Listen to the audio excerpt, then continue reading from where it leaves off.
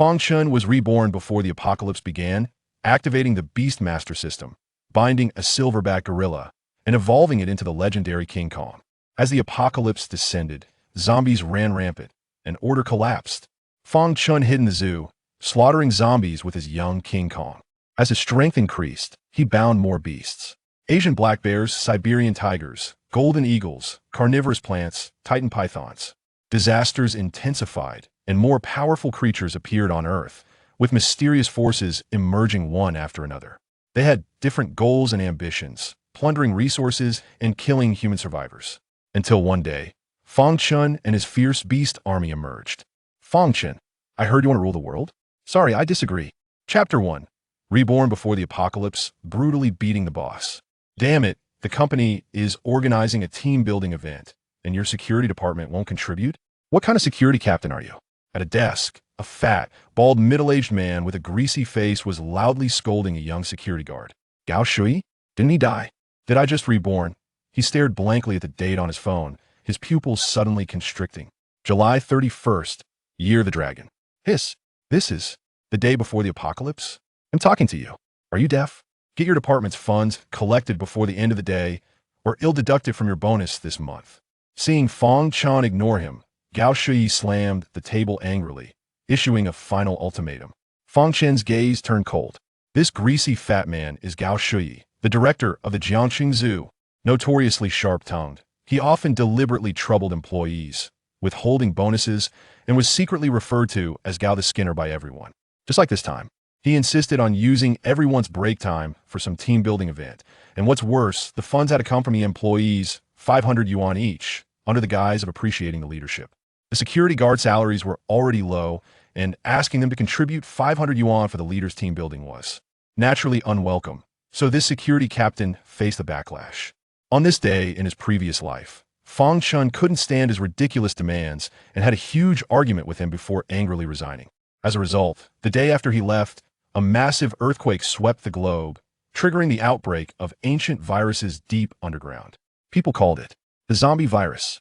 In just a few minutes, a third of humanity was infected by the virus, turning into terrifying, bloodthirsty zombies. Just like in zombie movies, they had no thought, attacking humans purely on instinct, and anyone bitten would soon become a zombie. In just a few days, human society completely collapsed, and order disintegrated in extreme fear and hunger. The surviving humans were no longer bound by morals and laws, revealing their ugly sides. For a piece of bread, they would kill family and friends. Some even resorted to cannibalism. However, it's worth mentioning that during the outbreak, he activated his golden finger. The Beast-Master System, unfortunately, he had already left the zoo at that time, celebrating his girlfriend's birthday in a KTV with no animals available for contract. Until food ran out, and while searching for supplies, he was besieged by zombies. That was when his girlfriend betrayed him, pushing him into a horde of zombies along with her ex-boyfriend and best friend. Every time he thought about this, Fang Chen felt immense regret, cursing himself for being foolish. In the apocalypse, what kind of women are there?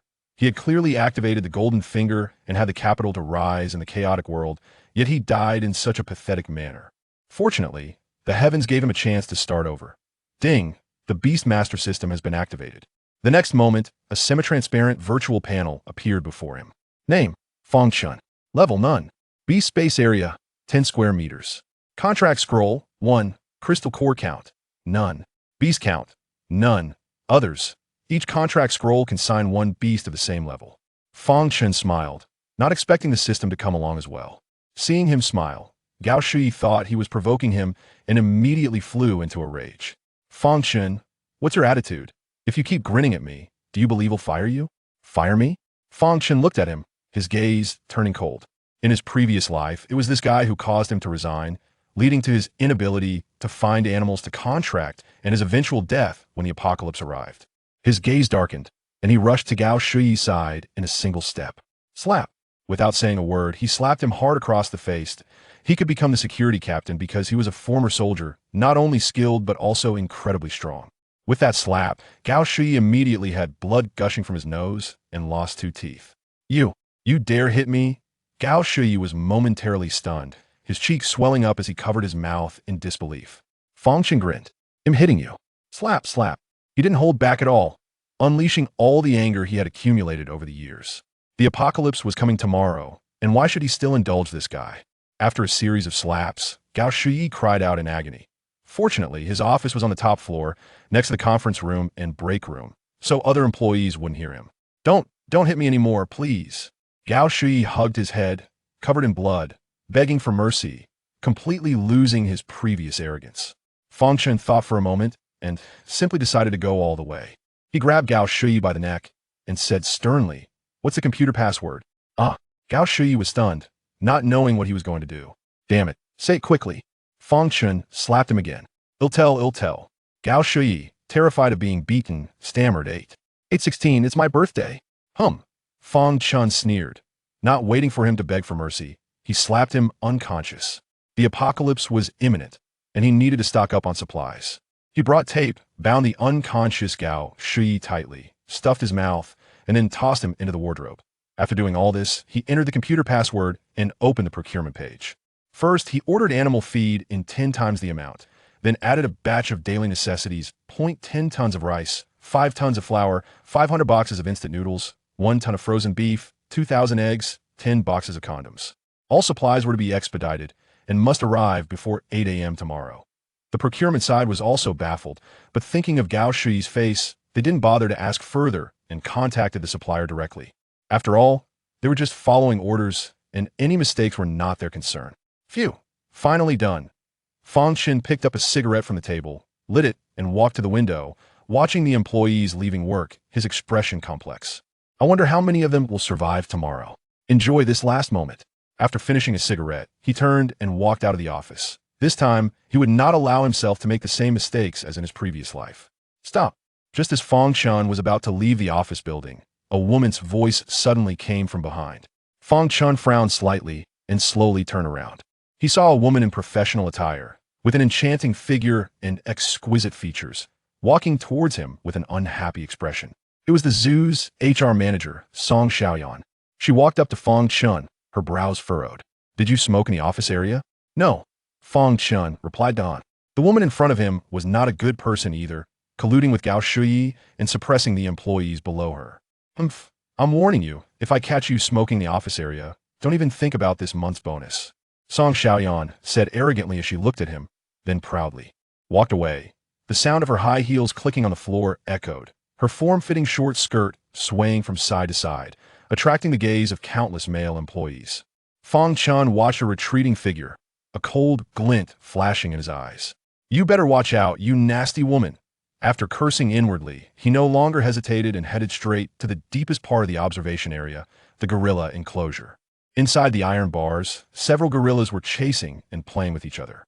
The largest one, a black gorilla, sat under a rock, crossing its legs like a retired old man.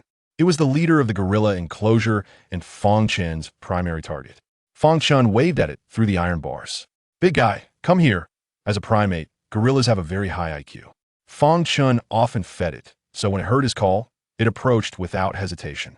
It stood inside the iron bars, extending its palm towards Fang Chen with a cocky expression, like a spoiled kid asking his dad for pocket money. Fang Chen smiled slightly. "System, sign a contract with it." Beep. Contract signing in progress. Chapter 2 Binding Beast Pet, King Kong. Ding. Contract signing in progress. Contract signed successfully. A mechanical voice echoed in his mind. Fang Chen felt a surge of information in his brain. A vague connection formed with the gorilla. A thought flashed through his mind, and a virtual panel about it appeared in his eyes. Species, silverback gorilla. Level, none. Expertise, strength. Stamina, 10. Evolution required, 10 basic crystals. After digesting the information, Fang Chen looked at the hulking figure before him. "From now on, you will be my beast pet." Roar. The gorilla thumped its chest and expressed goodwill. Fang Chen smiled slightly. After signing the contract, it could understand his words, and he could also grasp its emotions and thoughts. It was a truly wonderful feeling. Congratulations to the host for successful signing, receiving first signing reward. Reward, 1 super evolution. Other, no crystal consumption required, allows beast pet to complete 1 super evolution. Super evolution? Fang Chen smiled, not expecting a reward for his first signing. Without hesitation, he pointed at the hulking figure. Use super evolution. Ding, super evolution in progress. As the system voice sounded, the gorilla suddenly began to visibly swell, its muscles bulging. In just a few breaths, its height had grown to over 3 meters. Roar. The giant thumped its chest with both hands, letting out a deafening roar that sent other gorillas trembling in fear. Even the animals in other enclosures became agitated. Fang Chen looked in shock at the colossal creature before him, feeling its violent aura as if facing a prehistoric beast. Wow, this is too powerful. He opened his mouth, a storm of emotions rising within him. Fortunately, this is my beast pet. Otherwise, he wouldn't even have the courage to stand in front of it. Open attribute panel. A thought flashed through Fang Chen's mind, and the attribute panel of the giant appeared again. Species, juvenile King Kong. Level, none. Characteristics, strength, self-healing. Skill, frenzy. Stamina, 10. Evolution required, 10 basic crystals. Others, levels are divided into evil, danger, frenzy duration 3 minutes, cooldown 24 hours. It actually evolved into a King Kong. Fang Chen's heart raced, unable to contain his smile. What a profit. Although the level hasn't changed. An adult King Kong can wrestle with the giant beast Godzilla. Once it matures, won't I be able to walk sideways? From now on, you will be called Little King. Haha. Ding, evolution successful. Rewarding the host with 3 strands of blood power. Just as he was laughing heartily, the system voice echoed in his mind again. 3 warm currents surged into his body, flowing to his limbs and bones. Fang Chen frowned, feeling as if the blood in his body was boiling. An indescribable sense of comfort. As his flesh moved, muscle lines began to appear. It was like a couch potato suddenly transforming into a fitness enthusiast, with significant boosts in strength, speed, endurance, and senses. However, along with this, a wave of heat arose in his lower abdomen. As his bodily functions improved, naturally. This included physiological aspects, especially since he was in the prime of his youth. The effect was particularly pronounced. Now is not the time, Fang Chen murmured, forcibly suppressing the fire within his body. Then, he had a thought, and called up his attribute panel. Name, Fang Chen. Level, none. Beast space, 10 square meters. Contract scroll, 0. Number of crystals, 0. Number of beast pets, 1. Copy time, 3 minutes. Other 1. After beast pet evolves successfully, the host can receive blood power feedback. Breaking the genetic shackles, a total of 9 genetic shackles. Other 2. The host can copy any ability of the beast pet. Other 3. Crystals are hidden in the brains of zombies and can be obtained through slaughter. After reviewing the attribute panel, Fang Chen had a basic understanding of the rules. Each time a beast pet evolved, he could receive blood feedback, and this blood power could help him break genetic shackles, thus enhancing his body. 9 genetic shackles correspond to 9 levels. Moreover, he could also copy one of the beast pet's abilities. But it could only be used for 3 minutes, with a cooldown of 24 hours. And as long as he continued to evolve his beast pet, he could effortlessly win? Awesome. A gleam flashed in Fang Chen's eyes, suddenly looking forward to the arrival of the apocalypse. Only by killing zombies could he obtain crystals. Little King. Stay here for now. I will go prepare. Roar. Little King nodded humanely, lumbering over to the rockery, while other gorillas immediately trembled and gathered around, submitting to him. Fang Chen suddenly realized that he could use it to command the entire silverback gorilla group, which was also a formidable fighting force. He smiled and turned to leave. Although he used Gao Shi's identity to urgently purchase a batch of supplies, he still had some savings left, and if he didn't spend it soon, it would turn into waste paper. He left the zoo under the cover of night. The next morning, a fleet of supply trucks arrived, and workers, under the direction of the purchasing department, moved the supplies into the warehouse. The zoo's warehouse was enormous, more than enough to accommodate these supplies. Everything was going smoothly until the supplier came looking for a signature, but the purchasing department couldn't reach Gao Shi at all. His phone had been off. Helpless. The purchasing department staff had to find Song Xiaoyan. She was not only the HR manager, but also served as Gao Shi's secretary. If anyone could find him, it would be her. Got it. Let them wait for a bit. Song Xiaoyan, with her exquisite makeup, reluctantly walked toward Gao Shi's office. Standing outside the door, she gently knocked, but there was no response from inside. She tried to push the door, and it swung open easily, revealing a completely empty office. Strange. Where did he go? She tried calling several times, but it was still off. Knock, knock, knock. Just as she was about to leave, she suddenly heard a thumping sound from inside a cabinet. Startled, Song Xiaoyan cautiously opened the cabinet door and found Gao Shi wrapped up like a dumpling inside. Ah! Her mouth dropped open in shock, and she stepped back several paces. Ugh, ugh, ugh. Gao Shi mumbled incoherently, having suffered greatly overnight.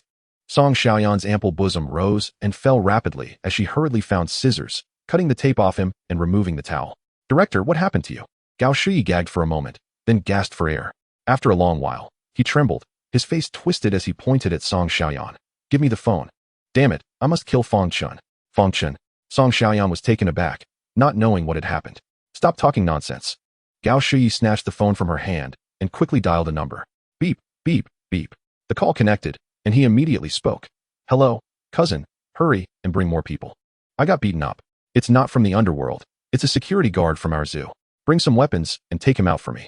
I'll give you 100,000 yuan for your trouble. Good. I'll wait for you. Hurry up. After hanging up, Gao Shuyi revealed a sinister smile. The dignified zoo director was actually beaten by a lousy security guard and stuffed in a cabinet for a whole night.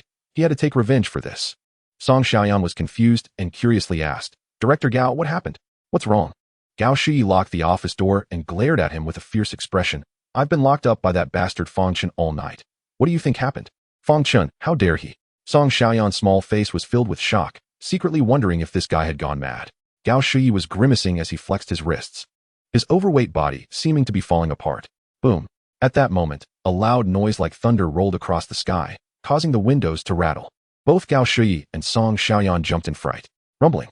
The loud noise continued, and the ground began to shake violently. Following that, various explosions and car honks outside the zoo intertwined, and the streets suddenly descended into chaos. Visitors and staff in the zoo were also screaming in shock. Song Xiaoyan collapsed on the ground, her face pale. What happened? Oh no, an earthquake. Gao Shi's expression changed drastically as he dropped her and ran towards the door. Chapter 3. The End Times Arrive, Zombie Outbreak. The sun in the sky had turned blood red without anyone noticing. The ground shook violently. Explosions echoed one after another, mixed with screams, honks, and the sounds of car crashes. If one stood at a high enough vantage point, they would see that the entire Jiang city was in disarray. Or rather, the whole world was in chaos. Was it an earthquake? Dad, what's wrong? During the earthquake, people kept collapsing and convulsing. The same scene was unfolding in the zoo, with visitors running around, many inexplicably falling to the ground and convulsing violently. Husband, what's wrong? Don't scare me. A woman knelt beside a man, shaking his body repeatedly. Just then, a sudden change occurred. Roar. The man suddenly opened his eyes, let out a low growl, and suddenly grabbed her and began to bite fiercely. Ah! The woman screamed in pain but couldn't break free. Her clothes were quickly stained with blood, and she lost the strength to struggle. However, she soon stood up in a strange posture. Flesh was hanging from her neck. Her features were grotesque, her eyes bloodshot. Her teeth had become sharp, and saliva dripped from her mouth. The earthquake gradually subsided, but the terrifying zombie virus erupted completely. Help! There are monsters! This is a zombie. Run! Zombies are coming! People screamed and cried, pushing each other in panic as they ran in all directions, creating utter chaos. The zombies spread like a plague. 1 spreading to 10, 10 spreading to 100. Their bodies were stiff, their features twisted, and they let out beast-like growls, moving in a bizarre manner. Roar! Growl!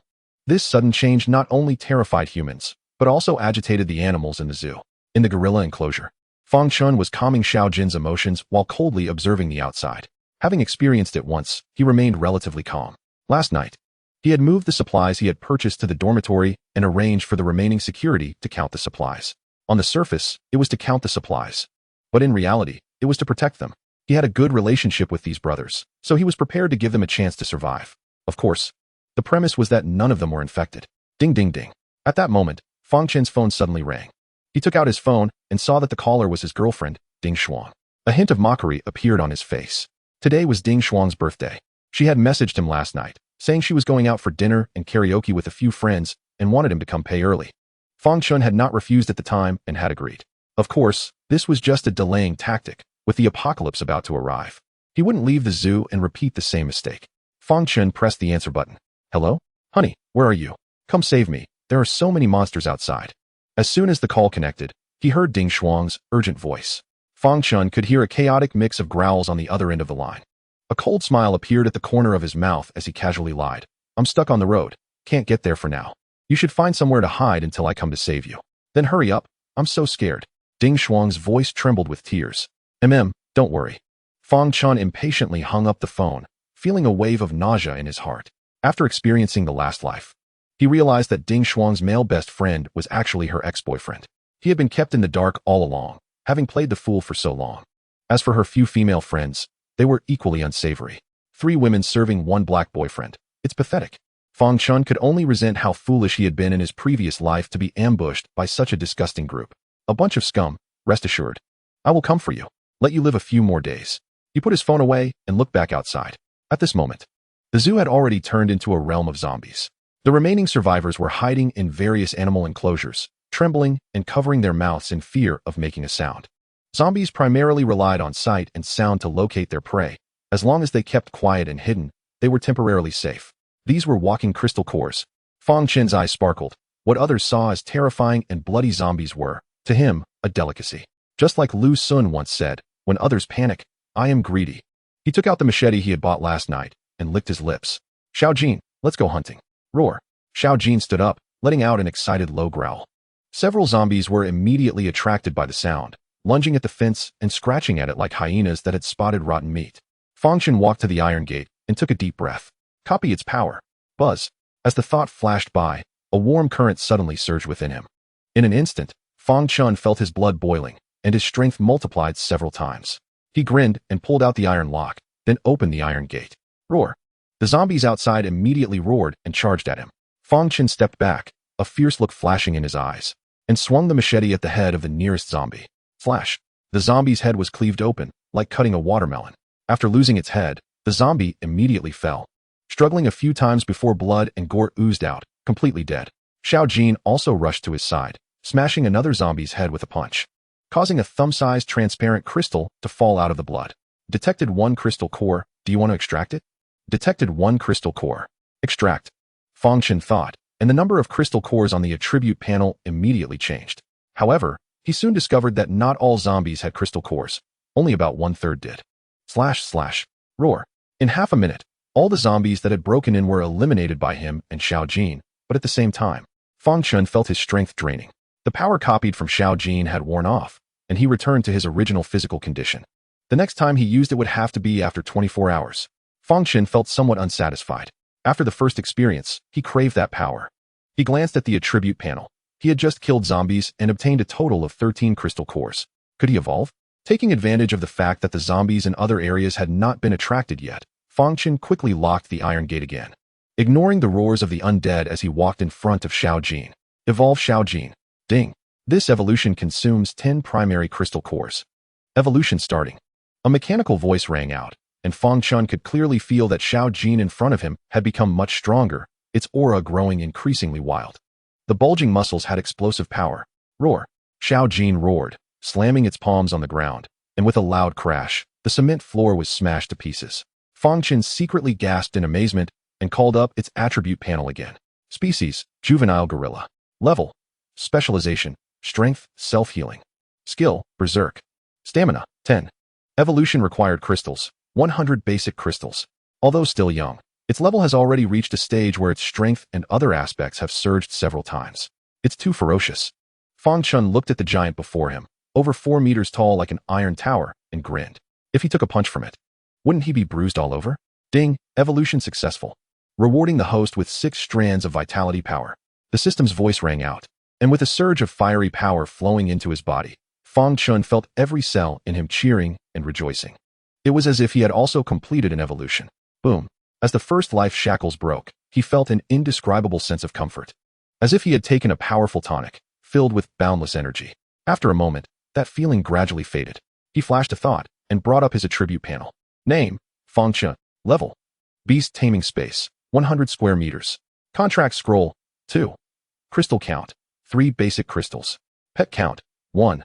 Copy time, 3 minutes. Others, no cap on Beast-Taming Space. Have I also reached this level? Fang Chen clenched his fist, feeling immense power. Furthermore, he noticed that with the upgrade of his Beast-Taming Space, he had gained 2 more contract scrolls. He looked around. Who should he sign this time? Chapter 4 Fang Chen, don't be so mouthy in the next life. Who to choose? After a round of surveying, Fang Chen finally set his sights on the bear enclosure in the distance. There is a saying in the countryside, 1 pig, 2 bears, 3 tigers. In terms of destructive power, wild boars are undoubtedly the fiercest, followed by bears and tigers. Unfortunately, there are no wild boars in the zoo, so as a second choice, he decided to select the big black bear as his second pet. Xiao Jin, let's go to the bear enclosure. Bang! Fang Chen didn't hesitate and directly opened the iron gate. The noise from opening the door attracted nearby wandering zombies, who immediately rushed at him with fierce expressions and roars. Roar! Roar! These zombies moved slowly while wandering, looking quite dull, but when attacking, they could burst out with extreme speed and power for a short time. Fang Chen's gaze was cold, gripping the hilt of his knife tightly. Although he couldn't replicate Xiao Jin's power now, he had surpassed human limits in all abilities after reaching this level. Just as a zombie charged at him, he suddenly stepped to the left front. At the moment of crossing paths, he swung his long knife. Swish! In a flash, a grotesque head flew high, rolling far away. Without giving him a chance to catch his breath, 2 more zombies lunged at him. Using his terrifying explosive power, Fang Chen kicked the first zombie flying over 10 meters, then slashed down, severing half the head of the second zombie. The foul blood sprayed 3 meters away, staining the ground red. Roar! When the kicked zombie charged at him again, Xiao Jin leaped up, its massive body crashing down on it. Bang! Swish! The cement ground was cracked in several places, and the zombie was smashed into a pulp. Fortunately, Fang Chen dodged quickly enough to avoid being splattered with blood. Xiao Jin, be a little more civilized. Roar! Xiao Jin patted its chest, then turned around and smashed the head of another charging zombie, then grinned at him. Is this civilized enough? Fang Chen felt a headache coming on. This guy is too brutal. In less than a minute, they had taken care of all the zombies that charged in, making their way towards the bear enclosure. Detected a crystal. Do you want to extract it? Detected a crystal. Extract. The survivors hiding in the nearby beast park gaped in disbelief at this scene. Oh my god, what am I seeing? This is too crazy. That person is actually killing zombies with a big gorilla? That gorilla is way too big. They widened their eyes. The shock level comparable to seeing a zombie for the first time. However, after the initial shock, smiles appeared on their faces. Seeing such a being that could slaughter zombies in a moment of despair undoubtedly gave them hope for survival. Roar! In the viewing area, Fang Chen and Xiao Jin were like invincible war gods, slaying the approaching zombies one after another. Especially Xiao Jin, swatting them down like flies, 1 slap per zombie. The viewing area was vast, divided into various beast parks and buildings, resembling a maze. Even if zombies from other areas heard the commotion, they couldn't arrive in time. So Fang Chen wasn't worried about facing an overwhelming situation. That security guard, come save me quickly, just as he was about to reach the bear enclosure. A cry for help rang out nearby. A man in a suit and glasses was clinging to a tree trunk, with several zombies below him clawing at him. The situation was grim. However, Fang Chen only took a glance and ignored it. In the apocalypse, the most important thing is to protect oneself. Although he was strong now, with a pet to guard him, it's always good to be cautious. Moreover, he had no obligation to save anyone. Hey, don't leave, help me. Please don't go. Swish. The suited man, angrily shouting, met Fang Chen's gaze and involuntarily shut his mouth, trembling. Seeking death? I'll fulfill your wish. Fang Chen was provoked by his insults and strode over. What do you want? The suited man didn't feel joy at Fang Chen's approach. Instead, he was horrified, screaming, because he realized that this guy wasn't here to save him. Roar. Hiss. The few zombies under the tree abandoned the man and lunged at Fang Chen. However, before they could get close, Fang Chen swung his knife, decapitating them, and they fell lifeless after convulsing a few times. Then, Fang Chen approached under the tree. The suited man pushed up his glasses and threatened weakly, what do you want? I'll tell you, killing people is against the law. Against the law?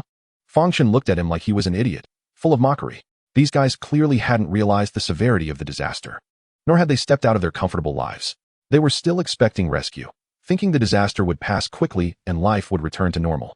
They had been too comfortable for too long and had lost their sense of crisis. Then let the law punish me. Fang Chen no longer wasted words. Turning to look at the young gorilla beside him, Xiao Jin. Roar. Upon receiving the command, Xiao Jin immediately roared and raised its palm, as big as a grinding wheel, and slammed it against the tree trunk. Crack.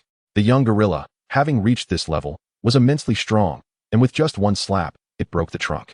The suited man screamed as he fell. After landing, he glared at Fang Chen. What do you want? Fang Chen sneered. Remember not to be so mouthy in your next life. With that, he kicked the man towards the approaching horde of zombies. Ah, no. The suited man screamed in despair, and before he could struggle to get up, dozens of zombies had already surrounded him. In an instant, blood stained the ground red. Swish. Crack. The piercing sounds of biting and chewing made one's scalp tingle. The other survivors who wanted to call for help were instantly frightened into covering their mouths. And when they looked at Fang Chen again, their faces were filled with terror. This guy actually dares to kill? What savior? Clearly a devil. Fang Chen snorted lightly. The first time killing someone felt oddly refreshing, rather than uncomfortable. The wildness that had been restrained was finally released. While the zombies enjoyed their feast, he rushed towards the bear enclosure not far away. Crack. Roar. When he opened the big iron door of the bear enclosure, a large black bear suddenly pounced at him. Fortunately, Fang Chen was well prepared and quickly rolled to the side, then glanced at the large black bear that was close at hand. Sign the contract. Ding. Contract signing in progress. Party A, Fang Chen. Party B, subspecies black bear. Contract generated. A mechanical voice echoed in his mind. A thought flashed through Fang Chen's mind. And a virtual panel about the black bear appeared before him. Biological species, Asian black bear. Level none. Specialties, strength, defense. Endurance, 10. Evolution requirement, 10 primary crystal cores. After thoroughly understanding the information, Fang Chen looked at the massive creature before him. From now on, you will be called Bear Big. Roar. The black bear let out a low growl, nodding in a human-like manner, then rubbed its large head against him, showing affection. Not bad, not bad. Fang Chen nodded. This large black bear was indeed huge, but it still seemed small next to the over 4-meter-tall Xiaojin. However, that was only temporary. After just killing through the area and acquiring quite a few crystal cores, he could evolve it soon. But before that, he needed to find a third beast companion. Fang Chen scanned the surroundings and finally looked toward the tiger enclosure. Perhaps signing a contract with some weaker beast companions could yield unexpected benefits, but given the current situation, stronger beasts were more reliable. Xiaojin, Bear Big, let us go to the tiger enclosure and find Tigertzi. Roar. Hiss. The two fierce beasts roared simultaneously, shaking the air. Fang Chen, holding a long knife, walked ahead, flanked by the two massive beasts like bodyguards. Majestic and imposing. Chapter 5 Survivors in the Warehouse. Fang Chen left the iron bars with Xiaojin and Bear Big. Upon seeing them, the zombies in the distance immediately roared and charged over. Come on, the more the merrier. He licked his lips, excitement gleaming in his eyes. With his and the two beast companions' current combat power, as long as they weren't faced with a large-scale zombie horde, they would be practically invincible. The only thing to watch out for was not getting bitten by the zombies. Xiaojin and Bear Big didn't need to worry about this at all. Their tough skin and thick flesh made it impossible for the zombies' teeth to break through. Whether they could evolve depended on them. Kill. Fang Chen shouted, slashing his long knife to cleave the first zombie that charged at him, then dodging to avoid the momentum of its impact. As a retired soldier, his combat skills were strong, especially after his physical attributes had been greatly enhanced. Dealing with these brainless zombies was a piece of cake. Roar. Hiss. Upon hearing the possibility of evolution, the two beast companions became excited. Bear Big slammed his forepaws on the ground, charging wildly and scattering a dozen approaching zombies. Xiaojin directly grabbed one zombie by the ankle and swung it like a weapon to smash into other zombies. Bang bang bang. Any zombie struck immediately had its bones broken and lost its combat ability. Fang Chen leisurely followed behind, delivering finishing blows and extracting crystal cores. 3 minutes later, the ground was littered with limbs and corpses, and all nearby zombies had been dealt with. Fang Chen brought the two beast companions to the front of the tiger enclosure. Xiaojin. Roar. Xiaojin stepped forward and smashed the iron lock with a single slap. Inside the iron bars, a large striped tiger roared at them. Clearly sensing the presence of Xiaojin and Bear Big, its fur bristling. Seeing this, Fang Chen nodded in satisfaction. As expected of the king of beasts, it still dared to bare its teeth in front of these two giants. System, sign a contract with it. Ding, contract signing in progress. Party A, Fang Chen. Party B, Siberian tiger. Contract generated. When the system's voice fell, the Siberian tiger stopped growling, its hostility fading, replaced by affection. It wagged its tail and approached Fang Chen. Roar. The growl carried a tone of flattery, as if it were being coy. Fang Chen reached out and patted the large tiger's head. Is this what petting a cat feels like? Not gonna lie, it feels pretty good. The next moment, a property panel for the Siberian tiger appeared in his eyes. Biological species, Siberian tiger. Level none. Specialties, strength, ripping. Endurance, 10. Evolution requirement, 10 primary crystal cores. You will be called Tigertzi from now on. Roar. The Siberian tiger nudged its head against his leg, clearly pleased with the name. In fact, it had no choice but to be satisfied. Fang Chen checked his property panel and saw he still had 23 crystal cores. Without hesitation, he chose to evolve Bear Big and Tigertzi. Evolve Bear Big and Tigertzi. Ding, evolution started, just like when he evolved Xiaojin. The two beasts not only grew taller, but their auras became more wild, especially Tigertzi, whose lower jaw sprouted two sharp fangs. A thought flashed through Fang Chen's mind, and their information appeared. Biological species, Earth Song Bear. Level 1. Specialties, strength, defense. Skill, triple defense. Endurance, 10. Evolution requirement, 100 primary crystal cores. Biological species, saber-toothed tiger. Level 1. Specialties, strength, ripping. Skill, tiger roar. Endurance, 10. Evolution requirement, 100 primary crystal cores. Both the bear and the tiger evolved to level 1, and their species changed. Although they didn't evolve into the legendary King Kong like Xiaojin, they still had significant room for growth and were not to be underestimated. Ding. Evolution successful. rewarding host with 6 strands of blood power. Here it comes. As Fang Chen anticipated, the blood power reward he had been looking forward to finally arrived. Boom, boom, boom. As his blood boiled, all the muscles, bones, and veins in his body underwent a transformation. He clenched his fists, feeling the surging power within him. Although he hadn't broken the second life shackles, he was not far off. If he had to assign a level, he should be at the late stage of level 1 right now. A few more strands of blood power, and he would likely break through. He looked at the 3 beast companions in front of him, a smile creeping onto his face. The apocalypse had arrived, and everything had changed. This disaster was extraordinary. There would certainly be other mutated creatures appearing, even higher-level zombies. The world in the future would be far more dangerous than imagined. Notably, he had become one of the first, if not the first, humans to grow stronger. This gave him the upper hand. Is this what it feels like to win at the starting line? Fang Chen chuckled, not expecting that this lazy fish would also have a day to turn things around. Watching the zombies pouring in again outside, he twisted his neck. Xiaojin, Bear Big, Tigertsi. Let us go. Roar. Hiss. The 4 of them stepped out of the iron bars, charging into the zombies like tigers entering a sheep pen. Detected 1 crystal core. Would you like to extract? Detected 1 crystal core. The powerful aura of the 3 fierce beasts scared other animals into trembling. And the nearby survivors watched the bloody scene of them slaughtering zombies, their hearts pounding in fear. What on earth happened to this world? Even at this moment, they still couldn't accept the reality before them. How could a good world suddenly turn into this? Fang Chen ignored the gazes of the survivors, leading the 3 beasts to continue slaughtering zombies, the blade in his hand already beginning to dull. Due to the earthquake, many of the zoo's walls had collapsed. This led to a continuous influx of zombies from the outside, like a puddle at the beach that quickly fills up again after being drained. But for Fang Chen, this was a good thing. It allowed him to take advantage of the geographical benefits of the viewing area, not only avoiding being surrounded by a horde of zombies, but also constantly harvesting crystal cores. Until noon, he hurried to the warehouse with 3 fierce beasts. It was time to take a break. Fang Chen was a bit tired. The stamina of the 3 fierce beasts had also dropped to 3, indicating that they were also exhausted and needed rest and energy replenishment. The zombies along the way were easily dealt with, and they quickly arrived in front of the warehouse. Bang, bang, bang. Fang Chen knocked on the rolling door of the warehouse. Soon, a trembling voice came from inside, slightly panicked. Who is it? It's me, Fang Chen. Captain. A surprised voice came from inside the warehouse, followed by another voice. Fang Team You. You weren't bitten, right? Fang Chen snorted coldly. If I had been bitten, could I still be talking to you here? Stop wasting time. Open the door. Okay. Clatter. The rolling door was pulled up from the inside, and 5 men dressed in security uniforms held chair legs and other weapons, warily looking outside. They were all very happy to see Fang Chen. However, they quickly noticed the 3 fierce beasts behind him and immediately screamed in fear, retreating in terror. My God, Captain, what are these things?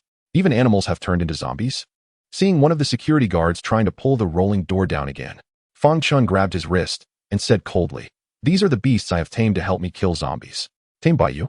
The several security guards were dumbfounded, clearly unable to accept this reality. Fang Chen, however, was too lazy to argue. He pushed the rolling door up and swaggered inside. The 3 fierce beasts followed closely behind, scaring them into retreating continuously. The lights in the warehouse were on, and Fang Chen surveyed the area. Finally, he looked at a corpse in the corner and frowned. Xiao Wang has mutated too? Yes. An older security guard nodded, trying to suppress his fear, and explained, We were counting supplies here as you instructed. Then there was an earthquake, and Xiao Wang suddenly went crazy, chasing us to bite. We had no choice. His voice lowered, and several security guards showed expressions of sorrow. Fang Chen nodded, his gaze sweeping over them. You all did well. Captain, what happened outside? Why are there so many zombies? A young security guard looked at him, his face showing pain. The others also looked at him, seemingly waiting for something. However, after Fang Chen lowered the rolling door, he coldly uttered 5 words. The apocalypse has arrived. Chapter 6. This place will be under my control from now on. When the several security guards heard this, they were first stunned, then their bodies softened, almost collapsing to the ground. In fact, when they saw the outside full of zombies, they had already realized this. But they still held on to a glimmer of hope, unwilling to believe. At this moment, Fang Chen's words completely shattered the last line of defense in their hearts. The apocalypse had arrived. Disaster movies had ultimately turned into reality. This place will be under my control from now on. Now I give you 2 choices. Fang Chen looked at everyone and spoke coldly. 1. Follow me, obey my orders, and I will protect you to survive. 2. Leave and fend for yourselves. This place will be under my control. After hearing his words, the several security guards immediately exchanged glances. No matter how unwilling they were, the truth was the truth. The apocalypse had arrived, and the outside was full of zombies. To survive, they needed strong protection. Xiao Fang, Lao Wu, will follow you. As everyone contemplated, the oldest security guard spoke up first. Fang team, I will also stick with you. That's right. If you hadn't arranged for us to count supplies here, we might have already been eaten by zombies. Fang team, we will listen to you. The other 4 security guards also expressed their stance one after another. Fang Chen nodded. This was all within his expectations. Good. As long as you listen to my arrangements, I guarantee I will help you survive in the apocalypse. But let's get one thing clear. If anyone dares to betray me or acts as a saint and undermines everyone's interests, don't blame me for being impolite. Roar. Hiss. As his words fell, the 3 fierce beasts behind him let out a roar, their wild aura exuding an overwhelming pressure. The several security guards turned pale with fright and hurriedly assured him. Fang team, you can rest assured, we won't. That's right, I've read apocalypse novels. Acting as a saint leads to a very tragic end. Brother Fang, you know my character. Fang Chen nodded again. When he decided to help them, it was because he was clear about their character. After all, they had worked together for so long, and he knew what kind of people they were. Although their status was not high, their character was still trustworthy. Go find some food, they're hungry. Fang Chen pointed to the 3 fierce beasts behind him. Okay, I'll go look. The warehouse in the zoo was quite large. The storage area for food was divided into 3 major sections: refrigerated, dry, and seafood areas. The large quantity of supplies that Fang Chen had urgently purchased using Gao Shi's authority was stored inside. Soon, 2 security guards pushed a small cart filled with a lot of food. Whole chickens, fresh beef, apples, honey, and special bread made from animal entrails and various grains, etc. Upon receiving Fang Chen's order, the 3 fierce beasts immediately began to feast. Especially for Xiongda, the bread smeared with honey was simply its favorite. It devoured large chunks of bread the size of watermelons in 2 bites. Xiao Jin and Hu Zi's eating habits weren't much better. 30 pounds of beef disappeared in an instant. Seems like it's not enough. The young security guard grinned and ran to the fresh section. The others watched in astonishment, thinking, this is way too much food. Even Fang Chen frowned. At this rate of consumption, the urgently purchased food wouldn't last long. These guys really can eat a lot. Sigh. My head hurts. All right, let's go to the cafeteria and get something to eat. Fang Chen pulled up the rolling door, and before stepping out, he reminded them to take the corpse outside. This is a crucial warehouse area. It cannot be contaminated. The several security guards gritted their teeth, stepped forward to drag the corpse of the deceased security guard out of the warehouse, then followed him towards the cafeteria. Outside, there were broken zombie corpses everywhere, making them feel on edge. Hiss. A few zombies that had wandered in from outside immediately pounced on them when they saw them. The security guards were alarmed and raised their weapons. Roar. However, before those zombies could get close, a strong figure had already charged forward. Hu Zi raised its claws, and sharp bone spikes protruded about 10 centimeters long. Swish. Swish. Having eaten their fill, its stamina had already risen to 5, and the sharp bone spikes were like blades, instantly tearing apart several zombies. Seeing this scene, the security guards were shocked, their mouths agape. Was it this thing that Wusong fought at Jingyang Ridge? Let us go? Fang Chen didn't explain anything, leading the 3 fierce beasts to clear the way. When passing by the production room, he suddenly stopped. The several security guards looked at him in confusion. There are living people inside. Roar. Xiao Jin walked over and pushed open the iron door. Don't come over. Inside the production room, an old man and a young girl were wildly waving kitchen knives at the door, shouting repeatedly. Xiao Jin turned to look at Fang Chen, waiting for his next command. Fang Chen frowned. He recognized the old man as one of the keepers responsible for preparing food for the animals at the zoo. As for the girl, he had never seen her before. Lao Wu in the crowd showed joy and quickly called out, Lao Li, it's me. The old man calmed down upon hearing the voice, and when he saw Fang Chen and several security guards, he immediately showed a delighted expression. Lao Wu, are you here to save us? Security guard Lao Wu smiled bitterly. Xiao Fang has tamed a few animals. We are all following him now. Do you want to join us? Lao Wu extended the invitation but quickly realized something and instinctively looked at Fang Chen. After all, he was now the boss here. Fang Chen did not refuse, as both his 3 beast pets and the other animals in the zoo needed someone to take care of them. The old Li in front of him had been a zookeeper for over a decade and was a good candidate. So he said, I don't keep idle people here. If you want protection and food, you have to work for it. What do you need me to do? Old Li asked. Feed these 3 guys and the other animals in the zoo. Okay. Old Li agreed without hesitation. Continuing his old job would allow him to save their lives, which was a great deal. Old Wu breathed a sigh of relief. He and Old Li were the oldest in the zoo and had the best relationship, so he was naturally very happy to see him willing to join. Fang Chen did not rush to leave, but looked at the girl behind him. Who is she? This is my daughter, Li Yuanling. She came to see me during the summer vacation. Oldly seemed to think of something and explained eagerly, "Don't worry. Xiaoling won't hold everyone back." Fang Chen remained silent, examining Li Yuanling for a moment. The girl had a nice figure and appearance, with an oval face, delicate and petite features, red lips and white teeth, and skin as white as milk. He suddenly remembered a popular internet celebrity on Douyin. What was her name? Want something? The two were quite similar in figure, appearance, and temperament. Let's go. Fang Chen took them to the entrance of the cafeteria, not far away. The cafeteria was large enough to accommodate 1,000 people at the same time, but at that moment, it was empty, with only a few zombies wandering around. I'll go take care of them. Among the security guards, the youngest, Zhang Biao, took the initiative to step forward. He had thought through many things on the way. To survive in the apocalypse, one had to face these zombies bravely. So he planned to take the opportunity to practice his courage while Fang Chen was there to protect him. Count me in. Another young security guard nicknamed Big Bucktooth also stepped forward, clearly sharing the same idea. Fang Chen naturally did not refuse. Led them away a bit before dealing with them. I don't want to affect my appetite. Understood. Zhang Biao and Big Bucktooth exchanged glances, steeled their hearts. Went to the entrance of the cafeteria, cursed at the zombies inside, and then took off running. The three zombies inside were attracted and immediately howled as they chased after them. Once they were far enough away, Zhang Biao and Big Bucktooth stopped, raised the legs of their stools, and struck at the heads of the three zombies. Thud, thud. Not bad. Fang Chen nodded. It seemed his training hadn't been in vain. The two were no longer as fearful as before. Having personally killed zombies once made the fear less intense. Let's go. Fang Chen stored the three fierce beasts in the beast space and then entered the cafeteria. After looking around, he turned to the kitchen. Go check if there are still people in the kitchen. Be careful. Okay. With their first experience under their belts, Zhang Biao and Big Bucktooth's courage had noticeably increased. Before long, the two emerged with 4 people. All 4 were chefs who had been hiding in the kitchen. After a brief communication, Fang Chen successfully recruited the 4. At this point, his team had expanded to 12 people, successfully taking over the warehouse, production room, and cafeteria. With these, he had the capital to survive. Chapter 7, Moral Coercion and the Sycophant. As Fang Chen and the others entered the cafeteria, suddenly shouts and roars erupted outside the zoo's main gate.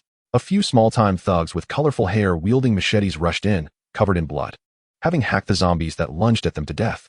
Damn, what bad luck. Yeah, suffering so much for $100,000 and losing a few brothers. Shut the hell up and find a place to hide. Seeing zombies appearing around them, the leader, Fan Chen, quickly scanned the area and finally locked onto the distant office building. Let's go upstairs. He led a few people running toward the office building and soon arrived at the ground floor. At that moment, a plump head poked out of a third-floor window. Cousin, I'm in the conference room on the 3rd floor. Be careful, there are monsters in the hallway. Got it. Fan Chen shot him a cold glance and rushed inside. He had been helping someone secure a territory when he received a call from Gao Shuyi and rushed over. Just as he was close, an earthquake and zombies struck. In a panic, he had to lead his subordinates to escape toward the zoo. After sacrificing several thugs along the way, they finally arrived. The reason he risked coming here was not for Gao Shuyi, but because he knew there was a warehouse that could help him survive better. They worked together to kill the zombies in the hallway and finally reached the 3rd-floor conference room. Cousin, you finally made it. Seeing the reinforcements arrive, Gao Shuyi hurriedly welcomed them. Damn it. How can you still have the face to say that? Fan Chen grabbed his collar and scolded harshly. I almost died because of you on the way. Cousin, don't get excited. Gao Shuyi shivered in fear, not expecting such a drastic change in attitude. In the past, Fan Chen was like a dog he raised, occasionally giving him some money to handle unsavory matters. But now, their roles had reversed. Gao Shuyi did not dare show any dissatisfaction. In this disaster, money and social status offered him no help. Brother Jun, this girl is pretty good. A small-time thug suddenly spoke up. Fan Chen turned to look in the direction the thug was pointing, his eyes lighting up. There sat Song Xiaoyan in a bodycon dress, her legs wrapped in black stockings and wearing high heels, looking very tempting. Fan Chen licked his lips, released Gao Shuyi, and scanned the crowd. From now on, I take over here. Anyone have objections? As soon as he finished speaking, the thugs behind him raised their bloodied machetes and glared fiercely at everyone. I want to see who dares to object. I'll smash your head. A few employees immediately lowered their heads, not daring to say a word. Fan Chen laughed heartily, then pointed at Song Xiaoyan. Come with me. With that, he turned and walked toward the adjacent office. Song Xiaoyan shivered and looked at Gao Shuyi for help, but saw him turn his face aside, pretending not to see. Song Xiaoyan's face instantly turned pale, and under the threat of several thugs, she reluctantly walked toward the office. No, please. Ha ha. Not long after, piercing screams and raucous laughter echoed in everyone's ears. Gao Shuyi's face turned ashen. He thought he had called for reinforcements, but instead, a group of thugs had arrived, not only taking away his position but also his woman. And he couldn't even let out a peep.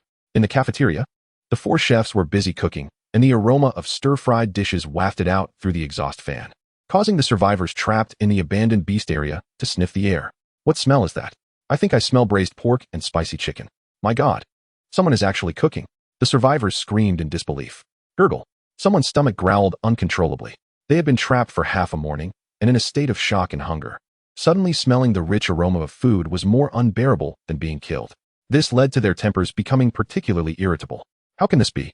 We are here starving and scared, and they still have the heart to cook. It's so selfish. Why don't they come to save us? If it weren't for so many zombies outside, I'd definitely go teach them a lesson. The survivors, hiding in the abandoned beast area, continued to curse.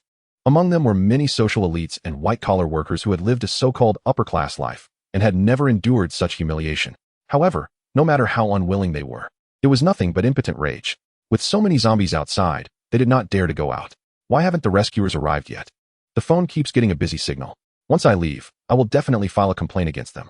Do they even care about the safety of US taxpayers? Exactly. They can't leave, so they can only vent their frustrations through curses. At this moment, someone looked at the information on their phone, and their voice became low. You guys quickly check the news. This disaster seems quite serious. Upon hearing this, others took out their phones one after another, their faces gradually turning grim. No wonder the rescuers haven't arrived. It turns out that the earthquake has affected not just Jiangxing, but the entire world. In an instant, everyone's hearts sank. At this time, a girl with a ponytail, dressed in a crop top, stood up. Everyone, don't worry, the rescuers will definitely come. We've been through so many disasters before, haven't we pulled through? Encouraged by her, people gradually regained their confidence and inspired each other. That's right, I am an economics expert.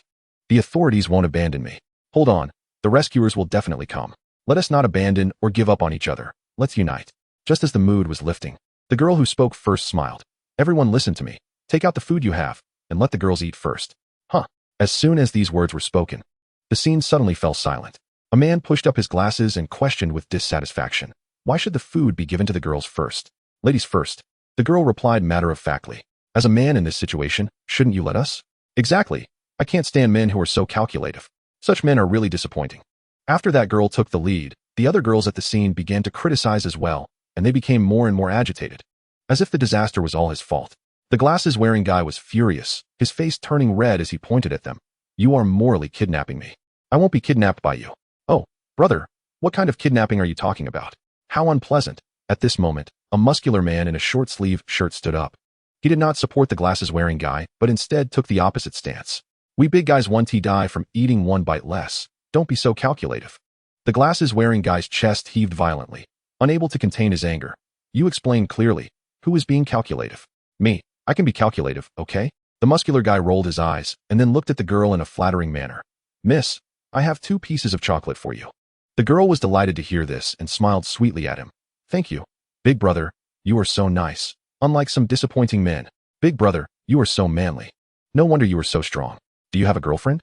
Under the admiration of the girls, the muscular guy quickly lost himself. A sense of pride welled up in his heart. He was determined to perform well in front of the many girls. Brothers, let us not be as stingy as him. Can you bear to see the girls go hungry? Let us hold on. The rescue team will be here soon. With him leading, the other boys could only smile wryly and hand over their food. No matter how hungry they were, they couldn't lose face in front of the beauties. It involved a man's dignity, especially since many boys were still single. A bunch of simps. The glasses-wearing guy cursed under his breath, got up, and moved to a corner, keeping his distance from them. This action naturally drew ridicule and mockery from the girls. Big brother, you must protect us. The girl who spoke first walked up to the muscular guy, leaning against his arm. Sensing the fragrance from the girl, the muscular guy immediately shivered. He patted his chest, deliberately flexing his strong arm muscles. Don't worry, I, Zhao Gang, will definitely protect you. Thank you, Gangji. The girl smiled sweetly. By the way, what is your name? I'm Zhang Wei. The girl introduced herself proudly. I'm a student in the journalism department at Shu University in my senior year. Ah, a journalism student. No wonder you have such good temperament. The muscular guy flattered her while following her closely. Chapter 8, Cutting Down the Thug. In the office building, 3rd floor conference room. Song Xiaoyan sat aside, her dress wrinkled, one stocking missing, and the other full of holes. More importantly, her face and neck were covered in scars. Huh, what is that smell?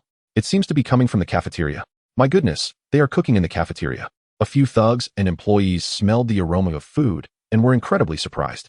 In this situation, someone is actually cooking? Fan Jun and a few thugs hadn't eaten breakfast and had gone through a day of fighting and fear. They were already starving. He turned to Gao Shui. Call and have the cafeteria send food over. Huh. Oh, okay. Gao Shui was also hungry, but his phone had been taken by Fang Chen. He only needed to get Song Xiaoyan's phone to call the cafeteria chef. In the cafeteria, Fang Chen was enjoying freshly cooked food with everyone. Braised pork, spicy chicken cubes, beef soup, dry pot potato slices, stir-fried bamboo shoots, and fragrant wuchang rice. A strong man like you is so mighty. At this moment, Chef Hiai's phone suddenly rang. He glanced at the caller ID and was momentarily stunned, instinctively looking at Fang Chen. Xiao Fang, it's Manager Song's call. Answer it.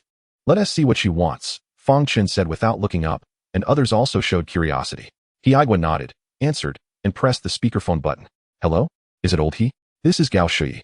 A sharp voice came from the other end of the line, quite impolite. After all, he had just taken some heat from Fan Jun, so he had to vent his anger on him. Principal Gao, what is up? What is up? Don't think I don't know you guys are cooking. Hurry up and send the food over. I want to eat guobao ro. Everyone exchanged glances. He wants guobao ro? Good heavens. What time is it? And he is still ordering food. Fang Chen sneered and brought the phone closer. Gao? Are you out of your mind? Guobao ro? How about I prepare a full Manchu Han imperial feast for you? Fang Chen. On the other end of the line. Gao Shi shuddered in shock. He hadn't expected Fang Chen to still be alive, and just thinking of the beating he took yesterday sent a chill down his spine. However, when he glanced at Fan Jun opposite him, his confidence surged. Fang Chen, don't be so arrogant. If you know what is good for you, hurry up and send the food over, and bow to apologize to me, otherwise. You idiot. Without waiting for him to finish, Fang Chen had already hung up the phone. Gao Shi looked at the phone in his hand, his anger boiling, and then looked at Fan Jun's cousin. What should we do? Who is this person? Fan Jun asked darkly. He is the security team leader of our garden, managing 6 security guards. He beat me up yesterday. Security team leader? Fan Jun stood up disdainfully, picked up a chopping knife from the table. I thought he was a big shot. Brothers, kill him, from now on. This place is ours. Damn, a stinky security guard is so arrogant. Waste him. Several thugs picked up their knives, their faces filled with murderous intent. Before the apocalypse, they were already used to being arrogant. Now, without the constraints of the law, they were even more reckless and unruly. Cousin, take us with you. That's right, Junji. I want to follow you.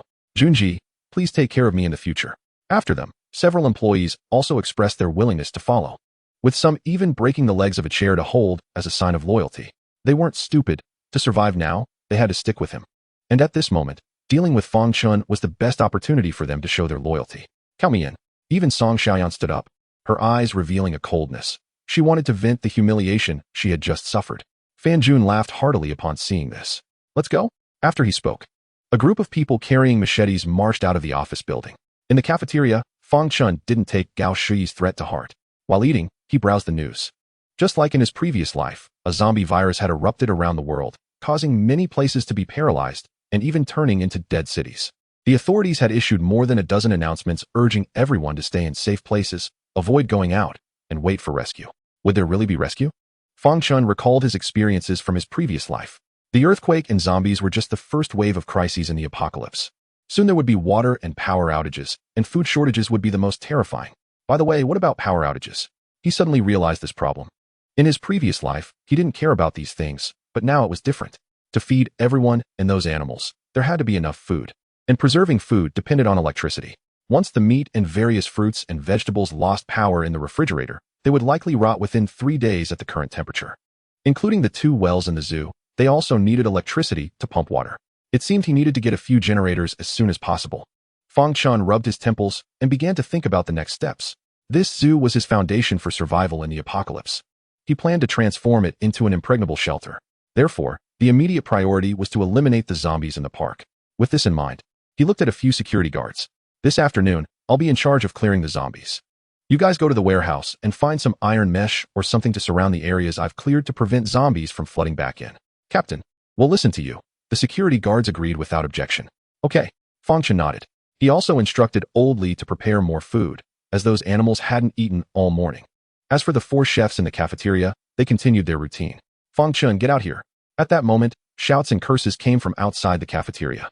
A few people looked up and saw Gao Shui with a group of people outside the cafeteria, many of whom were holding machetes and table legs. Zhang Biao and the other security guards immediately stood up. Fang Chen glanced at Gao Shui, then shifted his gaze to the young man beside him. He could tell that this person was the leader. Damn it. I was scared in the building while you guys were enjoying yourselves here. Gao Shui glanced at the leftover food on the table, instantly furious. Song Xiaoyan and the other employees were also filled with anger, some of them feeling defensive. A group of low-level employees actually dared to eat so lavishly? Fang Chen, casually holding a toothpick, looked at him indifferently. I haven't settled the score with you yet. And you're bringing yourself to my door? Fang Chen, I advise you not to be ungrateful. What the hell are you talking about? Just as Gao Shui was about to continue showing off, Fan Jun, already impatient, pointed his knife at Fang Chen. I've killed so many people, I won't miss you. With a wave of his hand, several punks rushed forward. Zhang Biao and the other security guards raised their clubs, ready to fight, but were stopped by Fang Chen. I just ate, let me digest a bit. Fang Chen stepped in front of them. One punk charged at him, grinning, and swung down at his head. Fang Chen sidestepped and grabbed the back of the knife. The punk's strike missed, and he tried to pull the knife back for another hit. However, he was shocked to find that the knife didn't budge at all. With this little strength, you dare to mix in the underworld? Fang Chen scoffed. Without waiting for the punk to react, he kicked him in the stomach, sending him flying. Bang! The flying body collided with another punk, both of them groaning. Not knowing how many bones were broken, and fell to the ground, wailing. At that moment, another punk charged from the side, and Fang Chen directly threw the knife. Uft! The knife tip accurately pierced his chest, using inertia to knock him to the ground, and he didn't even have time to scream before going silent. Blood flowed everywhere. Shocking to behold. In the blink of an eye, 3 punks lay on the ground, making everyone's expression serious. This guy is strong. The few punks that had rushed halfway quickly halted, looking at Fang Chen with fear in their eyes, hesitating to advance. Is that all? Fang Chen looked at them disdainfully. Actively closing in, the punks began to sweat, continuously retreating. It was one thing to bully an ordinary person like Gao Shui, but facing someone of Fang Chen's caliber was akin to seeking death. No retreat. Fan Jun shouted angrily, stepping forward with his machete. Everyone, go together and kill him. With him leading, the punks finally found their backbone, surrounding Fang Chen like a pack of dogs attacking a lion. Seeing everyone surround him, Fang Chen was unfazed. You like to use numbers to bully the few? Good, then I'll give you something exciting. He grinned wickedly and waved his hand. Roar. Hiss. Xiao Jin, Xiongda, and Huzi suddenly appeared in front of him, their towering figures exuding a wild aura. Just a single roar frightened many people to the ground. My God. What is this? Are the animals evolving? Run, run. Fan Jun was horrified and quickly turned to flee. The other punks were a beat slow but weren't foolish. Scrambling away in panic. Roar. Xiao Jin roared and charged like a tank. Bang bang. Its speed was incredibly fast. After catching up, it slapped down. And anyone hit immediately screamed in agony, with bones breaking. On the other side, Xiongda and Huzi were equally fierce. Humans were like paper in front of them. Especially Huzi, who was happily chomping down on heads. Gao Shui was already paralyzed with fear on the ground, begging for mercy. Don't eat me. I'm the director, I. Roar. Huzi opened its bloody maw and pounced, knocking him to the ground. It didn't recognize any director. It just thought this guy looked fat and delicious. Before long, only a bloody, mangled corpse remained on the ground. Song Xiaoyan was terrified by this scene, hugging her head, a large wet patch forming on her skirt. Her scream successfully attracted Huzi's attention. Fang Chen, make it stop. Please, as long as you spare me, I'll serve you well, my body is yours. I have a good figure, you'll definitely like it. Please. Fang Chen stood at a distance, looking at her with disdain. He had to admit that this woman's figure and looks were indeed outstanding, but unfortunately, she was like a public bus. Although he had a taste for that, he wasn't desperate enough to settle for anything. There were so many luxury cars waiting for him in the apocalypse. Why would he want to ride a bus? Sorry, I'm not interested in you. Roar. Huzi, receiving his command, immediately pounced. Song Xiaoyan screamed, the immense fear driving her to madness, emitting resentful shrieks. Fang Chen, you beast. You're useless. I curse you to die a terrible death. The curse abruptly stopped. Huzi bit her neck, tearing off a large chunk of flesh and swallowing it. However, it quickly spat it out. Too dirty, not tasty. After Song Xiaoyan's death, the commotion outside also ceased. Fan Jun and the punks, along with the employees who followed them, were all dealt with by Xiao Jin and Xiongda, lying sprawled on the ground. Only at this moment did Zhang Biao and the others snap out of their shock. When they looked at Fang Chen again, their gazes held not only fear, but deep admiration. Captain Fang, you're too fierce. They were excited, their hands flailing. They knew that the stronger Fang Chen was, the greater their hope of surviving in the apocalypse. Fang Chen smiled upon hearing this. Let's go, clear the zombies. He didn't take these people to heart, considering it just a minor episode. A few of them stepped over the corpses on the ground and headed towards the warehouse. Soon they found materials like iron mesh and wooden boards, then arrived at the observation area. Fang Chen led 3 fierce beasts, hunting zombies frantically. Every time he cleared out a section, the security guards would seal off the passageways connected to the outside world with iron mesh and other materials to prevent zombies from flooding in. With this method, they spent the entire afternoon cleaning up the animal observation area and sealing all the passages. Old Li and his daughter pushed a small cart, feeding the animals in the iron cages throughout the safe area they had cleared. Everyone was busy with their respective tasks. Time passed. By the end of the afternoon, the stamina of the 3 beast pets had dropped to 3. This was Fang Chen's bottom line.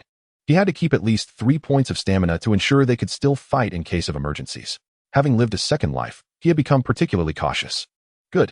The corpses outside the cafeteria had been removed, and the blood on the floor had been cleaned up, with steaming hot meals laid out on the tables. Wow. There's my favorite boiled meat slices. This braised fish looks good too. Let's start with a bowl of soup. Several security guards appeared extremely excited. As the lower-tier employees of the zoo, even before the apocalypse, they were only given meals like cabbage and potatoes. Unless they went out to eat, they could never have such food. They never expected that their treatment would actually improve in the apocalypse, especially at this moment when they were starving. Having a big bowl of meat soup with rice was simply blissful. In contrast to them, the survivors outside were suffering. Their location was close to the main gate, and with parts of the surrounding wall collapsed, it was almost connected to the outside world, leading to an overwhelming number of zombies. Due to a lack of sufficient repair materials, Fang Chen had not cleaned up that area. By the end of the day, their food supplies had dwindled to almost nothing. Zhang Wei and a few other girls still wanted to use emotional manipulation and flirtation to get the remaining food from the boys. However, except for Zhao Gang and a few sycophants, the other boys were not buying it. Come on. They were about to starve to death and were still thinking about fawning over the girls. Wasn't that just plain foolish? Their only prayer now was for rescuers to arrive quickly. In the cafeteria, everyone was enjoying their meal. Fang Chen took a sip of egg drop soup and then looked at the zookeeper Old Li across from him. Old Li, did you manage to feed the animals smoothly this afternoon? Old Li smiled bitterly. Xiao Fang, there are too many animals. We have to prepare food and feed them. It's really a bit overwhelming. Seemingly afraid that Fang Chen would be unhappy, he quickly added, but don't worry, we'll work overtime tonight. Fang Chen chuckled. What was this about overtime? He wasn't a heartless boss. It was indeed hard for the two of them to manage alone. How about letting Old Wu go help you? All right. Old Wu sitting across nodded, a look of gratitude flashing across his face. He was the oldest among the security guards, and cleaning up zombies was not only physically demanding, but also dangerous. Fang Chen asking him to help feed the animals was clearly looking out for him. Here, take care of the warehouse keys as well. Fang Chen casually tossed a key to him. Old Wu was taken aback, looking at him in disbelief. Xiao Fang, you trust me with such an important matter? The warehouse was the lifeline of the entire zoo, and Fang Chen actually handed over such an important place to him, leaving Old Wu somewhat flabbergasted. Even the others showed expressions of astonishment. To this, Fang Chen just smiled. There's nothing to worry about. I still trust your character, Old Wu. When he first joined, it was Old Wu who guided him, and back then, he was young and reckless, often causing trouble, which Old Wu had always helped him bear. Fang Chen was not an ungrateful person. He was clear about gratitude and grudges. Old Wu was very excited, patting his chest and assuring, Xiao Fang, you can rest assured. I will manage the warehouse well and accept everyone's inspection at any time. Good. Fang Chen nodded, not taking it to heart. All right, everyone, get some rest early. Tomorrow we will continue to clear the zombies. All right. The few of them dispersed. However, for safety's sake, they did not leave the cafeteria, but rested on the spot, taking turns to stand guard. Xiao Jin, Bear Big, and Tiger were 3 big guys napping around Fang Chen. Earlier, everyone was quite afraid of these fierce beasts. But now with them nearby, they felt particularly secure. What fierce beasts? They were clearly protectors. Ding dong. Just as Fang Chen lay down, his phone buzzed with a text message notification. Most external communication devices had collapsed, and the calling and video functions of phones were no longer usable, but texts could still be sent. Fang Chen frowned. The text was from his girlfriend Ding Xuan. Chapter 10. What are these people being so noble about? Fang Chen frowned as he opened the message. Ding Xuan. Dear, hurry and bring food to save me. They have all scattered, and I'm alone in the room, so scared. Damn it. She still wants to scheme against me now. Fang Chen scoffed. In his previous life, Ding Xuan and the others had hidden in a box, and now she was lying, saying everyone had scattered and she was the only one left. This was clearly to lower his guard, and then take the opportunity to ambush him. From beginning to end, Ding Xuan had just been using him.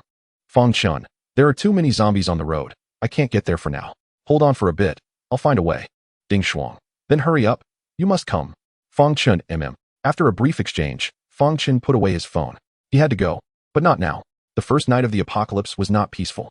Outside the zoo, explosions were heard continuously, flames lighting up the night. And the air was filled with the smell of burning. Occasionally, human screams could be heard, but they were quickly drowned out by the roars of zombies. Inside the zoo, screams could be heard from time to time.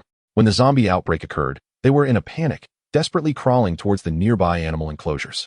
Among them were the lion enclosure, wolf enclosure, and cheetah enclosure. It was fine during the day, but now at night, the ferocity of the wild beasts fully erupted, naturally treating them as prey. There were even unfortunate souls who jumped into the crocodile pond.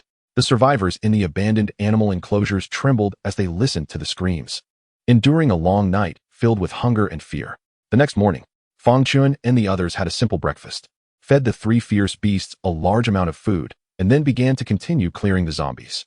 The entire zoo was an irregular rectangle, with the main gate on the north side. Entering through the main gate, they first passed through artificial scenic constructions like rockeries and ponds, then came to the wild animal observation area, which extended all the way to the southernmost part and occupied the largest area. The east side consisted of offices, production rooms, cafeterias, and other working and resting areas. The northwest and southwest corners were the aquarium and botanical garden, both not very large. Next, Fang Chen planned to clear these two places. A whole day had passed, and he wondered how things were over there. Let's go. Fang Chen walked in front, followed by Xiao Jin, Bear Big, and Tiger, with Zhang Biao and 4 other security guards trailing behind. Hey, security brothers, wait a moment. Just as they passed near the abandoned animal enclosures, someone suddenly called out to them. A tall man, wearing a big gold chain around his neck, was waving a large stack of cash at them. Under the sunlight, the gold watch and ring on his hand sparkled, presenting a picture of a nouveau riche. Whoever brings me food will get this money. How about it? This is worth several months' salary for you. After finishing his sentence, he deliberately spread the money in his hand, looking very extravagant. Fang Chen crossed his arms and looked at him like he was an idiot. What do you need money for in the apocalypse? Several security guards also showed mockery, and Big Tooth said regretfully, it would have been great if we had encountered this kind of thing before. What a pity. Zhang Biao sneered. If it were before, they would have just ordered us around arrogantly and wouldn't have paid us. That's true. Big Tooth chuckled awkwardly and fell silent. Hey, what are you all standing there for? Hurry up and get me some food. Are you giving up on the money? The nouveau riche was dissatisfied with their reaction. You look like a big fool. Fang Chen and the others ignored him and continued walking towards the botanical garden. Seeing them about to leave, Zhang Wei couldn't sit still. A few handsome guys, please save me. As long as you're willing to save me, I'll do anything you want. Since money was useless, she had to try to use her physical advantages. The other survivors immediately cast scornful looks, and some even gleefully looked at the muscular man Zhao Gang. This guy had been a sycophant for so long that he hadn't even been allowed to touch her hand. And now he was willing to let someone do anything for a bit of food. TSK, TSK. They remembered what old man Lu Shuren once said, a sycophant, in the end, has nothing. Xiao Wei, how could you do this? But I'm hungry. I'm going to starve. Zhang Wei cried out. Xiao Wei, please hold on a little longer. I'll treat you to a big meal later. Abalone, lobster, king crab, whatever you want. Gulp, gulp. Zhao Gang's words made Zhang Wei even hungrier. Not just her, other survivors also swallowed hard, uncontrollably picturing those delicious foods in their minds. Damn it, what an idiot. Why say that? Yeah, now I'm even hungrier. He must be doing it on purpose. In an instant, Zhao Gang became the public enemy of everyone. Since you all want food, I can give you a chance. Fang Chen's voice made everyone's eyes light up. Zhao Gang suddenly felt a sense of crisis and desperately pulled Zhang Wei's arm. Xiao Wei, don't agree to him. A poor security guard can't give you a future. Get away. Zhang Wei angrily shook off his arm and, grabbing the iron railing, flashed a sweet smile at Fang Chen. Handsome guy, what do you want me to do? Before Fang Chen could speak, several other girls rushed over. They pushed each other, eager to speak first. Handsome guy, give me some food too. Just like her, you can do anything you want with me. With your looks, hurry up and get lost. Handsome guy, what do you think of me? We can serve you together. It'll be the same even if the lights are off. The once high and mighty little fairies were now no different from shrews, having long forgotten what dignity meant, because they were just too hungry. Theoretically, humans can go 5 to 6 days without food, but the pain of hunger is something not everyone can endure. Old man Lu Shuren once said, the pain of extreme hunger is not weaker than the withdrawal from drug addiction, and for those who have never been hungry, it is even stronger. At this moment, dignity was insignificant in the face of hunger. The tall nouveau riche pushed 2 girls aside, clinging to the railing with a face full of smiles. Bro, I can do what they can. Fang Chen. The previously noisy abandoned beast park instantly quieted down. Everyone looked at him in unison, their expressions turning strange. You can too? Ugh, that is disgusting. What are you thinking? Fang Chen was filled with black lines and pointed to the empty space behind him. What I mean is that you need to clean up the corpses of the zombies on the ground in exchange for food. There's no such thing as a free lunch. He had said that this place wouldn't support idlers. If they wanted food, they had to show their worth. In these past days, they had killed hundreds of zombies. Some were dismembered, others torn apart by 3 ferocious beasts, and in the high temperature, they began to rot, attracting a swarm of flies and stinking to high heaven. Fang Chen was worried that if this continued, it would lead to disease. So they had to be cleared out quickly. The zoo was short-staffed, so he turned his attention to them. As soon as these words were spoken, the survivors frowned. Handsome guy, those zombies are so disgusting. Why not exchange for something else, okay? Zhang Wei was the first to speak, her tone slightly coquettish. She deliberately tugged at her clothes as she spoke, looking at him expectantly. Fang Chen looked at her with disdain. What are you showing me with your flat chest? Your little chest isn't even as big as that nouveau riche guy's pecs. He glanced at his watch, impatiently saying, I'll give you 10 seconds to consider. 10, 9, 8. Seeing that he was resolute, Zhang Wei's expression turned ugly. The other survivors also hesitated, glancing at the nearby rotting zombie corpses, their faces showing disgust. I'm an economics expert. How can I be made to do something so disgusting? Who knows if there are viruses on those corpses? I'm not doing it. Just hold on a little longer. Rescue will definitely come.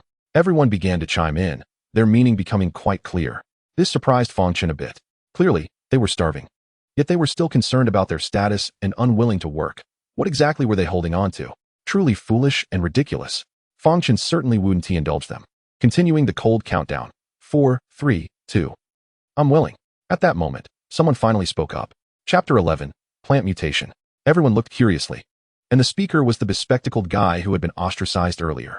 He adjusted his glasses and walked to the railing. I'm not afraid of getting dirty. As long as you can let me fill my stomach. Good. Fang Chen nodded, involuntarily looking at him a couple more times. Then, he led 3 ferocious beasts to the railing, safely escorting the bespectacled guy to the safe zone. Zhang Biao took out 2 pieces of bread and a bottle of water from his backpack and handed them to him. Thank you, thank you. The bespectacled guy twisted off the cap of the bottle and gulped down the water in one go, then tore open the packaging and began to wolf it down. The survivors in the distance saw this scene and unconsciously swallowed hard. At this moment, they suddenly felt a bit regretful. Big Tooth, go find some tools for him. We'll head to the botanical garden first. After leaving this sentence, Fang Chen left, not giving the other survivors a chance to change their minds. Roar. As soon as they stepped out of the safe zone, they were immediately attacked by zombies. Xiao Jin roared and jumped in front of everyone, wielding a steel pipe over 3 meters long, and swung it hard at the incoming zombies. This was the weapon Fang Chen had prepared for it. Bang, bang, bang. In an instant, several zombie heads were smashed to pieces, blood splattering everywhere. Detected 1 crystal core. Do you want to extract it? Detected 1 crystal core. Extract. Fang Chen leisurely followed behind, killing his way deeper into the botanical garden. The area of the botanical garden was small to begin with, and since there were not many visitors usually, there weren't many zombies here. In just over 20 minutes, Fang Chen had cleared it out. He arrived outside the storage room for bonsai and fertilizers, which was also a resting place for the staff, and he wanted to see if there were any survivors inside. However, when he reached for the doorknob, crack! Suddenly, an electric arc flashed, and sparks flew everywhere. Several security guards were startled and hurried over to his side. Captain, what happened? There's electricity on the door. Fang Chen stepped back with a grim expression. Fortunately, after reaching a certain level, his physical fitness had greatly improved, and it was only a bit painful. No substantial harm was done. If it had been an ordinary person, their arm would probably be useless after that shock. How could there be electricity on the door? I know. It must have been set up by the people inside to prevent zombies. Wow, that's ruthless. The guards quickly guessed the reason in a few words. Fang Chen smiled wryly. What terrible luck he had. Is anyone in there? I'm Fang Chen from the security department. Fang Chen. A surprised voice came from the storeroom, followed by a reminder. There's electricity on the door, so don't come too close. Wait for me a moment. Soon, a small gap was pushed open in the door. An old man with white hair and glasses cautiously looked outside. When he saw Fang Chen and several security guards, he was instantly overjoyed. Xiao Fang, it's really you. Those zombies have all been dealt with. Professor Hao, you can come out now. Great. A voice from inside the room came. It was his old companion. The two stepped outside and finally felt relieved when they saw the zombie corpses on the ground, but they quickly spotted 3 fierce beasts not far away. Hiss. Professor Hao adjusted his glasses, a look of shock appearing on his wrinkled face. Have these animals mutated too? Fang Chen's expression changed slightly. Professor Hao? Why do you say too? Have you seen other mutated animals? Not animals, but... Professor Hao pointed at the surrounding potted plants and vegetation. Since that earthquake, I've noticed that the plants here have changed. It seems like some kind of mutation has occurred. The plants are different? Fang Chen and the security guards checked around. But unfortunately, they couldn't find anything unusual. Professor Hao smiled and explained, because the time is short, the changes aren't obvious, so it's normal that you can't see them. But I've been dealing with these plants every day, so I noticed it at a glance. No wonder. The group nodded, firmly believing his words. Professor Hao was a renowned botany expert from Jiangxing University, and he loved studying flowers and plants, which is why he and his old companion came here after retirement. The zoo naturally welcomed this. They didn't have to pay salaries and could receive careful care from a senior botany expert. What a good deal. If plants can also mutate. Then Fang Chen suddenly had a bold idea. Professor Hao, may I ask, do you think plants can be considered a type of animal? His question was rather silly, but Professor Hao showed a serious expression. He adjusted his glasses habitually and pondered. In fact, plants also have biological electric waves and magnetic fields. Foreign scientists have done research showing that plants also possess thought and language, but we humans cannot understand it yet. So, generally speaking, there is actually no difference between plants and animals. Or rather, both are the same kind of life form. I see. Fang Chen touched his nose, a smile flashing in his eyes. If that's the case, can he contract plants as beast pets? He thought it was worth a try, but he currently didn't have a contract voucher and would have to wait until the beast space upgraded. All right, Professor Hao, let's leave here for now. Okay. Professor Hao and his companion did not refuse and left the botanical garden with them. On the way, Fang Chen briefly introduced what had happened in the past 2 days and invited them to join in. He respected the old professor who was dedicated to research. Unlike those so-called economic experts who only knew how to publish outrageous statements for attention. After exchanging opinions with his wife, Professor Hao expressed their willingness to stay. They had no children, and for him, as long as he could have a safe place to continue studying those rare plants, it didn't matter where they were. Especially after discovering that those plants had mutated, his interest had grown even more. Captain, be careful. Fang Chen nodded and led the 3 fierce beasts toward the aquarium. The aquarium was a standalone super large building, so they didn't need to follow and block the passage. Like the botanical garden, there weren't many zombies here. Tiger charged ahead, tearing them apart with a claw. Fang Chen walked slowly, as if he were a tourist visiting the place.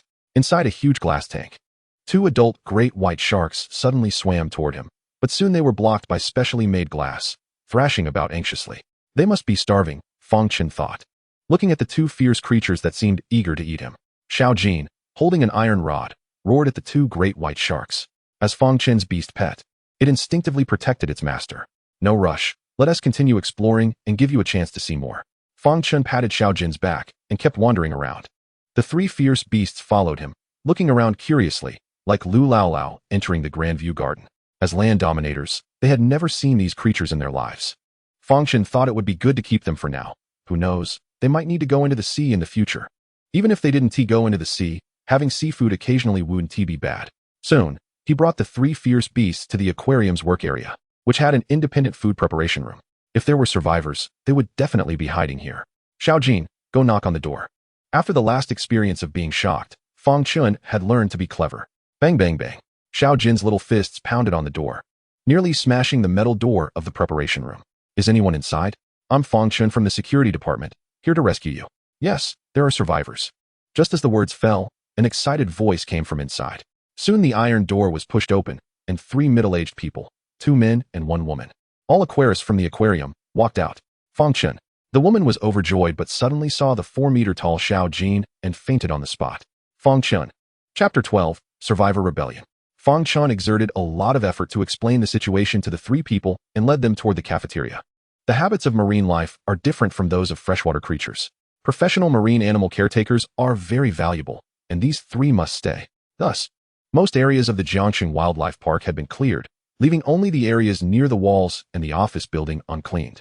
On the way back, Fang Chen passed by the abandoned beast park again.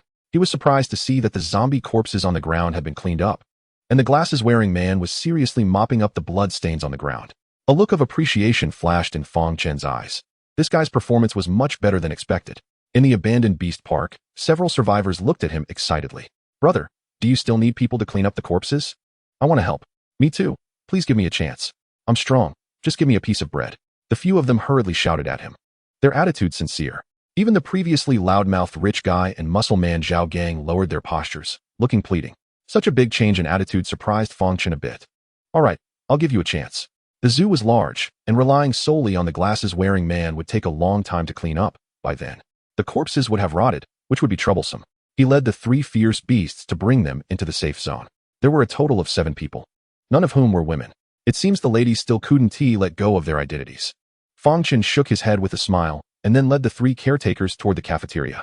After he left, Zhao Gang suddenly looked at his back, a cold glint flashing in his eyes. Knowing that he went to the aquarium to save people, the kitchen specifically prepared extra portions. Dabanya, go bring some food and water to those survivors who came out later, and explain some precautions to them. Okay. Dabanya went to the kitchen to find some food, and then turned to leave. After he left, everyone began to eat.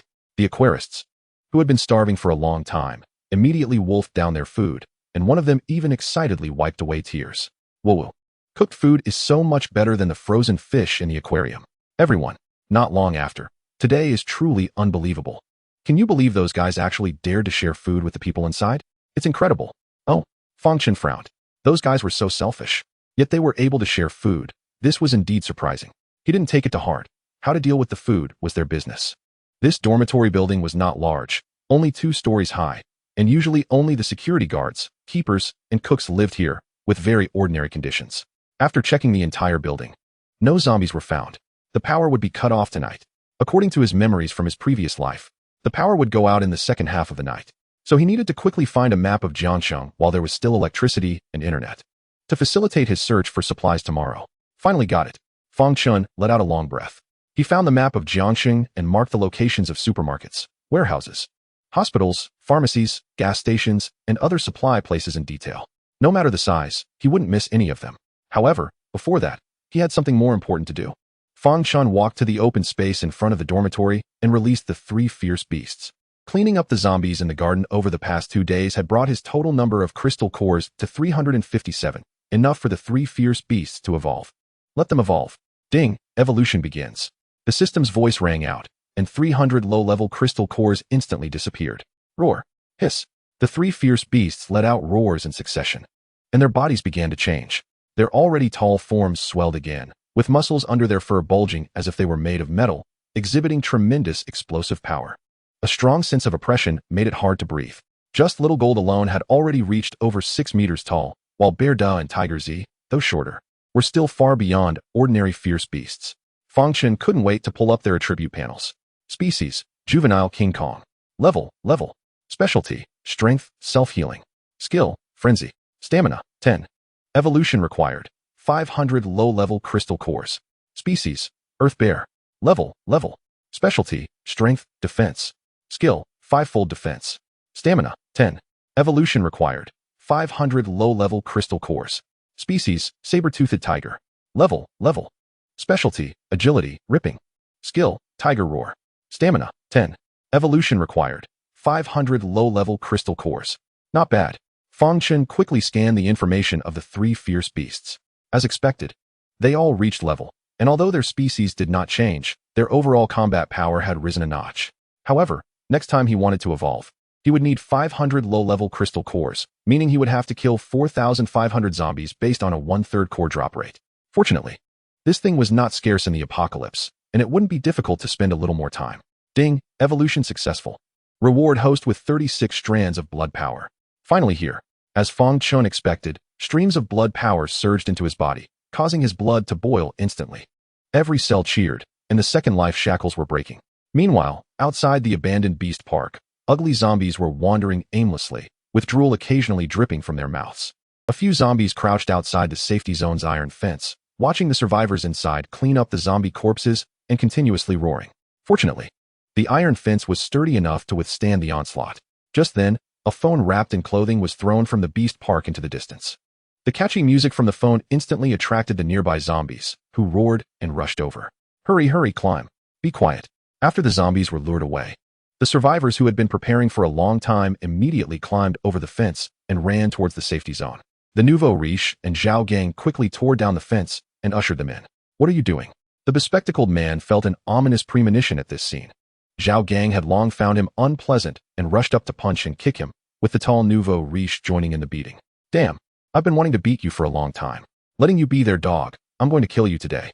The bespectacled man, weak and thin, was no match for the two and could only cover his head with his hands, falling to the ground and constantly wailing. Not good. The zombies are coming. Quick. Quickly block the fence. On the other side, Zhao Gang and the nouveau riche had already knocked the bespectacled man unconscious. Ugh. The two didn't linger too long. And after meeting up with the other survivors, they all ran towards the cafeteria, picking up wooden sticks and other items as weapons along the way. Their true target was the entire zoo. Chapter 13, Frenzied Slaughter. The crowd charged into the zoo with great momentum. They had been planning for this moment for a long time. Previously, Zhao Gang and others requested to go out to clear zombies, just to coordinate with each other while also obtaining some food to replenish their strength. The crowd looked ferocious, with bloodshot eyes, appearing extremely terrifying. A few foolish poor security guards had to be shown what was what. From now on, this place belonged to them. But the security guard had 3 fierce beasts by his side, which was not easy to deal with. What are we afraid of? There are so many of us. Can't we deal with 3 beasts? Exactly. Brother Zhao is a fitness coach. Zhang Wei followed closely behind Zhao Gang, her eyes filled with killing intent. After being rejected by Fang Chen in the morning, she had no choice but to sell her charm to continue receiving Zhao Gang's protection, becoming a shameless woman in everyone's eyes. In her view, this was all Fang Chen's fault, so she harbored strong hatred towards him at this moment. In front of the warehouse, security guard Old Wu and keeper Old Li were squatting in the shade of a tree, smoking and cooling off. When they saw a group of people rushing over aggressively, they immediately sensed the crisis. What are you going to do? Humph, 2 old fossils, get lost. Zhao Gang ran at the forefront and kicked Old Li several meters away. Before Old Wu could react, the following nouveau riche had already smashed his fist into Old Wu's face, instantly causing blood to splatter. This is the warehouse. There must be supplies inside. Come on. Break the door down. Hurry. Under Zhao Gang's shouting, everyone wielded sticks and stones and began to pound on the warehouse door. Seeing this, Old Wu's eyes turned red instantly. The warehouse was everyone's lifeline. Fang Chen entrusted him to guard this place, which was a great trust. If these people broke in, how could he face Fang Chen again? You bastards, don't smash it. I'll fight you. Old Wu picked up a brick from the ground and charged towards the crowd. However, he still underestimated these people's madness. Get out of the way, old man. Damn, I'll kill you today. The nouveau riche knocked the brick from Old Li's hand and then grabbed his collar, violently slamming him against the warehouse wall. Bang! Old Wu's forehead slammed heavily against the wall, instantly becoming bloodied and mangled. The nouveau riche was still not satisfied and slammed him a few more times until he completely lost his breath, then disdainfully tossed him to the ground. What are you doing? Stop. Old Li. The commotion finally attracted Zhang Biao and others, including several cooks and keepers, all armed with weapons. When they saw Old Wu and Old Li lying on the ground covered in blood, they instantly flew into a rage. Damn, you beasts. Kill them. Without any unnecessary words. The two groups immediately began to grapple with each other. However, the difference in numbers was too great, and several security guards and keepers quickly fell into a disadvantage, surrounded by the survivors. Li Yuanling sensed the situation was dire and turned to run towards the dormitory building. Who? Outside the dormitory building. Fang Chen let out a long sigh. He had absorbed all the blood power rewarded by the system, successfully breaking the second life shackles, making him stronger than ever before. With a casual punch, the sound of wind tearing through the air followed. Fang Chen felt like a humanoid Tyrannosaurus Rex at this moment. Even when facing the world's top boxers, he could take them down with a single move. This was confidence. However, he quickly frowned again, just like the previous times. With the overall enhancement of his body, his physiological desires had reached an unprecedented level. It was uncomfortable, quite uncomfortable. Roar. The 3 fierce beasts sensed his restless mood and approached him with worried expressions. Little Jean, understanding, patted its chest and made a chirping sound. Master, do you need help? Fang Chen looked at the giant creature in front of him, feeling a headache coming on. Help me? How do you plan to help me? The scene was too beautiful. He couldn't dare to imagine it. To divert his attention, he pulled up his attribute board. Name, Fang Chen. Level, Beast space, 1,000 square meters. Contract scrolls, 3. Crystal cores, 57 beginner crystal cores. Number of pets, 3. Copy time, 5 minutes. With the increase in level, the anticipated contract scrolls had finally arrived. Fang Chen, something's wrong. While he was browsing through the information, Li Yuanling rushed over in a panic from a distance. Fang Chen frowned. What happened? Those survivors have rushed in. Li Yuanling panted. Clutching her chest, they are attacking the warehouse. Damn it. Fang Chen's eyes glinted with ferocity as he quickly left with the 3 fierce beasts. Li Yuanling watched the backs of the 3 fierce beasts, her eyes filled with shock. She could clearly feel that they had become even more terrifying. In front of the warehouse door, Zhang Biao and Big Fang stood bloodied, blocking the entrance, while others lay on the ground, bloodied and battered. In contrast, Zhao Gang and the newly rich man were watching them with cold smiles. Damn it, why are you not so arrogant now? Where's your captain with the beasts? Afraid to show up? Brother Zhao Gang, don't waste time with them. Since we won't be getting any rescue, let us just kill them. The survivors were chattering. Having lost their patience, Zhao Gang reached out and touched Zhang Wei's, but before walking up to the two men with a wooden stick. A cruel smile appearing in his eyes. Did you hear? My girl wants you dead. There's nothing I can do about it. Remember not to provoke me in your next life. Die. He raised the wooden stick and swung it hard at Zhang Biao's head. Zhang Biao was furious, but unfortunately, he no longer had the strength to resist. Roar. At that moment, a roar suddenly came from a distance. Before anyone could react, a shadow shot over like lightning, piercing through Zhao Gang's chest and nailing him to the wall in the distance. Bang! Only then did everyone see that it was a bloodied steel pipe. Blood? Where did the blood come from? After a brief moment of blankness, everyone felt a chill down their spines and instinctively looked at Zhao Gang. At this moment, he still held the stick in the air, but a gruesome blood hole had appeared in his chest. Hiss! My God, what happened? Brother Zhao! Amid the crowd's screams, Zhao Gang looked down at his chest, his features twisted in disbelief. However, before he could lift his head, his body slowly collapsed. Thud! Bright red blood flowed onto the ground, a shocking sight. Roar! Another furious roar echoed, and then a striped tiger leaped into the crowd, pouncing on the wealthy man at the front. Ah! Save me! Please save me! PCH! The tiger shot out bone spurs sharper than blades, and within moments, the wealthy man could no longer make a sound. The tiger opened its massive jaws and bit off his head before tilting its head back to swallow. In just a few seconds, all that remained on the ground was a pool of blood. Ah! The crowd screamed, feeling their stomachs churn, with some so frightened that they lost control and collapsed on the ground in terror. Everything happened too quickly, they had no time to react. Originally, they thought that with their numbers, dealing with the three fierce beasts would be no problem, but now they realized how ridiculous that thought was. Roar! Another deafening roar attracted everyone's attention. Not far away, Fang Chen walked over slowly, tall and imposing, with the massive bear behind him, his cold face sending chills down their spines. The devil! This guy is a devil. He's coming. What should we do? I don't want to die? Paired with the oppressive presence of the giant bear, Fang Chen appeared even more terrifying than the three fierce beasts in the eyes of the crowd. Like a demon emerging from hell. The injured security guards and keepers saw him, and their hearts finally felt relieved. Fang Chen's gaze swept over the survivors. Cold and chilling. It seems I underestimated you, and this time I won to be merciful. He waved his hand, and the three fierce beasts immediately rushed into the crowd, slaughtering wildly. In an instant, the screams echoed, chilling and tragic. Chapter 14 Punish you. Turn into zombies. The three fierce beasts were like tigers entering a flock of sheep, launching a frenzied massacre against the survivors. After several minutes, Fang Chen finally spoke. Enough. The three fierce beasts licked their bloodied lips, and on the ground lay more than a dozen mutilated corpses, both male and female.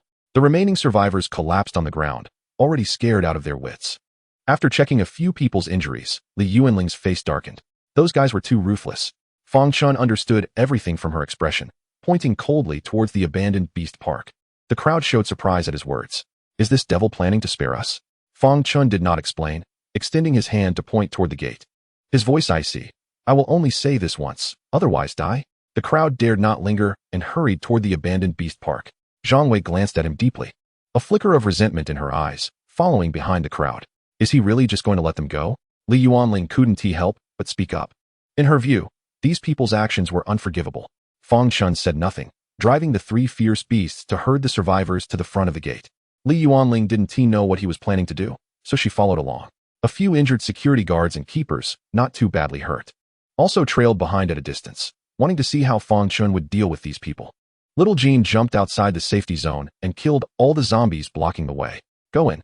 Fang Chen spoke indifferently, his tone leaving no room for argument. Everyone felt deep dissatisfaction inside, but dared not show it. Remember to stay alive. Roar. Little Jean roared and charged outside the zoo.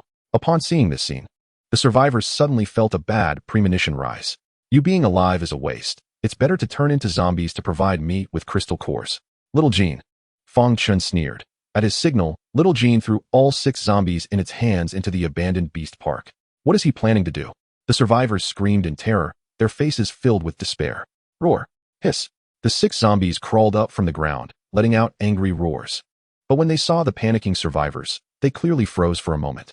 Self-service buffet? After a brief moment of shock, the 6 zombies suddenly lunged at the survivors. Thank you, heavens. Damn it, you devil. No. The area of the beast park was limited, and the survivors pushed against each other, scrambling in terror like headless flies. Some even tried to climb out of the fence. But as soon as one managed to climb halfway, they were pulled down by their companions behind them. Let go of me. Let go of me, you bastard. Damn it, go buy me some time. I got bitten. If you don't run, we all die together, huh? Some pushed their companions towards the zombies to buy themselves time to escape. Some, when bitten by the zombies, held on tightly to the people next to them without letting go. At the brink of life and death, the malice of human nature is fully exposed at this moment. The abandoned beast park has turned into a battlefield, staging a bloody scene. My God, how terrifying. Li Yuanling trembles in fear. Several security guards and keepers also look pale. They despise these people as well, but never thought of dealing with them in such a cruel way. Stealing a glance at Fang Chen's back, fear and luck flash deep in their eyes. They are glad that it wasn't them who offended Fang Chen. Otherwise, just thinking about it sends shivers down their spines. 5 minutes later, the screams in the beast park disappear, replaced by roars and growls. As expected, all the survivors have been infected, completely losing their human consciousness, becoming part of the walking dead. Xiao Jin, roar. At Fang Chen's signal, Xiao Jin jumps into the beast park to carry out a secondary slaughter. Detected 1 crystal core. Do you want to extract it? Detected 1 crystal core. Extract. Without needing to get close, the zombies killed by the beast can also have their crystal cores extracted through the system. After dealing with these people, Fang Chen leaves with a blank expression. As he passes by the glasses-wearing man, he pauses for a moment. From now on, your food will be doubled. Thank you. Thank you. The fear in the glasses-wearing man's eyes dissipates, replaced by excitement. At this moment, he has a different understanding of Fang Chen. Although he is cruel to enemies, he is quite nice to his own people, or at least to those who are useful to him.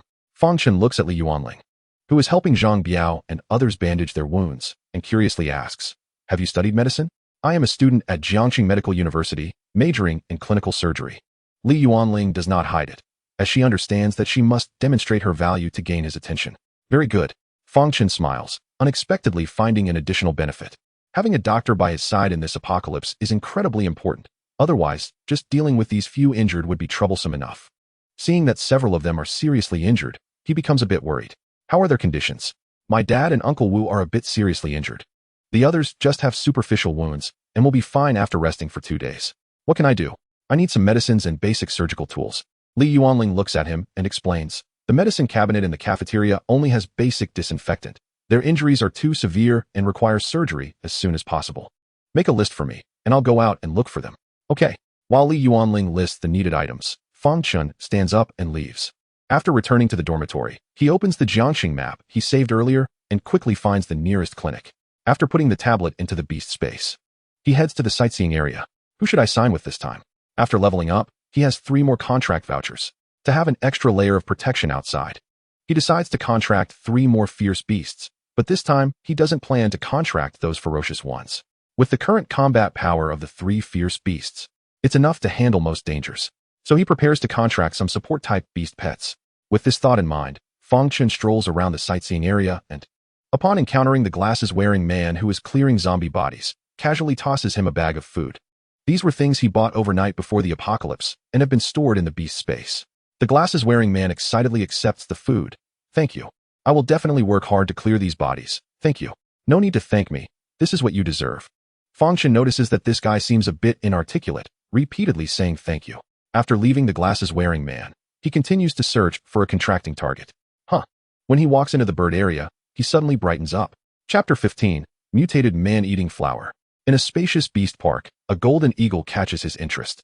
He remembers this golden eagle. It was rescued by Officer Lin from a cross-border smuggling organization 2 years ago and later purchased by the zoo for breeding. This golden eagle is now an adult, standing over a meter tall. Its golden feathers look like it's wearing a layer of armor, and from its sharp claws and beak, it's clear that this is a bird of prey. That's it. Fang Chen doesn't hesitate. The biggest fear when going outside to search for supplies is being surrounded by zombies. But if he could ride a bird outside, he grins. Just thinking about it is exhilarating. Not to mention in the apocalypse, even in the past. This would be something countless men dream of. System, sign a contract with it. Ding, contract signing in progress. Party A, Fang Chen. Party B, Black-Winged Golden Eagle. Contract has been generated. As the system's voice sounds, a connection is established between Fang Chen and the Golden Eagle. The latter spreads its wings and flies in front of him. Caw. The Golden Eagle emits a friendly call, and when its wings are spread, they are over 2 meters long. Although it can't carry a person yet, That won't be a problem after evolution. Let me think.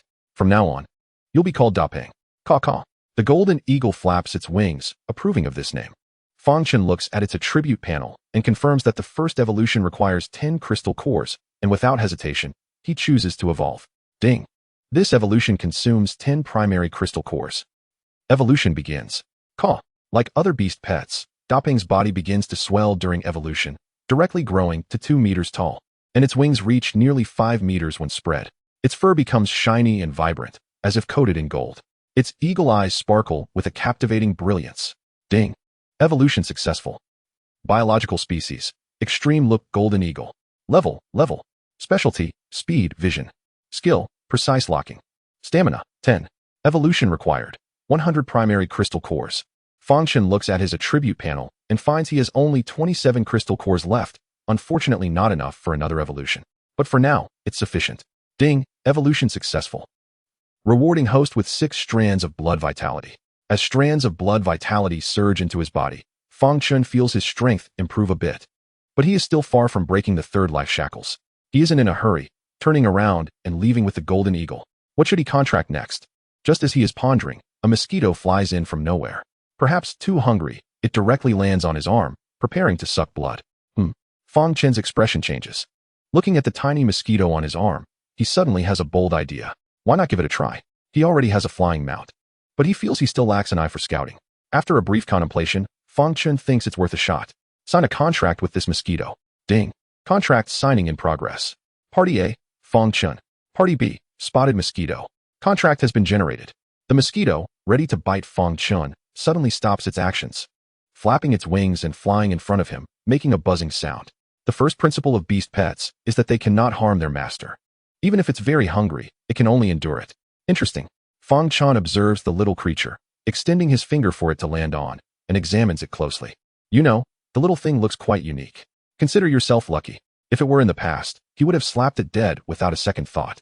Let alone give it this opportunity. Let's evolve. Ding. Evolution begins. Unlike other beast pets, this mosquito's size does not grow during evolution. Instead, it shrinks a bit.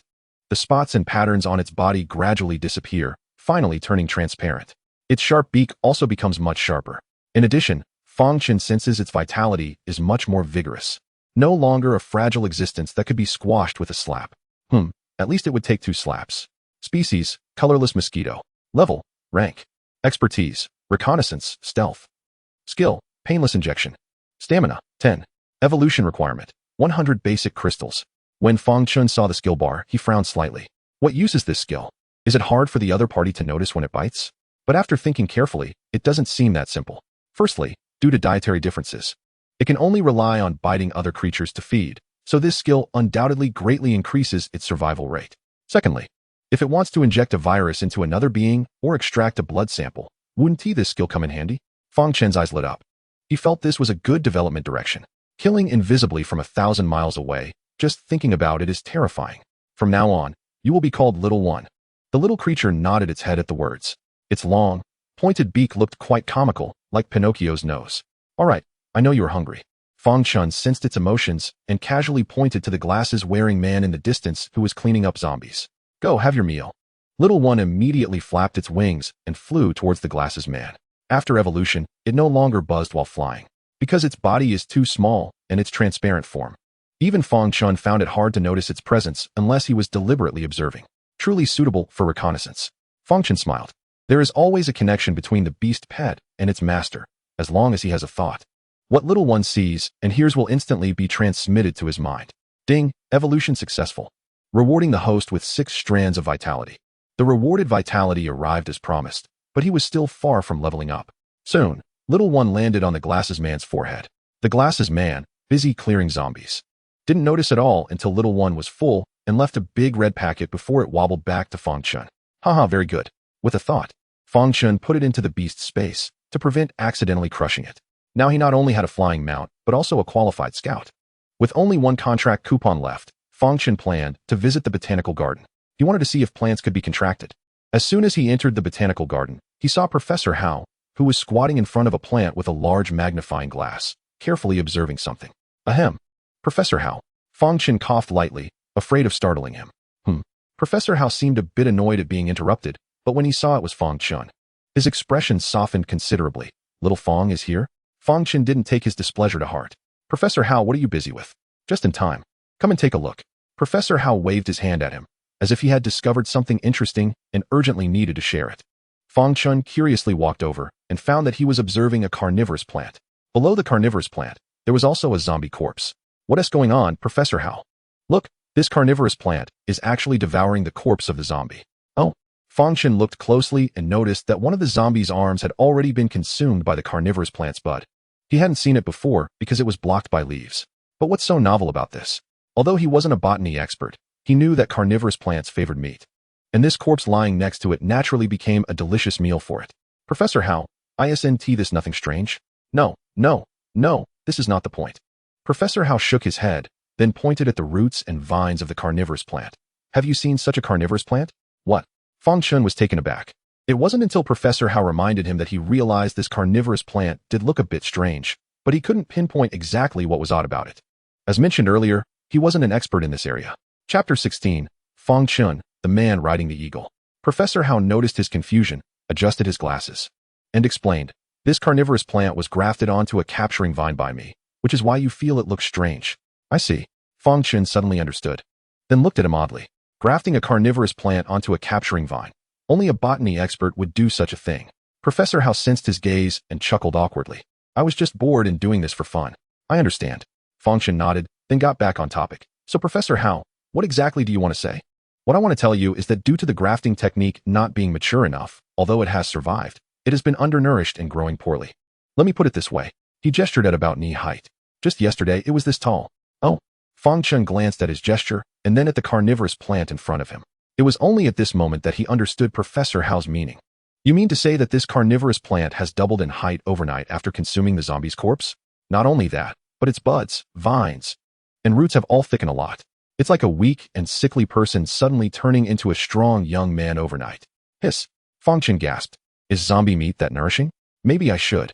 No, that's too disgusting. Fang Chen quickly suppressed his wild thoughts.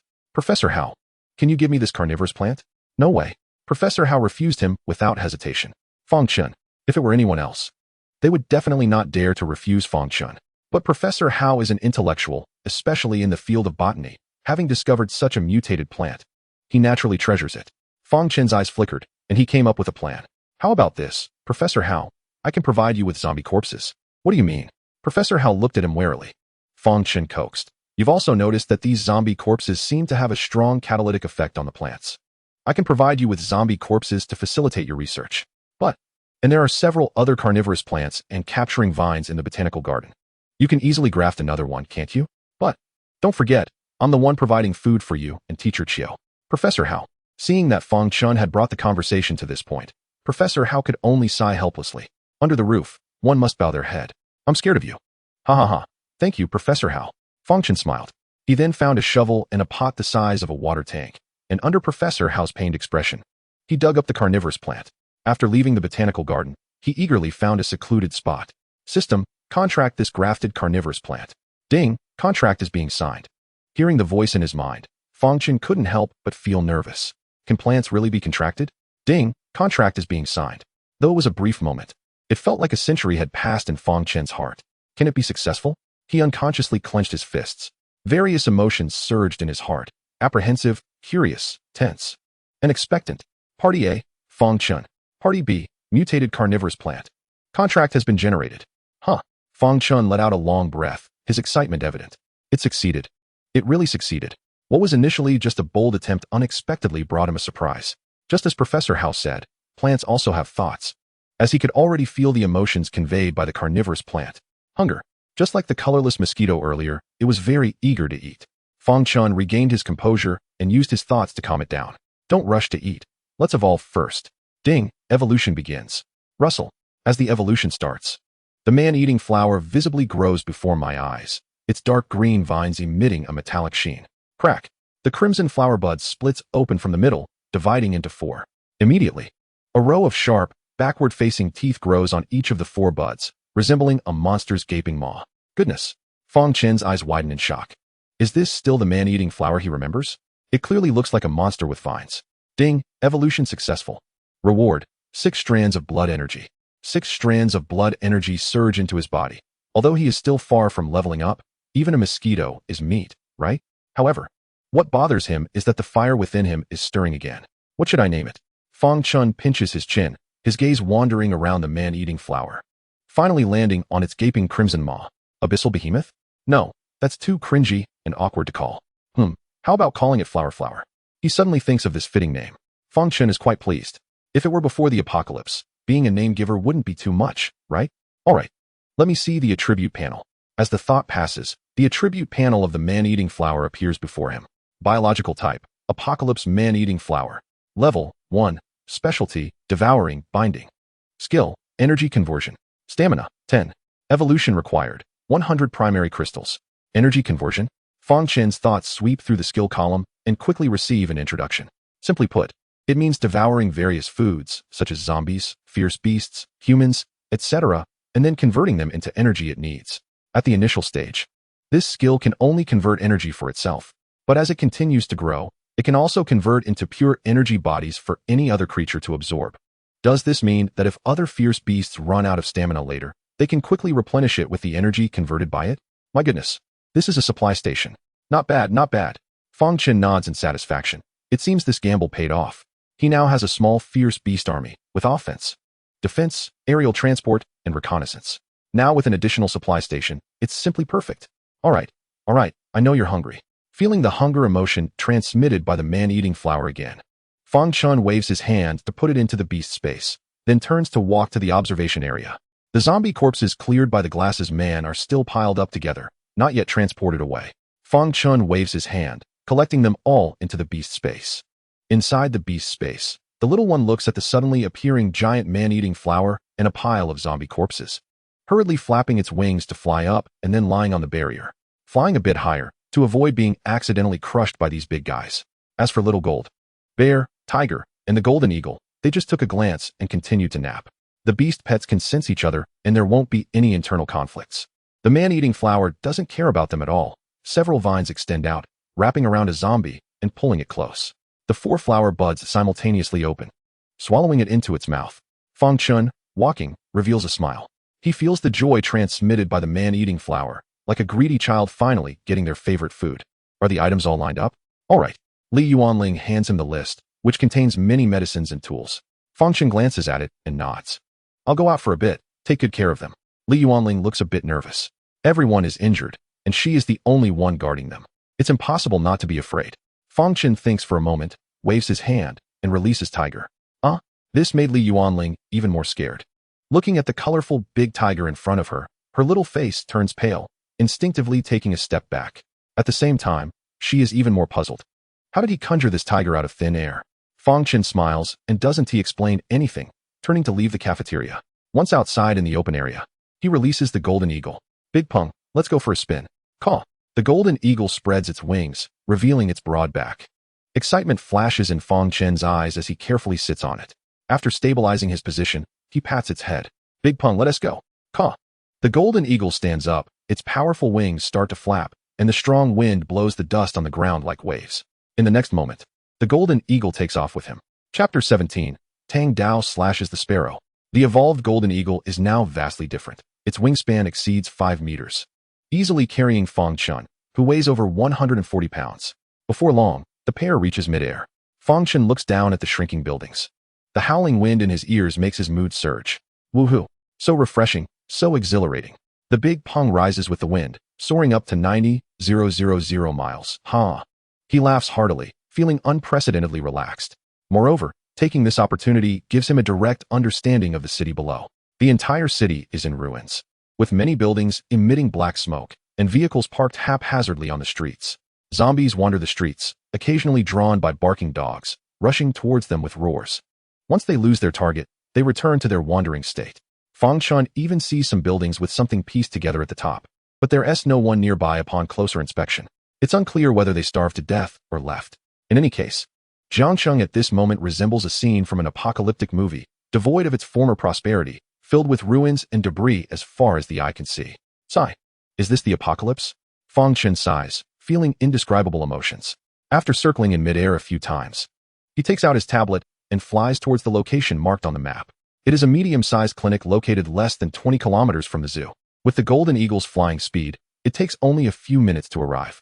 They land on a 3-story building opposite the clinic. Surveying the area and noticing many wandering zombies.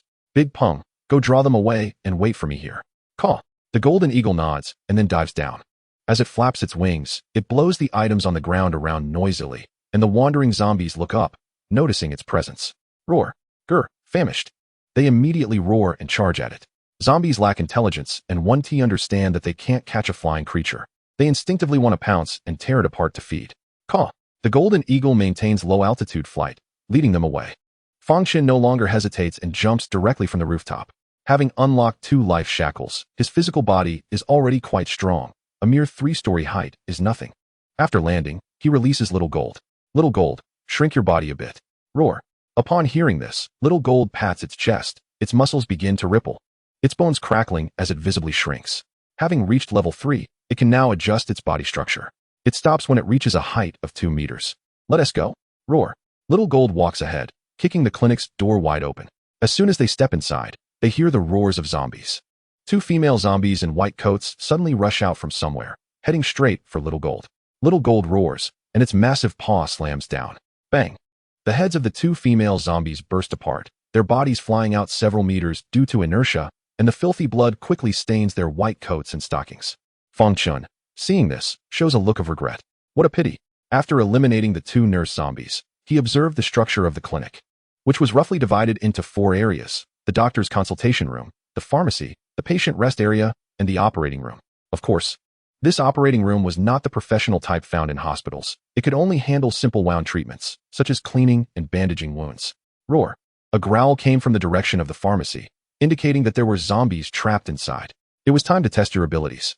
Fang Chen summoned Little Gold from the beast space and sent it to fly towards the pharmacy to scout for enemies. Soon, the scene inside appeared in his mind. A middle-aged male zombie in a white coat was crouching in front of the pharmacy's glass window, constantly howling, clearly attracted by the recent commotion. Little Gold. Roar. He instructed Little Gold to take care of it, and then turned to enter the operating room.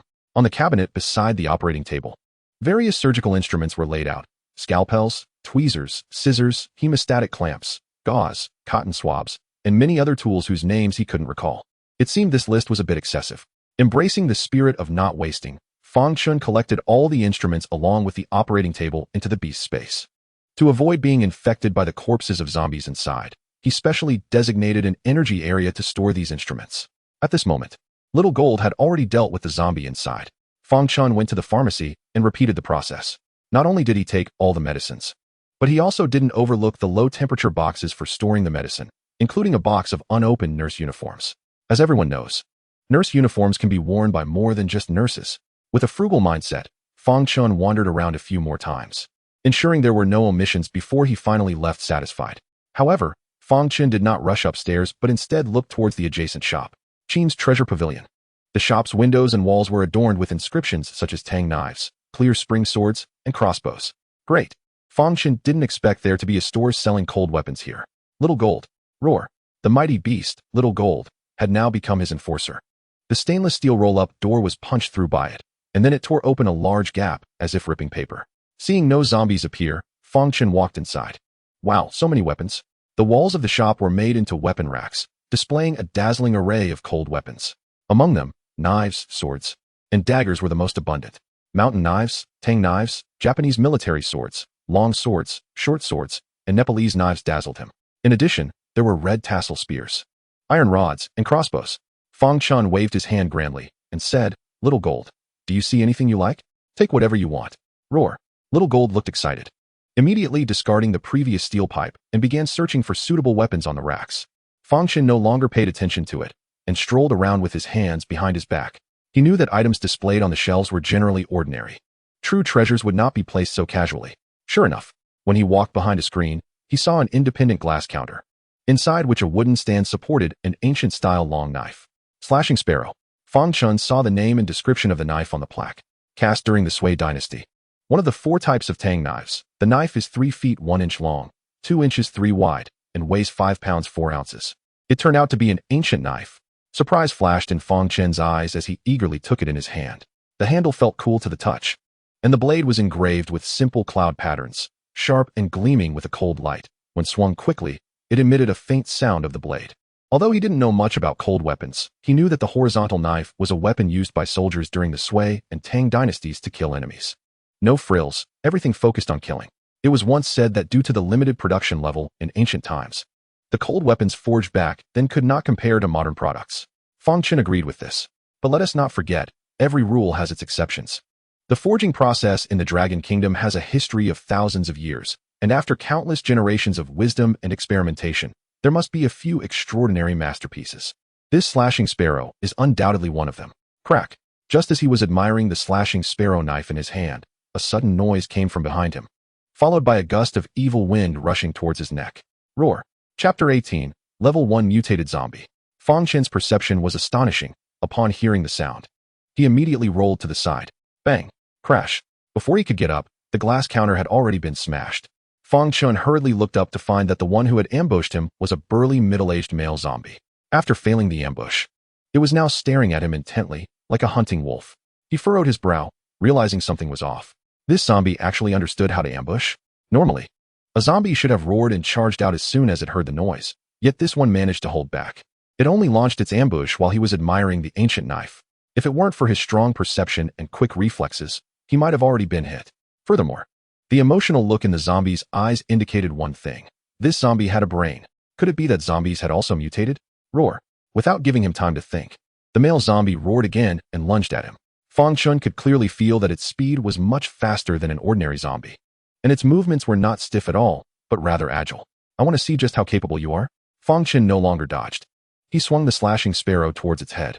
A cold light flashed, and the sound of the blade rang out. Roar! However, at that moment, another shadow lunged at him. Fang Chen had no time to evade and could only forcibly twist his body, dodging the male zombie while swinging the long knife towards the other shadow. Swish! Everything happened in the blink of an eye.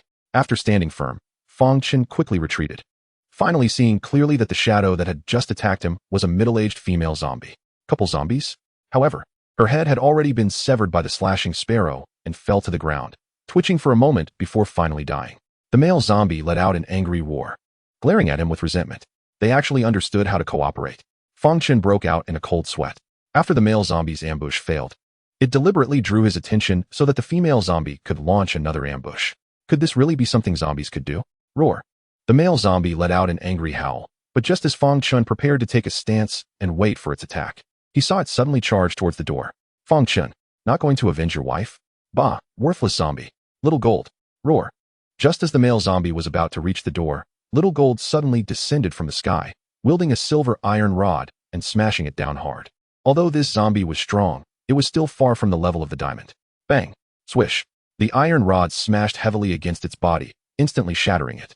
Thud! From the blood and flesh, a thumb-sized red diamond crystal fell out. Detected 1 crystal core. Do you wish to extract it? Detected 1 crystal core. Extract. As Fang Chen's voice fell, he obtained the crystal cores from both zombies. Then, he called up his attribute panel. Name, Fang Chen. Level 1. Beast space, 1,000 square meters. Contract scroll, 0. Number of crystal cores, 7 basic cores, 2 red cores. Number of pets, 6. Copy time, 5 minutes. Others, red cores are born from level 1 zombies, with an energy level 100 times that of basic cores. Level 1 zombies? Fang Chen's expression turned cold. It was indeed as he had speculated, zombies had evolved. Fortunately, it wasn't a full evolution. It seemed to be only a small portion. But even so, it was still terrifying. You should know that the zombie population is vast, and even if there is only a 1 in 10,000 chance of evolution, it's still a frightening number. It seems I need to hurry and build the zoo's walls. At this moment, Fang Chen felt a great sense of crisis. He no longer lingered, collecting the 2 zombie corpses and all weapons into the beast's space, then leaping onto the opposite rooftop. In the observation area, a bespectacled man gnawing on bread looked at the person and eagle descending from the sky, his eyes filled with envy. Which man wouldn't want to ride an eagle? Fang Chen put the golden eagle into the beast's space, and, as he reached the cafeteria entrance, he saw the approaching tiger, smiling as he patted its head. Li Yuanling anxiously walked out, her eyes filled with anticipation. Did you find the medicine? I found it. Fang Chen entered the cafeteria with Tiger, taking out all the medicines and instruments he scavenged from the clinic. Fortunately, they weren't foolish enough to ask questions. Everything you need is inside. Just pick for yourself. Okay. Li Yuanling rummaged through the pile, found the necessary medicines and surgical tools, and hurried towards Old Wu and Old Li. At this moment, both of them were not in good condition, already in a coma. Are you confident? Zhang Biao couldn't help but ask. Li Yuanling took a deep breath. Her expression serious. The wounds have become inflamed, and the high fever hasn't subsided. I only have a 50% chance. Don't be nervous, you can do it. Thank you. Li Yuanling calmed herself and picked up the instruments to start treating their wounds. Everyone stood by silently watching. Half an hour later, all the wounds on the two were treated, and Li Yuanling prepared several bottles of antipyretic drips for them. After finishing these, she was exhausted. Her white forehead covered in sweat. As for whether the two could wake up, it depended on their fate. Ding dong. During dinner, Fang Chen was browsing the news when his phone suddenly chimed with a text message. He opened the message with a cold expression. Ding Shuang. Dear, why haven't you come yet? I'm almost starving. Hurry and bring food. I miss you so much. Miss me? Humph. You clearly just want to use me as a tool to bring you food. Fang Chen, I'm on the way. I should arrive tomorrow. Ding Shuang, great. Be careful on the road. You must bring the food. I'm waiting for you. Fang Chen, okay. After putting down his phone, the gloom in his eyes lingered. Time had dragged on long enough. The power would go out tonight, and he needed to go out tomorrow to find a generator. He thought he could also take the opportunity to get revenge. The next morning, Fang Chen went to the cafeteria, and just as he expected, there was a sudden power outage in the middle of the night. Fortunately, the cafeteria had a backup gas stove, so they could still cook. After sitting down, Fang Chen scanned the area. How are Old Wu and Old Li doing? Hearing this, Fang Chen secretly breathed a sigh of relief. Thanks to Li Yuanling this time. Yeah. Big Tooth grinned, showing his 4 large teeth. Our wounds were all bandaged by her, and they're already scabbed over. Not bad. Yeah, I also think this girl is good. I said the porridge is well cooked. Big Tooth. Fang Chen finished a bowl of porridge and wiped his mouth. Then, with a wave of his hand, he took out 4 machetes, 2 iron crossbows, and 30 crossbow bolts from the beast space. Fang Chen pushed the crossbows in front of the two and sternly instructed, I'm going out to look for supplies. Each of you 4 security guards gets a knife. As for these 2 crossbows, you 2 will use them, each with 15 crossbow bolts. Big Tooth and Zhang Biao were momentarily stunned, then excitedly looked at him. Thank you, Captain Fang. Don't worry, we will definitely protect this place. In the apocalypse, having weapons made them feel particularly secure. Fang Chen smiled and patted their shoulders. The last incident had fully proven their loyalty. I believe in you. After giving his orders, he released Tiger to guard the warehouse. This was a crucial area of the zoo and could not be compromised. After doing all this, Fang Chen took out the map of Jiangqing, found several locations he had marked in advance, and rode the Golden Eagle out of the zoo. Chapter 19, The Revenge Begins. Soaring through the sky once again, he was no longer as excited as the first time. After a few minutes, the Golden Eagle landed on a rooftop. This was his first target, a street filled with hardware stores. Fang Chen used the same trick again, first letting the Golden Eagle lure away the nearby zombies, then charging into a hardware store with Xiao Jin and Bear to Roar. A few zombies heard the noise and roared as they charged out. With the experience from the last time, Fang Chen released the little one to scout every corner while he dispatched the zombies to prevent any mutated zombies from ambushing. A few minutes later, all the zombies were dealt with. These are all mine. Ha ha. He couldn't help but laugh. This feeling was truly wonderful. Even if there were many things he wouldn't use, he still couldn't help but collect them into the beast space. Was this the joy of getting something for nothing? Fang Chen's eyes sparkled, as if he were a pervert seeing a beautiful woman. Old man Lu Shuren once said that no one could refuse the joy of getting something for nothing. If someone could, then they should just get it from more places. As he walked by, brand new hardware tools disappeared one by one. When he reached the back of the store, he finally saw the thing he wanted most, the generator. There were more than a dozen of various models, all brand new. Fang Chen unceremoniously collected them into the space, then walked to another hardware store to continue enjoying the joy of getting something for nothing. Half an hour later, he finally left, satisfied, with the Golden Eagle. He had the generator now. The next issue to resolve was the power source, so his next target was a gas station. In Longhua, gas stations were in abundance. This one looks good. Soon, Fang Chen found a gas station by the roadside. Upon entering the underground oil storage room, he directly released Xiao Jin to uproot the tall oil tanks and store them all in the space. When leaving, he also took all the supplies from the convenience store. Just like that, Fang Chen methodically swept through 3 gas stations before stopping.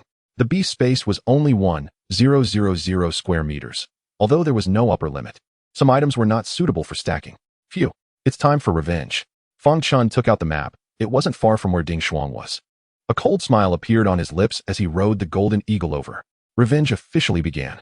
Half an hour later, the Golden Eagle brought Fang Chen to the rooftop where Ding Shuang was. Beijing Han. This was a high-end club, and only wealthy people could afford to spend here. Ding Shuang chose to celebrate her birthday here, not because she had a lot of money, but because she intended for Fang Chen to be the one to foot the bill. Now, Fang Chen had finally come to settle the score. 3 days had passed since the apocalypse began. He hoped they were all still alive. Otherwise, I would regret missing anyone. Looking at the luxurious decorations beneath him, Fang Chen's lips curled into a cold smile. He did not rush in, but instead took out his phone and sent a message to Ding Shuang. Fang Chen, I'm outside. Which floor and box number are you on? Ding Shuang. Dear, I'm in box 308 on the 3rd floor. Did you bring food? Fang Chen frowned. She repeatedly emphasized bringing food, indicating they were already out of supplies and starving. But now that he had arrived, couldn't they wait to ask when they met? Something was off. Fang Chen decided to probe a bit. Fang Chen, sorry, I didn't find any food. I haven't eaten for 2 days either. Wait a moment. I'm almost there. After putting down his phone, he silently waited on the rooftop. Inside box 308. A man and a woman nestled together on the sofa. The woman clad only in a loose-fitting white shirt, revealing a captivating glimpse of her form.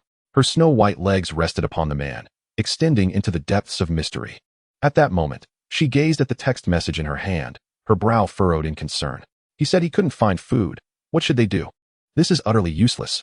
The man, named Wang Hao, had one hand beneath her clothing, his expression decidedly displeased. On the carpet opposite them, 3 scantily clad young women surrounded a tall, robust man, engaged in physical exertion.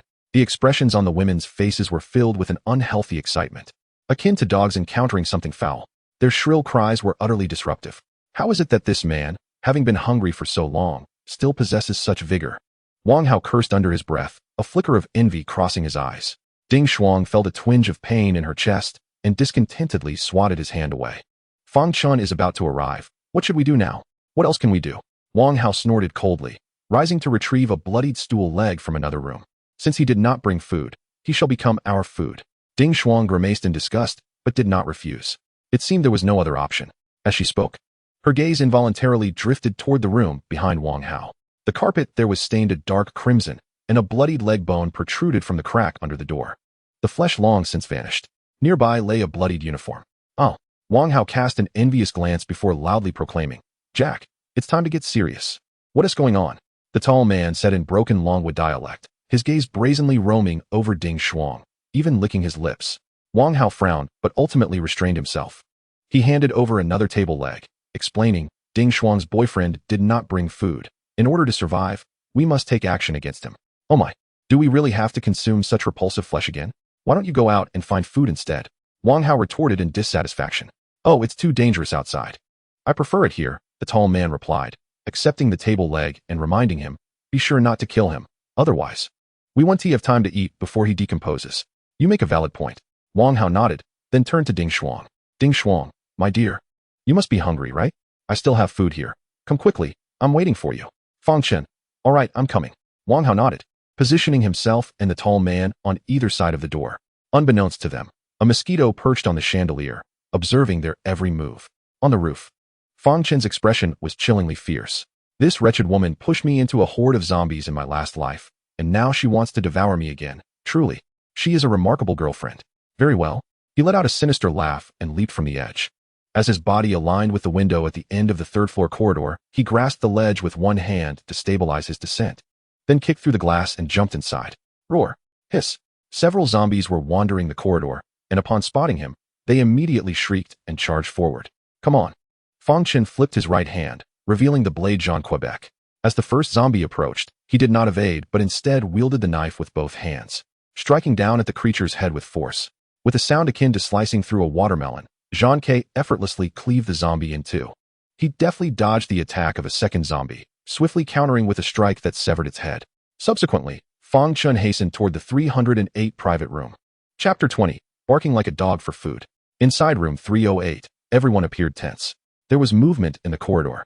It must be Fang Chen. Prepare quickly. Ding Shuang pressed her ear to the door for a moment, then nodded at Wang Hao and hid away. Wang Hao and the tall man stood ready on either side, each holding a table leg.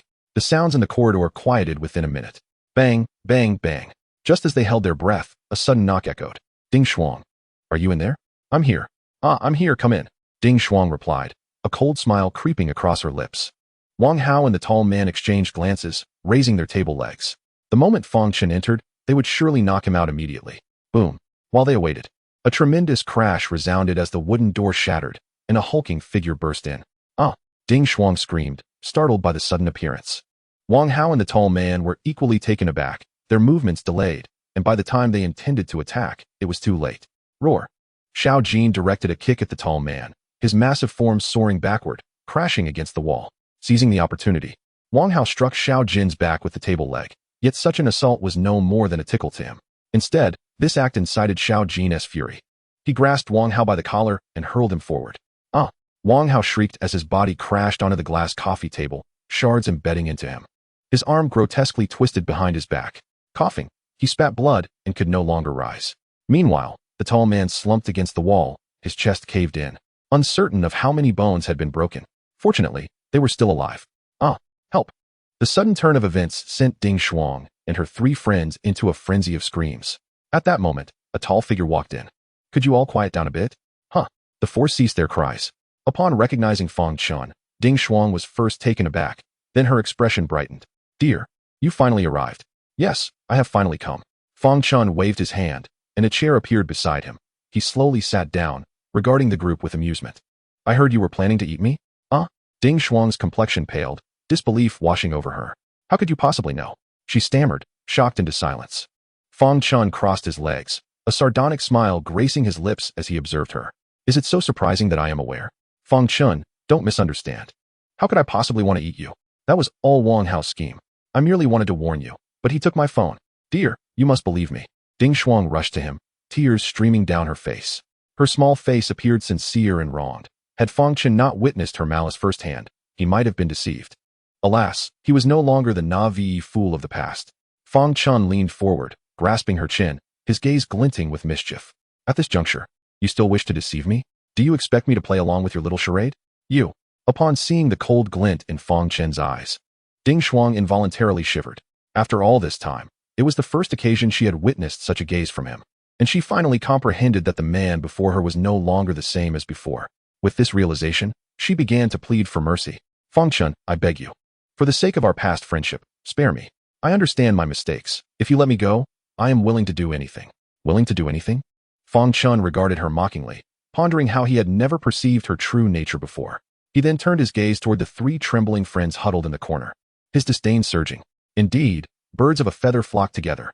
He had heard Ding Shuang speak of these 3 friends before, noting their promiscuity, often serving a single man, particularly favoring the tall man.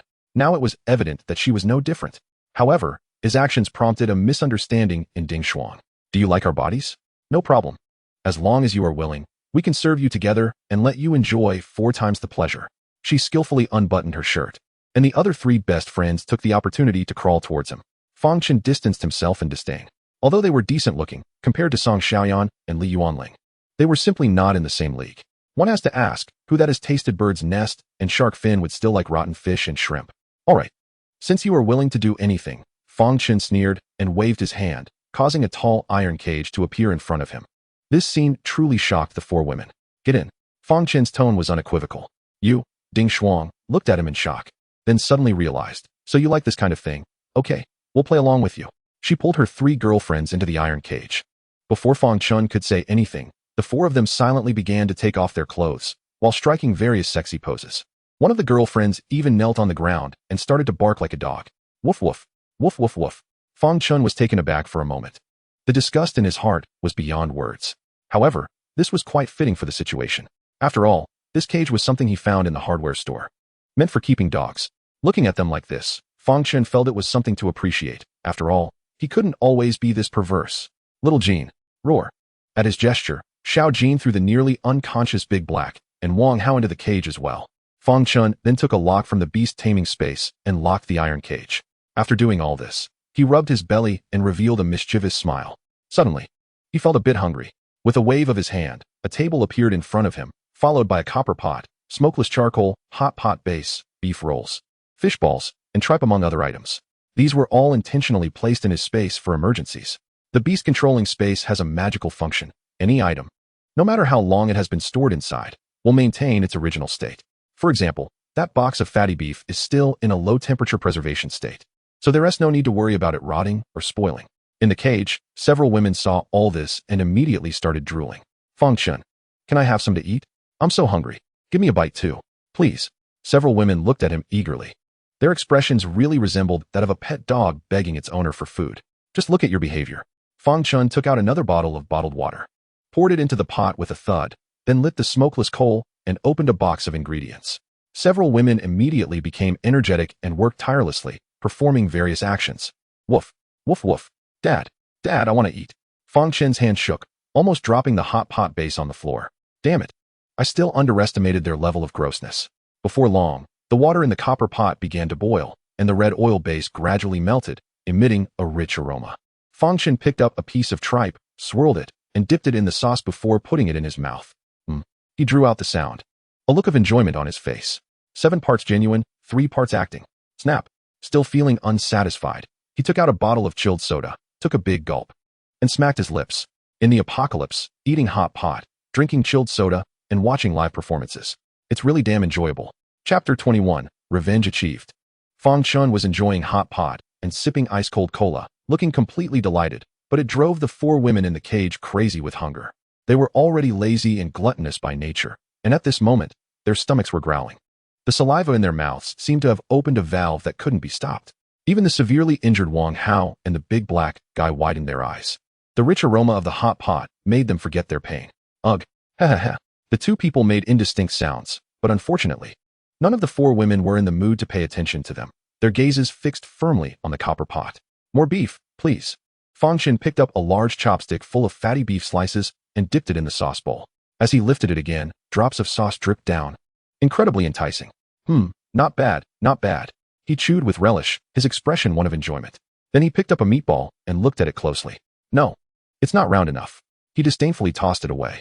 The beef ball fell to the ground, rolled a few times, and finally stopped more than a meter away from the iron cage, its surface coated with bright red beef tallow, exuding a meaty aroma. Mine. Don't try to snatch it from me, it's mine. Get lost, you filthy bitch, get away. The 4 women stared at the beef balls that were so close. Like addicts seeing drugs, reaching out to grab them while pushing and cursing at each other. Bang, bang, bang. The sound of clanging came from inside the iron cage. But they couldn't reach it no matter what. So close, just so close. Ding Shuang even turned around, trying to hook with her foot. As her thigh extended out of the iron cage, 2 snowy white buns were revealed. However, it was all in vain.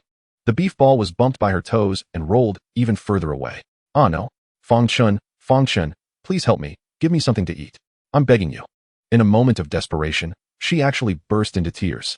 Unfortunately, this tactic had no effect on Fang Chen. He continued to sit there leisurely enjoying his hot pot. Only after he had eaten and drunk his fill did he wipe his mouth and stand up. For the people in the cage, those short 30 minutes felt like a century of torment, worse than being killed. And this was exactly the effect Fang Chen wanted. He walked in front of the cage, squatted down, and looked closely at Ding Shuang's face just inches away.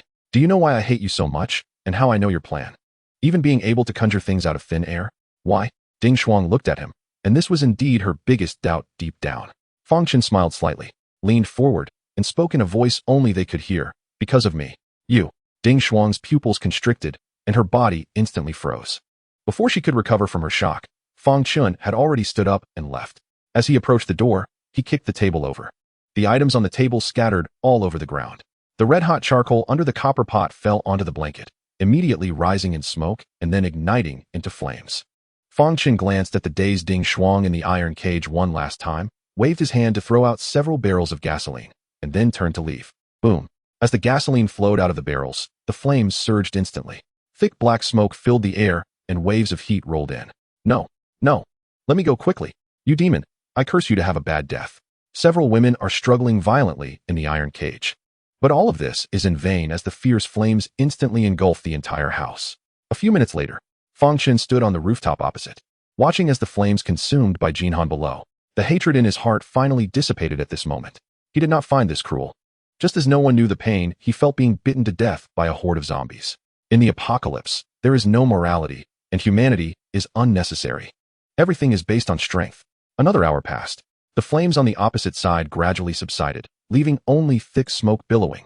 The once magnificent and luxurious clubhouse, dazzling and intoxicating, has now turned into a pile of ruins after a great fire, burying all the filth and disgrace. With such a large blaze, there can be no survivors. Unless he is a deity. Let's go, Dapeng. Fang Chen no longer lingered. sitting on the golden eagle and flying towards the distance. After avenging his great hatred, he thought he would be very happy, but instead, he felt an unexpected calmness. It seemed that killing had become an ordinary matter for him. Hiss, roar. While Fang Chen was lost in thought, a chaotic roar faintly came from below. He looked down and saw several streets below where zombies were gathering at the intersection, attacking a group of people. Due to the height, he could only vaguely see that the people were wearing the same color clothing, being besieged by zombies from all directions. They were hiding behind ruins and abandoned vehicles, desperately holding on with their weapons. However, as more and more zombies appeared, annihilation was just a matter of time. Copy Dopping skill, Fang Chen said, wanting to see the specific identities of these people. Ding, copy successful. Skill, precision lock. In the next moment, Fang Chen's pupils contracted. His eyes sharp as an eagle's, and his vision immediately became clear, comparable to a high-definition telescope. He finally saw the situation below clearly. There were about 20 people, holding weapons like axes, iron rods, and chainsaws. They were dressed in dark brown work uniforms, with the striking words Sanha Construction printed on their backs. An engineering team? Fang Chen frowned slightly, showing a look of contemplation. At this moment, he noticed that the leader of this group was actually a woman. She was in her early 30s, also wearing a work uniform, wielding a fire axe and crazily killing zombies. There were already a dozen zombies lying dead at her feet. This woman is so fierce. Since the apocalypse, it was the first time Fang Chen encountered someone so powerful, and she was a woman, much stronger than some men. He noticed that the woman was quite skilled, like a trained fighter. Just in time, they needed to build a wall for the zoo. Considering they were an engineering team, you guys are lucky. Dapeng, let us go? Fang Chen patted Dapeng's back, and the latter immediately carried him down. On the ruins below, quick, run into the alley. Don't get caught up in the fight, Zhou Ruodong shouted, swinging her axe to kill the approaching zombies while directing the crowd behind her to retreat. Her work uniform was already stained with filthy blood. Ah, help me, quickly help me. Old Zhong. There were too many zombies around, like rabid dogs smelling flesh. Each one fearless and crazed. Under the violent assault, people were continually knocked down. Everyone knew that once they were knocked down by zombies, they would never get up again, only able to helplessly cry out in pain. No one could save you because everyone was struggling to survive. Run, I can't hold on any longer, Zhou Ruodong shouted, her eyes filled with anxiety. At this moment, she felt the axe in her hand becoming heavier, and her body was no longer as agile as before. Clearly a sign of exhaustion. Oh my God, what is that? Look up at the sky. Hiss, such a big bird. In the chaos, someone suddenly screamed loudly. A massive black shadow quickly swept across the disordered ruins. Zhou Ruodong instinctively looked up, her small face suddenly shocked. Under the glaring sunlight, a huge eagle was circling above them, and on the eagle's back sat a handsome young man. Chapter 22. This person belongs to me. Fang Chen rode Dapeng and observed the scene, then came to the top of the crowd. Go into the alley behind. I'll hold them off. His voice was cold and unquestionable. Zhou Ruodong didn't hesitate and chose to follow his instructions. Quick, follow me. She forced herself to muster her spirit, chopping down the zombie in front of her with her axe, and then called out for others to run into the alley behind. With her leading, the crowd finally stopped running around like headless flies. As the zombies fiercely pursued them, Fang Chen snorted coldly, and with a wave of his hand, two black shadows descended from the sky. Bang bang, roar, hiss. After landing, Xiao Jin swung a silver metal rod in his hand, smashing all the approaching zombies in half. Meanwhile, Xiongde curled up his body, turning himself into a giant black sphere, rolling towards the horde of zombies. Wherever he passed, the zombies were squashed into meat patties. Faced with its tough skin and fur, the zombies had no way to deal with it, only able to roar in unwillingness. Detected 1 crystal core. Do you want to extract? Detected 1 crystal core. Extract. Fang Chen hovered in the air, enjoying the joy of harvesting crystal cores. They now had only one thought. Run. Run as fast as possible. Whoever falls behind will be eaten by the zombies. Finally, they desperately ran to the end of the alley. There was no way forward. What is going on? Was it that person who saved us earlier? Can he hold off so many zombies by himself? What do we do now? The crowd gasped for breath, nervously speaking. In just a moment, the original group of more than 20 was now reduced to just over 10. But for some reason, Zhou Ruodong felt a deep trust in this young man she had never met before. Let us rest first, regain our strength. No one refuted her words. All of them were breathing heavily. Time passed second by second. The crowd finally stopped panting heavily, but their hearts were still pounding because the danger had not passed. Coo! At that moment, an eagle's cry rang out. A huge black shadow passed overhead, and the crowd saw that the big eagle had landed on the roof of a nearby building, with the young man standing beside it. Seeing him return safely, Zhou Ruodong let out a quiet sigh of relief. Little brother, did you deal with those zombies? They've been led away. Fang Chen jumped down from the tall building, immediately causing a commotion below. However, he landed effortlessly after using balconies and other protruding places to assist his descent like a monkey. Hiss! My god! He can do lightness skill? Am I dreaming? The crowd gasped, looking at Fang Chen with shock and disbelief. Only Zhou Ruodong in front of the crowd showed a thoughtful expression, not as shocked as the others. Seeing Fang Chen approach, she quickly collected her thoughts and smiled. Little brother, thank you for saving us just now. Let us skip the formalities, Fang Chen said, his gaze scanning over her, revealing a hint of surprise. The woman in front of him had prominent features, with clear brows and eyes. Her hair was casually pinned up, and while her skin wasn't as fair as Li Yuanling and Song Xiaoyan, it was not dark either. It had a healthy wheat color, even in loose work clothes. Her chest was still prominently pushed out. It was clear that this woman had great potential and was not ordinary. After a thorough assessment, Fang Chen directly asked, "Can you build walls?" Huh. Zhou Ruodong was taken aback, not expecting him to ask that. Yes, of course.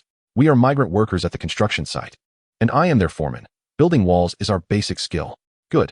Fang Chen smiled and continued, I can take you away and provide a shelter with food, but first, you need to agree to two things. Zhou Ruodong was overjoyed upon hearing this. It was exactly what she had been hoping for. What do you need us to do? The shelter I mentioned has been damaged by an earthquake, with many places cracked and collapsed. I need you to rebuild a higher, sturdier wall for defense against zombies. After hearing this, Zhou Ruodong didn't hastily agree but expressed her concerns. However, building walls requires a lot of building materials and large tools.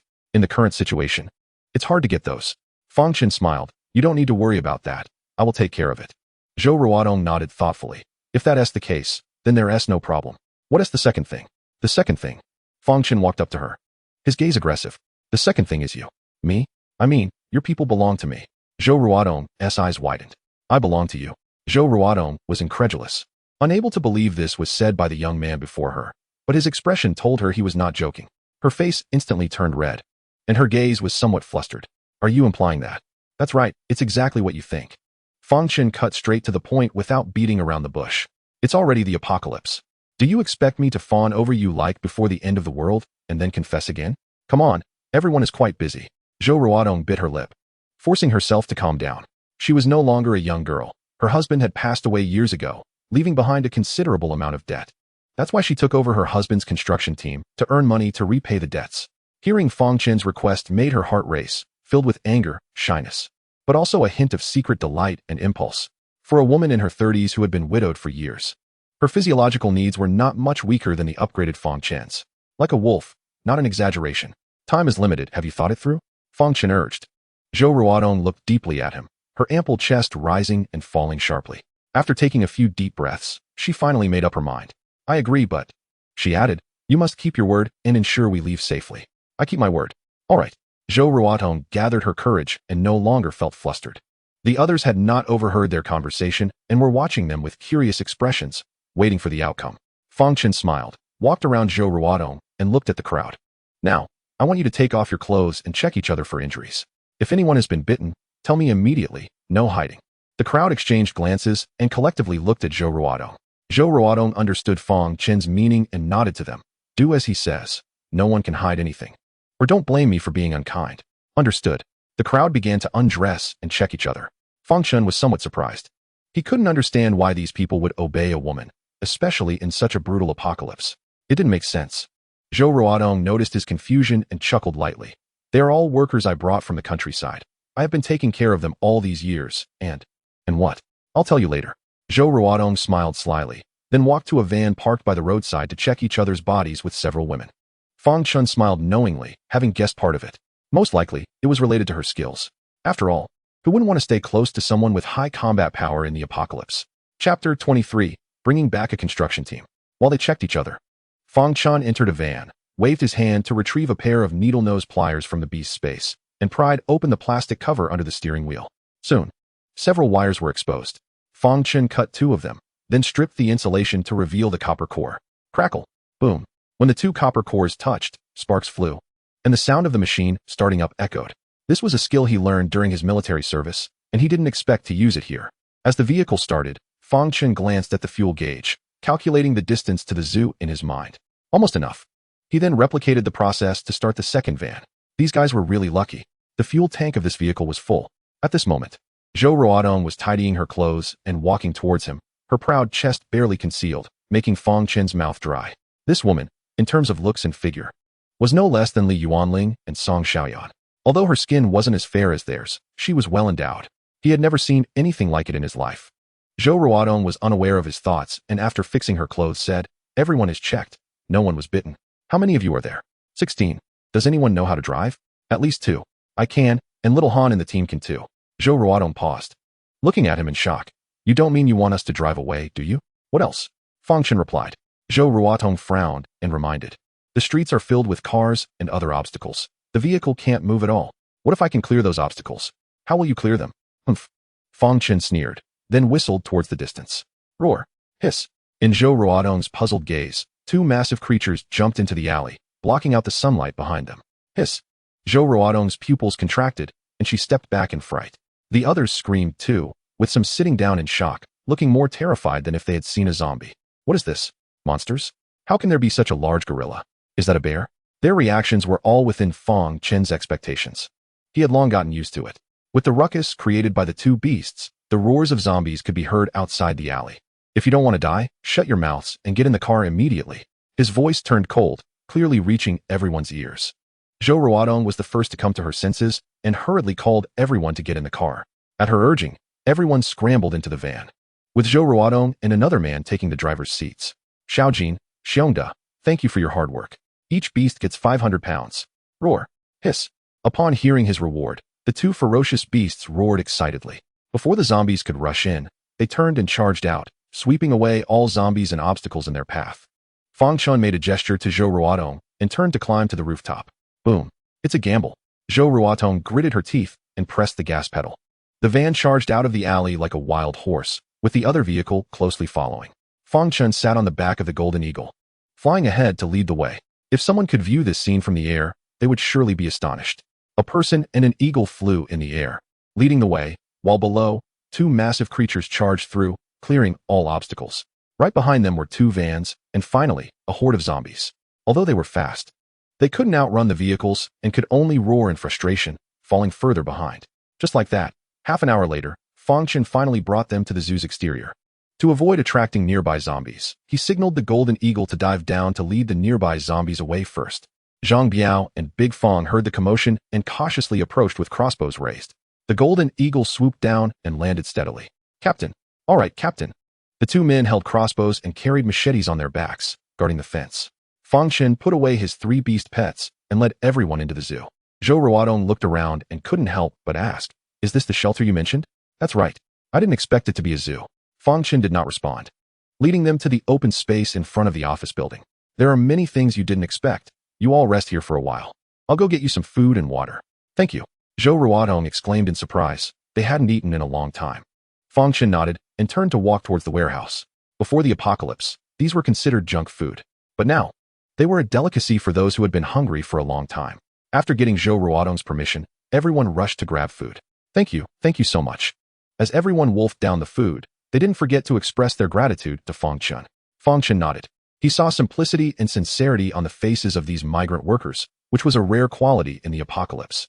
When Zhou Ruodong also went to get food, he stopped her. "Go eat in the cafeteria. They have already prepared meals over there." "Huh." Zhou Ruodong was taken aback. "Let's go?" Fang Chen pulled her towards the cafeteria, explaining as he walked. "It's not bad at all. If it weren't for you, I wouldn't have saved them." "Well, all right then." After listening to Fang Chen's explanation, Zhou Ruodong felt much less guilty. The reason she had agreed to his conditions back then was indeed partly to save everyone.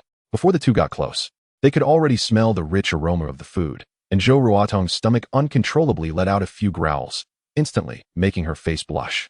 During the meal, several security guards looked at the beautiful woman who had joined them with mischievous smiles. Big Tooth winked at Fang Chen. "Captain, aren't you going to introduce us? Those people outside are from a construction team, and she is the foreman." Fang Chen paused and looked at Zhou Ruodong. "I haven't asked you what your name is yet." Zhou Ruodong quickly stood up and politely greeted everyone. "Hello everyone, my last name is Zhou, and my name is Zhou Ruodong. You can call me Xiao Zhou or Ruodong. Sorry for the trouble, and I hope you take care of me." "No trouble at all." Big Tooth quickly waved his hand, his gaze subtly sweeping over her chest. He then secretly gave Fang Chen a thumbs up. As expected of the captain, his taste is impeccable. Fang Chen shot him a glare and picked up his bowl. "All right, let's eat quickly." Seeing everyone start to eat, Zhou Ruodong finally picked up her chopsticks. She had been starving, and finally taking a bite of the warm meal made her face immediately show a look of happiness. It's so delicious. You have to know that this is the end of the world, and everyone is enduring hunger. To be able to eat such a lavish meal here is simply like a dream. After lunch, the table was in disarray.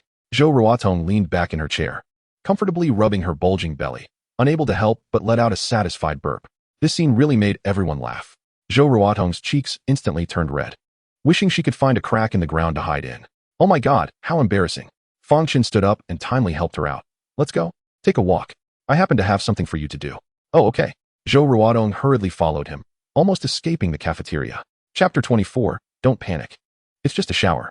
In front of the office building, the construction workers were full and resting in the corner, and upon seeing them, they all stood up. Foreman. Sister Ruodong. Zhou Ruodong nodded, and then looked at Fang Chen. What do you need us to do? Help me install a few generators. While speaking, Fang Chen led them to the front of the warehouse and took out 4 generators. The warehouse can't be without power for too long. These 4 generators need to be installed today. Don't worry, leave it to us. Zhou Ruodong patted her ample chest. This kind of thing was child's play for them. Let them install it first. You come with me. Fang Chen left a pile of tools for them and then walked away. Where are we going? Zhou Ruodong suddenly felt nervous. He wouldn't want to. Her cheeks flushed again, and after hesitating, she finally gritted her teeth and chased after him, showing a determined expression. However, after walking for a while, she realized that Fang Chen had actually brought her to a collapsed wall. The collapsed area had been sealed off with iron mesh and wooden boards. Zhou Ruodong's eyes flashed with suspicion. Does he want to do it here? Do you see it? Fang Chen suddenly spoke. Huh? See what? Zhou Ruodong was startled and didn't quite react. Fang Chen frowned slightly and then pointed to the collapsed wall. The original wall is severely damaged and not high enough. I need you to rebuild a wall. Oh, I understand. Zhou Ruodong nodded hurriedly, secretly relieved. Thankfully, he's not that kind of person. Fang Chen was unaware of her inner thoughts, and as he walked forward, he said, I need to build a wall at least 3 meters thick and 20 meters high. Additionally, set up a guard post every 30 meters with shooting holes. And also, Zhou Ruodong followed behind him, sometimes frowning and sometimes nodding. 3 hours later, the two had circled the zoo and Zhou Ruodong had gained a certain understanding of the entire place. Fang Chen turned to her. Can you give me a design sketch by tomorrow morning? Zhou Ruodong thought for a moment. Just a sketch, no problem. Good, let's go. Ruodong Jia, the generators are installed.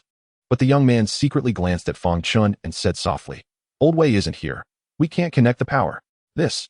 Zhou Ruodong suddenly showed a difficult expression. She had just assured Fang Chen, and now such a situation had arisen. With Fang Chen's hearing, he naturally heard their conversation. None of you are electricians? There was one. Zhou Ruodong explained with a wry smile. But he was bitten by a zombie before you saved us. The young man next to her showed a sad expression. Fang Chen frowned, feeling it was a bit tricky. The generators he had sourced were high-end, not the kind that just anyone with basic electrical knowledge could connect. Moreover, the wiring for the warehouse's cooling system was quite complex. If mishandled, the entire system could be damaged. He sighed and could only pin his hopes on a few security guards and caretakers. Go ask them. Fang Chen headed toward the observation area, and Zhou Ruodong followed behind, feeling a bit guilty and not daring to speak. Soon, Fang Chen found Big Tooth and the others who were patrolling. Is there anyone among you who understands circuits? Circuits? The few looked at each other and shook their heads. They could change a light bulb or electrify fish, but they had never seen such a professional generator. Just then, Big Tooth suddenly thought of something. Boss, that kid seems to understand. He pointed to a glasses-wearing man who was cleaning up zombies in the distance. I chatted with him before. He seems to be an electrical engineer. Oh, Fang Chen was delighted and quickly walked over. At that moment, the glasses-wearing man was cleaning the blood on the ground and was startled when he saw Fang Chen and his group approaching. He nervously adjusted his glasses and stammered, What's going on? Do you understand electricity? Fang Chen got straight to the point. The glasses-wearing man was taken aback for a moment and then nodded. I majored in electrical engineering in college and worked as an engineer at Jiangbei Power Plant after graduating with a master's degree. That's great. Everyone smiled broadly. They didn't expect this seemingly timid guy to have such a big background. A master's in electrical engineering, a power plant engineer. Connecting a generator should be a piece of cake. Fang Chen suppressed his excitement and asked, I have several sets of generators that need to be connected to the warehouse's cooling system. Can you do it? The glasses-wearing man didn't immediately nod but cautiously said, Can I take a look first? Come with me. Fang Chen led him to the distribution room outside the warehouse and pointed at the 4 generators. Is this okay? The glasses-wearing man walked up to the generators and carefully examined them, slightly nodding. It should be no problem. Good. Then you can get to work. They will assist you. All right. The glasses-wearing man understood that this was his opportunity, so he took it very seriously, immediately studying the parameters of the generators and the cooling system. Fang Chen didn't disturb him and turned to Zhou Ruodong. Let us go. I'll take you to change your clothes and take a shower. Great. As soon as Zhou Ruodong heard she could take a shower, she immediately perked up. Soon, the two arrived at Fang Chen's dormitory. The bathroom is here. Oh, okay. Zhou Ruodong's pretty face flushed, and she nervously lowered her head as she walked into the bathroom. Following her, Fang Chen also went in. The power is out, and there's no running water. Fang Chen explained lightly, then waved his hand. And a large bathtub and several big bottles of mineral water appeared on the ground. Watching him pour all the mineral water into the bathtub, Zhou Ruodong felt a pang of heartache. This is drinking water, and you're wasting it just like that? After getting everything ready, Fang Chen stood up again and opened the valve of the water heater. This thing has good insulation, and the water inside is still hot. He directed the hot water into the bathtub and then tested the water temperature. It's about right. Let us wash up. Then you. Zhou Ruodong covered her chest. Her meaning was obvious. Fang Chen's lips curled slightly as he smiled and left the bathroom. Only then did Zhou Ruodong breathe a sigh of relief. Quickly stripping off her clothes to reveal her alluring figure, then diving into the bathtub. As the hot water enveloped her body, her fatigue gradually eased. But for some reason, her pretty face quickly flushed red. It seems like I haven't taken a shower in a long time either. He stood up and took off his clothes, revealing his strong and muscular body. Then, with a wave of his hand, he took out a box of condoms, a pair of black stockings, and a pair of semi-transparent high heels from the beast space. Holding these items, Fang Chen grinned and dove back into the bathroom. Don't come in. Don't panic. We're just taking a shower together. You woo woo woo. Before long, shouts were heard from the bathroom, one louder than the other. Chapter 25. A man must know restraint. Bang, bang, bang. The wooden bed endured violent impacts that it shouldn't have to bear, until late at night when the wind and rain finally calmed down, bringing peace once more. Fang Chen let out a long breath. The pent-up anger that had built up for so long was finally released. Beside him, Zhou Ruodong had already collapsed from exhaustion. Her hair was messily stuck to her face with sweat, her long legs exposed outside the blanket. One stocking vanished, while the other was torn to shreds. I can't take it anymore, really can't. She looked at Fang Chen weakly, her beautiful eyes filled with disbelief. Is this guy really human? However, although she was very tired, there was still a lingering sense of satisfaction on her face after the excitement. Take a good rest. Fang Chen got up and took a sip of water, speaking lightly. The matter of building the wall will depend on you in the future. Okay. Zhou Ruodong nodded weakly. However, she didn't actually fall asleep. She brushed her hair away from her cheek and looked at Fang Chen hesitantly. There's something I need to confess to you. What is it? Actually, I had a husband, but he passed away years ago, and I have been in mourning ever since. You want to dislike me, right? Zhou Ruodong looked at him somewhat nervously, her eyes filled with anxiety. As expected, she saw Fang Chen's brow furrow. So, you are a widow? However, the next moment, excitement suddenly appeared in Fang Chen's eyes. Looking at her alluring body, and that even more tempting identity as a widow, the flames that had just been extinguished instantly reignited.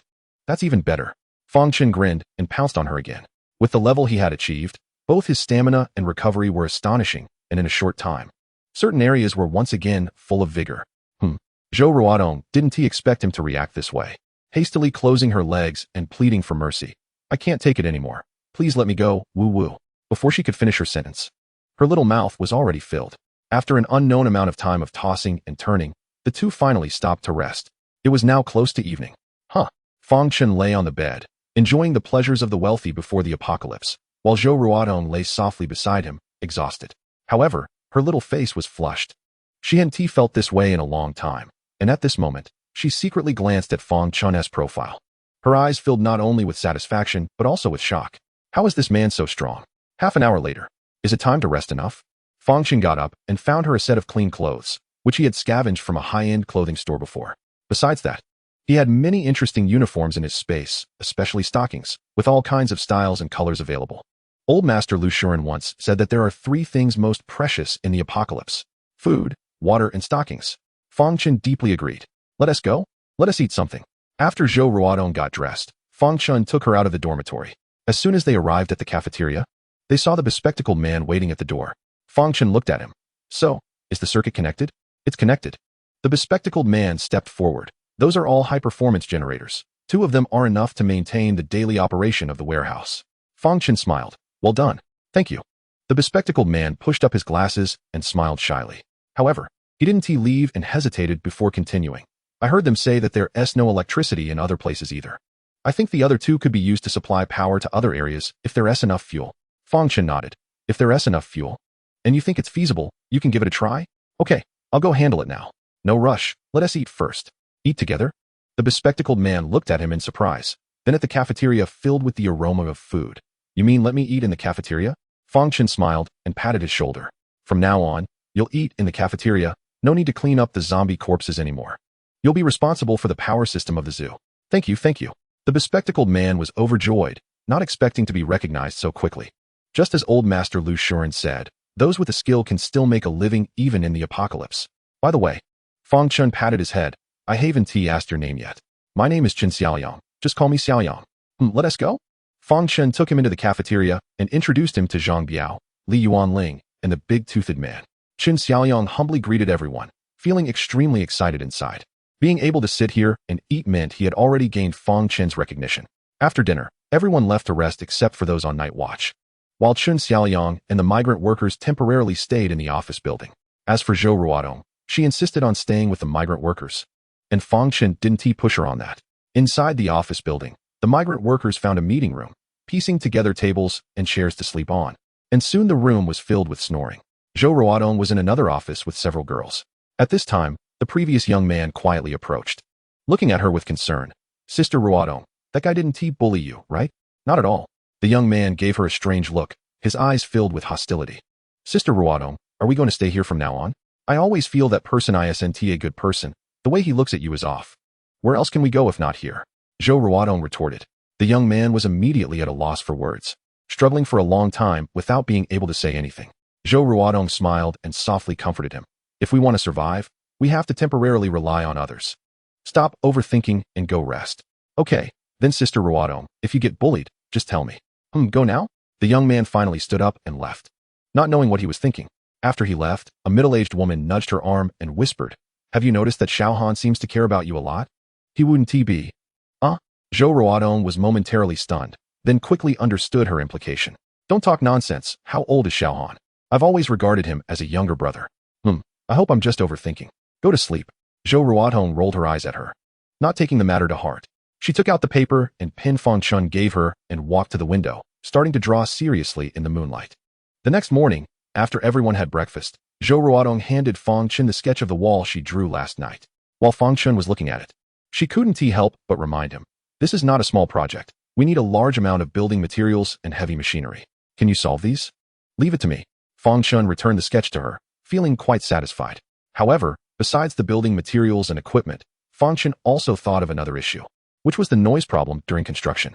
It wasn't that he was afraid of disturbing the neighbors, but rather worried about attracting a horde of zombies. After all, there were too many zombies outside, and a slight mistake could trigger a zombie tide. After some discussion, the two decided to use the old method. First, they would clear out the nearby zombies, and then build a simple protective barrier with the materials. Additionally, they would try to use manual labor as much as possible to reduce the use of large equipment, if equipment was necessary. Fang Chen would first lure the nearby zombies away before using it, minimizing the risk. Although this would greatly slow down efficiency, it was a necessary measure. All right, be careful. Fang Chen left the cafeteria, summoned the golden eagle, and flew out of the zoo. After he left, everyone got busy. Zhou Ruodong led a group of laborers to clear the rubble around the damaged wall. Li Yuanling asked Fang Chen for an office to convert into a clinic. Several security guards patrolled the entire zoo, while the caretakers prepared food and fed the animals. The chefs cleaned the dishes while preparing lunch. Chen Xiaoyang was busy remodeling the zoo's electrical system, and Professor Hao and his wife stayed in the botanical garden to continue researching his mutated plants. The entire zoo only had Old Wu and Old Li resting from their injuries. After finding an open space, he waved his hand. Suddenly, dozens of tons of cement appeared on the ground, along with piles of rebar, iron mesh, color steel plates, and scaffolding, etc. You all continue preparing. I'll go back and forth a few more times. After giving a few instructions to Zhou Ruodong, he set off again. This time, the target was a nearby construction site, where many large machines were parked in disarray. Cranes, excavators, bulldozers, and everything else one could think of. When Zhou Ruodong saw this scene, she almost dropped her jaw. Even before the apocalypse, it would take at least dozens of large trucks to gather so many materials in a morning. How could he do this alone? Is he a god? No, he must have special abilities. It must be that way. After all, now zombies exist. So having one more person with special abilities is completely reasonable. No wonder he is so powerful. She recalled the scene from yesterday in the dormitory. Her face suddenly flushed. What are you daydreaming about? It's time for lunch. Fang Chen's voice came from the side, startling her and making her pat her chest in embarrassment. Oh, I'm coming. I'm coming. This time, the laborers were also present, as Fang Chen had specifically arranged. After all, they were about to do physical labor. And if they only ate junk food, they wouldn't have the energy. 15 laborers sat at several other tables, looking at the chicken, duck, fish, and meat in front of them, their throats constantly swallowing. My goodness, there's even my favorite sweet and sour pork. This fish is so fat. That chicken but is mine, don't fight me for it. A few of them rubbed their fists, their eyes sparkling. Initially, when they learned that Fang Chen wanted them to do hard labor to build walls, many were dissatisfied. But when they saw the food in front of them, their discontent vanished instantly. Doing some work for such a feast. Where else can you find such good fortune? You know, he really is quite nice. A hearty lunch ended amidst their ravenous eating, and this was the time they enjoyed the most in the apocalypse. Only the young Han kept glancing over at Zhou Ruodong and Fang Chen, a flicker of barely perceptible anger in his eyes. He keenly noticed that Zhou Ruodong and Fang Chen seemed to have a very close relationship. In the afternoon, Fang Chen walked out of the zoo holding a scythe. Zhou Ruodong led the laborers, pushing iron mesh, color steel plates, and various tools behind him, everyone looking quite tense. Just as they were about to leave the zoo, Zhou Ruodong suddenly caught up with Fang Chen. Can you give me a weapon too? Oh. Fang Chen turned to look at her, recalling how she had killed zombies before. After hesitating for a moment, he asked, if you tell me why you have such good skills, I'll give you a weapon. Zhou Ruodong paused, thinking for a moment before speaking. Actually, there's nothing I can't say. My skills come from learning with my grandfather since I was a child. He taught martial arts. But it shouldn't be that impressive, right? Fang Chen questioned. He had seen Zhou Ruodong kill zombies with his own eyes. Such skills couldn't be achieved just by learning martial arts as a child. Zhou Ruodong smiled, making a fist with her small hand in front of her chest. Strength and reaction time? Fang Chen stopped and looked at her again. Logically, martial artists shouldn't have such a robust build. He had to admit she was an anomaly. After a brief contemplation, Fang Chen answered, since the apocalypse began, many organisms have undergone mutations. I think the strength and reaction time you just mentioned should also be a kind of physical mutation. Mutation? Exactly. I've seen a mutated carnivorous flower and encountered a pair of mutated zombies with intelligence. So I think you have also mutated. Upon hearing his words, Zhou Ruodong's small face showed uncertainty. Fortunately, this wasn't hard to understand. As a modern person who hasn't watched a few movies or read novels about superpowers. So, your ability to conjure things out of thin air is also considered a mutation? That's right. Fang Chen did not hide it, as they were going to be together. And some things couldn't be concealed. Zhou Ruodong looked at her fair arms, a bit confused. Then to what extent will this mutation go? I don't know. After all, in his last life, he only lived for 3 days and didn't know what changes occurred in this world after the apocalypse. The two fell silent, no longer speaking. After a moment, Fang Chen waved his hand, and several cold weapons appeared on the ground. Choose whatever weapon you need. This sword looks good. Zhou Ruodong picked a long sword made of alloy, sharp-edged, gleaming coldly in the sunlight. Fang Chen nodded and put away the remaining weapons.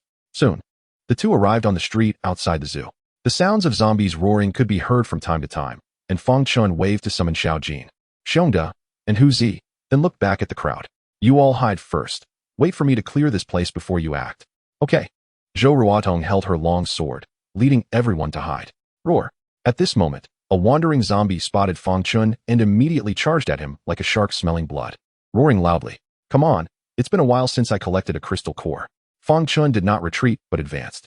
Just as he was about to meet the zombie, he suddenly sidestepped, swinging the scythe in his hand. Swish.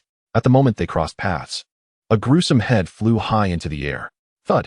After flying several meters, the headless zombie's body crashed to the ground. Fang Chen's movements were seamless, leaving Zhou Ruodong and the laborers watching from a distance, speechless with shock. This person kills zombies as easily as killing chickens. Zhou Ruodong's beautiful eyes sparkled. She only knew Fang Chen could control fierce beasts and conjure things out of thin air, but now she realized his combat skills were also so abnormal. Among the crowd, the young Han's pupils contracted. Fang Chen's combat power also astonished him. Roar. Hiss. The commotion naturally attracted other nearby zombies, which charged at him fearlessly once again. However, the 3 fierce beasts behind Fang Chen were not to be underestimated. Roar. Xiao Jin wielded an alloy iron rod, like a meat grinder, causing blood and flesh to fly everywhere, ferociously chaotic. In contrast, Hu Zi appeared much more refined. With his sharp-boned spikes, he leaped up, instantly tearing apart the necks of 2 zombies, their ugly heads rolling several meters away. Clean and efficient. With that, Fang Chen led the three fierce beasts on a killing spree. In just 3 minutes, they killed all the nearby zombies. And only after ensuring no more zombies appeared did they move towards the next open area.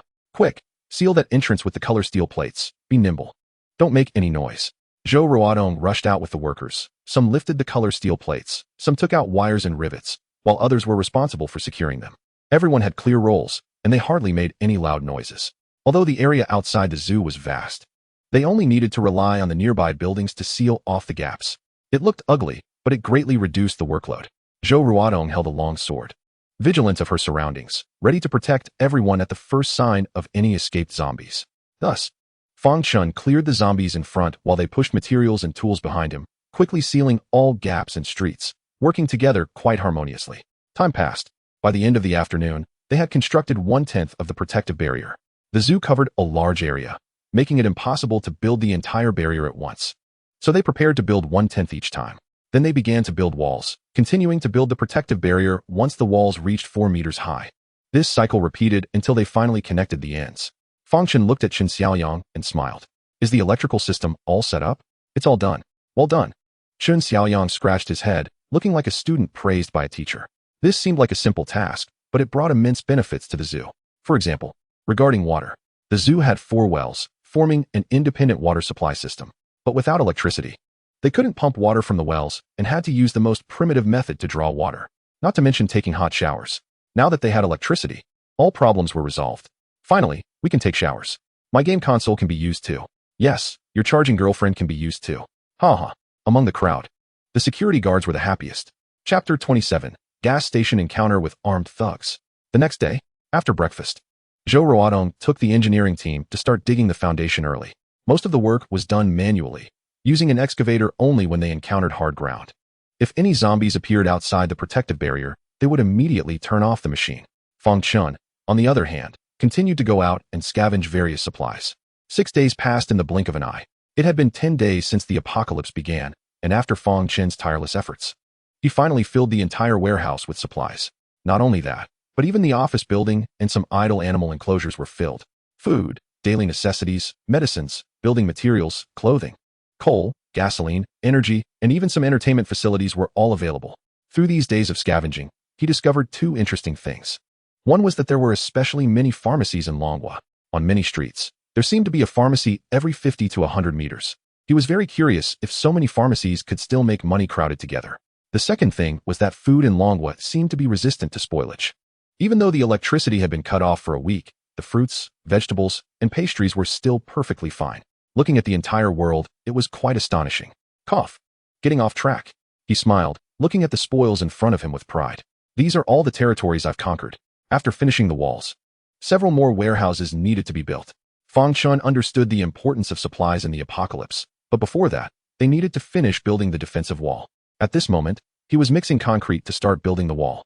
The zombie bodies in the zoo had already been cleaned up by several security guards and carefully washed with clean water. It was time to strengthen their capabilities. Fang Chen went to a deserted area, waved his hand, and released Little Point, Hua, and Dapeng. The vines stretched out over 10 meters long, each as thick as an arm. Once ensnared, even an adult male could not escape. Fang Chen was looking forward to what they would become after their next evolution. Evolve them all. Ding, evolution begins. The evolution paths of the 3 beast pets were all different. Little Point became smaller, but its limbs were more resilient. Especially its sharp beak, which was almost invisible. Fang Chen tried to have it bite, only to find he felt no pain at all.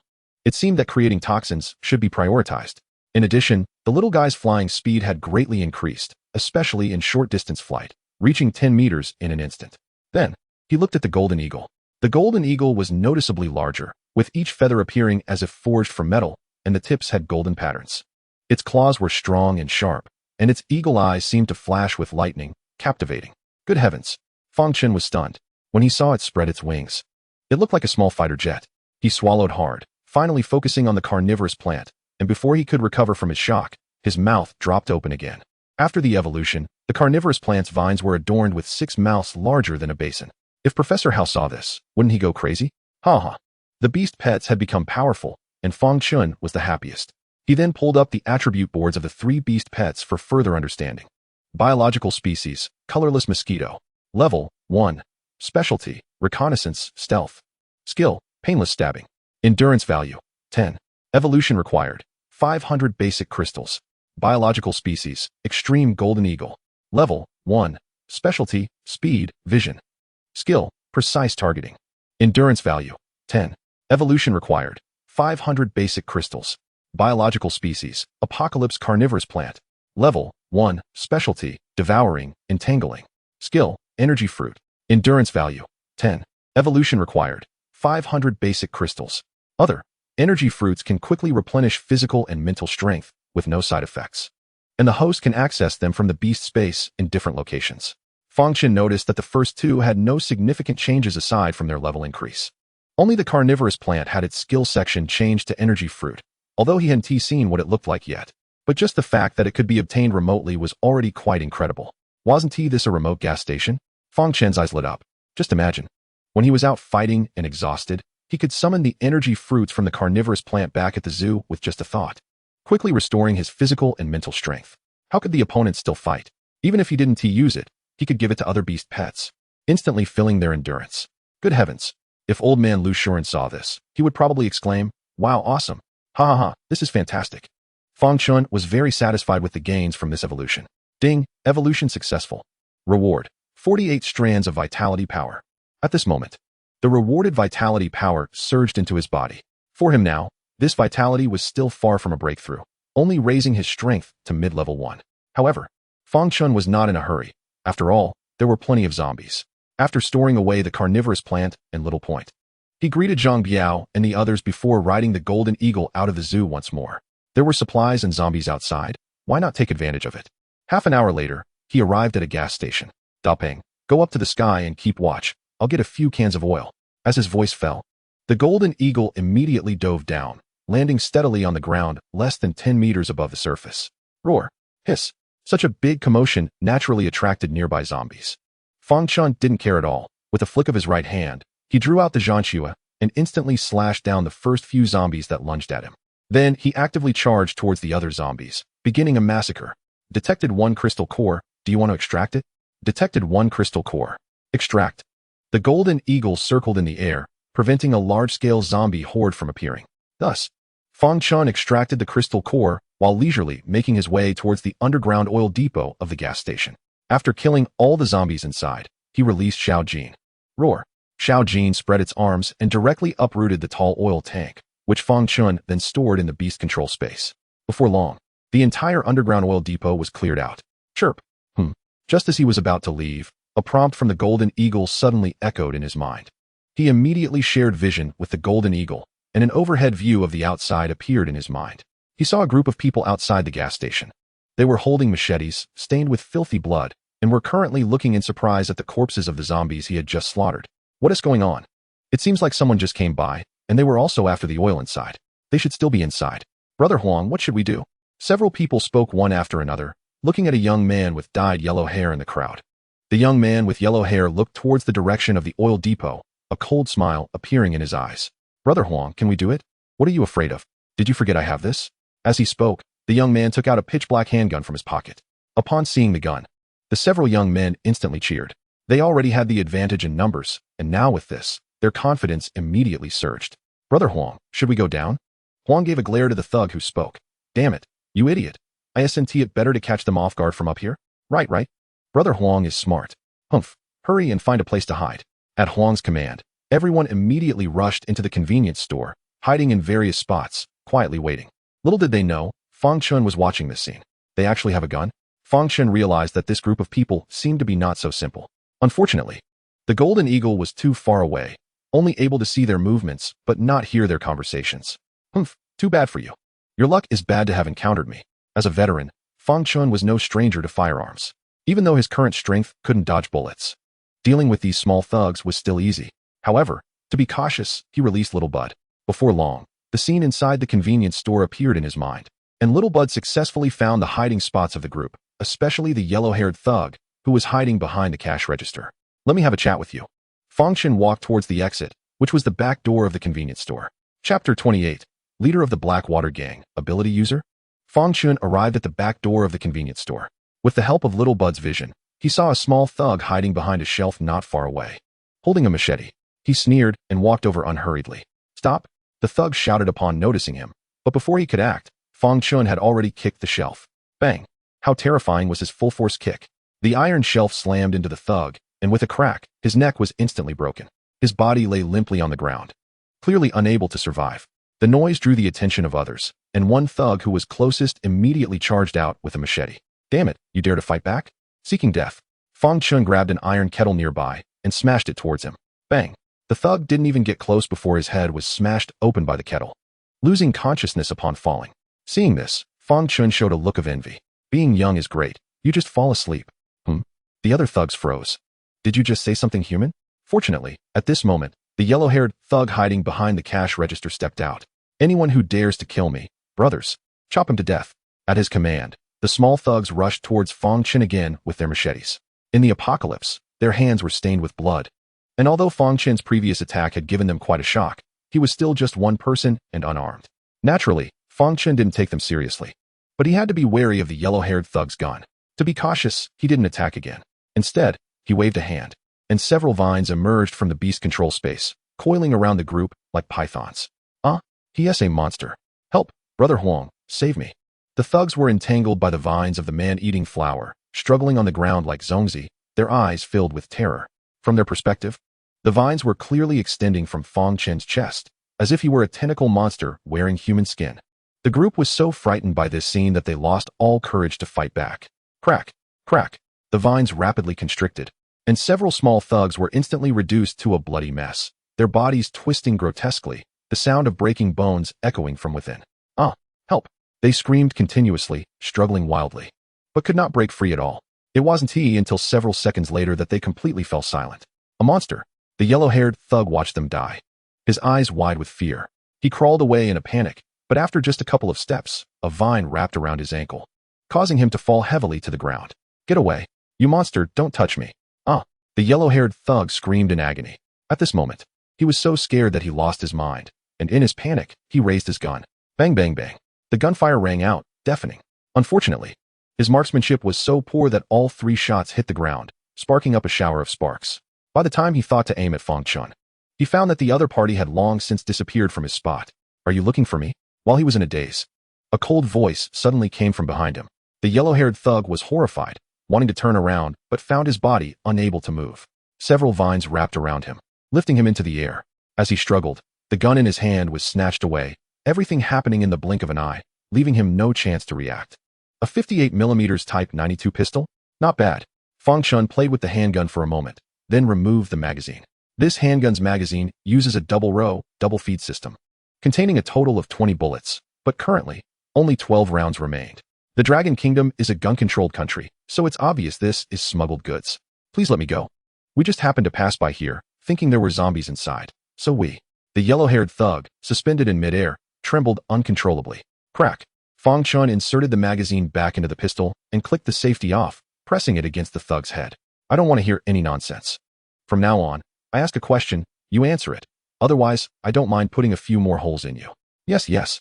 The yellow-haired thug turned pale, not daring to hesitate at all. Fang Chen thought for a moment and asked, "Why did you attack me?" "We didn't mean to attack you. It was all a misunderstanding." Bang.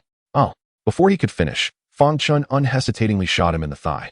At close range, the bullet penetrated his thigh, embedding itself in the wall. The yellow-haired thug let out a heart-wrenching scream. He never expected this guy to be so decisive, shooting without hesitation. "You have 3 seconds. 3, 2. The base?" Fang Chen's eyes narrowed. Has Jiang City already established a survivor base? He aimed the gun at the other leg of the yellow-haired man. "Where's the base located? Who is in charge? How many people are inside? Tell me everything clearly, or you can forget about this leg. Don't shoot, don't shoot. I'll tell you everything." Blood flowed from the yellow-haired man's leg, staining his entire pant leg red, and he trembled in pain. But this was not the time for theatrics. The base is the Walmart supermarket in the west of the city, occupied by our leader, Haigu, and the members of the Blackwater Gang. There are 46 of us in the Blackwater Gang, and we've also captured over 60 laborers. How dare you call that a base? Fang Chen almost cursed upon hearing this. He thought it was some official survivor base, but it turned out to be a large supermarket occupied by a gang. Seeing his dissatisfaction, the yellow-haired man hurriedly explained. "Our leader, Haigu, said it sounds better to call it a base. So we can trick those survivors into coming to us, then suppress them and use them as free labor. Looks like your boss has some brains after all." "Our boss not only has brains, but he is also very strong. He glanced at you, yellow-haired man, and whispered, just like you. He's also an ability user. Ability user? Fang Chen raised an eyebrow, finally hearing some important information. Without guessing, he knew that the ability user mentioned by the other party must be someone who had mutated, and he was more interested in that. But on the surface, he maintained a cold expression. What is your boss's ability? Haigu. Haigu, he can transform. Transform? Yes. When he gets angry, his body will grow larger, like the Hulk, tearing his clothes apart, and he has immense strength. Fang Chen nodded, showing a thoughtful expression. From his description, it was clear that this so-called Haigu had mutated more thoroughly, and may have already unlocked the first life shackles. If nothing unexpected happens, this person should be considered part of the first tier of mutants after the apocalypse. Of course, he himself was at tier 0. Big brother. I've said everything I needed to say, can I go now? Go ahead. The yellow-haired man fell to the ground with an ow, not caring about the pain, and immediately limped towards the exit. As he passed behind Fang Chen, a vicious look flashed in his eyes. With this thought, he arrived outside the convenience store. However, the next moment, his expression changed drastically. Roar. Hiss. A few wandering zombies saw him and immediately charged at him with a roar. Bang. Just as he was about to step through the door, Fang Chen had already closed the convenience store's door, blocking him outside. Bang bang bang. The yellow-haired man anxiously knocked on the door, his eyes showing a pleading look. Big brother, let me in. Please, let me in quickly. Oh. Before he could finish speaking, several zombies had already pounced on him, opening their snarling mouths and biting down hard. The yellow-haired man screamed in agony, but it was of no use. He didn't even have the chance to turn into a zombie before being torn to shreds. I'm giving you a chance, and you still can't do anything. Fang Chen sneered and turned to leave through the back door. Soon, he was flying into the sky on a golden eagle. At the Walmart supermarket in the west of the city, in the employee break room, a tall middle-aged man sat on the sofa, holding a scantily dressed woman in his arms. Boss, it's bad. At this moment, a small thug hurriedly ran over. Boss, the yellow-haired man and the others have gone missing. It seems they are all dead outside. These useless things. The middle-aged man cursed angrily, reaching out to roughly grope the woman's chest, seemingly venting his anger. The thugs across from him immediately became so frightened they didn't dare to breathe. Oh. The woman let out a soft cry, quickly covering her mouth. Although she trembled in pain, she didn't dare to show any dissatisfaction, even actively twisting her body to please him. The middle-aged man's expression was terrifyingly cold. The labor force is dwindling, and if we can't capture more people to fill in, you all better get down there and generate electricity. Once these words were spoken, everyone immediately looked worried. At this moment, a small leader walked over with a smile. Haigu, don't be angry. I have good news. Spit it out quickly. Yes. Yes. The small leader smiled apologetically and took out his phone. Haigu, you asked us to contact people we know to see if there are any survivors left.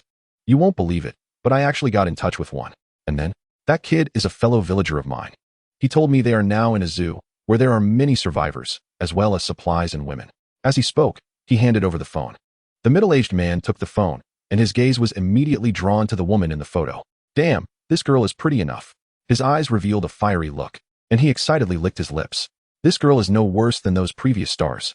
He had a lewd smile on his face, and images of conquering her filled his mind. The other two small leaders also leaned in to take a look, licking their lips. Haigu, when are we going to kill them? In a couple of days. You should get more details about their specific numbers and strength from that fellow villager. And we'll prepare as well. All right, Haigu. The small leader retreated, and the other thugs began to prepare. After glancing at the progress of the wall being built, he put away the golden eagle and found Chen Xiaoyang, the bespectacled man who was checking the circuit. I got a batch of solar panels. Do you think you can install them? He waved his hand, and dozens of brand new solar panels appeared on the ground, along with a jumble of transformers and battery equipment. Great. Chen Xiaoyang squatted down, checked them, and smiled. These are the latest solar panels. With these, we won't have to worry about the zoo's power supply for at least the next 20 years. Fang Chen nodded. Then I'll leave it to you. Good. Chen Xiaoyang readily agreed. But just as Fang Chen was about to leave, he adjusted his glasses and suddenly thought of something. Fang team leader, I think you should also check out the power plant if you have time. If those facilities are still there, we could actually utilize hydroelectric power. Hydroelectric power? Yes. The power plant has a set of hydroelectric power equipment. We happen to be right next to Chaojiang, and as long as we find a good location, it can be put into use. The more Chen Xiaoyang spoke, the more excited he became, constantly adjusting his glasses. By then, we wouldn't have to worry about power at all. Even 100 zoos would be enough. Fang Chen pondered slightly. More than 1,000 meters outside the aquarium is the Chaojiang water area. If hydroelectric power can indeed be used, it would be very convenient and solve the energy problem. Can you install it by yourself? Chen Xiaoyang's smile froze. and he awkwardly scratched his head. Even the smallest hydroelectric power device requires complex installation and debugging, as well as a lot of underwater work. Relying solely on him was clearly impossible. After a pause, he awkwardly said, "You could check if there are any surviving workers at the power plant. As long as we gather enough for a shift, I'll be confident." That's a good idea, right? Let us talk about it later. Fang Chen patted his shoulder and turned to leave. After sending off Chen Xiaoyang, Fang Chen went to the office building to find Li Yuanling. At this moment, she was organizing medicines in the modified clinic. Seeing Fang Chen, she showed a puzzled expression. "Is there something?" "A little." Fang Chen sat down on a chair, organizing his words. "I need a kind of poison, how to say it." He rubbed his chin and said, "Just a little bit is enough to kill someone." "Poison?" Li Yuanling frowned slightly. Fang Chen nodded, and she helplessly explained, "I studied surgery, not pharmacy. Is there a difference?" Li Yuanling rolled her eyes at her words. Just as she was about to clarify, Fang Chen spoke up first. "Regardless, you studied medicine, so you should have some understanding of pharmaceuticals, right?" Li Yuanling nodded, noncommittally. She had a general understanding, but it wasn't professional. As for poison preparation, she smiled wryly. "Not much. That's fine, as long as you understand, my requirements aren't high." Li Yuanling was speechless again. Seeing that Fang Chen was determined not to let her off the hook, she could only compromise helplessly. "I'll give it a try. What are your requirements?" "The requirements are simple. First, the dosage must be small enough. Second, the toxicity must be high enough, preferably something that kills on contact." Li Yuanling was almost driven crazy by this. "Is that what you call not having high demands?" She took a deep breath and placed a notebook on her lap. "When you say the dosage must be small enough, how many grams are you referring to? And when you say kills on contact, does that mean it acts within seconds after entering the body?" "So meticulous?" Li Yuanling didn't speak, just smiled at him. Fang Chen felt a bit embarrassed under her gaze. After pondering for a moment, he provided a specific answer. "As for the dosage, it should be about the amount a mosquito can consume. As for the time, the shorter, the better." "The amount a mosquito can consume?" Li Yuanling's eyes widened. After studying medicine for so long, it was her first time hearing such a measurement unit. "You can do it. I have high hopes for you." Fang Chen encouraged her verbally, and then turned to leave. Li Yuanling suddenly thought of something and hurriedly called out, "But producing poison requires a lot of experiments. Who am I supposed to test it on?" "Don't worry, I'll figure it out." Before she could get her questions answered, Fang Chen's figure had already disappeared. Li Yuanling stomped her foot in anger, but unfortunately, she was under the eaves and had to lower her head. After leaving the clinic, Fang Chen did not leave, but went directly to the principal's office on the 3rd floor. "Not bad." He looked around and expressed his satisfaction. Gao Shi was a man who knew how to enjoy life. His office occupied almost a third of the entire 3rd floor and was very well equipped. It not only had a private bathroom, but also a tea room and a lounge. Fang Chen waved his hand, clearing out all the items that originally belonged to Gao Shi, and then took out his own desk, sofa, etc. from the beast space. After all, the employee dormitory had limited conditions, and with so many people around, it was inconvenient for him and Zhou Ruodong to have private conversations at night. So he planned to stay here, where he could work and rest. Most importantly, he wouldn't be disturbed at night. With his careful arrangement, the entire office looked brand new. A brand new super king-size bed was placed in the lounge, the wine rack was stocked with various high-quality red wines, and the fridge was filled with fresh fruits. There was even a pool table in front of the tea room. No wonder everyone was scrambling to climb up. Being a leader really is different. Fang Chen poured himself a glass of red wine, sat in a brand new leather chair, and propped his feet on the desk, showing a look of contentment. Is this the joy of being a leader? Knock, knock, knock. Just then, there was a knock at the door. "Come in." The door was pushed open, and in walked Li Yuanling. Seeing Fang Chen holding a glass of wine with his feet on the desk, she was momentarily taken aback. Seemingly not expecting this side of him, Fang Chen smiled slightly and lowered his feet. "Is there something?" Li Yuanling nodded. "Here, the poison you wanted." As she spoke, she placed a small glass vial on the desk, containing a small amount of transparent liquid. So fast. Fang Chen picked up the vial and observed it for a moment. "What is this?" Chapter 30. Little one. "I think I saw my great-grandma," Li Yuanling explained. "This is a type of cyanide that I extracted from the medicine you gave me." Stop, stop. Fang Chen interrupted her. Smiling slightly, "I don't care how it's made. I only care about its toxicity." Li Yuanling sighed and helplessly explained. "The toxin is very strong. About 5 grams can cause death." 5 grams? Fang Chen frowned. 5 grams can kill someone. That's definitely considered highly toxic. But the problem is that little one doesn't have a stomach that big. It would probably struggle with even 0. 5 grams. He put down the vial and looked at Li Yuanling. "Can it be further purified, like 0.1 grams can kill someone?" The corner of Li Yuanling's eye twitched. "That's too difficult. With my current equipment and capabilities, it's impossible." "I see." Fang Chen's face fell in disappointment. Is the plan to kill someone from 1,000 miles away really going to fall through? He was somewhat unwilling. Is there anything else with greater toxicity? Li Yuanling showed a contemplative expression, uncertainly saying, "Oh?" Fang Chen's eyes lit up at her words. Just as he was about to speak, Li Yuanling suddenly doused him with cold water, but to achieve a 0.1 gram lethal dose, it probably won't be possible either. Fang Chen's smile froze. What do you mean by not possible? Seeing his displeased expression, Li Yuanling couldn't help but chuckle, her beautiful eyes flashing with a mischievous glint, clearly retaliating against him on purpose. If there's nothing else, I'll take my leave. She was afraid she would burst out laughing soon, so she planned to sneak away. Wait a minute. However, just as she turned around, she was called back by Fang Chen. Li Yuanling shivered, thinking to herself that this guy wouldn't be looking for trouble, would he? She turned around nervously, trying to appear calm. Is there something else? Here, this is for you. Fang Chen waved his hand, and a whole box of sanitary napkins appeared on the desk. Li Yuanling's face turned red. She hadn't expected him to suddenly produce such things. But surprise quickly filled her eyes. How did you know don't you need them? Fang Chen countered. Of course I need them. Li Yuanling hurriedly hugged the box to her chest, treating it like a treasure. In fact, she already had them. But in the apocalypse, such items were also very precious. And she had no choice but to use toilet paper instead, which was very uncomfortable. She looked at Fang Chen deeply, not expecting this usually cold and ruthless guy to have such a considerate side. Thank you. Want to thank me? Fang Chen looked up at her, shaking the glass vial in his hand. If you really want to thank me, then thank me with the poison. Li Yuanling. After Li Yuanling left, Fang Chen looked at the cyanide in his hand, then let little one out. Just considering toxicity, I still don't know if you can handle it. How about we give it a try? Little one nodded, looking fearless. Trying it could lead to death. After all, it was a level beast pet. It shouldn't collapse from just a little poison. Fang Chen steeled his resolve and opened the glass vial. Come on, take a sip. Little one didn't hesitate, flying into the vial, its sharp beak piercing into the cyanide solution. Then it took a big gulp. Nice, tastes like almonds. After that, it flew back in front of Fang Chen. Don't shake, fly steady.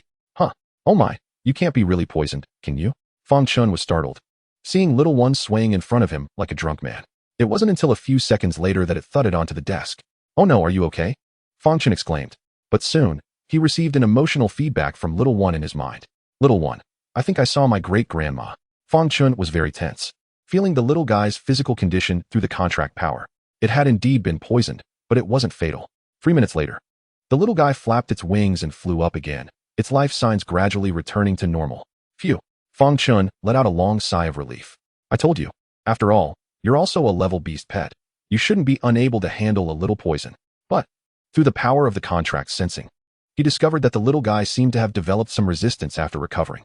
After thinking for a moment, he pushed the glass bottle over. Come on, take another sip. The little one replied, sure, as long as you're happy. Then, it took a big gulp. A few seconds later, the little guy's body started to sway again. But it was clear that this time the swaying was much less pronounced. Moreover, it didn't fall over and recovered in just a minute. Haha, just as I thought. Fang Chen clapped his hands, unable to contain his excitement. As expected of a beast pet at this level, it developed resistance so quickly. If training continues at this rate, it will become immune to all poisons sooner or later. He capped the glass bottle and stored it in the beast's space. Then, he gently lifted the little guy with his fingers, a smile on his face. From now on, just take a sip whenever you feel like it. Think of it as drinking. As evening approached, Fang Chen visited the aquarium. A bit quaint, but it looks pretty good. Fang Chen stood outside the glass, admiring it with great interest. Its body was about the size of a golf ball, with a yellow-brown skin covered in many blue circular patterns. However, as Li Yuanling said, the idea that a dosage of 0.1 grams could be lethal was still unrealistic. But on the way here, Fang Chen had already thought of a solution. Evolution. This was the best solution he could think of. Unfortunately, there was no contract scroll available now. It seemed he needed to level up quickly. Fang Chen turned and walked towards the entrance. Zhou Ruodong was still busy building walls with the workers, moving much slower than expected. And they had only built less than 2 meters high so far. Fang Chen urged her a bit, then went outside alone. The supplies had been mostly scavenged, and it was time to focus on improving strength. He took a deep breath and released Xiao Jin, Xiongda, and Huzi. Let us go, continue hunting zombies. Roar. Hiss. Thus, 1 person and 3 beasts walked down the street, slaying every zombie they encountered. The sounds of battle attracted more zombies from further away. Detected 1 crystal core. Extract. Detected 1 crystal core. Extract.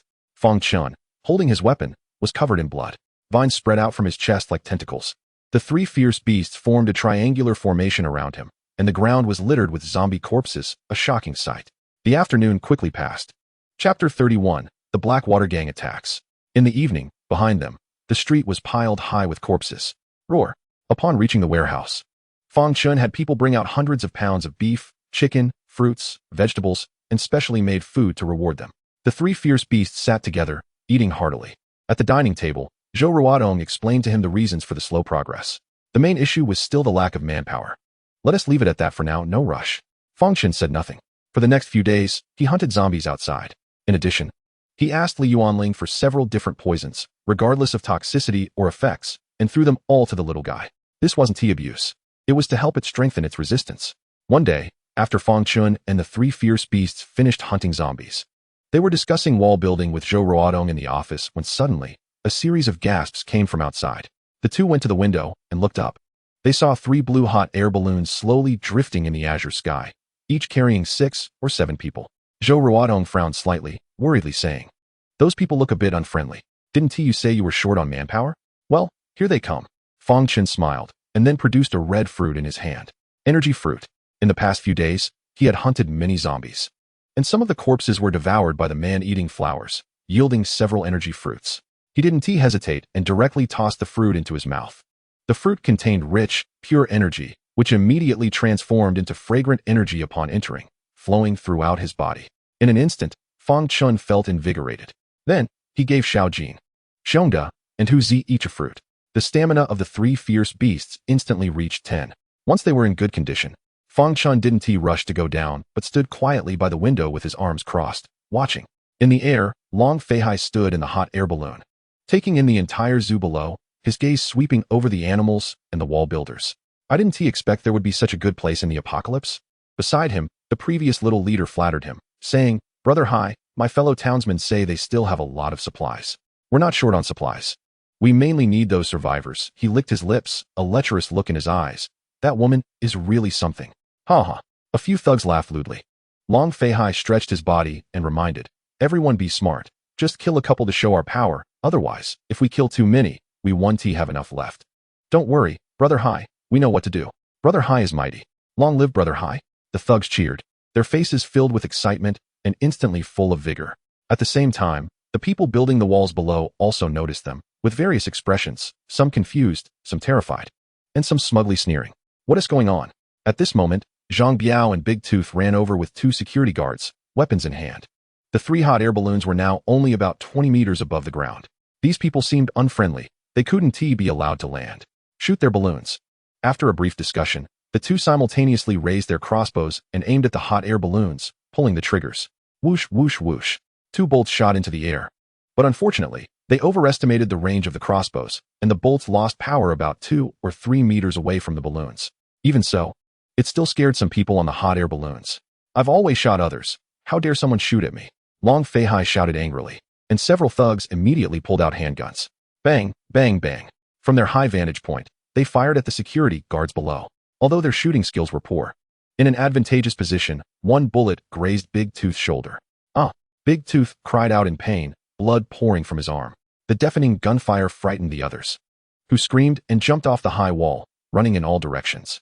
"Damn it, let us fight them." Zhang Biao raised the crossbow again. As the hot air balloons descended, they were now within range.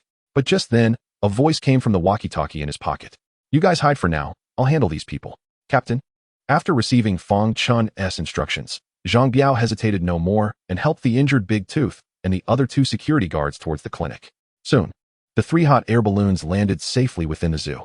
Under the tense gaze of the crowd, a young man suddenly stepped out from the crowd and jogged over to the group. This young man was the little Han Zhou Ruodong mentioned. Because he was far away, no one knew what he said to them, but they saw him point towards the office building.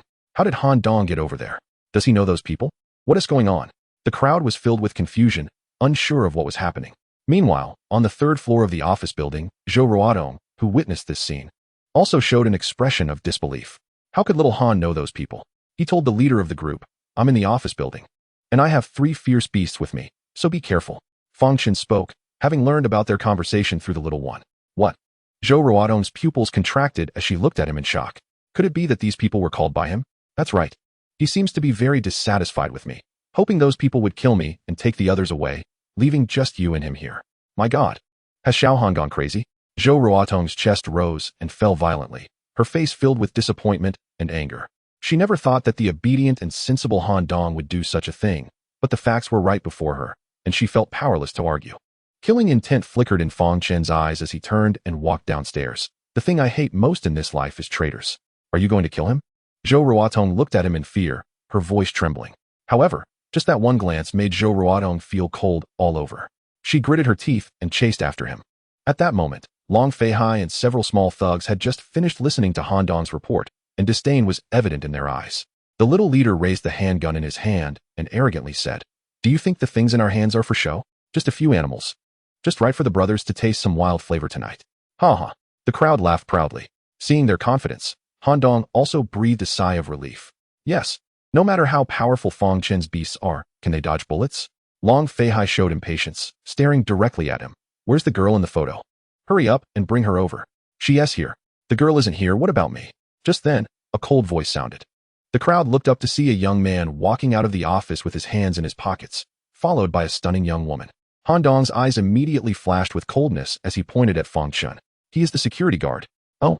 Long Feihai looked at Fang Chen, but his gaze was quickly drawn to Zhou Ruotong. When he saw Zhou Ruotong's exquisite features and impressive figure, Long Feihai's eyes lit up. "My God, this girl is simply exquisite." He licked his lips and said recklessly, "I didn't expect to have an unexpected gain. I love double flights the most." Ha ha. The little thugs laughed along, their faces full of lewdness. Hearing this, Han Dong became anxious. "Brother Long, she is the woman I told you about. You promised to leave her for me." So when he received the little leader's text message, he chose to use a knife to kill someone. As part of the deal, he agreed to let Long Feihai take the other survivors away, only asking for Zhou Ruotong to stay with him here for a two-person world. But now, it seemed that things were no longer under his control. "Leave her for you?" Long Feihai looked at him with disdain and mocked. "Such a beautiful girl. Do you really think you're worthy?" Han Dong's eyes turned red, roaring, "Brother Hai, you can't go back on your word." Bang! The little leader next to him slammed him down to the ground with the butt of his gun, then kicked him hard twice. "Damn it. Let me tell you the truth. We never planned to let you go. What are you in our deal? You, Xiao Han, you have disappointed me too much." Zhou Ruotong looked at him with disappointment, her eyes filled with anger. Han Dong's face changed drastically, realizing that his moment of impulse not only harmed himself, but also ruined Zhou Ruotong. At this moment, he regretted it deeply. Sister Tong, run quickly." "Humph." Still thinking of running, dreaming in broad daylight. Long Feihai sneered, then waved to Fang Chen. "Kill the man, keep the woman." "Yes, boss." The little leader beside him raised his gun. Roar. However, at that moment, Fang Chen revealed a sinister smile. Chapter 32. The Mutant, First Encounter. Fang Chen sneered.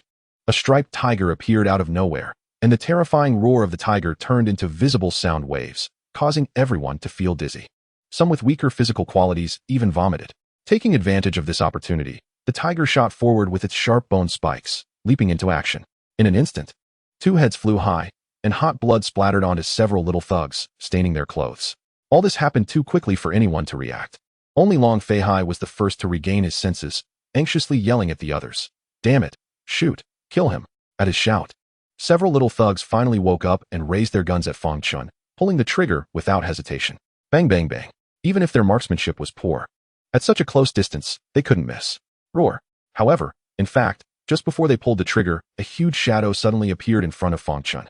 Beardo appeared and immediately released his skill, 5 times defense. Under its fur, dark glimmers surged. Bang bang bang. The gun barrel spat flames, and bullets struck Beardo at an imperceptible speed, but they couldn't break through its skin defense. Beardo was skilled in defense. After the 5-fold amplification, those ordinary handgun bullets couldn't harm it at all. Thud thud thud. They only heard several dull thuds as the bullets that hit it were sent flying high, landing on the ground. Hiss. This scene shocked everyone. The little thugs widened their eyes, looking as if they had seen a ghost. The bullets can't penetrate? My God. You call this a beast? The little leader among the thugs looked coldly at Han Dong, his face twisted. Although he had previously mentioned that the opponent could control beasts, he had downplayed it, leading them to think it was just ordinary wildlife. Now it was clear, this was no animal. It was clearly a monster. The little thugs felt like the sky was falling. Is that it? Fang Chen sneered, and with another wave of his hand, several vines shot out at high speed, like clawing tentacles, wrapping around them all. Oh, no, help, boss, save me. The little thugs had never seen such a scene and were instantly terrified, screaming in panic. Some even fired randomly, trying to break the vines. Roar. Unfortunately, Beardo didn't give them a chance to break free, as its massive body charged into the crowd, instantly scattering them. Just now, you used small iron balls to hit me? It hurt, and Berta is very angry. Fang Chen took the opportunity to control the vines, wrapping up all the fallen guns and collecting them into his space. Damn it. Seeing the situation go wrong, Long Feihai turned to run. He knew very well that the opponent was also a supernatural being and even more powerful. You forced me to do this.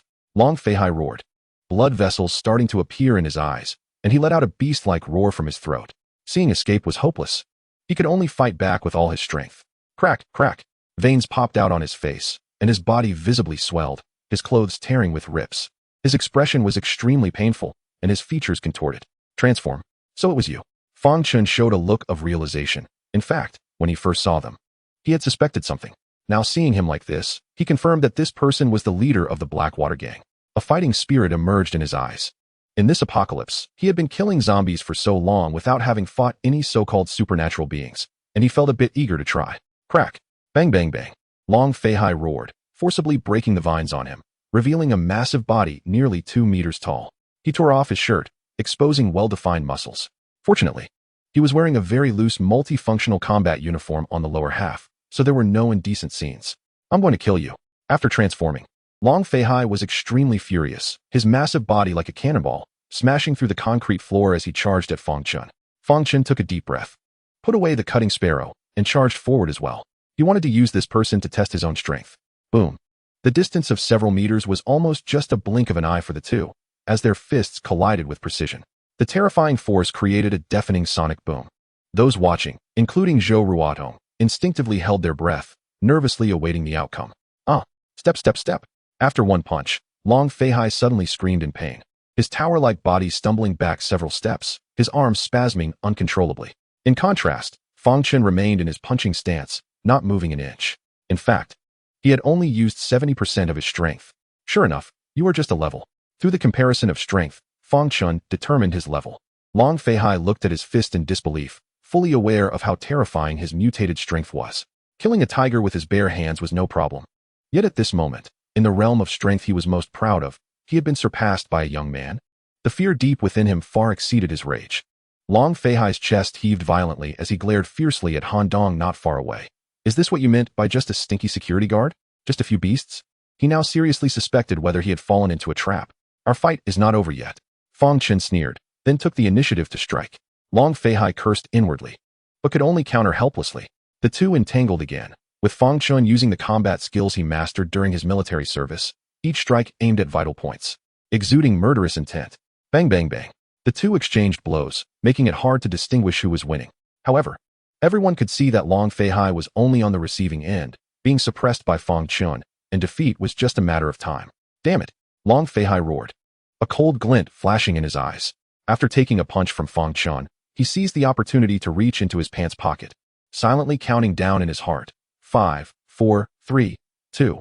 When he reached 1, he suddenly took Fang Chen's punch on his chest.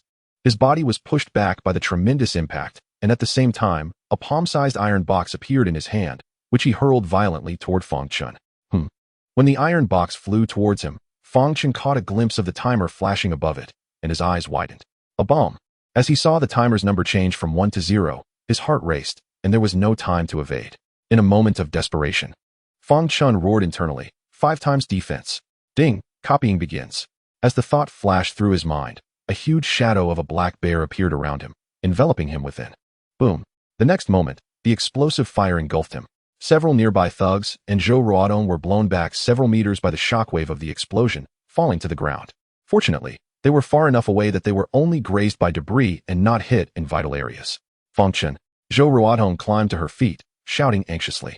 Those hiding in the office building, including Li Yuanling, anxiously pressed against the glass windows, their hearts racing. Fang Chen was everyone's pillar. If he fell, their fate was unimaginable. Not to mention the zombies. Even that black boss was not something they could handle. In contrast, the thugs from the Blackwater gang showed expressions of joy, looking eagerly towards the explosion site. Is he dead? Everyone's gaze gathered in the smoky area, anxiously waiting for the result, until a gust of wind blew. The thick smoke gradually dissipated. Sorry to disappoint you. With a cold voice, Fang Chen walked out of the smoke completely unscathed. The giant bear shadow that had been around him shattered and finally disappeared. Seeing this scene, Zhou Ruotong and the others all breathed a sigh of relief. Several thugs slumped to the ground, their faces ashen. This couldn't kill him? They could only place their hopes on Long Fei-hai. But when they looked back, their expressions instantly froze. Long Gu is missing? Chapter 33, I didn't ask. You wouldn't say it voluntarily? Long Fei-hai was gone. There was no need to think. He must have escaped during the explosion. The hot air balloon in the distance was still there, indicating he didn't leave by balloon, which ironically saved his life. Otherwise, Fang Chen riding the golden eagle could have made him fall to his death from midair. You can run from the monk, but you can't run from the temple. I will find you. Fang Chen spoke coldly. He was not a magnanimous person, but rather one who would take revenge. He did not chase after him, partly to avoid ambush and partly because it was unnecessary. Fang Chen had other plans. Fang Chen, are you okay? At this moment, Zhou Ruodong approached. Looking at him with concern, Fang Chen nodded to indicate he was fine, then turned to the thugs and the prostrate Han Dong. They were currently surrounded by Xiongda and Hu Zi, trembling in fear. They had always thought Long Fei-hai was invincible. But after witnessing his easy defeat by Fang Chen today, their faith crumbled instantly. The man before them was even more terrifying. You, who was the second in command? Fang Chen looked at them, speaking. As soon as he finished speaking, more than a dozen thugs all looked at the small leader in unison, their intention clear.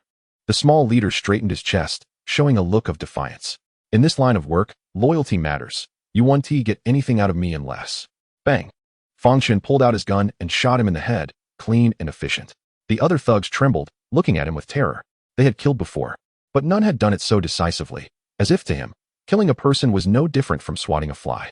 A similar thought arose in everyone's mind. This person is a devil. Hiss. Zhou Ruodong was also taken aback, looking at Fang Chen in shock. She had always thought Fang Chen was a reasonable person, but she never expected him to have such a ruthless side. Her expression changed slightly as she reevaluated him. Fang Chen ignored their gazes, and after dealing with the small leader, he approached another thug. Then you speak. Aye. The thug looked at the gun in Fang Chen's hand, nearly crying. Big brother, why don't you ask first? Fang Chen frowned and turned to Zhou Ruodong. Didn't I ask? Zhou Ruodong froze, feeling a headache coming on. Oh, sorry. Fang Chen first showed a look of apology. Then his expression turned cold as he raised the gun to the thug's forehead. If I don't ask. You won't say it voluntarily? The thug trembled all over, his mind instantly blank. Say what voluntarily? Seeing Fang Chen's impatience, he hurriedly revealed everything he knew. It turned out that before the apocalypse, the Blackwater Gang was a gang involved in smuggling and selling firearms. And the bomb Long Fei-hai had just thrown was made by him.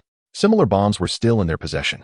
After interrogating the thug, Fang Chen finally walked towards the prostrate Han Dong.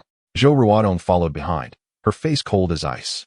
She had always treated Han Dong like a younger brother and had been quite good to him, but she never expected that this traitor was him. Fang Chen squatted down slowly in front of Han Dong. You went to such lengths to be with Zhou Ruodong, putting us in danger? Did I do anything wrong? Han Dong had already anticipated his fate and defiantly glared at him. Seeing the somewhat deranged look on his face, Fang Chen knew this guy had lost his mind. Saying more would be a waste of breath. He stood up and aimed the gun at his head. You did nothing wrong. But you overestimated your intelligence and underestimated my strength. Rest easy, I will take care of your Ruodong sister for you. You. Bang. Before Han Dong could finish his sentence, Fang Chen had already pulled the trigger. Watching Han Dong slowly fall, his eyes wide open in death, Zhou Ruodong's eyes turned red. And she couldn't express the feelings brewing inside her. Reluctance? Sadness? Or regret? Perhaps all of them. Fang Chen stood up and patted her head. I have to do this. I understand. Zhou Ruodong nodded. The tears in her eyes ultimately did not fall. She knew very well that such people must die. Fang Chen smiled faintly and leaned close to her ear, saying coldly, these guys are for you to work them hard. My only requirement is that after the wall is built, not a single one must survive. Zhou Ruodong's expression changed slightly. What do you mean? Work them to death. Okay. I understand. Zhou Ruodong nodded, realizing Fang Chen's intention. Like Han Dong, these people couldn't be left alive either. But they had to be used to their last drop of value before they died. Having learned from this experience, Fang Chen took away everything they had on them, including their phones. They would work during the day and be locked in the iron cage where the golden eagle was previously kept at night. Moreover, their food would be the worst, and they wouldn't be allowed to fill their stomachs. After handling everything, Fang Chen went to check on Big Tooth's injury. Fortunately, it was just a gunshot graze on the shoulder, which had already been bandaged by Li Yuanling. Captain, we are really useless. For security guards surrounded him. Their emotions very low. Fang Chen smiled at their words. They were already more numerous than you. Plus they had guns and mutants. How could you possibly be their match? Oh right. He remembered something and waved his hand, producing 4 guns in front of them. These guys aren't the kind to behave. Carry these guns for self-defense. If you notice anyone behaving dangerously, shoot them on sight. Huh. The few of them looked at the handguns in front of them, their breathing suddenly quickening.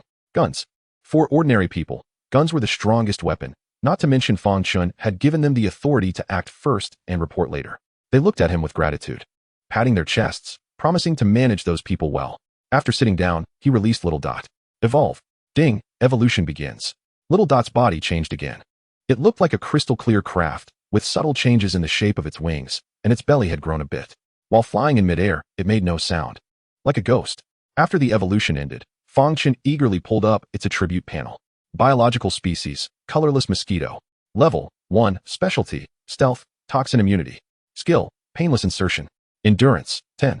Evolution required, 10 red crystal cores. Indeed, when Fang Chen saw the specialty section of Little Dot, he exclaimed in surprise. It seemed the idea was correct. However, he soon couldn't smile anymore. He saw that the next evolution for Little Dot required 10 red crystal cores. This meant he had to hunt level 1 zombies. He wasn't afraid of level 1 zombies, but currently, their numbers were too scarce, and encountering them depended on luck. Ding, evolution successful. Reward host with 60 strands of blood energy. After the evolution was successful, the rewarded blood energy surged into Fang Chen's body, making his blood boil again. Muscles, bones, tendons, etc. began to undergo transformation once more. His strength increased significantly. Fang Chen clenched his fist, feeling the surging power within him. The 60 strands of blood energy directly raised his strength to the late level of 1. However, he was still far from unlocking the third life shackles. Unfortunately, the crystal cores he had collected over the past few days had dwindled to just over 200, which wasn't enough to upgrade other beast pets. It seemed he would have to continue grinding. But before that, he had something more interesting to do. Fang Chen looked at Little Dot in front of him, a mischievous smile suddenly appearing on his face. Chapter 34, The Unlucky Test Subject. Fang Chen then took out a small vial from the beast's space, opened the lid, and placed it in front of Little Dot. This was one of the poisons given to him by Li Yuanling, and it was fairly potent. Go. Under Fang Chen's command, Little Dot skillfully took a big breath, and then flew out the window. Before long, it arrived at the foundation where the wall was being built. Zhou Ruodong was leading everyone in their busy work. The division of labor was clear. Some were setting up scaffolding, some were laying bricks, and others were mixing cement. The little thugs from the Blackwater gang were assigned the hardest tasks. When Fang Chen saw a thug slacking off, a mischievous smile appeared on his lips. You. As the words fell, Little immediately landed silently on the thug's neck, extending its sharp beak to pierce the skin. Soon, all the toxins in its belly were injected. Throughout the entire process, the thug was completely unaware and continued to lazily slack off. Time passed little by little, but the thug showed no signs of abnormality. It seemed to have failed. Fang Chen sighed. After all, the dosage Little Dot carried was too small, and the toxin was quickly diluted by the blood once it entered the body, causing minimal harm. However, he did not give up and took out that vial of cyanide. It's a rainy day to beat a child. Since I'm idle, why not try again? Just like before, Little Dot took a big breath, then flew to the thug's arm and injected the toxin. At level 1, it was undetectable even to Fang Chen, let alone an ordinary person. This time, the thug finally reacted. About a minute later, while moving bricks, he suddenly swayed, and the bricks in his hands clattered to the ground. The thug felt dizzy and nauseated in his stomach. He hurriedly bent down and started to vomit. The people around him instinctively moved away, looking at him with disdain. Zhou Ruodong frowned and said to a female worker, "He probably got heat stroke in this hot weather. Give him a bowl of mung bean porridge." Okay. The female worker took a bowl of porridge from the iron bucket. The thug took the bowl, pursed his pale lips, and gulped down a bowl of mung bean porridge, regaining some color in his face. "Thank you. No need to thank me. Just keep moving bricks." The female worker left with the bowl, not giving him a good face. The thug's eyes flashed with shadow, but he didn't dare say anything, getting up to continue moving bricks. Although his stomach still felt nauseous, it wasn't a big deal. Is that it? In front of the window of the third-floor office, Fang Chen looked utterly disappointed.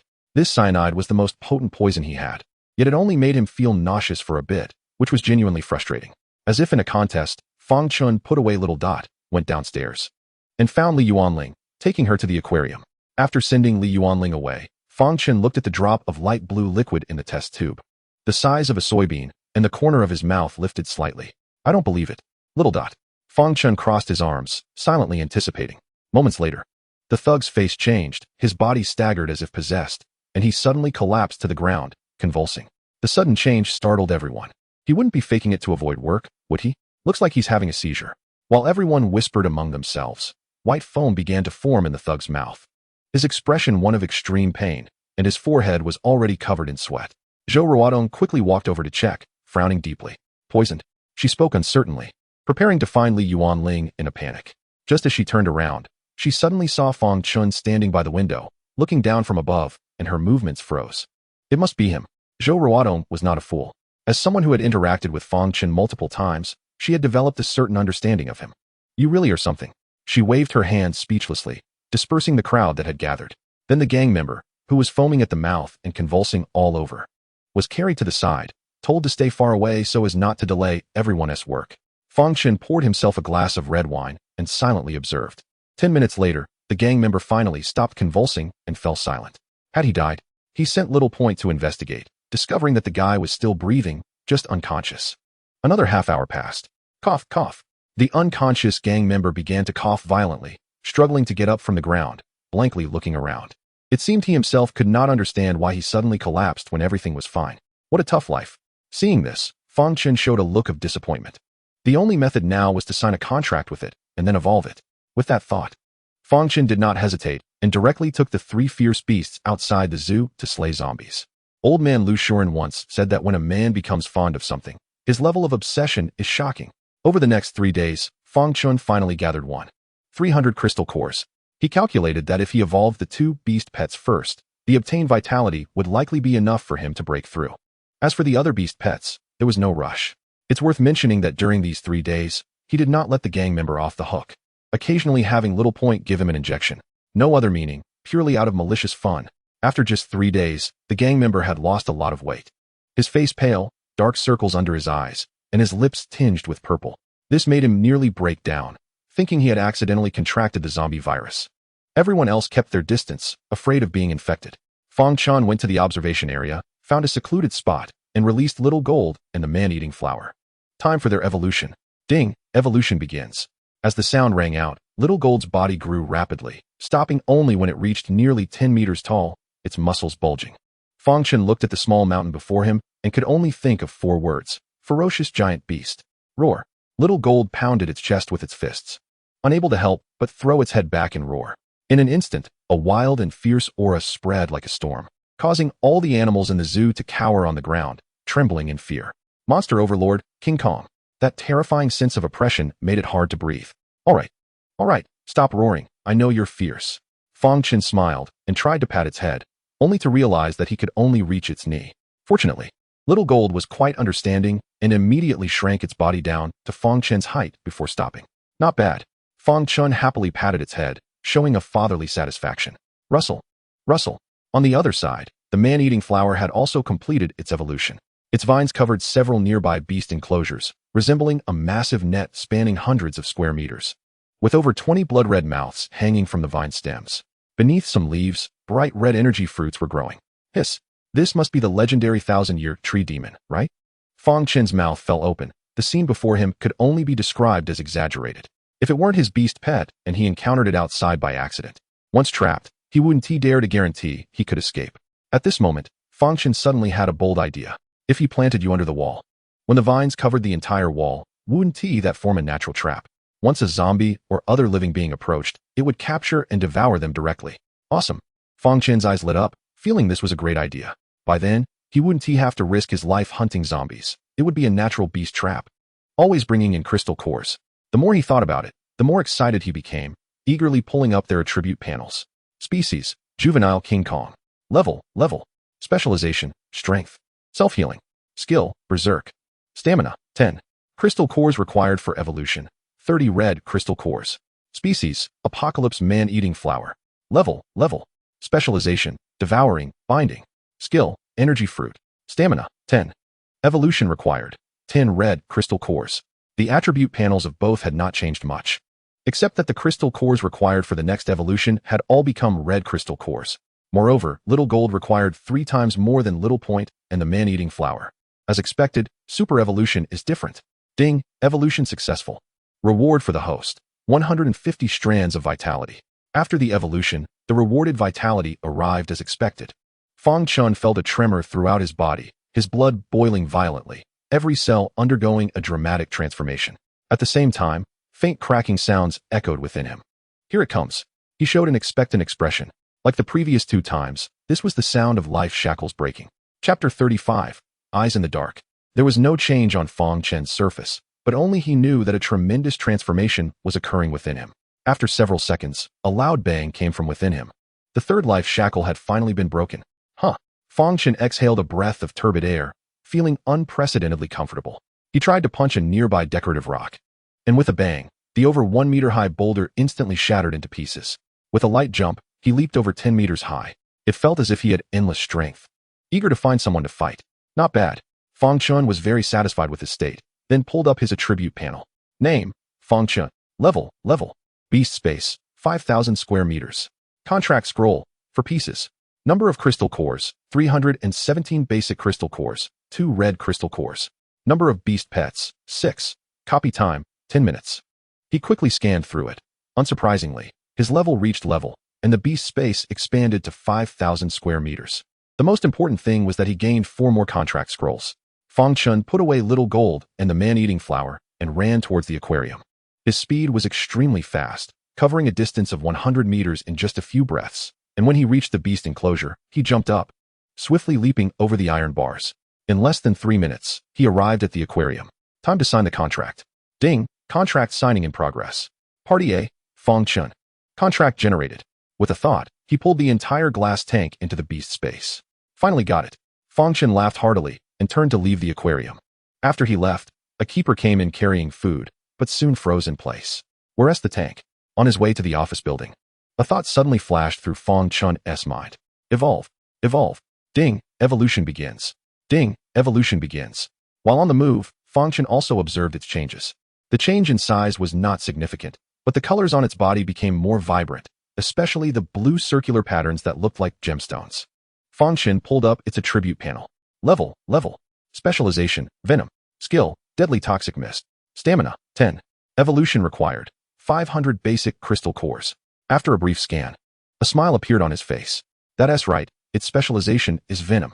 From now on, you'll be called Little Blue. Fang Chen chuckled, eagerly saying, Little Blue, give me some venom. He hurriedly wrapped it in psychic force and then poured it into a glass bottle. Little Point, it's your time to shine. After all this time, this moment has finally come. Little Point took a sip of the blue venom and flew towards the window. And Fang Chen felt a bit nervous deep down. He poured himself another glass of red wine and silently admired it, as if appreciating his own masterpiece. At that moment, the little hoodlum was busy moving steel with another person, completely unaware that a mosquito had landed on the back of his hand. As he walked, he suddenly felt a difficulty in breathing. Crash! Several pieces of steel fell to the ground. The little hoodlum clutched his neck with both hands, his eyes bulging, mouth wide open, chest heaving violently, like a drowning person. Damn, what bad luck. The man across from him cursed when he saw this. Having witnessed this scene many times before, he was no longer surprised. After all, in recent days, the little hoodlum often had seizures, fainted, and foamed at the mouth. And everyone had grown accustomed to it. Help me, quick, help me. The little hoodlum emitted a painful sound from his throat, like a broken windbag, his lips turning a purplish black. In the distance, Zhou Ruodong frowned slightly and glanced at the office on the 3rd floor. Sure enough, that guy was watching. She sighed, ignored it, and continued directing everyone to build the wall. The crowd was working enthusiastically, people coming and going. Yet no one paid any attention to the little hoodlum on the ground, as if he were just a piece of broken brick. Only a few seconds later did he finally stop struggling. A life quietly slipped away under the gaze of the crowd, without drawing any attention, seeming insignificant. It wasn't until 2 hours later that he was carried out and thrown outside. The effect was quite good. In front of the 3rd floor window, Fang Chen finished the last sip of red wine, revealing a satisfied expression. After so many days of effort, he finally achieved his goal. I wonder if it will be useful for the ability users? Let's give it a try. The excitement in Fang Chen's eyes did not fade. Instead, it grew stronger. Initially, he had let Long Feihai go with this consideration. After all, mutated beings were too rare and should be cherished. Let's go? Fang Chen put away the little one and then rode the golden eagle out of the zoo. The Walmart supermarket in the west of the city was also marked on the map he had made. He had originally planned to wait until the supplies in the zoo were nearly depleted before going. Now it seemed he needed to visit it earlier. Meanwhile, at the entrance of the Walmart supermarket in the west of the city, a figure stumbled to the door. This person was Long Feihai. It had been the most dangerous time, as he had almost been surrounded by a group of zombies. Bang, bang, bang. Soon, a little hoodlum peeked out. Who the hell is the boss? Just as the little hoodlum was about to curse, he realized it was him, and immediately felt overjoyed. Oh. The little hoodlum hurriedly removed several iron locks and pushed open the iron door. Long Feihai cursed again and staggered inside, while the little hoodlum quickly locked the iron door behind him. They did not notice that, at that moment, a pair of dead gray eyes were watching them through the glass from a shop across the street. When the iron door closed, those eyes disappeared back into the darkness. Following that, a multitude of zombie roars echoed from behind. Chapter 36. The Tragic State of Blackwater Gang Survivors. The little hoodlum who had just opened the door looked outside in confusion, confirming that only Long Feihai was present, and a puzzled expression appeared on his face. In his view, they should have been able to handle that zoo without any issues. Long Feihai, who was going upstairs, suddenly turned his face into a snarl upon hearing this, grabbing the little hoodlum by the neck and forcefully slamming him against the wall. "Are you questioning me?" "And no, I dare not." The little hoodlum was frightened and panicked, quickly shaking his head. "Brother Hai, you misunderstood. I didn't mean that." "Humph." Long Feihai snorted coldly, throwing him to the ground and angrily walking upstairs. The little hoodlum cried out in pain, climbed up, and looked at Long Feihai's back, his eyes widening in horror after a moment of thought. Could it be that the others all died outside? Hiss. He covered his mouth with both hands, his heart racing. Long Feihai arrived at the third-floor lounge, where several little hoodlums immediately came up to greet him. "Brother Hai, boss." A few of the hoodlums excitedly approached, but when they saw the dirty blood on Long Feihai and his gloomy expression, they immediately realized something was wrong. The group exchanged glances and quickly became cautious. Long Feihai ripped off his dirty clothes and sat down on the sofa. "Go get me some water to wash up, and bring some food." "Yes, Brother Hai." The little hoodlums hurriedly ran off, fearing to stay there and attract trouble. Soon, they brought in a large bathtub and some instant food. Placing them in front of Long Feihai, Long Feihai jumped straight into the bathtub, grabbing food and stuffing it into his mouth. The little hoodlums stood behind, not daring to speak. After finishing the food, Long Feihai submerged himself in the water, leaving only his head above the surface. "Go get all the explosives from our stock, and use the methods I taught you before to set traps at all the entrances and exits of the base." "Huh." The little hoodlums were stunned. Setting traps with all the explosives? What kind of existence had they provoked? Seeing them still standing there, Long Feihai exploded in anger. "Are you deaf or what?" "Yes, yes." The group trembled at his shout and hurriedly ran towards the warehouse. Soon, they returned carrying 3 locked metal boxes. After opening the boxes, they revealed explosives made with detonators. Long Feihai looked at the explosives, his expression fluctuating. Just thinking about how Fang Chen could withstand the power of explosives sent chills down his spine. But there was no other way now. They had already provoked him, so they could only brace themselves for a fight to the death. Remember to use double the explosives. No, triple. Use the thinnest fishing line to set up all the entrances and exits. The more concealed, the better. "Okay, boss." The little hoodlums clearly realized the seriousness of the situation and no longer dared to hesitate, hurriedly leaving with the metal boxes. Long Feihai let out a long breath. If he could withstand 1 bundle of explosives, what about 2 or 3 bundles exploding at the same time? Even if he couldn't kill them, at least he would seriously injure them. By then, even if he couldn't fight back, escaping shouldn't be a problem, right? With this thought, he felt much more at ease. Damn it, whatever. Enjoying one more day is one more day. Crash. After eating and drinking to his fill, Long Feihai stood up from the bathtub, completely naked, and headed towards the basement. That was where the laborers were held. Bang. Soon, he pushed open the basement door, and inside, 50 or 60 survivors were pedaling bicycles with all their might. These bicycles were not exercise machines, but human-powered generators. These survivors were the labor force mentioned by Long Feihai. Because they couldn't obtain large amounts of gasoline and diesel like Fang Chen, they had to rely on human power to generate electricity. This was to maintain the normal operation of the warehouse's refrigeration system and provide them with a better quality of life in the apocalypse, such as air conditioning, game consoles, water heaters, etc. A few little hoodlums responsible for guarding the laborers were playing cards, and upon hearing the noise, they hurried over to greet him.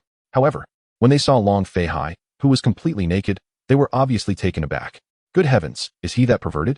Long Feihai coldly remained silent, and then walked towards the crowd generating electricity. There were men and women, old and young, due to long hours of labor and insufficient food. Each of them appeared emaciated and lifeless. When they saw Long Feihai, they all panicked, desperately pedaling, fearing that if they angered him, they would be subjected to another beating. Long Feihai's face was gloomy, his gaze not looking at people but more like at a herd of livestock. Soon, he grabbed 2 young women from the crowd. "Brother Hai." One of the women flashed a flirtatious smile. She had been visited by Long Feihai more than once, and at this moment, she was not afraid at all. Instead, she showed a flattering expression, because she knew that as long as she served this man well, there would be food rewards. Knowing that she could never escape from here, She was willing to exchange her body for better food, rather than eat the usual pig feed. Let go of me, you bastard. Don't touch me. Compared to her, another woman appeared much more fierce. She struggled violently, constantly hitting Long Feihai's arm, fully aware that this would provoke him, yet she showed no fear at all. Damn it. You filthy bitch. Long Feihai exploded in rage, slapping her to the ground. He then viciously grabbed her hair, his face twisted with fury. Dare to hit me? Are you tired of living? If you have the guts, just kill me. The woman glared back at him defiantly, a clear handprint visible on her cheek. Other survivors secretly watched her, feeling a pang of anxiety for her. In the distance, a few small-time thugs watched with glee, enjoying the rare spectacle. Long Feihai's gaze grew increasingly cold. Just when everyone thought he was going to kill her, he suddenly sneered, pulling the woman in front of him. Quite the virtuous woman. Huh, let's see just how virtuous you are. With that, he looked towards the small-time thugs in the distance. Bring that dog out. Yes. 2 thugs turned and walked into a cleaning room.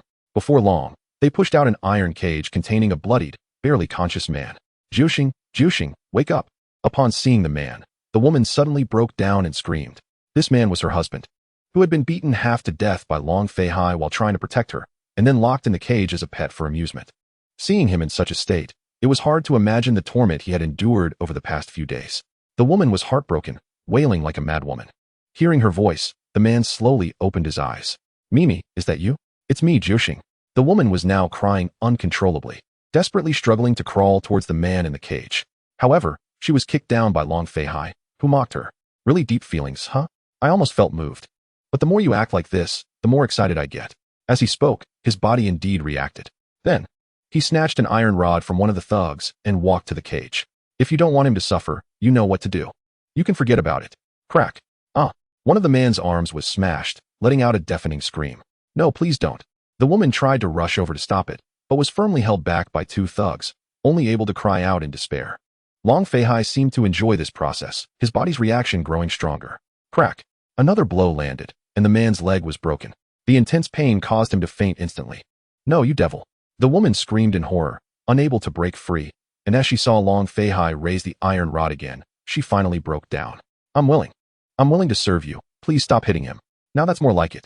Long Feihai revealed a perverted smile, discarding the iron rod and laughing as he dragged her and another woman towards the 3rd floor. He intended to vent all the anger he had received from Fang Chen onto them. The other survivors watched his retreating figure, daring to feel anger but unable to voice it. An old man clasped his hands together, silently praying. What are you looking at? Do you want to die? Hurry up and generate electricity. Damn it, a bunch of worthless scum. A few thugs brandished their iron rods, starting to act tough. Unbeknownst to them, outside the Walmart, a giant golden eagle was diving down, ultimately landing steadily on the rooftop. Fang Chen, after touching down, did not rush inside but released the little guy. We need to find more people to experiment on. Go. Fang Chen waited silently. He felt that just one thug was not enough. After all, each person's constitution and genes were different, and their immune systems varied. Moreover, he wanted to see how much poison it would take to kill an ordinary person. Chapter 37. Strange Mutations, Human Spider. In the basement of the Walmart supermarket.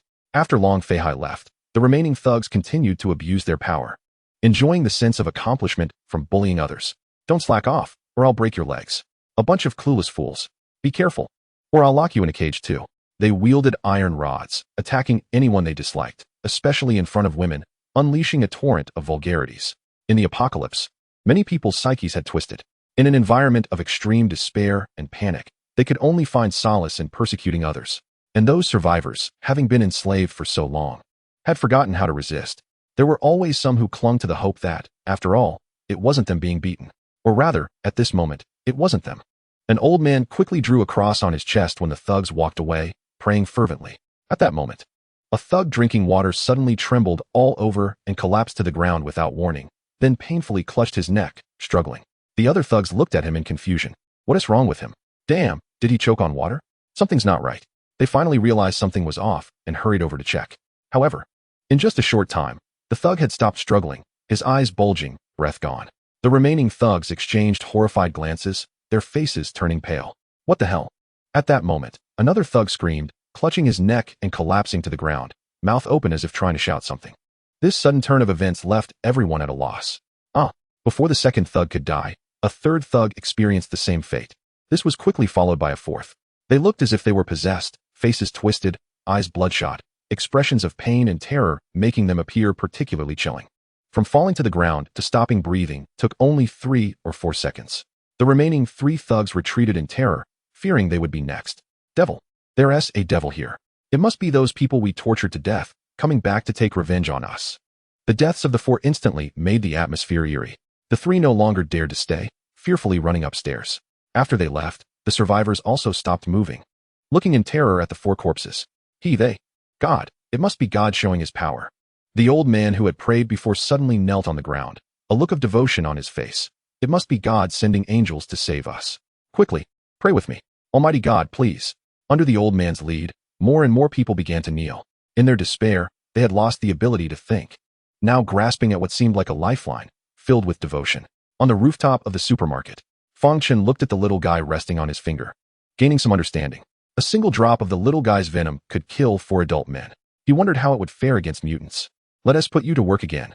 At his signal, the little guy inhaled another mouthful of venom and flew into the 3rd floor. At this moment, the remaining 3 thugs in the basement had already reached the 3rd floor lounge, colliding head-on with a few other thugs. Seeing them all sweaty and panicked, the thugs on the 3rd floor were puzzled. What is wrong with you guys? Looking all flustered.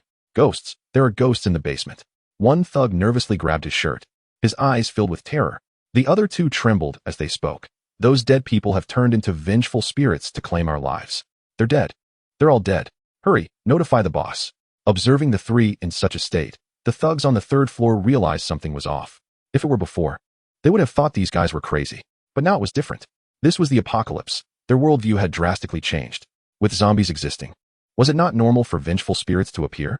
Or perhaps some other monsters had emerged. Let us go, notify Brother Hai. A few people didn't waste any words and quickly ran towards a single room inside. At this moment, Long Fei Hai was their mainstay. However, as they reached the door, a woman's scream suddenly came from inside, followed by the sound of chaotic crashes. A few thugs exchanged glances and immediately burst through the door. Brother Hai? They rushed into the bedroom and froze in place. They saw Long Fei Hai lying on the ground, clutching his neck with both hands, his eyes bloodshot, making hoarse sounds.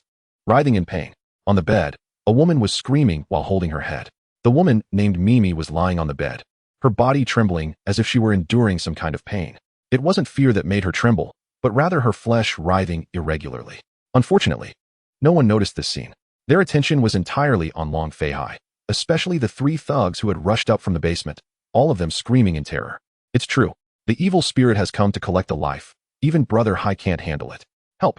The bedroom was in chaos, and no one knew what to do. However, mere seconds later, Long Fei Hai did not die. As he continued to struggle, his body began to swell. The eyes of the little thugs lit up. Transformation. They knew Brother Hai was about to transform. This was his superpower. On the rooftop of the supermarket, Fang Chen, using the shared vision from the little one, also saw this scene and frowned slightly. After the transformation, all of his physical qualities were enhanced, including drug resistance. However, I don't think he can survive. At most, he can just hold on a little longer. After all, it has already evolved to level, and if it can't even kill a level superpowered person, that would be too unreasonable. Instead, what about that woman? What is going on? Is she also a superpowered individual? Fang Chen crossed his arms, deciding to observe further. At this moment, in the bedroom, after transforming, Long Fei Hai's body became tall and muscular, resembling a humanoid tyrannosaurus. With the enhancement of his physical abilities, his condition improved significantly. Give me water. I need to wash out the poison. Hurry. Unlike the panicked little thugs, he immediately realized his current state. However, he didn't know that the venom had been injected into his bloodstream by the little one. He thought he had eaten something toxic. The little thugs turned around to get water immediately. But just then, an unexpected change occurred. Mimi, who had been lying on the bed, suddenly screamed, bending her arms and legs downward, lifting her body up. In the shocked gaze of everyone, she ran up the wall. Her palms and feet adhered to the wall, making her look like a humanoid spider, firmly stuck to it. A pair of scarlet eyes gazed at everyone, as if hunting. The little thugs instantly felt a chill run down their spines, their minds going blank. Before they could react, Mimi leaped and landed on Long Fei Hai, opening her mouth to bite his neck. Her sharp teeth instantly pierced his skin, and blood gushed out. Long Fei Hai screamed in agony, trying to push her away. However, Mimi was incredibly agile. She kicked back with her feet, arched her head back 180 degrees, twisting around him like a contorted twist tie. As blood gushed out, the already poisoned Long Fei Hai gradually stopped struggling. A ghost. She is possessed by a ghost. Run. Help. The little thugs snapped out of their stupor. screaming as they ran outside. On Long Feihai's corpse, Mimi licked the blood-stained corner of her mouth, leaped lightly, and began to chase them along the wall. A thug who ran slowly was instantly tackled by her. Oh no. Chapter 38. The zombie tide has erupted. Fang Chen witnessed the situation inside and frowned slightly. Indeed, a superpowered individual. Judging by the strength, it should only be level. After a simple deduction, he didn't take it to heart, leaving the golden eagle on the rooftop to cover him, and jumped directly through the window on the 3rd floor. The explosives had been placed by the little thugs at the entrances and exits on the 1st and 2nd floors, so no one would think he would enter from the 3rd floor.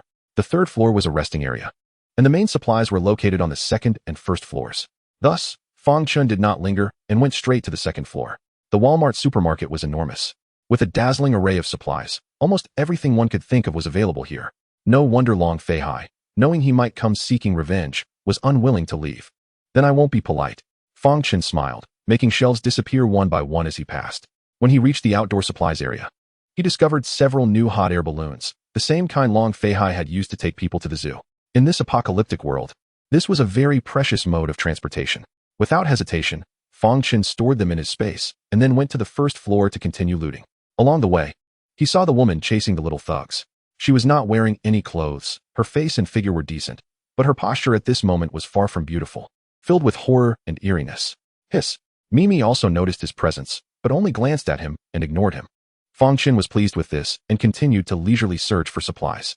As expected, the cold storage was on the 1st floor, filled with a large quantity of seafood, meat, and various fruits and vegetables, even live lobsters and king crabs.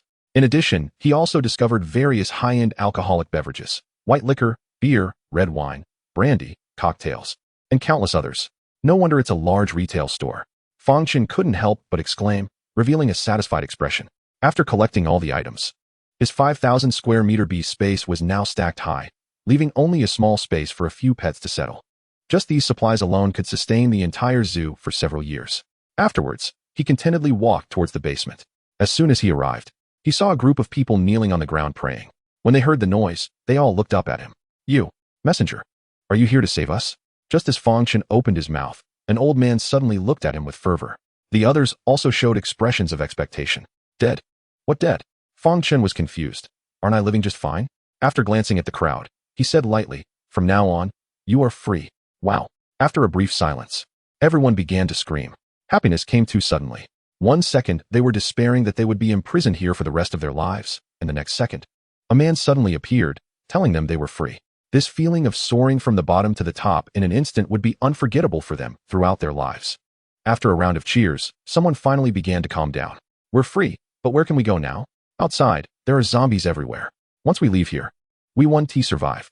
At this time, the initial old man quickly walked up to Fang Chen and knelt down with a thud. Messenger, please take us away. To the Garden of Eden. Where? Fang Chen was taken aback. What is the Garden of Eden? Is there such a place in Jiangxing? Why do we need to go there? Looking at the old man kneeling in reverence at his feet, he felt that this old man was a bit eccentric, seemingly not in good mental health. Just a moment ago, he was asking himself if he was a dead person, and now he wanted to go to some Garden of Eden. Can't we go to a 2-yuan store?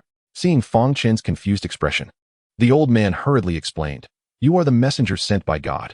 You saved us, and from now on, we will be your most devout followers. Ah, I see. Fang Chen suddenly understood, rubbing his nose awkwardly. Turns out he was a messenger, not a dead person. Was this old man just mumbling? He thought for a moment and finally nodded. I can take you to a safe place, but it's not a 1-yuan store. Once you get there, you will need to work for food. He paused and emphasized, of course, it's just normal labor. No oppression, no exploitation, 8 hours a day, and occasionally overtime. Ahem. There suffered during overtime. Upon hearing his words, the crowd was overwhelmed with joy. Even before the end, who doesn't need to work? As long as they are not beaten every day, oppressed like livestock, or endlessly used as a power generator, it's already heaven for them. Messenger, we are willing to go. Please take us away from this den of demons. We are willing to follow you. You are our savior. Seeing their reaction, Fang Chen was very satisfied. Just then, a sound came from behind him. He turned to see a woman named Mei Mei appearing on the wall of the corridor. Her blood-red eyes fixed on him, blood dripping continuously from her mouth. She was in a position only visible from his perspective. A cold light flickered in Fang Chen's eyes. Dealing with a recently mutated ability, user was easy for him. Just as he was about to take action, the woman suddenly spoke in a hoarse voice. Please take my husband with you. Oh, Fang Chen was taken aback, not expecting her to retain human thoughts. It was different from what he had imagined. After a moment of hesitation, he shook his head. I can work in his place. Really? Fang Chen raised an eyebrow and asked, what can you do? Kill for you. Mei Mei's voice was exceptionally calm, devoid of any emotional fluctuation. Fang Chen scrutinized her for a moment and finally nodded. All right, deal. Keeping a disabled person can help gather a mutated being. This transaction is quite profitable. The reason he felt at ease with this woman was, first, his confidence in his own strength, and second, having that man in his hands, which he could use to threaten her, because he could tell that the man was very important to her. Meanwhile, on the first floor of Walmart, several small thugs had escaped the woman's pursuit and ran to the entrance. Be careful, don't trigger the traps. Where are we going now? Anywhere.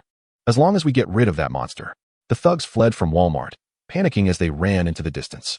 With Long Fei Hai dead and terrifying monsters appearing in the supermarket, their only thought was to escape this den of demons as far away as possible. Strange. Why aren't there any zombies on the street? Isn't it better without zombies? Damn it. Shut up. Hurry and find a place to hide. The three of them quickly ran to the end of the street, hoping to find a place to settle down. Just then, whoosh. The three felt a flash before their eyes, and suddenly a ragged female zombie appeared silently in front of them. Just one zombie. Damn it, kill her. Just as they raised their weapons, the female zombie instantly vanished from sight. Thud, thud. In the blink of an eye, the female zombie had appeared behind the three, and with a spray of blood, the three thugs slowly fell down. A vague blood hole appeared in the position of their hearts. The female zombie tossed a heart into her mouth, chewing it deliciously. Roar. Hiss. The next moment, a dense crowd of zombies surged in from all directions, quickly blocking the streets. At this moment, they were no longer dull, nor were they wandering. Like trained soldiers, they all looked towards the direction of the Walmart supermarket, occasionally letting out roars and drooling. Roar. Moments later, it was as if they received a command simultaneously, and they rushed madly towards the Walmart supermarket. Boom. The traps set by the thugs were triggered in an instant, the explosion deafening. Hundreds of zombies were blown away by the bomb's power, flesh flying everywhere. But the zombies behind were undeterred and filled in again. Bang bang. The iron door of Walmart was being slammed with a loud noise. In the basement, Fang Chen's expression changed drastically.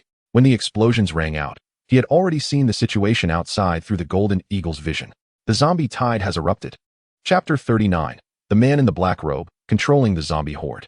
To Fang Chen, the outbreak of this zombie tide was inexplicable. Boom, boom. The explosions continued, shaking the entire supermarket building. The survivors stood up in terror, unsure of what was happening, their joy instantly replaced by fear. The zombies are coming. A single word from Fang Chen plunged them into despair. An old man stepped forward, anxiously asking, Messenger, what should we do? What else can we do? Fight. Fang Chen hadn't expected such a thing to happen, but he keenly sensed an unusual smell. As the thought crossed his mind, the little one quietly flew out. With a wave of his hand, a pile of weapons appeared in front of him. Grab a weapon and fight for yourselves. Those who had been hesitating were suddenly filled with fervor. In the despair of the apocalypse, they desperately needed a belief to support their survival. At this moment, Fang Chen was that belief. Brothers, listen to the messenger, grab your weapons. Kill your way out of this den and head to Eden. We have been oppressed for so long, it's time to resist. Without Fang Chen needing to say anything, several men had already taken the lead in shouting slogans. Looking passionate and excited, Fang Chen looked at them in surprise, wondering how they suddenly became so fired up. Shouldn't he say something at this moment? After thinking for a moment, he raised the knife in his hand. Brothers, the hot pot and barbecue are already prepared in the dollar store. No one can stop us. There's actually hot pot to eat. Brothers, listen to the messenger, for the hot pot, kill. No one can stop us. Just a simple sentence instantly raised the morale of the crowd to its peak. Seeing the emotions ignited, Fang Chen took the lead and headed for the first floor. As he passed by the woman named Mei Mei, he threw a dagger over. This is suitable for you. Thank you. Mei Mei caught the dagger in her mouth and then disappeared along the wall. Boom. The explosives on the first floor were still exploding, while powerful. They were still not enough against the densely packed horde of zombies. Roar. Soon, zombies rushed in through the windows. The first one to arrive, Mei Mei, kicked off the wall, her body shooting out like a ghost, and in the moment of crossing, a cold gleam flashed. By the time she hung from the ceiling, the zombie had already been decapitated. Roar. Hiss. However, at this moment, more zombies rushed in. Fortunately, Fang Chen and the others arrived in time. When they met, there was no small talk, and he wielded the Zhanshua knife, rushing to the front. Thud. Thud. With a few slashes, several zombies were immediately cut in half, dead beyond recovery. The survivors saw his brave performance and immediately felt a surge of confidence. Kill. Follow the messenger. Kill these zombies. For the hot pot. The crowd shouted. as if cheering themselves on. Seeing their performance, Fang Chen was somewhat surprised and also realized that they had been repressed for too long and indeed needed a good slaughter. For the hot pot, kill! He roared again and charged forward with his knife. In the wide space, the shouts and roars continued, with no small talk, no retreat. Either you die, or I die. Detected a crystal core, do you want to extract it? Detected a crystal core. Extract. As time passed, the corpses on the ground increased, most of them zombies, with a few survivors as well. In the melee, Fang Chen's unease grew stronger. He realized that these zombies could not be killed completely. No matter how many he killed, more would continuously fill in from outside. Even with his level of strength, he would eventually be worn out. What the hell is going on? Just as he was puzzled, a shadow suddenly flashed before his eyes, and Fang Chen had no time to think, slashing upward with his Zhanshua knife. Bang! A blade struck something, followed by a scream. A pale, emaciated hand fell to the ground, sharp bone spurs growing from its fingertips, with dirty blood flowing from the wrist.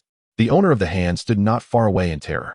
It was a ragged female zombie, with long hair and many exposed body parts. Cautiously eyeing the knife in his hand. A level zombie? Fang Chen quickly assessed the level of this female zombie. However, in his eyes, level zombies had red crystals. Since it was here, it shouldn't think of leaving. He licked his lips, like a long-restrained old lecher, and charged forward at breakneck speed. The female zombie clearly did not expect him to be so fierce, revealing a panicked expression. Roar! Just then, a dead zombie's body suddenly surged up, stretching its strong arms toward him. Huh! Fang Chen's expression changed. There was another level? In a moment of urgency, he suddenly stopped, then leaped high, kicking towards the zombie's head. Bang! With a full-force strike, the zombie's head exploded, blood and gore splattering everywhere. But before Fang Chen's body landed, two more shadows lunged at him from left and right. One was the female zombie who had just lost a hand, and the other was a child zombie that seemed to be hiding among the corpses. When they were less than 5 meters away, the child zombie suddenly let out a shrill scream. Ah! In an instant, the piercing sound wave pierced through his eardrum, causing Fang Chen's head to throb painfully, as if countless needles were stabbing into his brain. His movements froze, his eyes turning blood red. Several survivors nearby fell to the ground in agony, clutching their heads and wailing.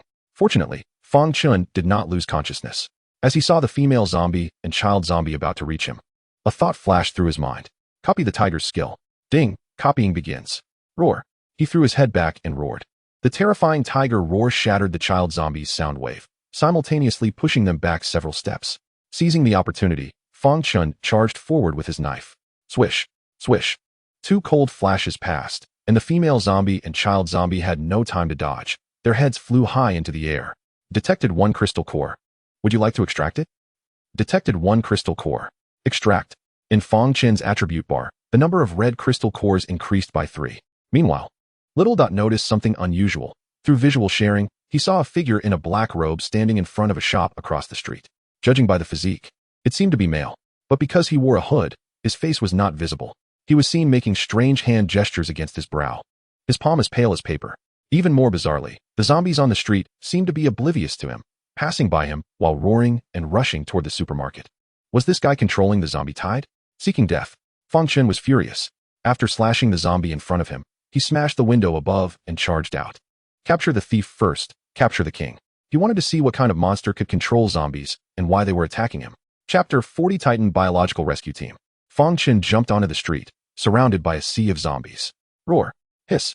His appearance was like a drop of water falling into hot oil, causing the zombies to boil over instantly, terrifying roars echoing everywhere. Humph! Fang Chen dared to come out, so he was naturally not afraid of them. With a wave of his hand, Xiao Jin, Xiongda, and Huzi immediately appeared around him, their terrifying beastly aura spreading. Especially Xiao Jin, who had evolved to level, was like a mobile fortress. Roar! The 3 beasts roared and, at Fang Chen's signal, charged toward the zombies like tigers entering a flock of sheep. Xiao Jin kicked out, sending countless zombies flying into the air. Xiongda curled himself into a big meatball, crashing through the zombie horde, turning large numbers of zombies into mush. Huzi swung his tail, causing similar carnage. I want to see what you really are. With the 3 beast pets clearing the way, Fang Chen felt much less pressure. He no longer bothered with ordinary zombies and headed straight for the black-robed figure. Sensing the threat, the surrounding zombies became even more frenzied. But in the face of absolute strength, the zombie sea tactic had no effect. In less than a minute, a bloody path was carved by 1 person and 3 beasts. At this moment, Fang Chen was just a street away from the black-robed figure. Their gazes met through the horde of zombies. Fang Chen saw his dead gray eyes and incredibly pale skin. Seizing the opportunity, he released Little Dot. The little guy immediately flew over the horde of corpses and then swooped down toward the black-robed figure's neck. However, when he was just 10 centimeters away from the neck, he was suddenly repelled by an invisible force. Level? Based on the energy feedback from Little Dot, Fang Chen guessed his level. Although Little Dot had reached level, he was not a combat-type pet, so it was normal that he couldn't break through his energy. Little Dot returned empty-handed. Fang Chen no longer wasted time. Swinging his knife and stepping closer to the black-robed figure, he noticed that the other party seemed unable to move while controlling the zombies. 10 meters, 9 meters, 8 meters. The distance between them continued to shrink, and even though the surrounding zombies had gone wild, they could not stop Fang Chen's advance. 7 meters, 6 meters, 5 meters. At such a close distance, Fang Chen could clearly see his hands and face. An ordinary-looking man. However, the other party's skin was unusually pale, as if he had not seen sunlight for many years, giving off an eerie feeling. It was as if he were not a living person but a corpse. 4 meters. 3 meters. Just as Fang Chen was about to strike at the black-robed figure, a sudden explosion echoed from a distance, and the ground began to shake. Bang, bang, bang. A series of gunshots rang out, unmistakably the sound of heavy machine guns, on a street outside the zombie army. For humanoid creatures over 3 meters tall were firing their Gatling guns at the horde. Terrifying bullets poured out, instantly shattering a crowd of zombies. Behind these 4 creatures were 2 women and 5 men, all wielding cold weapons, effortlessly reaping the lives of zombies. Boom, boom, boom. The humanoid creatures were wrapped in a mass of bullets, resembling giant tanks. Each step they took caused the ground to tremble. One of the humanoid figures, whether intentionally or not, slowly aimed its gun at Fang Chen's location. Da-da-da. The muzzle rotated, flames spewed, and bullets easily shattered one zombie after another. Damn. Fang Chen's expression changed drastically. He hurriedly recalled the 3 fierce beasts and leaped to the side. Just as he moved, the bullets shattered the very spot he had just occupied, asphalt and concrete flying high. Fang Chen's face turned pale as he quickly sought cover. Although Xiongda had strong defenses, it was not enough against such heavy firepower. Titan Biological Rescue Team clearing zombies, bystanders retreat. Survivors are to remain in place and await rescue. Any obstructors will be killed without mercy. Behind several humanoid figures, a man coldly shouted through a mechanical amplification device on his chest. When his gaze glanced toward Fang Chen's hiding spot, it was filled with disdain. Titan Biological? Fang Chen, hiding behind cover, furrowed his brows. He naturally knew this name. A top 500 global company, primarily focused on biological pharmaceuticals, very famous before the apocalypse, and reportedly had branches all over the world. They had not fallen, and even organized a rescue team. Fang Chen was filled with suspicion. For some reason, he always felt that these guys were not good people. Roar. Hiss. Just then, the horde of zombies roared and abandoned their attack on the Walmart supermarket, rushing towards the street. In just a few seconds, they had disappeared completely. When Fang Chen looked back at the location of the man in the black robe, he found that the figure had long since vanished.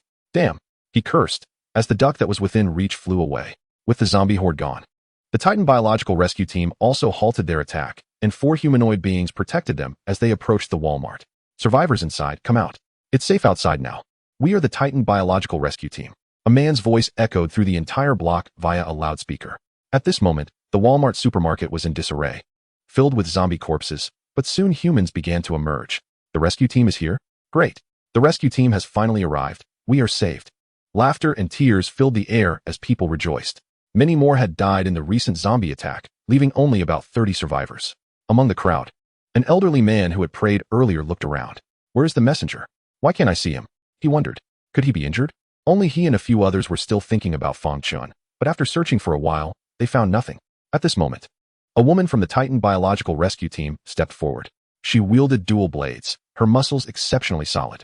On the way, please obey the commands. For everyone's safety, if anyone exhibits abnormal behavior or disobeys management, we have the right to abandon or execute you on the spot. Do you understand? Although she was a woman, her tone left no room for doubt. The survivors nodded in agreement, expressing their willingness to comply with their management. Only the elderly man continued to search for Fang Chen. Excuse me, leader, have you seen a young man? He saved us, and I don't want to abandon him. Sorry, that is not within my task scope. He might be here. Please comply with management, or I will abandon you. The woman interrupted him impatiently, her voice extremely cold. The old man immediately showed a troubled expression. After a brief conversation with a few others nearby, he made a decision. Leader, we want to look for the messenger and will not go to the base with you. Huh. The woman's expression turned cold, not expecting them to make such a decision. You already know our whereabouts. If you refuse to leave with us, for everyone's safety, I have the right to shoot you. What? The old man was startled and frightened. At that moment, he realized that the rescue team before them was not what they had imagined.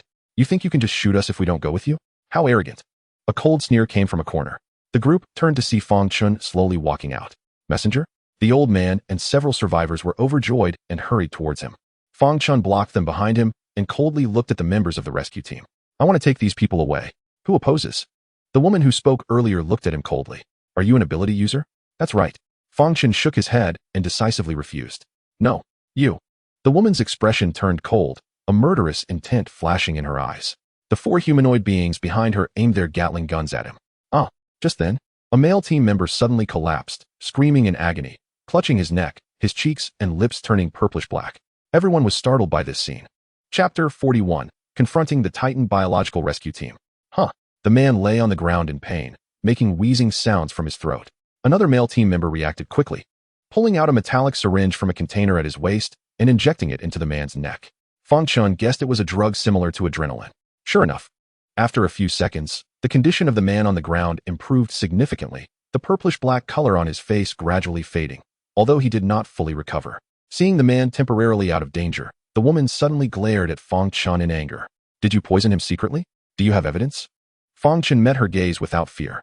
The woman's face was extremely grim, and the 4 humanoid beings held their Gatling guns, ready to pull the trigger at her command. However, Fang Chen's calm demeanor made her unable to read him. Who?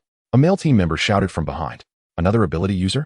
The woman's eyes narrowed slightly, her expression becoming serious. In their team, apart from the 4 humanoid beings, there were also 3 ability users. But if it came to a fight, she was not confident in resolving it without any casualties. We are leaving. After a brief weighing of pros and cons, she chose to give up. In her view, it was unwise to let her team suffer damage for a few survivors. At her command, they began to lead the remaining survivors away. Do you dare to tell me your name? What is there to be afraid of? Fang Chen snorted coldly and shouted, Remember, my name is Sure Hao, nicknamed the Emperor of the Wasteland. I am Tai Malalai. Sure Hao, I will remember you. With that, she turned and left. Fang Chen watched their retreating figures, his expression fluctuating as he hesitated whether to take the opportunity to eliminate them to prevent future troubles. However, when he looked at the 4 humanoid beings, he suppressed the impulse. These 4 big guys were clad in thick metal armor, and their faces were obscured. He could only see terrifying scars through the gaps in the armor and even metal chains. They resembled the axe monsters from Resident Evil. Such modified beings were no longer ordinary life forms. Poisons would have no effect on them, and the heavy firepower they wielded posed an even greater threat. Titan Biological. I remember you. Why choose me? Because you are our messenger. The old man spoke with a devout expression, as if he were a loyal follower. We believe that you will surely lead us to Eden. Fang Chen looked at him for a long time before finally giving a helpless smile. All right, another dollar store. Once he confirmed that there were no dangers around, he waved his hand and took out a hot air balloon that was already filled with fuel. Let's go. I'll take you to the dollar store. The crowd looked delighted and climbed onto the hot air balloon. At this moment, Fang Chen approached the woman in the ruins and handed her a set of clean clothes. Why did you choose me? Li Mimi took the clothes and put them on in front of him, her body returning to a normal human form. Because I can sense that they are not good people. You can sense. Fang Chen looked at her in disbelief, a word appearing in his mind. Spider sense. No way. Isn't that Spider-Man's ability? After observing her for a moment, Fang Chen pushed down the doubts in his heart. Go get your husband. I will take you away. Okay. Li Mimi turned and left. Shortly after, her small frame emerged from the ruins carrying a disabled man and approached the hot air balloon. Fang Chen ignited the fuel, and the hot air balloon slowly ascended. On the way to the zoo, he couldn't help but ask Li Mimi, do you know how you gained your abilities? No. Li Mimi shook her head seriously after hearing this, holding the man in her arms. When I was humiliated by Long Fei Hai, I no longer wanted to live and was seeking death. It was under such circumstances that my body suddenly lost consciousness, and then I became like this. Seeking death? Fang Chen frowned slightly, vaguely grasping something. Could it be that mutations only occur when one is on the brink of death? He kept this matter in mind, and then began to converse with a few people, learning that the old man's name was Per, a mixed-blood loyal believer. During his days in the basement, he had survived by continuously praying. So when Fang Chen appeared, he thought his prayers had been answered, stubbornly believing that Fang Chen was the messenger sent by God to save them. In response, Fang Chen tried to explain, but Paul was unyielding. The other 6 survivors were the same. Fine, as long as you're happy. Fang Chen chose to give up. 3 hours later, they finally arrived above the zoo. The patrolling Zhang Biao and others saw another hot air balloon appear and immediately raised their pistols nervously. Don't panic, it's me. Fang Chen picked up the walkie-talkie and stopped their next move. A few security guards breathed a sigh of relief and lowered their guns. Soon, everyone landed. Fang Chen instructed Zhang Biao to settle everyone down, then took the man to the clinic and called for Li Yuanling to perform surgery on him. Li Mimi did not leave, staying by her husband's side. The surgery lasted all afternoon, and Li Yuanling was drenched in sweat, but it was finally a success. Thank you. Li Mimi rarely showed gratitude. Li Yuanling nodded, then looked at Fang Chen. I need to rest. Here, this is for you. Fang Chen took out an energy fruit and handed it to her. Li Yuanling was taken aback, although she didn't know what kind of fruit it was. She couldn't resist taking a bite due to the fragrant smell it emitted. As a cool sensation flowed into her body, her fatigue vanished. Li Yuanling's eyes widened in shock.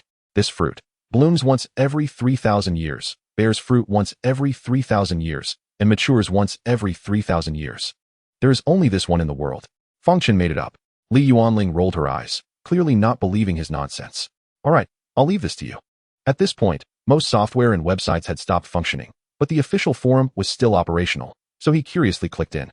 Although the outside world had lost power, some survivors were still able to find electricity. After all, those who survived to this point were not simple people. Soon, he saw an announcement from Titan Biotech on the forum. The content stated that they had established the Titan survival base and extracted super genes from zombie bodies, which could be used to modify humans. To ensure the survival of the vast majority of survivors, they dispatched dozens of rescue teams and announced the base coordinates, welcoming all survivors to join. As expected of Titan Biotech, we still have to rely on you in critical moments. The backbone of humanity, the responsibility of the apocalypse. The soldiers of the rescue team have worked hard, firmly supporting Titan Biotech. You are my god. Long live Titan Biotech. Sure enough, a large number of supporters flooded in under the announcement. Seeing these flattering comments, Fang Chen sneered repeatedly. Whether before or during the apocalypse, as long as there were people alive, there would be sycophants. They understood nothing and only shouted slogans. After flipping through for a while, he finally saw a different voice. Someone named Firmo Small commented under the announcement. You can't just look at the surface of things. My two friends went missing after joining the Titan base. Can Titan Biotech give me a reasonable explanation? However, below his comment, there was a slew of insults. Some said he had an antisocial personality and couldn't stand to see others doing well. More people directly cursed him to die a horrible death.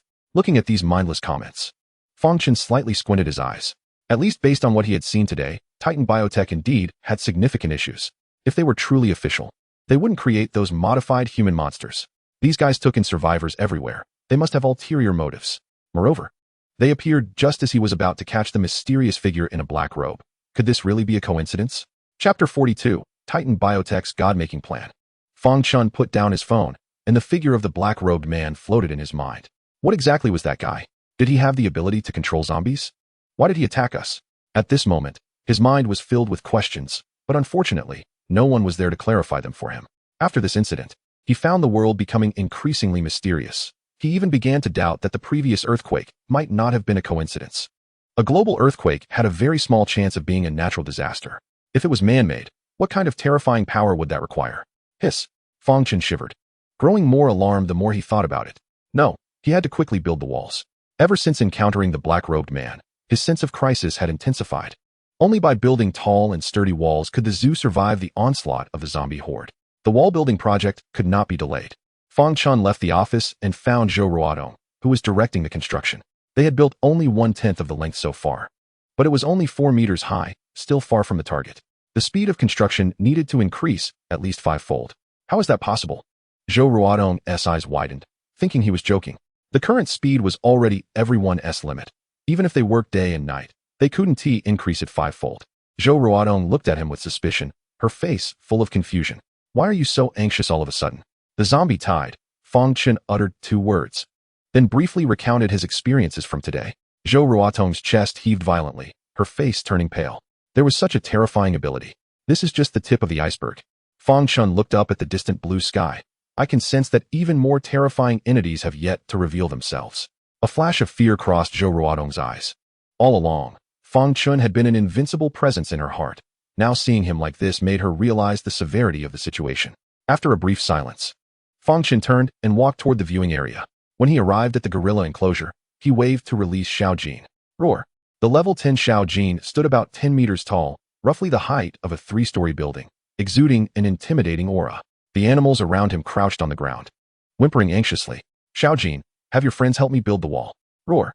Following Fang Chen's instructions, Xiao Jin immediately pounded his chest and, using the unique communication method of silverback gorillas, conveyed his orders.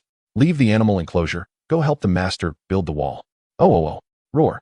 Under Xiao Jin's command, dozens of silverback gorillas orderly stepped out and headed toward the construction site. Fang Chen looked at these large beasts and noticed they had clearly changed. Their fur was shinier, and their bodies were larger. It seemed that many plants and animals had undergone changes since the apocalypse began. Soon, Fang Chen brought the gorilla army to the construction site. The workers, who were already busy, were stunned by the sudden appearance of these large beasts, especially the little delinquents. Looking at the giant Xiao Jin, who was taller than the wall, their calves were cramping. My God, we actually thought we could take over this place. This is a gorilla, right? It seems the boss's death was not in vain. The voices of the crowd trembled, and they no longer dared to have any small thoughts. This is ridiculous. Can a human deal with this? With the help of the silverback gorillas, the efficiency of wall building immediately increased several times. The reason Fang Chen chose them, besides having Xiao Jin as his beast companion, was mainly that these guys were strong and had high intelligence. Learning this simple wall-building task was a piece of cake. He then found Paul and the others and told them he was building a convenience store and needed their help. Really? This is so lucky. When Paul and the others heard they could participate in the construction of Eden, their faces all showed excitement. It seemed that for them, this was an incredibly honorable thing. Wow, I don't even need to brainwash you. You just charged right in? Fang Chen silently gave a thumbs up from the back. Truly impressive. To speed things up, he didn't spare even 4 security guards. As for the patrolling, that was left to Tong, who circled around the zoo every few minutes, observing if there were any unusual situations. With everyone working together, the speed of the wall construction significantly increased. By evening, a rich aroma wafted from the canteen. People who had been busy all day walked outside the canteen, their stomachs immediately growling uncontrollably, with some even swallowing saliva repeatedly. I seem to smell hot pot. I smell it too. It's my favorite beef tallow base. Everyone quickly washed their hands by the pool and then rushed into the canteen impatiently. Sure enough, each table had a yin-yang pot with charcoal underneath, the red and white broth bubbling and emitting a rich fragrance. Next to the yin-yang pot were all sorts of ingredients: beef rolls, lamb rolls, tripe, fish balls, vegetables, vermicelli, and dipping sauces. The messenger didn't lie to us. There really is hot pot to eat here. Long live the messenger. Originally, everyone thought this was just to encourage them, but it turned out to be true. In the apocalypse, a group of people gathered around to eat hot pot. Just thinking about it feels dreamy.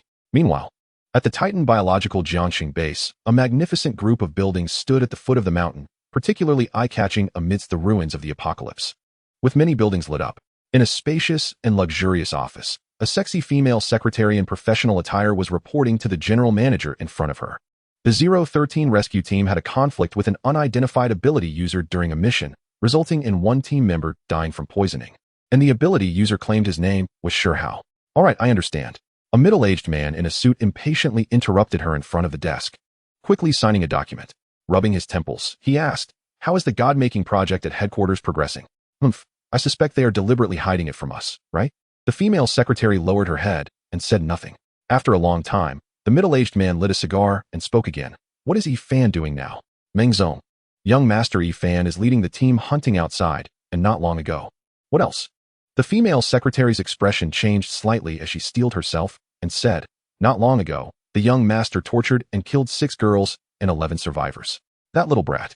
The middle-aged man did not get angry upon hearing this. Instead, he showed a doting smile. But I can understand him. It's the apocalypse after all. Using this way to vent his inner fears, he'll be fine after a while, don't you think? Meng Zong is right. The young master still has the heart of a child. He will be fine once he gets bored with it. The middle-aged man nodded in satisfaction, took a deep puff of his cigar, and slowly leaned back in his office chair. Go lock the door. The female secretary shivered, a trace of barely perceptible disgust flashing in her eyes.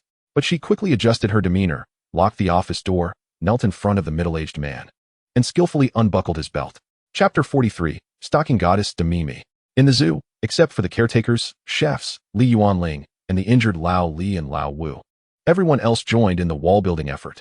However, the main force was still Xiao Jin and its guerrilla army. There was no need for a crane. Xiao Jin could effortlessly place several tons of concrete onto the wall. Its addition significantly increased the speed of the wall construction. In just 10 days, at the cost of exhausting 7 or 8 little thugs, the entire outer wall of the zoo was finally successfully connected. The reinforced concrete wall is a full 3 meters thick. However, It has only been built to 4 meters high, which is still far from the 20 meters Fang Chen requested, but it will be much easier from now on. A 4-meter high wall can already defend against ordinary zombies.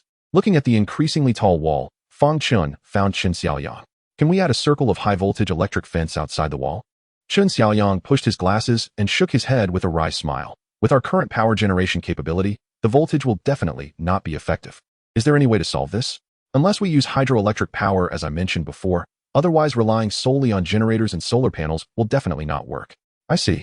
Fang Chen nodded, falling into deep thought. He felt that the wall's defense was still not enough. If high-voltage electricity could be connected, it would undoubtedly be the best. But to do so, the power generation issue must be resolved. All right, you prepare for it first. Communicate with Zhou Ruodong about what needs to be added to the outer wall, and I'll think of a way for the power generation. Good. Chen Xiaoyang nodded and turned to leave. What suggestion? Firearms. Chen Xiaoyang excitedly pushed his glasses and explained. I think you can go out and find a batch of firearms to install on the wall, combined with high-voltage electricity to form a firepower net. Firearms. Fang Chen's eyes lit up. That's right. How could I have forgotten about this? The Gatling gun in the hands of the Titan rescue team posed a significant threat to him during their last encounter. But where to get weapons?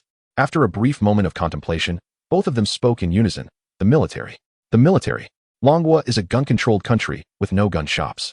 There are no arms factories in Jiangcheng either. The best place to get firearms is the military. Although the police department has guns, they are mostly simple firearms and cannot meet his defense needs. I think we can go take a look. After Fang Chen made up his mind, he didn't delay and directly rode the Golden Eagle away, fearing that if he was late, other survivors or rescue teams would beat him to it. Chen Xiaoyang watched him fly away, filled with envy. When would he get to fly once? Fang Chen rode the Golden Eagle out of the zoo, flying westward. When marking the map earlier, he hadn't considered the military and police station, so he could only rely on his memory to look for the station troops in the west of the city. At this moment, in a high-end community in the west of the city, a young man with 4 bodyguards occupied the outermost luxury villa. In the spacious living room, a pool of blood was shocking to behold. Please let me go. Beside the bloodstains, a chubby boy covered in blood, his limbs twisted beyond recognition, was left gasping as he desperately pleaded. His stomach had been cut open, and his innards were faintly visible. If Fang Chen were here, he would definitely recognize this tortured chubby boy as a host from the entertainment industry. That face, which deserved a beating, was hard to not recognize. But his current state was truly too miserable. There was almost no good flesh on his body, as if he had been subjected to slow slicing. Opposite him, a young man sat on the sofa wiping a bloodstained dagger. Not far away were a man and a woman. They were the owners of this villa. However, the man had already been tied to a chair, watching helplessly as his wife was being violated by the young man's bodyguards. This couple was also celebrities in the entertainment industry. The young man ignored the screams and roars from afar, slowly leaned down, and looked at the phone standing in front of him. Yangmi, can you bear to watch this guy be killed by me without coming to save him? Meng Yifan, you will definitely face retribution. On the other end of the call appeared the stunning face of a woman, the stocking goddess from the entertainment industry, Demi Mi. This young man was Meng Yifan, the only son of Meng Xiong, the general manager of Titan Biological Jiangxing branch, truly the prince. Before the apocalypse, he was a rich second generation who did all sorts of evil. Now, with the apocalypse upon them and order collapsed, he became even more unrestrained, exposing the twisted side of his inner self. As a top wealthy second generation, he was certainly no stranger to people in the entertainment industry. In fact, there were quite a few female celebrities who had slept with him before the apocalypse, but most were 3rd or 4th tier stars. He could only stare at top tier stars like Yangmi. In the past, he would have to endure it, but now everything was different, with the backing of Titan biology. He was not afraid of anyone. Thus, he brought several superpowered guards given to him by Meng Xiong to this wealthy area, wanting to find Yangmi and conquer her. However, he did not succeed. Yangmi had also awakened her powers and successfully escaped from them. In a fit of rage, he captured Yangmi's friend, the unlucky one, to threaten her. However, it was clear he failed again. Liar, what close friend? It's all a lie. Meng Yifan was furious and kicked the guy hard on the head. The already dying man immediately met his end with that kick. Meng Yifan picked up his phone and yelled at the screen showing Yangmi. You bitch. When I find you, I will make you wish you were dead. Humph, I love it that you can't stand me but can't find me, beast. Yangmi cursed and hung up the video call. Meng Yifan's chest heaved violently as he glared fiercely at a guard beside him. Have you locked onto her location? No, young master. The communication equipment is severely crippled. Being able to video chat with you is the best I can do. Damn it. Useless, a bunch of useless trash. Meng Yifan's face twisted in rage as he smashed the phone against the guard. The guard did not dare to dodge and took the hit. At that moment, another female guard approached him. "Young master, calm down. Yangmi has already been injured by us. She definitely won't run far." Another guard quickly chimed in. "Yes, young master. The Tooth Cup and Iron Hand have taken the hounds. They will surely catch her. It better be that way, or you all will wait and see." After cursing a few people like a mad dog, Meng Yifan turned and walked behind the villa's mistress, pushing aside a male guard who was exercising. Then unbuckled his belt and personally took charge. On the opposite side, the woman's husband was red-eyed, screaming desperately. Ha ha. Yet, the more he acted this way, the more excited Meng Yifan became. He revealed a twisted and ferocious smile, his body shaking violently until he released all his anger and drew a handgun from his waist. Bang! Bang! Chapter 44, Yangmi's Powers. In an alley over 10 miles away from the villa area, a woman dressed in black leggings and a tight leather jacket was clutching her shoulder, stumbling forward. She was none other than the famous stalking goddess of the entertainment industry. Yangmi. Hiss. Roar. Occasional zombie growls echoed from both sides of the alley, causing Yangmi's face to pale as she hurriedly looked for a place to hide. Once she confirmed there were no zombies nearby, she continued on her way. Damn Meng Yifan, I will make you regret this sooner or later. Yangmi pursed her lips. Her beautiful big eyes filled with anger. Once a high-flying star, now her small face was dirty, blood streaming from her shoulder, and her hair was disheveled, looking extremely disheveled. Unfortunately, she had been found by Meng Yifan. Not only did he brutally kill her 3 friends, injure her, but he also sent 2 superpowered guards to chase her, forcing her to risk fleeing. Don't be fooled by her sweet and delicate appearance. Her inner self was extremely resilient. Otherwise, she wouldn't have thrived in the entertainment industry's big dive vat. Hey, there's someone over there. At that moment, 2 heads suddenly popped out of a second-floor window. They were 2 men who looked surprised when they saw Yangmi. Second brother, this woman has an amazing figure. She looks a bit familiar. Seems like a big internet celebrity. Haha, brother, our good days are coming. The 2 exchanged glances, both seeing the lewdness in each other's eyes. They had been hiding in the house, seeing nothing but zombies every day, and now suddenly a hot woman appeared. One could imagine how excited they were. Second brother. I checked. There are no zombies nearby. Great, let's go down. The man referred to as the second brother rubbed his hands, eagerly pushing open the window and climbing down. Beauty, wait a second, I have something to say to you. Huh. Yangmi was startled and looked up to see the 2 men climbing down the window, her expression turning cold. She was not some naive girl. On the contrary, she was very aware of her looks and figure, which had a deadly attraction for men in the apocalypse. However, for her, it was a disaster. Yangmi remained silent and quickened her pace to walk away. Unfortunately, her ankle had twisted during her earlier escape, so she couldn't walk quickly, and within a minute, she was blocked by the 2 men behind her. Beauty, don't be in such a hurry to leave. Run, damn it, didn't you hear my second brother talking to you? The 2 blocked her way, one wearing a cold smile, while the other could no longer hold back his curses. When they saw Yangmi's appearance clearly, they all widened their eyes. Isn't this the big star? Yes, it's her, Angela the Despicable. Yangmi was exasperated. After taking a deep breath, she coldly looked at the 2 men in front of her. Gentlemen, I have business to attend to, please step aside. The 2 had no intention of moving, their eyes unabashedly sizing her up. The man called the second brother had a fiery gleam in his eyes. Another man stepped forward, grinning. Right, we are your fans. We've watched every one of Yangmi's works. Yangmi took a step back, forcing a smile and asking, oh really? Which of my works have you seen? That one with my husband? Yangmi's expression turned icy. These are black fans. Haha, I've seen that work too. The acting was really explosive. The second brother looked at her towering chest and licked his lips. Sorry, that's not my work. I'm leaving now, please let me pass. Yangmi didn't intend to get entangled with them any longer, her face dark and terrifying. However, the other party was completely indifferent. The second brother sneered, "Want to leave? I won't beat around the bush. You can leave after you spend a few nights with us. Otherwise, we'll kill you." The other man brandished a kitchen knife, clearly threatening her. "Since you all want to die, then I will fulfill your wish." Yangmi had lost her patience, and as her voice fell, her beautiful pupils suddenly turned silver. On the other side, the 2 men who had just been leering suddenly stiffened. "Ah, what are you? Don't come over." They looked at each other, panic-stricken, as if the other had turned into a terrifying monster, immediately raising their weapons. "You monster, don't come over. I'll kill you." After a brief scream, the 2, as if possessed, angrily raised their weapons and attacked each other. While fighting, they continued to curse each other. Scarlet blood stained their clothes, but neither showed any signs of stopping, looking determined to fight to the death. Yangmi snorted coldly, bypassed them, and continued to walk out of the alley. Whether they lived or died, she did not care at all.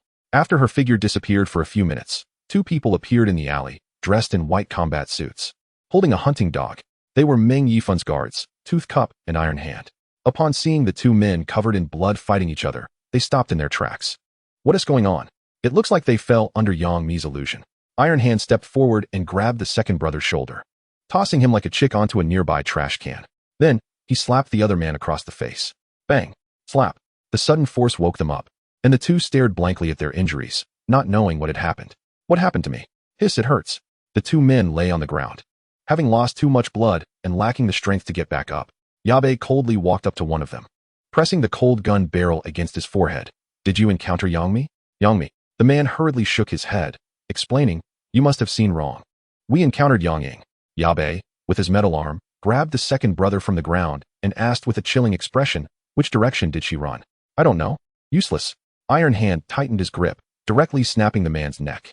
Meanwhile, Yabe pulled the trigger and, following the lead of the hound, chased after the direction Yang Mi had fled. For them, killing two people was as easy as squashing two ants. At the same time, a handsome guy riding a golden eagle was flying over the villa area, holding a tablet and constantly adjusting his direction. Where's the military camp? Fang Chen was somewhat frustrated. The navigation was completely inaccurate. Chapter 45. Fang Chen, I'm not a pervert. Yang Mi stumbled and ran for a long time, sweat already beading on her forehead. Her ability belonged to the psychic type, and her body had not been enhanced. Coupled with her injuries, she quickly became exhausted. Huff. She covered her heaving chest, gasping for breath. If only I could fly. Sigh. Just as she was lamenting, a shadow suddenly darted across the ground, followed by a crisp eagle cry overhead. Yang Mi curiously looked up and instantly gasped. In the sunlight, a golden eagle was soaring, its broad wings resembling those of a fighter jet, and there was a person sitting on its back. Is someone really flying? Her beautiful eyes were filled with shock. And then she suddenly thought of something. Hey, can you take me with you? I'm Yang Mi. Please give me a ride. She spread her arms wide and shouted, as if she had grasped a lifeline. If that person could take her even for a few minutes, it would be enough to shake off the two ability users behind her. In midair, Fang Chen heard the shout and looked down. Yang Mi. TCH. I'm still Lu Kaiwei. He scoffed disdainfully, ignoring the woman on the ground. Finding the military camp was the most important thing right now. Damn it. On the street, Yang Mi noticed he had no intention of stopping and immediately became furious. I'm Yang Mi. What do you mean by this? She pursed her sexy lips, knowing this was her only chance to escape. If she missed it, the consequences would be dire. She gritted her teeth, her pupils turning silver again. In midair, Fang Chen was still searching for the military camp direction on his tablet, when suddenly the golden eagle under him let out a startled cry. He looked up and was shocked to see a terrifying face appear ahead. The face was enormous, almost filling half the sky, with scarlet eyes staring at him, shooting out two beams of red light. Dodge! Fang Chen shouted, feeling that the face was incredibly terrifying. If hit by its red light, he would undoubtedly die. The golden eagle immediately flapped its wings and dove towards the ground. Roar! The face missed its attack and immediately let out a deafening roar, akin to a peerless demon from another world, terrifying beyond measure. The next moment, countless crimson tentacles spread across the sky, reaching for them. Damn it! A hint of struggle appeared in Fang Chen's eyes. He vaguely felt that something was wrong, but time was tight, leaving him no room to think. Chirp! The golden eagle dove down, halting its body abruptly less than 5 meters from the ground, and then landed steadily. Fang Chen hurriedly jumped down and looked back at the sky. The tentacles vanished, and the giant face disappeared. A few white clouds floated peacefully in the blue sky. What is going on? Fang Chen's face was filled with confusion, as if everything just now had been an illusion. Illusion? In just a few seconds, he realized something and turned to look back, only to see that woman looking at him with a smug expression. Are you seeking death? Fang Chen's eyes turned cold as he instantly appeared in front of Yang Mi, grabbing her pale neck. With just a gentle squeeze, this woman would undoubtedly die. I'm sorry. I didn't mean to. Yang Mi's face turned red, her hands clutching his arms as she struggled to speak. Just as Fang Chen was about to end her life, he suddenly realized that her face seemed a bit familiar. You really are Yang Mi? Yes, it's me. Please let go. Fang Chen released his grip, watching her chest heave as she coughed, feeling more certain of her identity. It was indeed the great Mimi teacher. After all, he had seen many of her works, though they were all face-swapped. What are you doing here? And why did you attack me just now? Fang Chen questioned coldly. Although he had seen many of her face-swapped works and stocking photos, that didn't mean she could harm him. After all, he wasn't a pervert. He had some self-control. Cough. Cough. After coughing a few times, Yang Mi finally calmed down.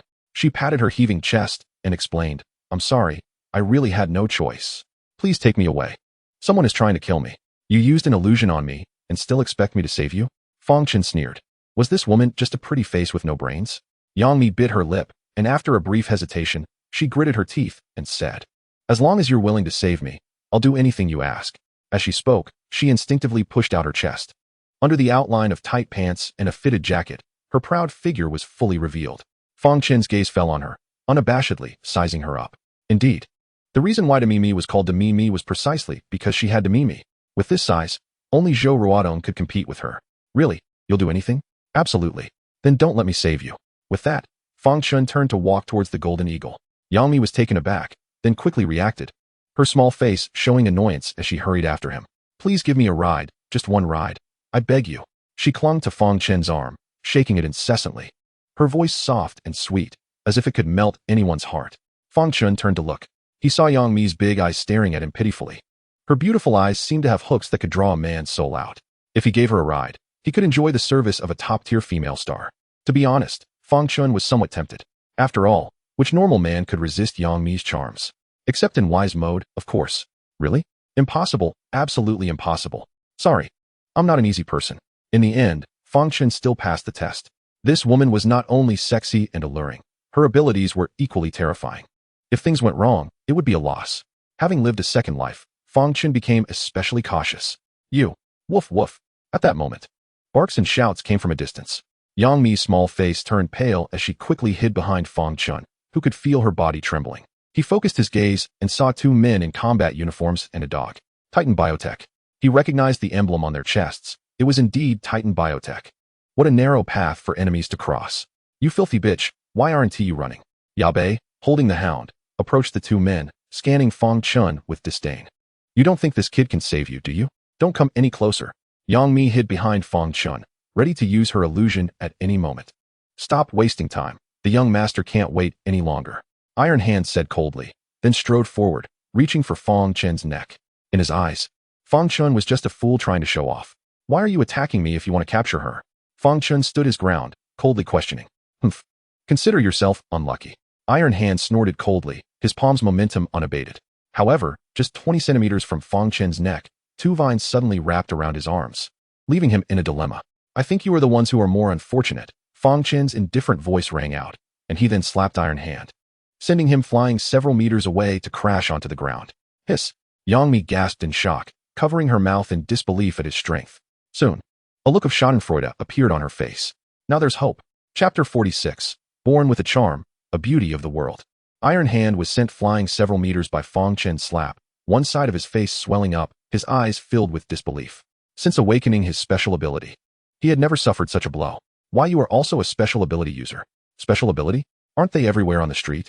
Fang Chen replied casually, then strode towards him. Bang, bang, bang. In the distance, Toothcup immediately raised his gun and pulled the trigger.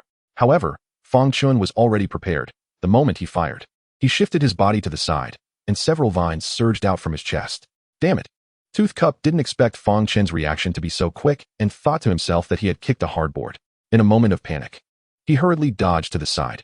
However, those vines were extremely agile, continuing to wrap around him like venomous snakes. Toothcup had no way to escape. He roared in anger and reached out to grab the vines. Break for me. His arms' muscles bulged as he tried to rely on brute force to tear them apart. Unfortunately, he underestimated the toughness of these vines. The level 3 man-eating flower vines were incredibly resilient. How could a mere level 1 mutant tear them apart? Toothcup screamed in agony. Not only did he fail to break free from the vines, but they also constricted around him, digging into his flesh. He struggled in pain, his face filled with despair. Is this it? Fang Chen was somewhat disappointed in his strength. Where's the special ability you promised? Is this all you're capable of? Watch out. At that moment, Yang Mi's voice suddenly came from afar. Iron Hand, who had just been sitting on the ground, transformed into a blur as he charged at Fang Chen. Before he even got close, his arm had already turned a bright red. Die for me. Iron Hand roared, clenching his red-hot fist, feeling the terrifying temperature even from a distance. He had perfectly timed his sneak attack. Unfortunately, Fang Chen didn't give him a chance to get close. As the heat wave approached, a knife appeared in his hand out of thin air. The sound of the knife was deafening, its edge sharp as lightning. Clang! Half of Iron Hand's red arm fell to the ground, and with a wisp of black smoke rising, the redness faded, turning into a piece of charred remains. Iron Hand clutched his severed arm, letting out a heart-wrenching scream, drenched in sweat. His special ability allowed his arm to reach extremely high temperatures, once grabbed by that hand. Even steel could melt in a short time. This special ability was indeed powerful, but unfortunately, he encountered Fang Chen. Indeed a fine knife. Fang Chen ignored his screams and instead looked at the knife in his hand. The Jean Quebec, the blade was as smooth as a mirror and showed no signs of damage from the previous extreme heat. The blade emitted a cold gleam, truly a divine weapon. Be careful, he is going to escape. Yang Mi's warning came. In fact, Fang Chen had already noticed Iron Hand's movements. Several vines surged forward in an instant, wrapping around him. In just a moment, both special ability users had been captured by him. Fang Chen walked over with the knife. Looking at their pained expressions with disdain, in your next life, remember to keep a low profile. As soon as he finished speaking, he raised the Jean K high. No. If you dare to kill me, my young master won't let you go. Uft, uft. Before the two could finish their words, Fang Chen had already struck down with the knife. Blood splattered, and two corpses slowly fell to the ground. In the face of absolute strength, any tricks were meaningless. Fang Chen didn't even release his beast companion. He effortlessly took down the two. Not far away, Yang Mi covered her mouth, her ample chest heaving violently. Her eyes filled with terror as she looked at Fang Chen. Oh my god, I actually used an illusion on him earlier? She was relieved that she hadn't made any outrageous moves earlier, otherwise, the outcome would have been dire. At this moment, Fang Chen was already walking towards her, a smile that was not quite a smile on his face. I could have avoided killing, but because of you, I wasted so much time. I am sorry. Yang Mi's voice trembled as she panicked and stepped back. After witnessing Fang Chen's strength, she no longer dared to speak carelessly, not even daring to think about using an illusion to escape. Fang Chen toyed with the Jean K in his hand and spoke coldly. Just saying sorry is enough? What do you want? Yang Mi bit her lip, pleading pitifully. As long as you don't kill me, I'll do anything you want. Once again, she uttered that suggestive phrase. Fang Chen's gaze swept over her sexy figure, snorting dismissively. If I really wanted to have my way with you, I wouldn't need your consent at all. In fact, I prefer to take it by force. No, please. I beg you. Yang Mi's face turned pale, her hands clutching her chest, trembling in fear. She felt as if she had just escaped the tiger's den, only to fall into the wolf's lair. She was terrified for her life. Fang Chen looked at her pitiful and terrified expression, the fire of desire burning fiercely in his heart. This woman was simply too alluring. No matter what emotions she displayed, be it pity, fear, even anger or sadness, it could evoke the most primal desires in a man. Born with a charm, a beauty of the world, that was her. If it weren't for having business to attend to, Fang Chen wouldn't mind playing the villain once. Otherwise, it would be a shame to waste such luck in the apocalypse. Huff. Fang Chen took a deep breath, forcing himself to calm down, then asked, do you know where the Jiangqing military camp is? I know. Yang Mi quickly nodded, her face softening a bit. Fang Chen didn't waste time. As he walked towards the Golden Eagle, he said, accompany me to the military camp. Consider it atonement. Okay. Yang Mi dared not refuse and hurriedly followed him. The Golden Eagle spread its wings, revealing its broad back. Fang Chen looked at Yang Mi. You sit in front. Oh, okay. Yang Mi stuck out her tongue and climbed onto the back of the Golden Eagle with some effort. Fang Chen sat behind her, looking at her slender back. A cold smile appearing on his lips as he controlled the Golden Eagle to fly into the sky. The reason he had her sit in front was not to play the gentleman, but to prevent her from making any small moves. Meanwhile, in the villa area, Meng Yifan was staring coldly at the monitor in his hand, with several nurses standing silently nearby. The monitor was displaying the scene of Fang Chen killing Tooth Cup and Iron Hand. Damn it, who is this guy? Meng Yifan roared in anger. His face twisted in rage. The female bodyguard beside him quickly operated the equipment, and after a moment, she shook her head with a bitter smile. Young master, there is no information on this person in our database. Damn it, useless. Meng Yifan kicked the equipment on the ground several meters away like a mad dog. Even after that, he felt it wasn't enough to vent his anger, so he pulled out his gun and shot all the bullets into the corpse in front of him. Several bodyguards exchanged glances, none daring to intervene. After venting, Meng Yifan sat breathlessly in his chair and spoke coldly. Anyone who dares to ruin my plans, I will definitely kill him. Young master, he just mentioned going to the military camp. Go, I want to personally kill this pair of dog man and woman. Meng Yifan walked out of the villa, with several bodyguards hurriedly following him. Not long after, a helicopter slowly took off from the villa area. Chapter 47, Run. The giant snake is eating people. Little Golden carried Fang Chen and Yang Mi westward, until, after more than 10 minutes, they finally arrived above the Jiangqing military camp under Yang Mi's guidance. From the high altitude, one could see the open training ground and buildings below. Big Peng Land. Caw. The Golden Eagle dove down, gliding through a graceful arc before landing smoothly. Fang Chen jumped down with Yang Mi and surveyed the surroundings. The military camp was much larger than he had imagined, but at this moment it was in disarray, not much better than the outside. Even here, it couldn't withstand the devastation of the apocalypse. Roar. Hiss. Not good, there are zombies. Yang Mi nervously hid behind Fang Chen, her little face pale. Although she was also an ability user, she was still a girl, and seeing the ugly and terrifying zombies filled her with instinctive fear. Fang Chen was too lazy to take action and simply took out a handgun. Bang bang bang. A few bullets fired, and the rushing zombies had their heads blown off. After dealing with these zombies, Fang Chen was faced with a dilemma. Where's the ammunition depot? I know. Yang Mi raised her fair little hand, pointing ahead like a child seeking praise. It should be over there. Oh, you've been here before? Yes, I participated in a military-themed variety show before, so I'm more familiar with this place. No wonder. Fang Chen nodded, then revealed a mischievous smile. I've seen your variety show. Really? I thought I did pretty well. Yang Mi appeared somewhat proud. It was okay, but mainly that female host was too much of a saint, so I stopped watching later. You mean Ming Chen? Yang Mi smiled helplessly. She just wanted to create an image in front of the camera, but ended up overdoing it and messed it up. The entertainment circle is really chaotic. Yang Mi. The two bickered as they walked toward the direction of the ammunition depot. However, Yang Mi was limping because of her injury. Her little face lacking color, gradually becoming pale. Fang Chen sighed and pulled her towards a building. What are you doing? Yang Mi was startled, thinking he was going to do something bad here. Fang Chen was too lazy to explain. After confirming there were no zombies inside, he pushed the documents off the table and took out a first aid kit from the beast space.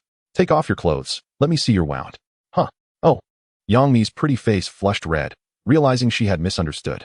She carefully took off her coat, revealing a black camisole underneath, her proud figure fully displayed. Her skin was very pale, and her collarbone looked great. Unfortunately, near her chest, there was a hideous triangular wound, blood soaking her clothes, ruining the aesthetic. It might hurt a bit, bear with it. Fang Chen reached out to pinch her camisole and gradually pulled it outward. Yang Mi bit her lip. Beads of sweat forming on her fair forehead, making continuous soft sounds that were suggestive. After completely revealing her clothes, lace lingerie was exposed underneath. Fang Chen's lips slightly curled up as he took scissors and slipped them under her lingerie. What are you doing? Yang Mi covered her chest, glaring at him in a playful manner. Fang Chen raised his head, speaking earnestly. Your lingerie is too tight, pressing on the blood vessels in your chest, causing severe bleeding. It must be cut off. Do we have to do it this way? Of course, Fang Chen said decisively. Then without hesitation, he cut off half of the lingerie, and a snow-white rabbit immediately sprang out. Hiss. Even though it was anticipated, Fang Chen was still quite shocked. Holy cow, this rabbit is both fat and white. Suddenly, a line from a song sung by the old man Lu Shuren popped into Fang Chen's mind. Look at this bowl, it's big and round. Don't just stare. Treat the wound. Yang Mi shyly exclaimed, her little face as red as an autumn apple. Growing up, aside from her ex-husband, this was the first time she had been so openly stared at by a man, feeling a mix of shame and anger deep down. At this moment, the atmosphere in the room became subtle. Quiet, I'm observing the wound. Fang Chen said coldly, his tone serious, revealing no hint of impropriety. Hearing this, Yang Mi rolled her eyes dramatically, almost crying from anger. The wound is clearly on her shoulder. Where are you observing? After watching for a while, Fang Chen swallowed hard, took out tweezers and cotton swabs, and started to clean the blood around the wound with iodine. This process naturally involved some touches. Yang Mi frowned tightly. Whether it was from pain or something else, she continuously made soft sounds, her body shifting restlessly. The more she moaned, the less Fang Chen could handle it. Especially when the back of his hand occasionally brushed against the big white rabbit, the soft sensation made his throat dry. After a good 10 minutes, Fang Chen finally finished treating the wound. All right, put your clothes back on. Okay. Yang Mi's big eyes were filled with mist, her little face seemingly dripping with water as she hurriedly got dressed. The combination of shame and anger made her appear both innocent and alluring. After appreciating her for a moment, Fang Chen's gaze fell on her long legs. Your foot is injured too? Yang Mi nodded, explaining, I think I sprained it. It hurts a lot when I walk. Take off your shoes, let me see. Oh, Yang Mi bit her lip and took off her short boots. The white transparent short socks wrapped around her dainty feet, and at Fang Chen's request, she took off the socks, revealing her fair jade feet. Fang Chen's eyes immediately widened. The old man Lu Shuren once said, a qualified man should not only look at a woman's face and figure, but also know how to appreciate her beautiful hands and feet. Especially feet. They can be even more enticing than breasts and legs. And this woman before him not only had looks and figure, but also possessed jade hands and feet that would make countless men drool. Perfect. I believe if the old man Lu Shuren saw this, he would exclaim, "Wow, this is really thrilling." Ahem. Fang Chen lightly coughed, squatting down to hold her jade foot. Gently shaking it, Yang Mi let out a cry, showing a look of pain. "My ankle, it really hurts. It seems a bit dislocated. Bear with it. I'll help you right away." Just as Yang Mi was seriously listening to him, Fang Chen suddenly twisted hard with his hand. Crack. Oh. Yang Mi didn't expect him to act suddenly, letting out a painful scream. Fang Chen chuckled and stood up, clapping his hands. "All right, try walking a few steps." "You." Yang Mi looked at him in annoyance, secretly biting her silver teeth, then stood up angrily, her face suddenly showing surprise. She tried to walk a few steps and was shocked, opening her mouth wide. "It really doesn't hurt anymore." Humph. Fang Chen smiled with pride. This technique was something he learned from his old squad leader when he was in the army. Yang Mi walked around the room, finally jumping a bit. Although there was still a slight pain, it was no longer serious. "All right, it's time to get down to business." Fang Chen put away the first aid kit and walked towards the door. Yang Mi made a face at his back and followed him outside. Boom. Before the two could walk far, a sudden loud crashing sound came from the opposite side of the training ground, followed by the roar of a motorcycle. The two stopped in their tracks and looked intently. They saw a military sidecar motorcycle speeding toward them across the chaotic training ground, with two chubby men sitting on it.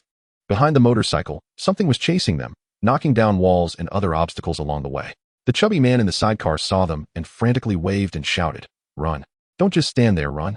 A giant snake is eating people." Chapter 48, Subduing the Frost Giant Python. The two men drove the sidecar motorcycle quickly past them, but did not stop, continuing to race into the distance.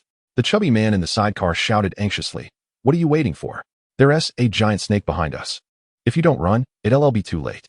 Faced with his warning, Yang Mi was somewhat at a loss. Fang Chen frowned as he gazed at the ruins opposite, and with the eagle's eye view, he had already seen the colossal creature. Boom. In the ruins, a large number of dilapidated walls were knocked down, and amidst the rolling smoke and dust appeared a long body covered in brown scales. When it got close enough, its full form was finally revealed. It was a brown giant python, about 16 or 17 meters long, as thick as a grinding wheel, with a triangular head held high, and its crimson eyes like two lanterns. The terrifying visual impact sent chills down one's spine. "Ah!" Yang Mi screamed and hurriedly hid behind Fang Chen. Her little face pale. She had never seen such a huge python, and her fear of giant creatures made her legs go weak, and she couldn't muster any strength. "Let's escape quickly." "Why escape?" Fang Chen retorted. "Aren't you afraid?" Fang Chen shook his head, revealing a twisted smile. "Not only am I not afraid, but I also find it quite cute." "Cute?" Yang Mi looked at him, disbelief reflected in her beautiful pupils. "This thing is cute." She seriously suspected that Fang Chen had some psychological issues or a distorted personality. Otherwise, a normal person wouldn't say such things. She wanted to run away, but found her legs had already turned to jelly. The giant python crawled towards them, its mouth flicking a scarlet tongue, and even before it got close, a chilling aura hit them. "It's over." Yang Mi felt a prickling sensation on her scalp and collapsed directly to the ground. Fang Chen's eyes sparkled with excitement as he silently recited in his heart, "Sign a contract with it." After leveling up last time, he had obtained 4 contract scrolls that he had yet to use. Beep, contract signing failed. Reason for failure: the other party has excessive resistance and cannot sign a contract. The host can lower resistance by increasing favorability or forcefully suppressing it to make it submit. Fang Chen frowned. This was the first time he encountered a situation where a contract couldn't be signed. Looking at the 2 solutions provided by the system, he sneered and decisively chose the second option. If the child doesn't listen, just give them a beating. In just a moment, the giant python was already in front of them, and amidst Yang Mi's piercing scream, it opened its massive mouth to bite down. Humph. Fang Chen stood his ground as countless vines suddenly extended from his chest, wrapping around the python's body. Huh. The giant python roared, but stopped just 1 meter away from Fang Chen, its body completely entangled by the vines, unable to move an inch. No matter how violently it twisted, it still couldn't break free from the binding of the vines. Level? Through the power from the giant python, Fang Chen assessed its level. At the same time, he was secretly alarmed. It had been less than a month since the apocalypse began, and such a powerful creature had already emerged. Would the future world be even more dangerous? After failing to break free, the giant python became extremely agitated, and a cold gleam suddenly flickered in its mouth as a bone-chilling aura brewed. Fang Chen's eyes widened in alarm, sensing something was off. "Get out." As the giant python prepared to attack, he controlled the vines of the carnivorous flower to lift it up and then flung it away into the distance. Boom. The giant python crashed into the ruins, kicking up a cloud of dust. Creak. The motorcycle left long skid marks on the ground as the 2 little chubby boys gasped. stunned by the scene they had just witnessed. Hiss! Did that guy just throw the big snake over his shoulder? Huh. From within the dust, the giant python's furious roar emerged. When the dust settled, Fang Chen saw that a large area of frost had appeared amid the ruins, with even some bricks and rubble frozen solid. Is this your ability? Fang Chen exclaimed in surprise, then became excited. To have such an ability at just the initial level. Imagine how powerful it would be when it grows. With this thought in mind, he decided not to let the giant python off easily and rushed into the ruins to engage in close combat. Seeing him charge, the giant python's gaze turned even angrier. It violently swung its tail, its smooth scales gleaming with a metallic sheen in the sunlight, generating a gust of wind aimed at him. Bring it on. Fang Chen didn't retreat but advanced, wrapping his arms around its tail. The powerful inertia propelled him several meters back, crashing through broken walls. However, these injuries were insignificant to him. Let me show you. Fang Chen's hands clamped down on the giant python's tail like iron pincers, and with a powerful effort, he actually lifted it up. The massive python spun wildly in his grip like a chain. Oh my god, what am I seeing? Is he swinging the snake?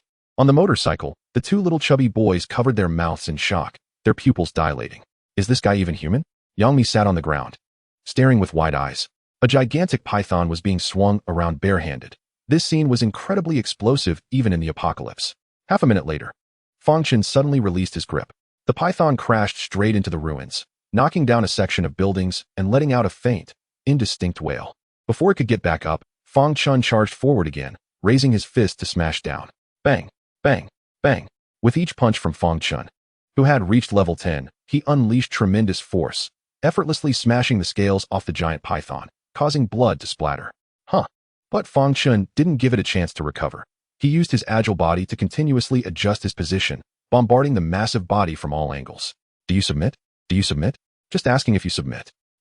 The giant python twisted violently, trying to shake him off, but Fang Chen clung to it like a leech, unleashing another barrage of punches and kicks. 3 minutes later, the giant python lay bloodied on the ground. Although not dead yet, it had lost half its life from Fang Chen's beating, its mouth gaping wide, no longer displaying its previous ferocity. Only then did Fang Chen clap his hands and jump in front of the snake's head. Little guy, can I handle you? System, sign a contract. Beep. Contract signing in progress. Party A, Fang Chen. Party B, Titan Python. Contract has been generated. As the voice fell, a connection was established between Fang Chen and the python.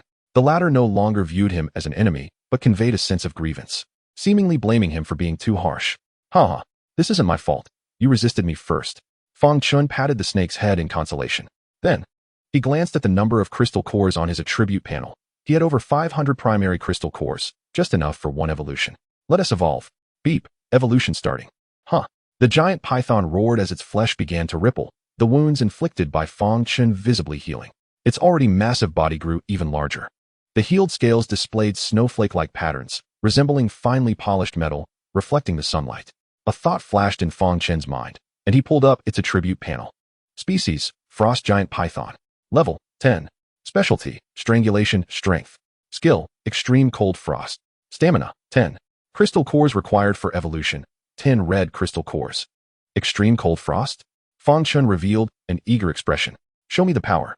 Hearing this, the giant python opened its mouth, and after a brief moment of brewing, a visible blast of icy wind shot towards the ruins ahead. Crack, crack. Under the blazing sun, the ruins on the ground were covered in frost, exuding a chilling aura. Fang Chen stepped on the frozen bricks and stones, which immediately crumbled into dust, taking a long time to melt into a puddle of water. Goodness, this is magic damage, he exclaimed joyfully, very satisfied with the giant python's frost skill. From now on, you shall be called Mud Eel. The giant python nodded, indicating it liked the name.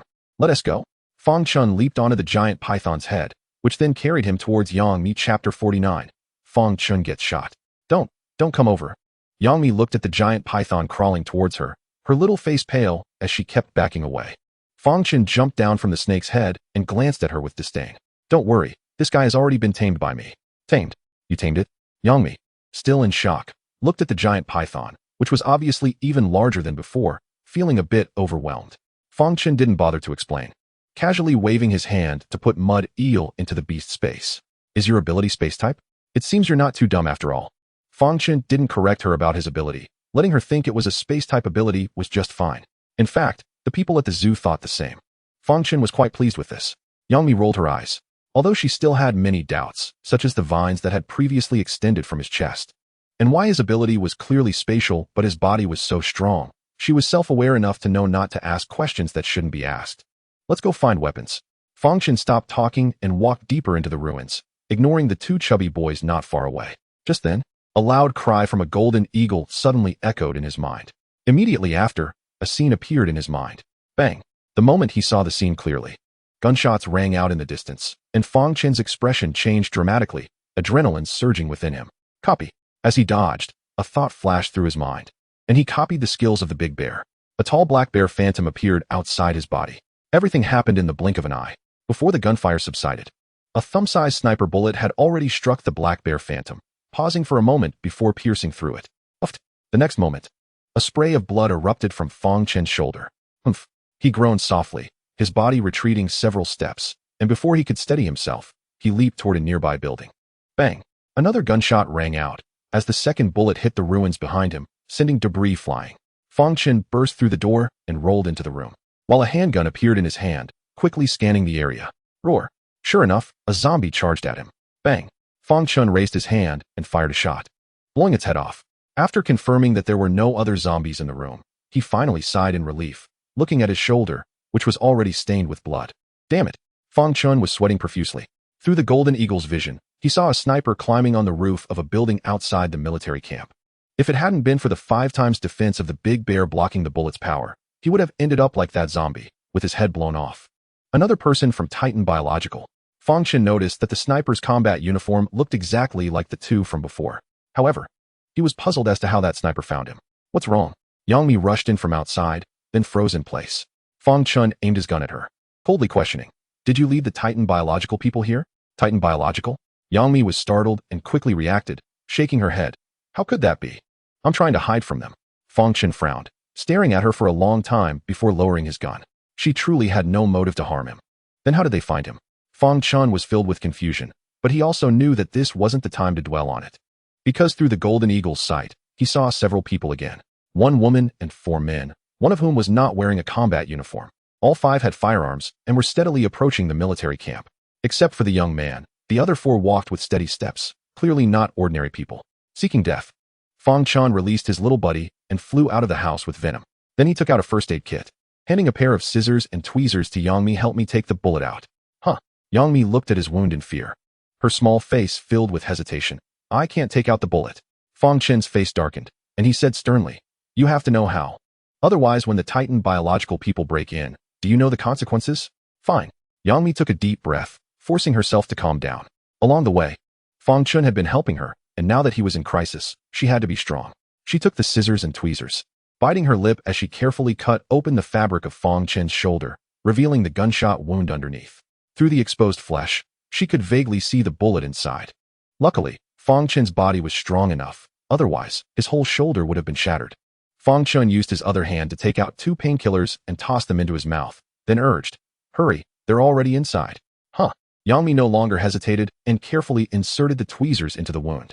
She was extremely nervous, her hair sticking to her small face, her expression more focused than ever. Soon, the tweezers pinched the tail of the bullet. "Bear with it, I'm starting to take the bullet out." After receiving Fang Chen's response, she slowly began to pull it out, inch by inch. Fang Chen's body trembled, beads of sweat forming on his forehead, his clothes already soaked. But he didn't utter a word. Looking at the serious woman in front of him, he couldn't help but smile bitterly inside. Just a moment ago, he was treating her shoulder wound, and now it was his turn. Truly, what goes around comes around. Unfortunately, he didn't have a big white rabbit. Seconds later, the bullet was finally extracted. Yangmi's body went soft, collapsing to the ground, gasping for air. "Thank you." Fang Chen spoke, then a thought flashed through his mind. Copy Little Jin's healing ability. Ding, copying begins. Little Jin at level achieved had a very powerful healing ability. Fang Chen suddenly felt an intense itch at the wound, as the injured bone gradually healed, and the flesh visibly wriggled. This process lasted less than 3 minutes. When the pain and itching sensation disappeared, Fang Chen let out a long sigh, wiping the bloodstains off his shoulder. The flesh healed completely, leaving not even a scar. "Your injury?" Yangmi stared wide-eyed, unable to speak. The wound that had been deep enough to see the bone had healed in such a short time. If it weren't for the bloodstains still on his shoulder, she would have thought it was an illusion. "It's just an ability. No need to be overly surprised." Fang Chen said lightly, putting on another piece of clothing. Yang Mi stared at him in a daze, her big eyes filled with confusion. Spatial abilities are this powerful? Stay here, I'll go settle the score with them. Be careful. Fang Chen replied, jumping out of the back window of the house. Then his figure flickered and disappeared into the ruins. At this moment, the few people had already approached to less than 10 meters outside the house. Fang Chen hid in the ruins, raised his handgun, and aimed at one of them through the gaps in the debris, decisively pulling the trigger. Bang! With a gunshot. The man on the far right had his head instantly pierced, falling straight to the ground. Be careful. There's an ambush at 3 o'clock, 15 meters away. Bang bang bang. The group's reaction was extremely fast. Before Fang Chen could take a second shot, they had already turned their guns towards his position and started shooting wildly. Li Ho! Snipe him! Li Ho! The woman in the team kept calling for the sniper through the tactical headset, hoping for his fire support. She knew something had happened to Li Ho. Damn it, you provide cover fire while I take the young master away. Young master, let's go. The woman was very decisive, pushing against the young man's back under her companion's cover and running towards a nearby collapsed building. Meanwhile, on a rooftop somewhere outside the military camp, the sniper named Li Ho was clutching his neck with both hands, his face turning purple-black, already lifeless. Well done. Fang Chen sneered. Continue. Chapter 50. Annihilate the rescue team. A lion's big mouth. Da-da. Two guards from Titan Biological were providing fire suppression, not giving Fang Chen a chance to show himself, while slowly retreating towards Meng Yifan. Just then, during the retreat, one person suddenly screamed. Suddenly, without warning, he collapsed to the ground convulsing, his cheeks and mouth corners rapidly turning purple-black. Help me. The serum, quickly. The other person held his gun in one hand while the other hand pulled out a metal syringe from his waist and injected it into his neck. The next moment, the poisoned person's condition improved significantly, and he staggered to his feet. However, his complexion was still dark, and he hadn't truly detoxified. That serum was similar to adrenaline. It could only temporarily suppress the toxin and had strong side effects. Come quickly. In the collapsed building, the female guard took over to provide fire support. The two immediately ran over. Fang Chen hid in the ruins, coldly watching them through the gaps in the cover. Then waved his hand to release a smaller version of the frost giant python. Mud Loach, go show them some color. At this moment, the mud loach had already shrunk its body, looking no different from an ordinary snake. It burrowed into the rubble, crawling towards the enemy. To cover it, Fang Chen raised his handgun and kept shooting at the enemy, not caring whether he hit anyone or not. On the other side, the golden eagle landed on the rooftop outside the military camp, rummaging through the dead bodies, grabbing a sniper rifle and a bag of bullets from the ground before flying into the air. When it flew above Fang Chen's head, it released its grip. Fang Chen smirked, extending vines from his chest to catch the falling sniper rifle and bullet bag, pulling them close. The 1153 sniper rifle, made by the Eagle Nation, had an effective range of 1,500 meters. Quite luxurious. As a military man, Fang Chen recognized the model of this sniper rifle at a glance. This rifle could rank among the top 10 military sniper rifles in the world, having produced many famous sharpshooters. That Titan Biotech, as a biopharmaceutical company, could obtain such an advanced sniper rifle, showing how deep their connections ran. Just when he was worried about not having a weapon, someone delivered it right to him. You guys are quite nice. Ha. Fang Chen laughed heartily, resting the sniper rifle in front of him, the muzzle and scope peeking through the gaps, just able to see the collapsed building where the enemy was located. At this moment, the mud loach had quietly crawled to their position, getting closer, its brown skin providing excellent camouflage among the ruins. Inside the collapsed building, the female guard was observing the outside with her gun. The male guard was checking the body of the poisoned guard. As the serum's effects gradually faded, his vital signs were declining. Behind them, Meng Yifan was leaning against the wall, using equipment to call for help. Damn it, why is this happening? Why? After putting down the equipment, he let out a frantic roar. Ever since leaving the Titan branch, his ability team had been nearly invincible in the apocalypse. It had always been him who tortured others for fun, and he had never been this helpless. First, the sniper Li Ho lost contact. Then a team member was shot in the head, and now another had inexplicably been poisoned. Now only two ability users still had combat capabilities. He hadn't even seen the enemy, and although the distress signal had been sent out, the nearest rescue team would take 2 hours to arrive. Just then, the man squatting on the ground to care for the poisoned team member suddenly screamed in agony as his entire arm was suddenly frozen. A small snake flashed by in the cracks of the rubble. My hand. No, the man had intended to check his frozen arm. But as soon as his other hand touched it, it shattered into ice chunks. He didn't even feel pain. Half of his arm was already gone. The intense panic drove him to collapse, his face pale as he stood up, wanting to run outside. This caused his upper body to be exposed above the cover. Fang Chen was waiting for this moment. He quickly adjusted his angle and pulled the trigger. Bang! The gunshot rang out, and the man was instantly shot in the head, his body flying several meters before collapsing. Damn it, they have a sniper too. Young master, hide quickly. The remaining female guard urgently reminded, her face extremely pale. They had once hunted and tortured many survivors as hunters. But today, their roles had reversed from hunters to prey. What to do? Think of something. I don't want to die. I still have so many women, so many slaves to play with. Kill him. I command you to kill him. Meng Yifan curled up in the corner, screaming in despair. He regretted it now. If he had known this would be the outcome, he would never have brought people for revenge. The female guard protected him from behind, needing to prevent the snake from launching a sneak attack, while also ensuring her body wasn't exposed to avoid the enemy sniper. At this moment, she was physically and mentally exhausted. In the ruins, Fang Chen glanced at the time. It was getting late, time to end this. As her words fell, the female guard suddenly screamed in agony from within the collapsed hallway. Just like the previous team member, her cheek turned purple-black, and she clutched her neck, struggling to breathe. However, it was all in vain. Just as she prepared to take the syringe from her waist, a small snake suddenly darted out from the gap and sprayed frost at her arm. Crack! The female guard's arm was instantly frozen and then shattered. Her eyes widened in horror, her purple-black face filled with terror and despair, and she slowly fell down, losing her breath. With that, the entire ability team was left with only Meng Yifan. Don't come over. I'll kill you. Bang, bang, bang. Meng Yifan fearfully raised his handgun, shooting wildly at the mud loach. However, the mud loach was extremely agile, twisting its body and disappearing. Meng Yifan continued to scream until he ran out of bullets. He slumped against the wall, his pants wet. So this is the heir of Titan Biotech? Not impressive at all. A cold mocking voice came from outside.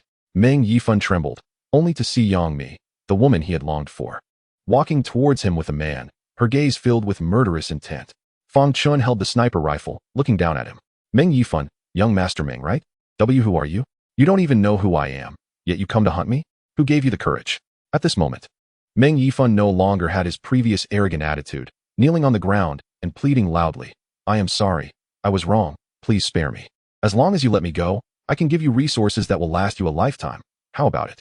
Hearing this, Fang Chen rubbed his chin and revealed a cold smile. As expected of young Master Meng, really generous. How about this? Fang Chen thought for a moment. You have someone send 100 vials of this serum, plus 10 Gatling guns and 500,000 rounds of ammunition, and I'll let you go. Okay. I'll have someone send it. Meng Yifan seemed to have grasped a lifeline and hurriedly picked up the communication device. Soon, a cold middle-aged man's voice came from the device. Yifan, how's the situation? Dad, all my people are dead. Hurry and save me. Meng Yifan's voice was filled with tears, his nose running. There was a brief silence on the device. After a long while, the man's voice rang out again. Speak. What are your demands? He clearly knew Meng Yifan's current situation and spoke directly. Fang Chen didn't waste time and stated his demands. 100 vials of serum, 10 Gatling guns, and 500,000 rounds of ammunition. Impossible. As soon as he finished speaking, the other party immediately refused. Meng Yifan's face changed drastically, about to speak when the other party's voice rang out again. We don't have that much equipment. I can give you at most 20 vials of serum, 2 Gatling guns, and 100,000 rounds of ammunition. Then there's nothing to talk about? Fang Chen raised the sniper rifle, aiming at Meng Yifan's head. Then forget it. Just send someone to collect his body. Dad, save me. You're my only son. Hurry and save me. I don't want to die. Meng Yifan cried out in panic. Fang Chen revealed a cold smile, not in a hurry to pull the trigger. You bastard, shut up. The middle-aged man shouted angrily, pausing for a few seconds before speaking again. 50 vials of serum, 5 Gatling guns, and 250,000 rounds of ammunition. He halved Fang Chen's demands. Deal. Fang Chen readily agreed, then added, I'll only give you 3 hours. If you're late by even a second, I'll chop off one of his fingers. And the timer starts now. Humph. The other party snorted angrily and hung up the communication device. Fang Chen chuckled, pointing the gun at Meng Yifan's head. Take off your clothes, not a single piece allowed. Meng Yifan was taken aback for a moment, seemingly realizing something, his eyes filled with despair. But when he saw the dark gun muzzle, he obediently began to take off his clothes. Yangmi was astonished as she looked at Fang Chen, her beautiful eyes blinking. This guy actually likes this. Chapter 51. Even in the apocalypse, still chasing stars? Soon, Meng Yifan took off all his clothes, revealing his thin body. Looking at him in terror, Yangmi hurriedly turned away, not daring to look at this eye-burning scene. Bang! Just then, a large iron cage appeared out of nowhere. Fang Chen pointed at the cage and said, Get in. Meng Yifan looked at him in confusion. He had thought of many crazy ways to torment those survivors for excitement, but he had never used an iron cage before, feeling a bit scared inside. Get in, or I'll break your legs. Okay, I'll get in. Meng Yifan gritted his teeth and had no choice but to endure. After he got in, Fang Chen took out a padlock, locked the cage, and then walked outside. Yang Mi watched his back and then glanced at the cage behind her, clearly taken aback for a moment. Then her little face turned red. I thought wrong. Fang Chen walked to the collapsed building and looked at the houses not far away. Come out. Yang Mi was startled and quickly followed his gaze. Soon, two people walked out of the house, the two chubby guys who had reminded them to run on the motorcycle earlier. The two were terrified as they looked at Fang Chen, wearing a face of despair. Fang Chen aimed the sniper rifle at them. Why didn't you leave? It's too late. One chubby guy explained with a mournful face. After you subdued that big snake, we were about to leave, but that group of people appeared. So we hid. Hearing this, Yang Mi rolled her eyes. These two unlucky guys. Fang Chen sneered. Give me a reason not to kill you to silence you. No. Big brother, don't shoot. The two chubby guys trembled all over, their small eyes darting around in an instant. A reason? What reason? The smaller chubby guy suddenly made a fist gesture and shouted. Big brother, my brother and I are willing to follow you. We don't ask to be born on the same day and month, but we ask for. Click. Fang Chen's face darkened, directly chambering a bullet. Who the hell wants to be sworn brothers with you? The larger chubby guy, thinking quickly, spoke up. Big brother, I'm a hacker, and my cousin is proficient in mechanical equipment. If you take us with you, we can guarantee you'll thrive in the apocalypse. Oh, Fang Chen hesitated for a moment. The fact that these two guys had survived so long in the apocalypse meant they had some exceptional qualities. He continued to ask, tell me specifically about your abilities. If you dare to lie to me, you know the consequences. The two chubby guys exchanged glances, and the smaller one spoke first. Big brother, I really understand all kinds of mechanical equipment, like. He looked around, then ran to the cage and picked up the communication device Meng Yifan had discarded. Like this. When he saw the device in his hand, his expression changed. Fang Chen furrowed his brows. What's wrong? Big brother, this is real-time transmission equipment. It recorded all of us and automatically transmitted it to the upper level. To the Titan Bio branch. Hearing this, Fang Chen's expression instantly turned cold. He finally understood why Meng Yifan was able to find this place so quickly. It turned out that during the time he was saving Yang Mi, their conversation had already been recorded by the devices on those two deceased ability users and transmitted to Meng Yifan. This meant that the Titan branch had already seen their appearance. Click. The smaller chubby guy quickly operated the device and turned it off. Seeing Fang Chen's expression, he hesitated and said, Big brother, don't worry. Although they know what we look like, as long as we hide, they won't be able to find us. The larger chubby guy nodded in agreement. That's right. Now the cameras on the streets are just decorations. Even if Titan Bio is powerful, they can't find us. Okay, I understand. Fang Chen spoke lightly. He was not truly afraid of Titan Bio. If both sides really went to war, he would at most lose the zoo and the survivors inside, but he would have another chance to start over. He then turned the gun towards the larger chubby guy. Now tell me about your abilities. What use do you have for me? The larger chubby guy scratched his head, thought for a few seconds, and suddenly his eyes lit up. Big brother, I once hacked into Titan Bio's network and discovered many secrets. Fang Chen's interest was piqued immediately. What secrets? Yang Mi also showed a curious expression. The larger chubby guy took a deep breath, fear evident in his voice. They are simply not human. They actually conduct experiments on living people. I saw them combining living people and zombies to create modified humans. They have no thoughts of their own and feel no pain. They are simply monsters. They even injected the zombie virus into children for clinical observation. There, people die every day. After hearing the larger chubby guy's account, Yang Mi's little face turned pale. Fang Chen's face was also cold. Ironically, those survivors still regarded them as saviors. Some even formed teams to flee to the Titan base, unaware that it was hell, just waiting for them to walk into a trap. After a brief moment of distraction, Fang Chen continued to ask, do you have any other discoveries? The larger chubby guy nodded, saying everything he knew. I also saw their data on ability users. What content? Titan Bio analyzed the awakening of ability users and found that there are 3 situations for the emergence of ability users. First is natural awakening.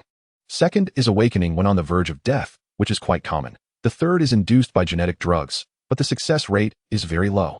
I awakened when I was on the verge of death. Yang Mi spoke up at the right moment, explaining that she had suddenly grasped the ability to create illusions while being chased by zombies. Fang Chen slightly nodded, recalling Li Mimi and Zhou Ruodo. One awakened under the circumstances of being violated, desperately seeking death, and the other awakened while being besieged by zombies, similar to Yang Mi.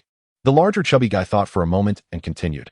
I also know that most ability users awaken physical abilities, such as strength, speed, agility, and so on, In short, their physical qualities are stronger than ordinary people. No wonder. Fang Chen suddenly realized. No wonder when facing Meng Yifun's ability team. Besides that ability user with the high-temperature arm, the others seemed ordinary. It turned out they all had physical abilities. When facing ordinary people, they were naturally powerful, but unfortunately, in front of someone at his level, they had no advantage. The information from the larger chubby guy cleared up many doubts in his mind. Fang Chen put away the sniper rifle and smiled. Not bad. Your abilities are good. I can take you with me and provide shelter and food. Really? The two chubby guys exchanged glances, their faces filled with joy. Not only did they survive, but they also managed to ally with a powerful being. Fang Chen put away the sniper rifle and said, now tell me your names and the purpose of coming here. After speaking, he looked at Yangmi. You are Yangmi, right, Teacher Yang? The smaller chubby guy also looked at her with eager anticipation. Yangmi nodded. Yes, what is the matter? The two were overjoyed. And the larger chubby guy quickly took out a pen and a crumpled piece of paper from his pocket. Teacher Yang, we really like you. Can you give us an autograph? Yangmi. Fang Chen. It's the apocalypse, and they're still chasing stars? Yangmi smiled awkwardly, but still took the paper and penned a sign for them. Fang Chen looked at this pair of quirky cousins, the corners of his mouth twitching. Carefree, that's nice. Let us go to the armory. Chapter 52, Surprises in the Armory. Fang Chen led the three deeper into the ruins, while Meng Yifun in the cage was guarded by the golden eagle in midair. After some twists and turns, they finally found the location of the armory. The surrounding buildings had collapsed, but the armory still stood tall.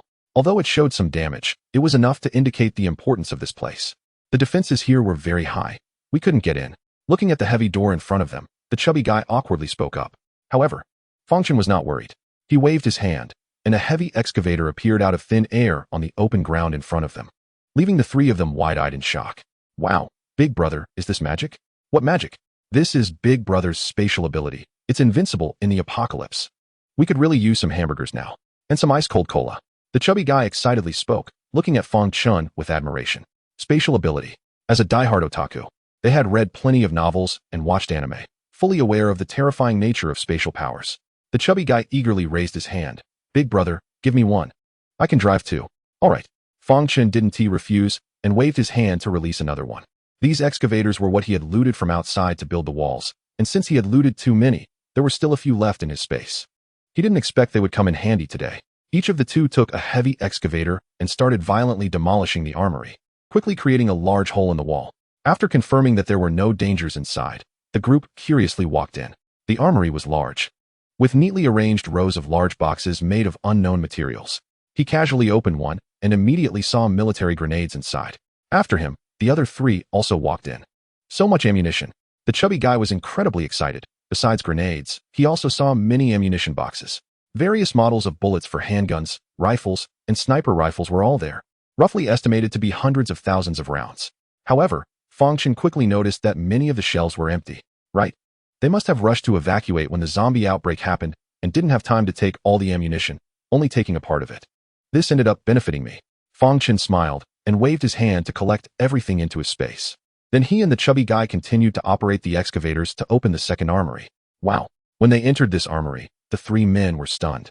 Then their eyes lit up as if they were wolves seeing a stunning beauty. Guns. On the racks in front of the wall, various models of rifles, handguns, and submachine guns were neatly arranged.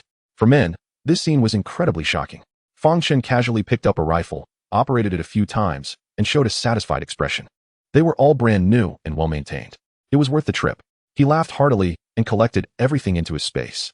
The chubby guy clearly felt a bit unsatisfied, especially the chubby one, who looked like his beloved toy had been taken away, but he didn't dare to say anything.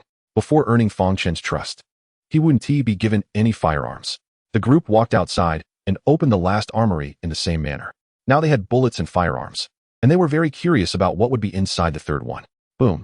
As the wall was pushed down, Fang Chen entered first. This armory was clearly of a higher standard. The walls were painted with fireproof materials, and the ammunition storage boxes had turned into metal boxes. Click. Fang Chen opened one of the boxes and saw the items inside. What is this? That's right. The chubby guy beside him was so excited he was practically dancing. High explosives. This stuff was probably only available to the military, and he didn't expect there to be as many as 10 boxes left. It was simply a pleasant surprise. Fang Chen collected them without hesitation. He then found some regular explosives in other rooms, totaling over 30 boxes, each containing 100 kilograms. So much equipment. On the other side, the chubby guy exclaimed excitedly.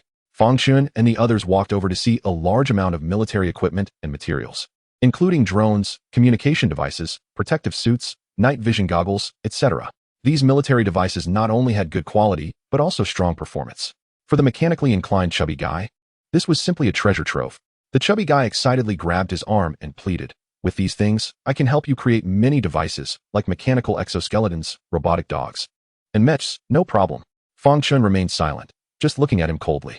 The chubby guy realized and quickly let go of his hand, awkwardly smiling. "All right, I'll fulfill your wish." Fang Chen waved his hand and collected all the materials and equipment. "Thank you, big brother." The chubby guy's eyes were filled with excitement. If it weren't for the unsuitable environment, he would have loved to start working on something right away. In fact, holding on to the principle of not leaving empty-handed. Even if the chubby guy hadn't mentioned it, Fang Chen would have taken everything. It just happened to be a favor done. Meng Yifan was still curled up in the cage, and upon seeing them, he quickly smiled and tried to please them. Yang Mi frowned and looked elsewhere. She actually wanted Fang Chen to kill him to avenge her deceased friend. But she also understood that compared to revenge, the things Fang Chen proposed were more important. So she wisely kept quiet to avoid upsetting Fang Chen. While waiting for the Titan biological team, Fang Chen looked at the chubby guy. "Can you fly a helicopter?" The chubby guy hesitated for a moment, scratching his head, and said, "Theoretically, yes." "What do you mean theoretically?" "It means, I know all the theoretical knowledge, but have never actually flown one." The fat guy jumped in to expose his cousin's shortcoming. Fang Chen nodded, then raised his hand to point outside the military camp. "There's a Titan biological helicopter. Go give it a try. If you can fly it, great. If not, don't force it." "All right." Upon hearing this, the chubby guy immediately became excited, like someone who had a driver's license but had never touched a car. He felt a surge of excitement when someone offered him a vehicle to practice with.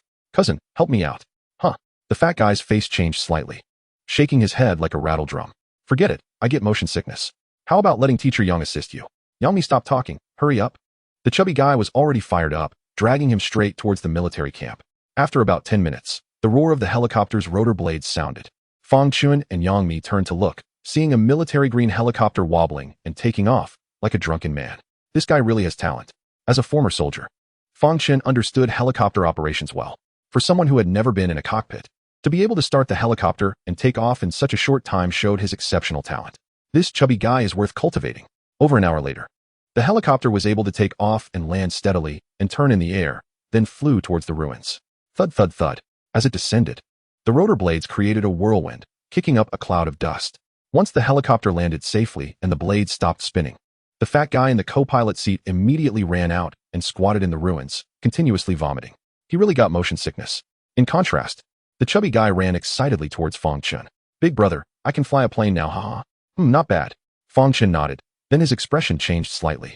Through the aerial view of the Golden Eagle, he saw a Titan biological rescue team appear outside the military camp, quietly finding a high point to lie in wait.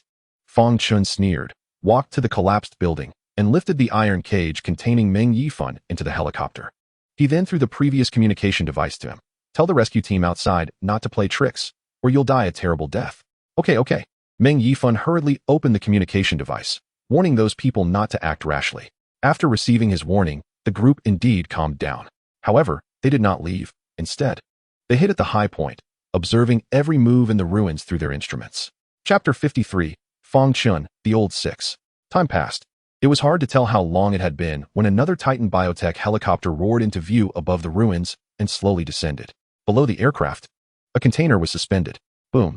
Shortly after, the container hit the ground, and the helicopter landed beside it. Meng Yifan in the iron cage's eyes lit up, knowing that his rescuers had arrived. Soon, the cabin door was pushed open, and several people dressed in combat gear jumped out, holding automatic rifles. The leader was a tall man with piercing eyes. "We have brought the goods. Release the person. I want to inspect the goods first." "Okay." The other party did not hesitate, directly signaling the people behind him to open the container, revealing several boxes inside. Fang Chen stood behind the iron cage, without moving. Instead looking at the little fatty. The latter understood and nervously walked over. "The goods are fine, and no other irregularities were found." "Good. Lift the goods under our helicopter." The little fatty walked over again, but was blocked by the man opposite. "Release my young master first, or you won't be able to take these things." "Oh," Fang Chen said without wasting words, drawing a long knife from his waist. "I almost forgot, you just landed a second late." With that, he slashed into the iron cage. "Ah!" The unguarded Meng Yifan instantly screamed, a little finger cut off by Fang Chen, covering his bleeding hand in pain. This sudden scene startled everyone. The man opposite took a step forward, and several team members raised their weapons at the same time. You're seeking death? Don't scare me. Or I want to remember how many seconds late you are. As he spoke, Fang Chen raised the knife again. The terrified Meng Yifan, pale, hurriedly shouted at the man in the distance, knife edge, do you want to kill me? Hurry up and do as he says. Young master. Damn it, hurry up. Knife Edge's gaze darkened, looking at Fang Chen with malice, then waved his hand. The team members behind quickly closed the container and dropped the ropes on the ground. The big fatty and little fatty, scared out of their wits, ran over to hook the rope on the bottom of their helicopter. After confirming everything was fine, the little fatty nodded to Fang Chen. You go to the cockpit and start the helicopter. Okay. The little fatty went to the cockpit, and the propeller slowly began to spin. Yami did not hesitate and also climbed into the cabin. Are you trying to play tricks? Knife Edge stepped forward a few steps, his legs slightly bent, ready to act at any moment.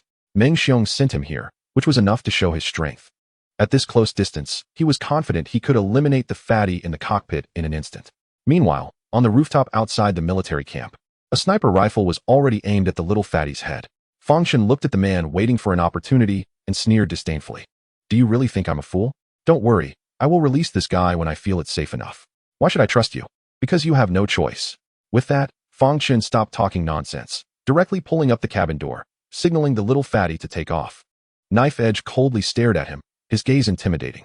His earpiece transmitted the sniper's request. Phone team, should we shoot the pilot or that young man? Are you confident you can take them all out without harming the young master? Knife Edge retorted. No confidence. Then shut up. The sniper fell silent. At this moment, the helicopter slowly rose, and as the rope tightened, the container was lifted up. Inside the cabin, Meng Yifan covered his bleeding hand, pleading desperately, You've got the goods. Let me go. Please, I feel like I'm dying. Shut up. Fang Chen barked coldly, scaring him into silence. The little fatty, drenched in sweat, controlled the helicopter to slowly ascend and then flew towards the position Fang Chen provided. During this process, the big fatty and Yang Mi were too nervous to speak. After flying a short distance, the helicopter behind also took off, following them from afar. Fang Chen frowned and looked at Meng Yifan in the iron cage. Tell them to stop. We'll let you go once we're safe. You wish. Unless you let me go now.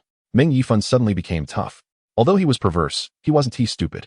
If Knife Edge followed, what if he got silenced halfway? Oh. Fang Chen sneered, and without hesitation, he slashed again. Uffed. In that moment of distraction, another finger from Meng Yifan fell off, and by the time he reacted, it was too late. Yang Mi in the cabin saw this scene and instantly felt her scalp go numb. She cautiously looked at Fang Chen, her eyes filled with fear. Ah, you demon. Meng Yifan let out a heart-wrenching scream, his face twisted and hideous. In just a short time, he had lost 2 fingers. How had the proud prince of the Meng family ever been treated like this? My patience is limited. Next time it will be the whole hand. Fang Chen's devil-like voice echoed, frightening him into a tremble, the little bit of toughness he had just now evaporating completely. He trembled as he grabbed the communicator, screaming hysterically, Stop, you bunch of idiots, stop now. Young master, damn it, can't you understand my words? Hurry up and stop. Okay. Knife Edge's cold voice came through the communication device. Even though his face couldn't be seen, one could imagine his extremely cold expression at that moment.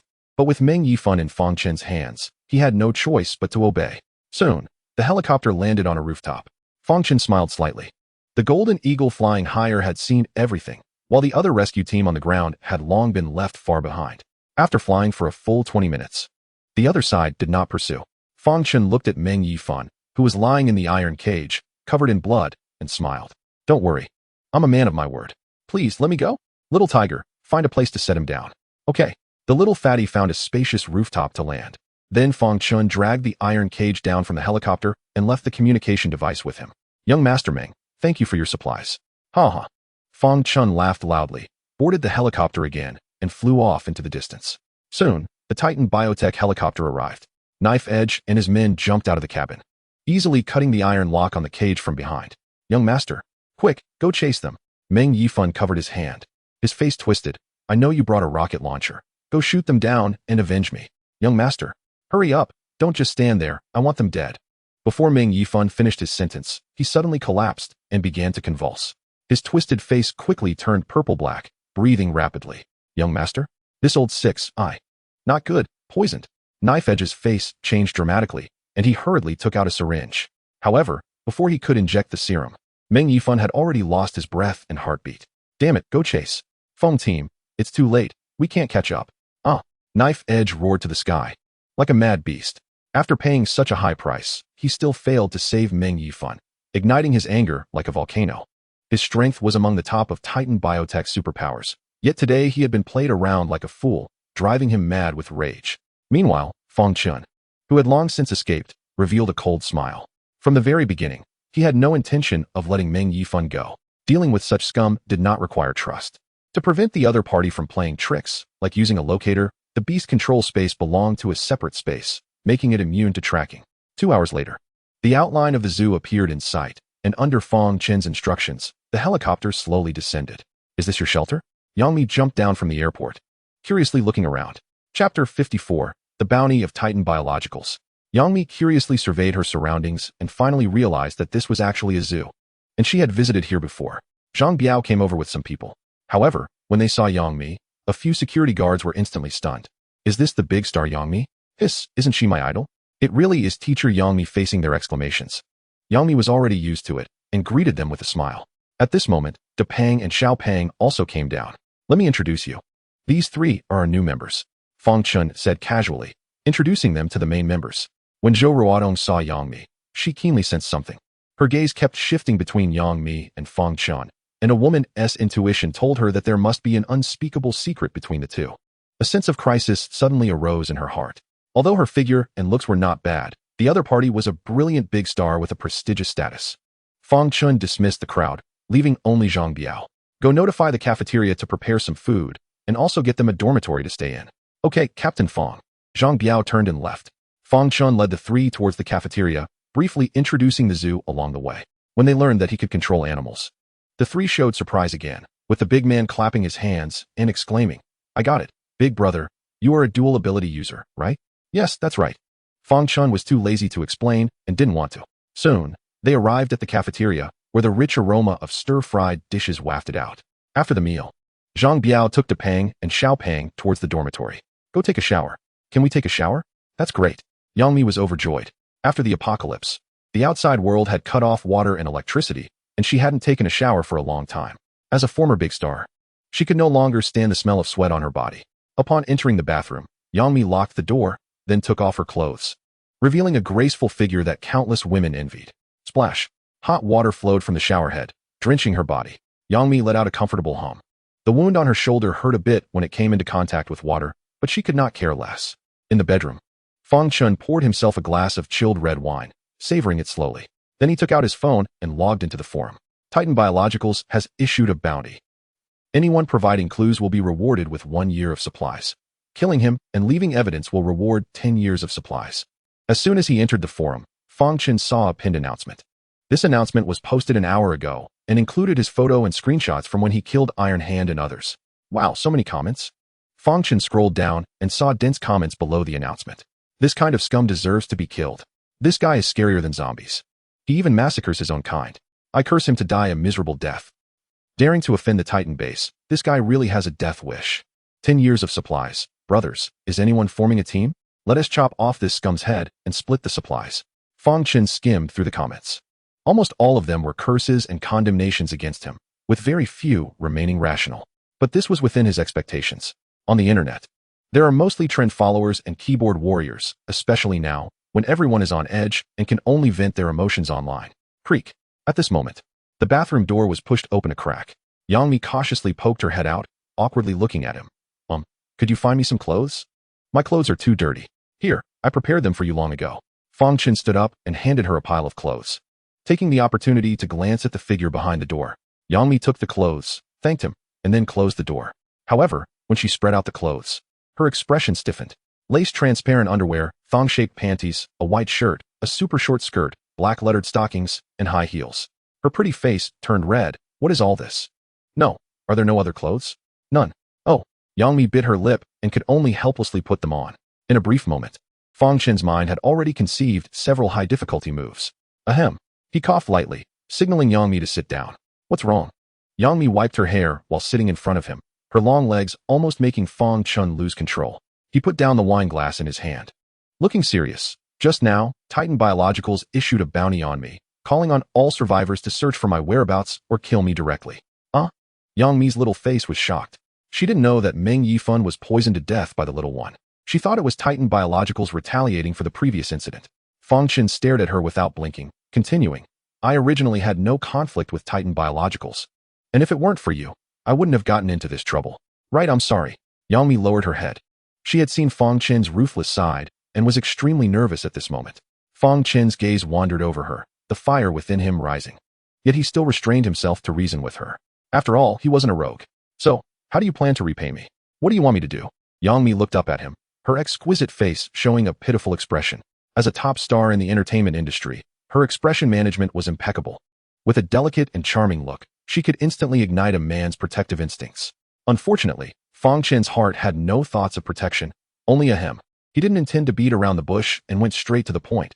You are very aware of your charm, so I want you to be my woman. Yang Mi was actually prepared for his request. She just didn't expect him to be so direct. She clutched the hem of her short skirt, hesitating for a moment before suddenly raising her head. I can be your woman, but I have a few conditions. You say, first, I am not your plaything. You must not embarrass me in front of outsiders. Second, if I don't want to, you must not force me. Third, you must provide me with skincare products. What kind of nonsense conditions are these? Fang Chen frowned at her. He could understand providing skincare products since stars pay great attention to maintenance. But what were the first two demands? What does she take me for? Come on, I'm not a pervert. Fang Chen spoke somewhat speechlessly. Okay, I can agree to all of these. Yang Mi finally breathed a sigh of relief. Then, that's fine. Fang Chen picked up his wine glass again and leaned back on the sofa. But before that, I need you to do one thing first. What is it?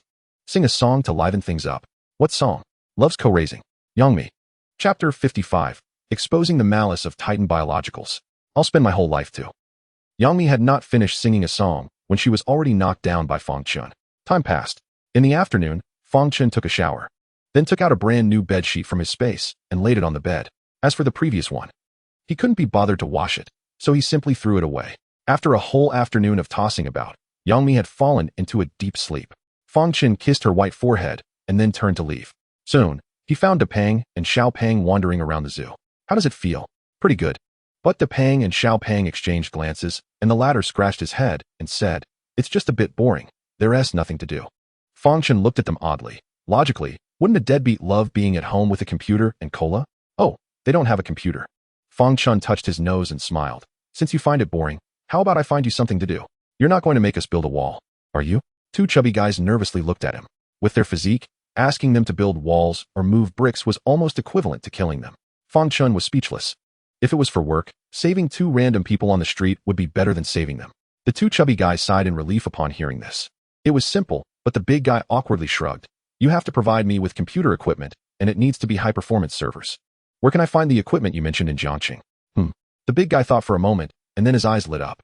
I used to intern at an internet company, and their equipment was very high performance, but it's in the city center, a bit far. Let's go right now.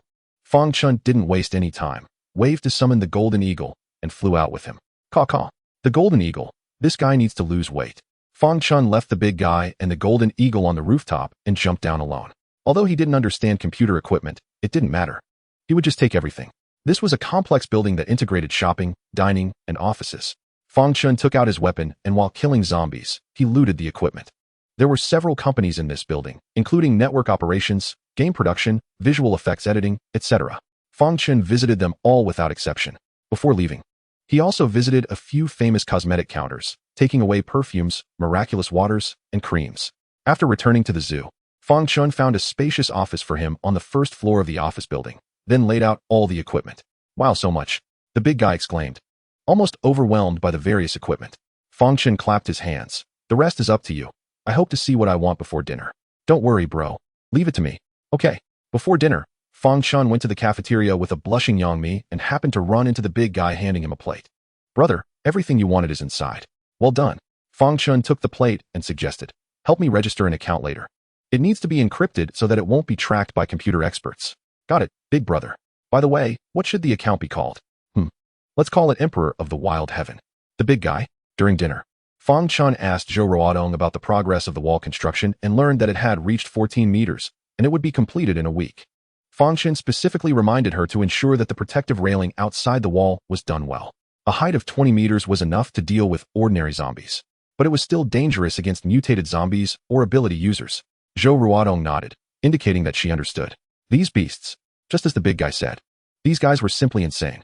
In the laboratory, they divided live bodies, then used technology to keep their brains from dying immediately. Then they cut up several zombie bodies. Finally, they assembled live people with zombies, turning them into half-human, half-ghost monsters, driving them like beasts.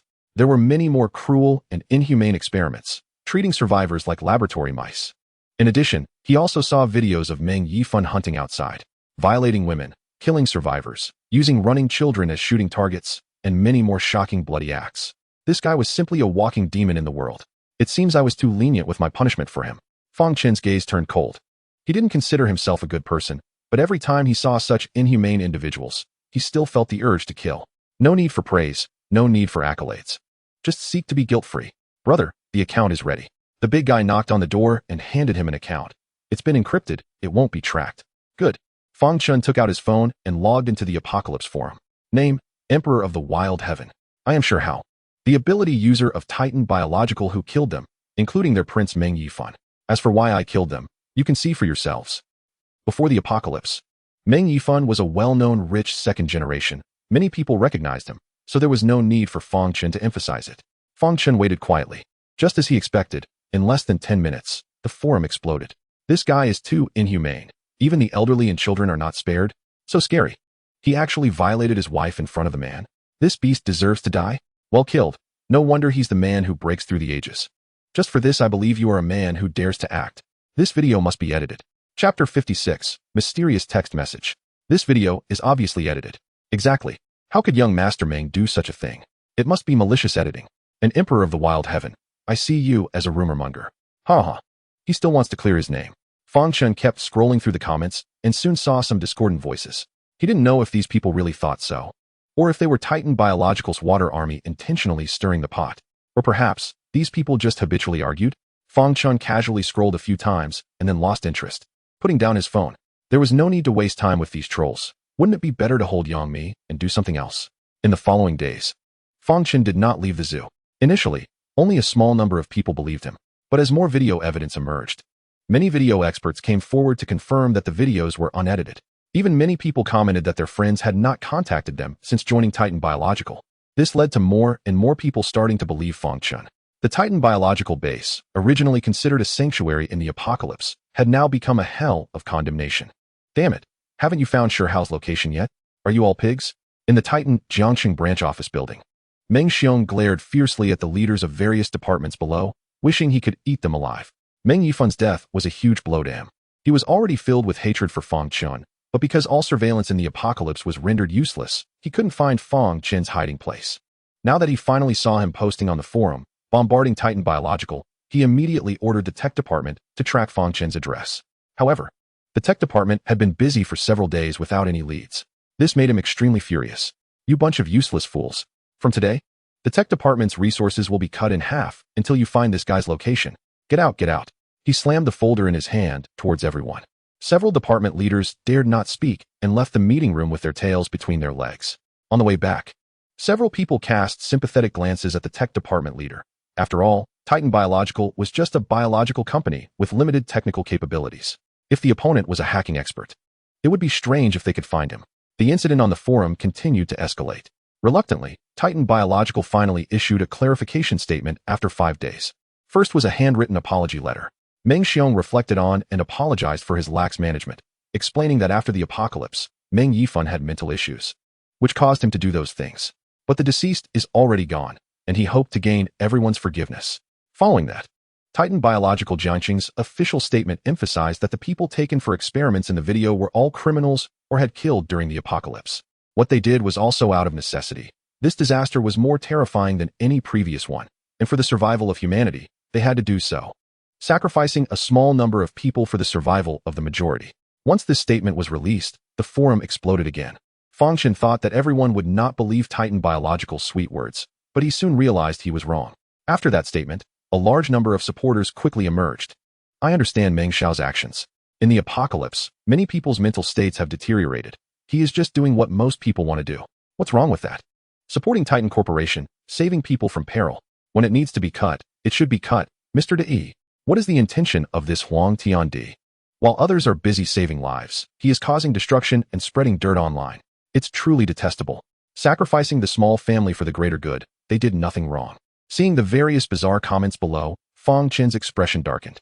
Although he constantly reminded himself not to engage with these brainless haters, he couldn't help but feel angry when he saw their distorted remarks. These guys, if I get really angry, I will let the Pang dig out your addresses one by one and settle accounts with you. Fortunately, not everyone is so brainless. There are still some people who remain clear-headed, posting comments in support of him and angrily rebutting Titan Bio's so-called sacrifice of the small family for the greater good. Some even directly asked, if this small family were you, would you still support it? Suddenly, the forum was filled with endless arguments.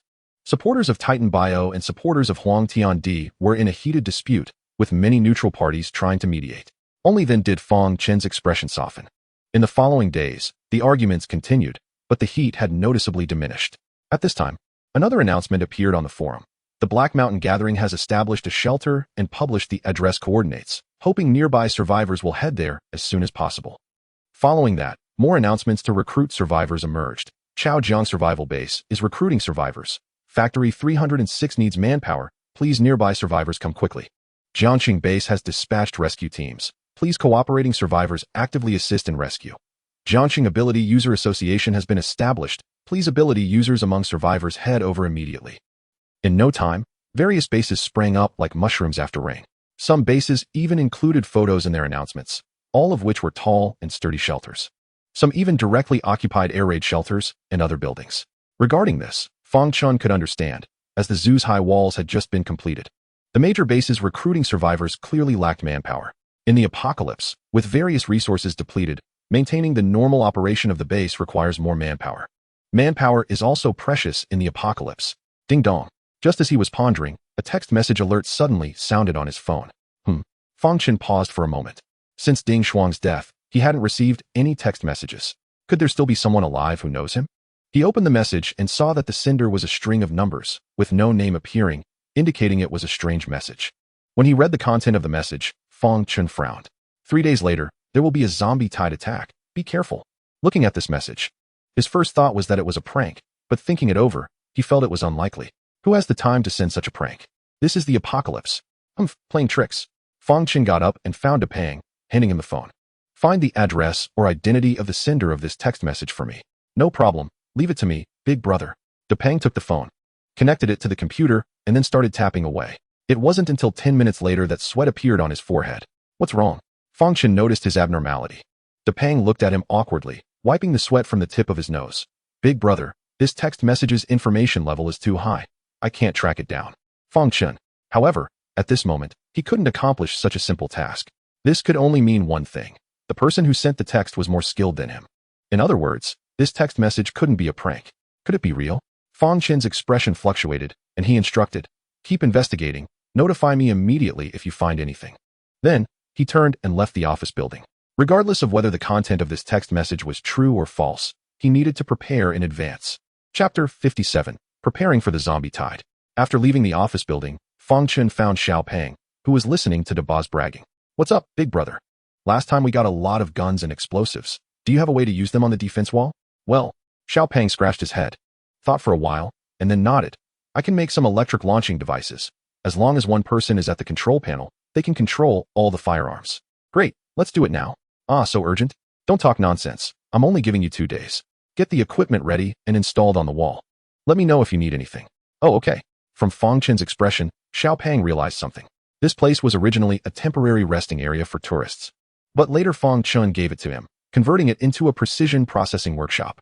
Equipment and materials scavenged from the military camp were piled up here. Xiao Pang first asked Zhou Ruodong for the dimensions of the defense wall, then quickly sketched a design for the device. After confirming it was correct, he changed into work clothes, put on goggles, and began processing materials. To improve efficiency, Fang Chen had Zhou Ruodong arrange for 2 relatively clever migrant workers to assist him. At this moment, the zoo's walls had been completed. 3 meters thick, 20 meters high, all poured with reinforced concrete, with a watchtower every 30 meters on the wall. Each watchtower had observation holes and shooting holes, and powerful rotating searchlights were fixed on the outer wall. There was a stairway slanting upwards every 100 meters along the inner wall. Additionally, a large number of iron railings were embedded at least 10 meters outside the wall, sloping downwards with sharp tips. Due to unresolved issues with power generation, high-voltage electricity couldn't be supplied for now. Fang Chen had seen photos of other bases on the forum. and none of the shelters could compare with this zoo. Just the 20-meter-high wall was something no ordinary base could build. But even so, he was still not satisfied. Ruodong, Zhang Biao, Daba, you take fishing line and come with me outside. Yes, Captain. Zhang Biao and Daba turned to find fishing line. Zhou Ruodong walked in front of him, puzzled, and asked softly, "What's going on? You look a bit serious." Fang Chen looked at her, took a deep breath. "Do you remember what I said about the zombie tide last time?" "Yes, why?"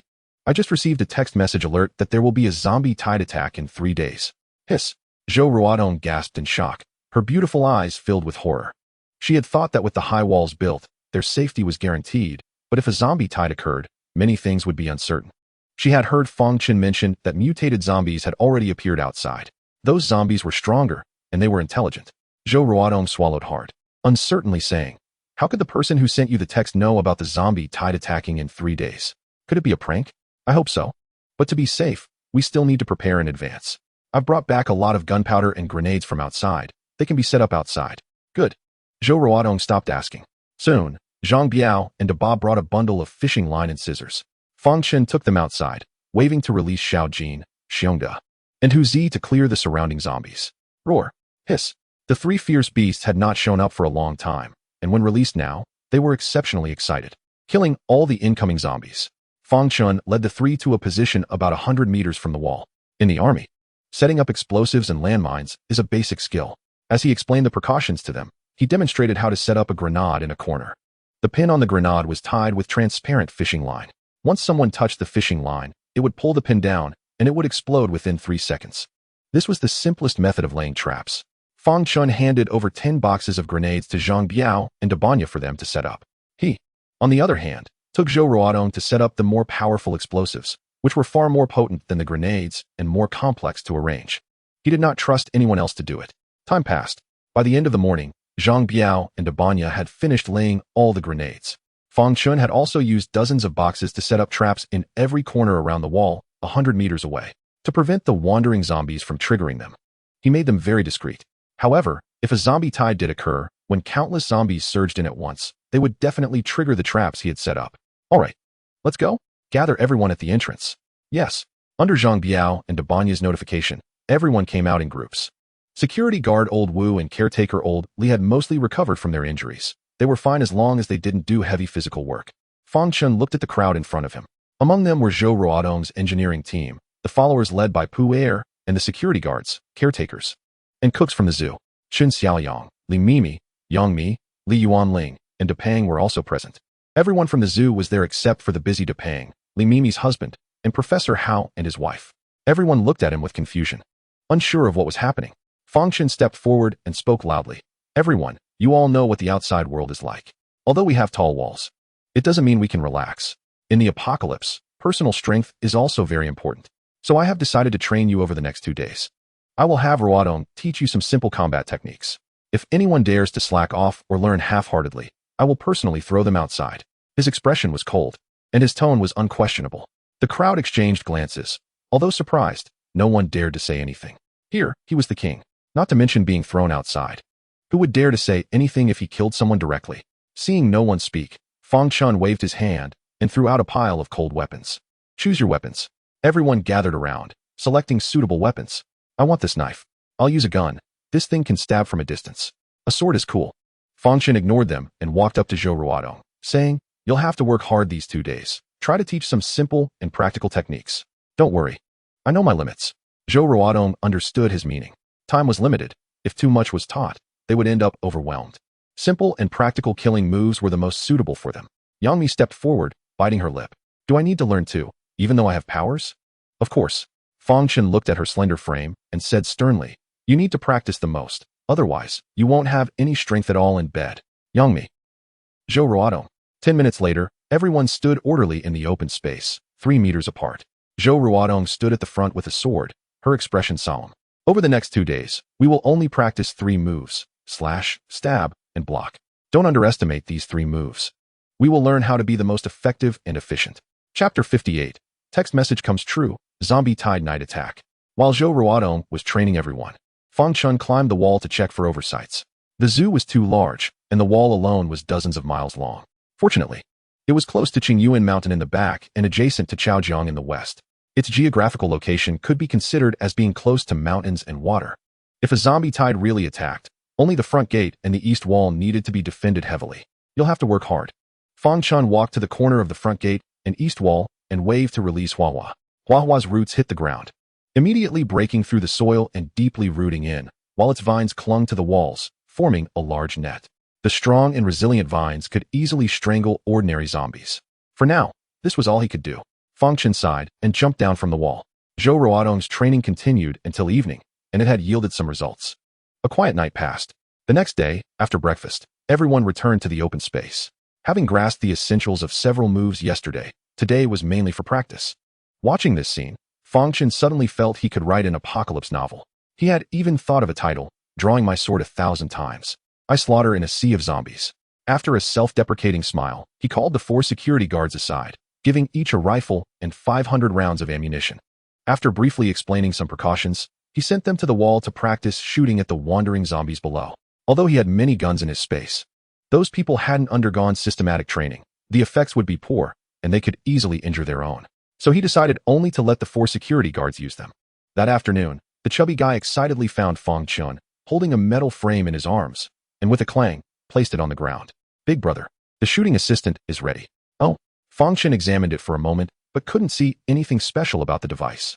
The chubby guy grinned and asked for a rifle to fix on the machine. After a simple adjustment, he took out a small controller. Big brother, look. As he manipulated it continuously, the rifle on the machine began to adjust its angle, and a metal rod pressed down the trigger. Since there were no bullets loaded, nothing was fired. Then, with a click, the device unloaded the magazine and made a motion to load another magazine. Fang Chen's eyes immediately lit up. This thing could not only adjust the shooting angle and pull the trigger, but could also automatically change magazines, equivalent to a person operating it. Big brother, time is limited. I could only make it like this for now. Later, I'll make more to place on the wall, and I can control them all by myself. Not bad. Not bad. Fang Chen gave him a thumbs up. These assistants perfectly solved the manpower shortage issue, greatly boosting his confidence. Let's proceed this way. The more, the better. All right. Fang Chen watched his chubby back, a smile spreading across his face. To help the chubby guy speed up the production process, he pulled a few people from the engineering team to assist him. Early on the 3rd day, the chubby guy, sporting dark circles under his eyes, found him again. Last night, he worked overnight with his team to make 50 shooting assistants. Fang Chen immediately arranged for people to install these frames on the wall and debug them. He then took out an energy fruit and handed it to the chubby guy. Eat this. It will definitely make you feel energetic right away. There is such a thing. The chubby guy received the fruit with skepticism, then wiped it with his dark sleeve and cautiously took a bite. His eyes brightened, and he immediately swallowed the whole fruit. As the cool sensation flowed into his body, the chubby guy shivered, and the dark circles under his eyes visibly disappeared, making him feel revitalized. Awesome, so awesome. He appeared exceptionally excited. Fang Chen rolled his eyes in silence and then pulled him outside, saying, all right. I just remembered there's something else to do. What is it? Install surveillance cameras. Oh, right. The chubby guy nodded eagerly. To control those shooting assistants, a comprehensive surveillance system was necessary. Under the chubby guy's direction, Fang Chen installed all the cameras he had scavenged from outside on the walls of the watchtower. He then called Depang to take charge of the connections and debugging. After 2 hours of busy work, all the surveillance systems were in place. They could now see the entire zoo's exterior from the monitoring room.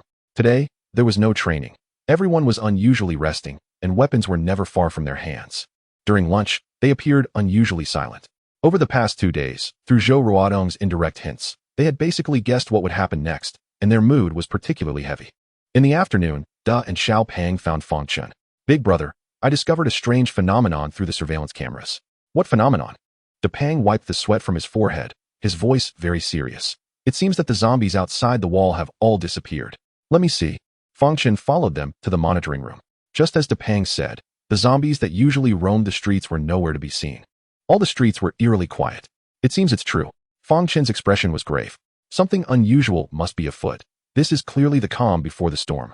Notify everyone to go up the wall and prepare for battle. Really? Da and Xiao Pang's faces turned pale. Although they were psychologically prepared, the thought of being attacked by a swarm of zombies made them feel fear. Fang Chen didn't explain, picking up the intercom on the table. Everyone, immediately go up the wall and prepare according to the previous drills. He repeated it 3 times. Those who were resting and chatting immediately tensed up, taking a deep breath before heading towards the wall. Li Mimi, Zhou Ruodong, Yang Mi, and he each took a security guard to cover for directions. Since Yang Mi only knew illusion techniques and had no combat power, Fang Chen specially assigned Huzi to protect her. This woman was his source of happiness in the apocalypse and could not be lost. Everyone arrived at their designated posts. In the vast zoo, only a few chefs and the couple, Li Yuanling and Professor Hao, were responsible for logistical supplies. Even Li Mimi's disabled husband was pushed away by Da and Xiao Pang in a wheelchair to help them monitor the surveillance. Time passed second by second. The sun gradually set. The evening glow painted the horizon blood red, and a gentle breeze brought a wave of coolness. Everyone was nervously waiting. Tonight would determine their life or death. If they could hold on, they could continue to survive here. If not, it would mean they couldn't hold on. Roar. The quiet evening was suddenly shattered by a roar. Soon, more and more roars and howls came from all directions, and a large number of zombies surged out onto the quiet street. Everyone trembled and stood up nervously. Fang Chen stood at the corner of the front gate and the east wall, holding Zhang Ke, with a strong fighting spirit in his eyes. The zombie tide had finally arrived. Chapter 59, Zombie Siege. Roar. Hiss. The roars echoed from all directions. After 3 days of preparation, the zombie tide had finally come. Fang Chen stood on the wall, the cool wind making his clothes rustle, and the Zhang Ke in his hand turned blood red under the evening glow. Looking out, the streets and alleys were densely packed with zombies. Boom. Suddenly, a loud noise erupted, and flames shot into the sky. That was the grenades and explosives they had previously set up, triggered by the first wave of rushing zombies, instantly blowing them to pieces. However, there were simply too many zombies surrounding them. The zombies in front were blown away, and the ones behind immediately surged forward like a death squad unafraid of death. Boom, boom, boom. As the zombie army drew closer, the explosives on the ground were triggered one after another, causing the entire zoo's exterior to explode like fireworks. The terrifying explosions instantly tore apart the surrounding zombies, scattering limbs, broken bodies, and splattered blood and flesh everywhere. The people on the wall watched this scene, their stomachs churning. Roar. Hiss. In the unseen darkness in the distance, more zombies continued to pour in. Although Fang Chen had set up plenty of explosives and grenades, they ultimately could not stop their advance under the relentless waves. Prepare to fire. 3, 2, 1. When all the explosives were detonated, the zombie army finally rushed to within 50 meters of the wall, and Fang Chen decisively issued the order to open fire. Rat-tat-tat. In the control room, Da and Xiao Pang had already adjusted their shooting angles. After pressing the firing button, dozens of rifles began crossfire. Among them, the Gatling gun they obtained from Titan Bio was the most ferocious. One bullet after another shot towards the zombies on the ground, the powerful force directly smashing their bodies. Shell casings rained down like raindrops. The people on the wall watched as the zombie army was shattered before they could even get close, their anxious expressions easing somewhat. Roar. However, at that moment, a particularly sharp roar rang out. Fang Chen gazed intently. He saw a slender zombie in the mass of zombies dodging left and right at an incredible speed, quickly approaching the wall. A mutated zombie? That zombie easily avoided all the bullets and soon reached the foot of the wall.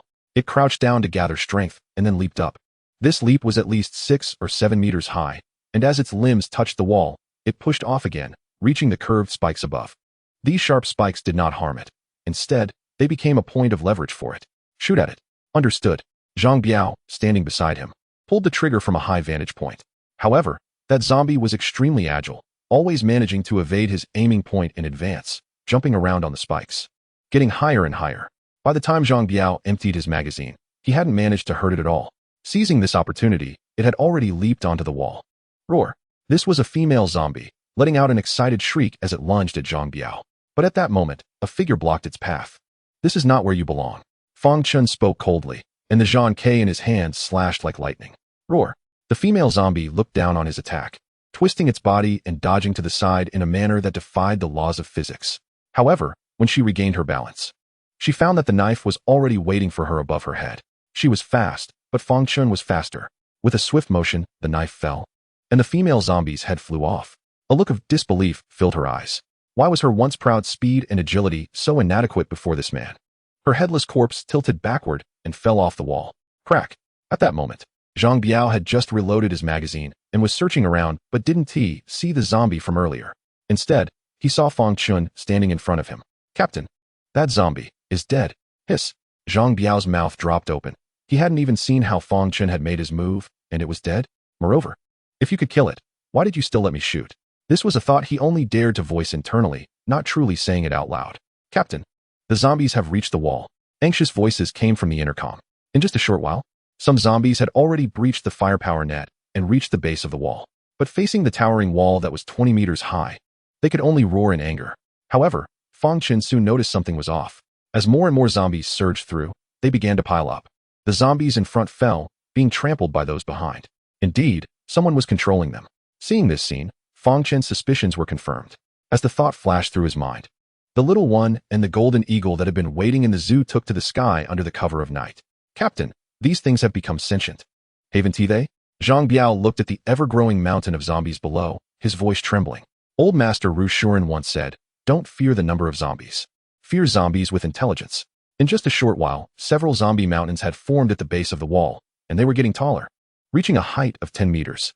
Fang Chen said nothing, waving to take out the last remaining box of grenades. After pulling out the pin, I released my hand over the zombie hill below. 3 seconds later, a loud boom shattered the mountainside. The mountain that the zombies had painstakingly piled up immediately collapsed. Go and deliver the remaining grenades to the others. Good. Zhang Biao ran towards the other posts with the box, and everyone followed suit, blowing up one zombie mountain after another. But soon, as new zombies joined, the zombie mountain formed again. Ammunition always runs out, but the zombies beneath the wall seemed endless. Fortunately, at that moment, a golden eagle in the sky noticed something unusual.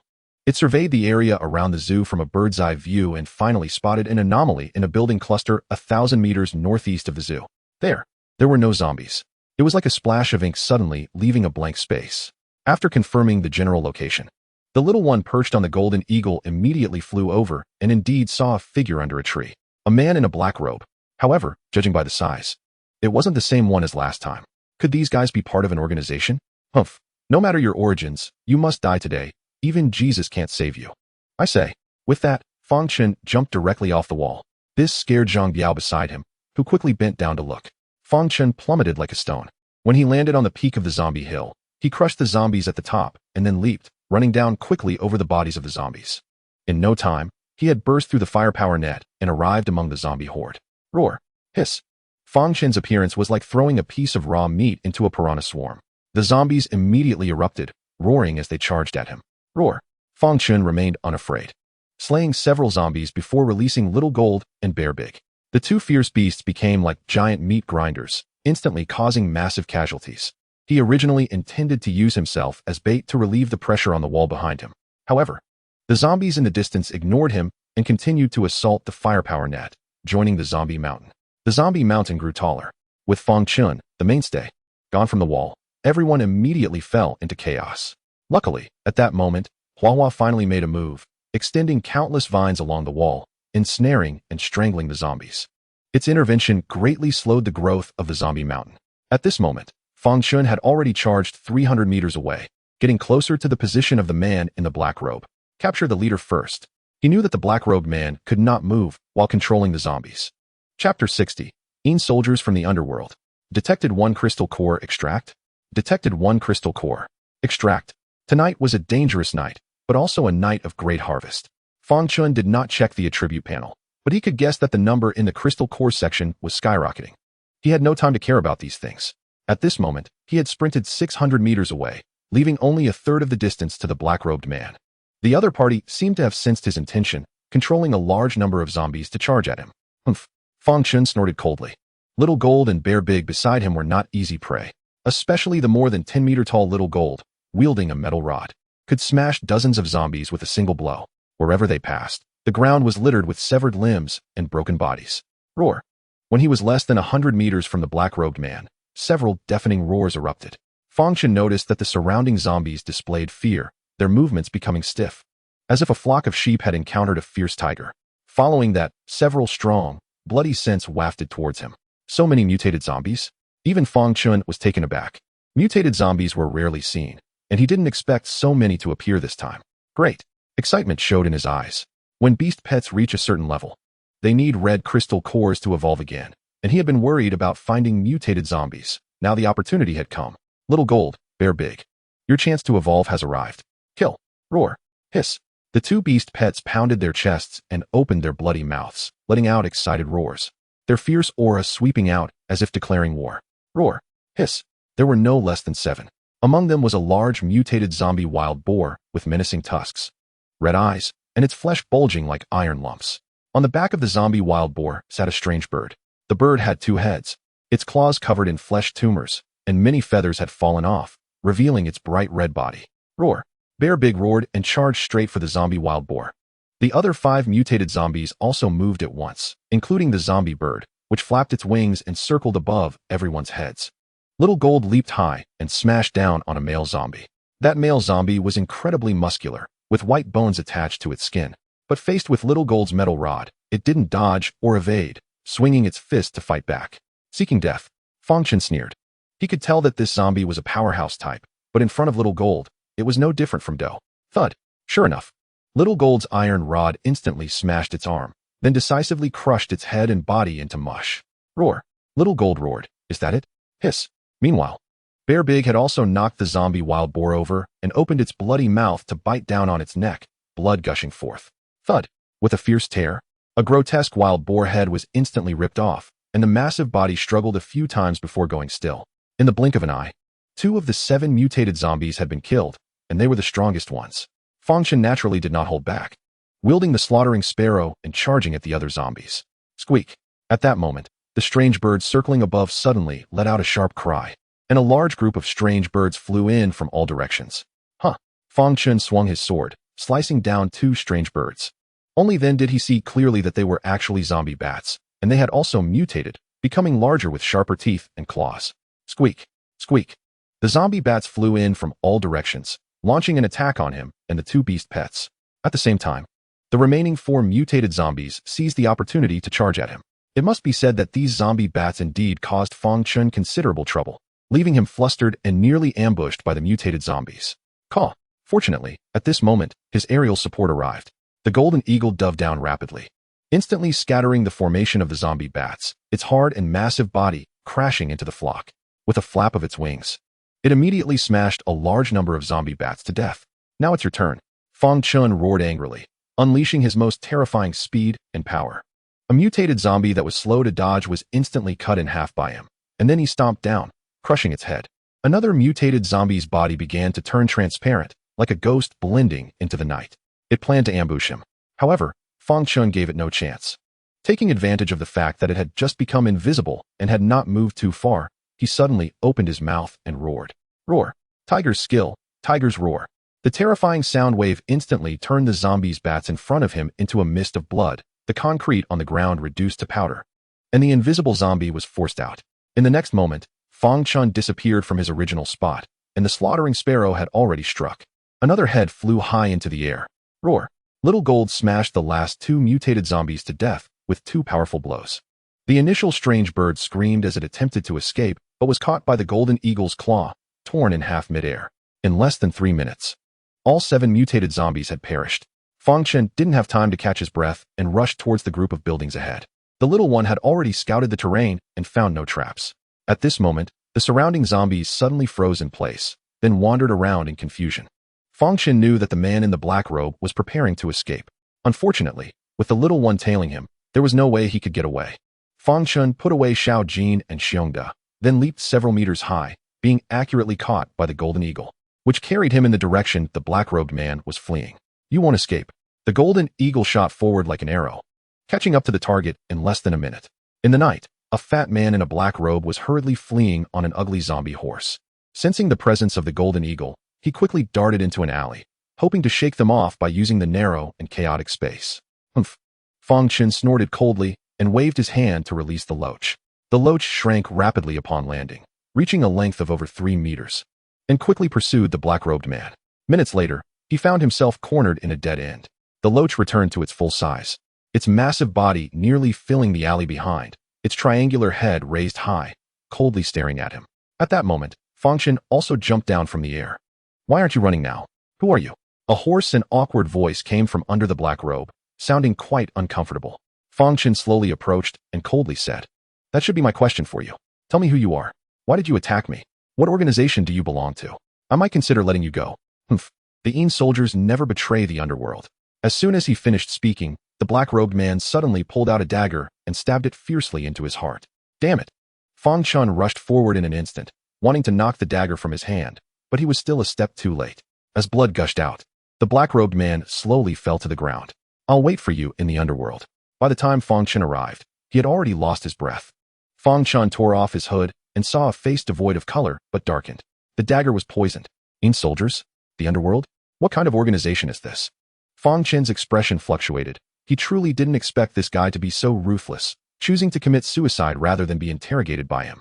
This also made him realize that the organization called the Underworld was definitely not simple.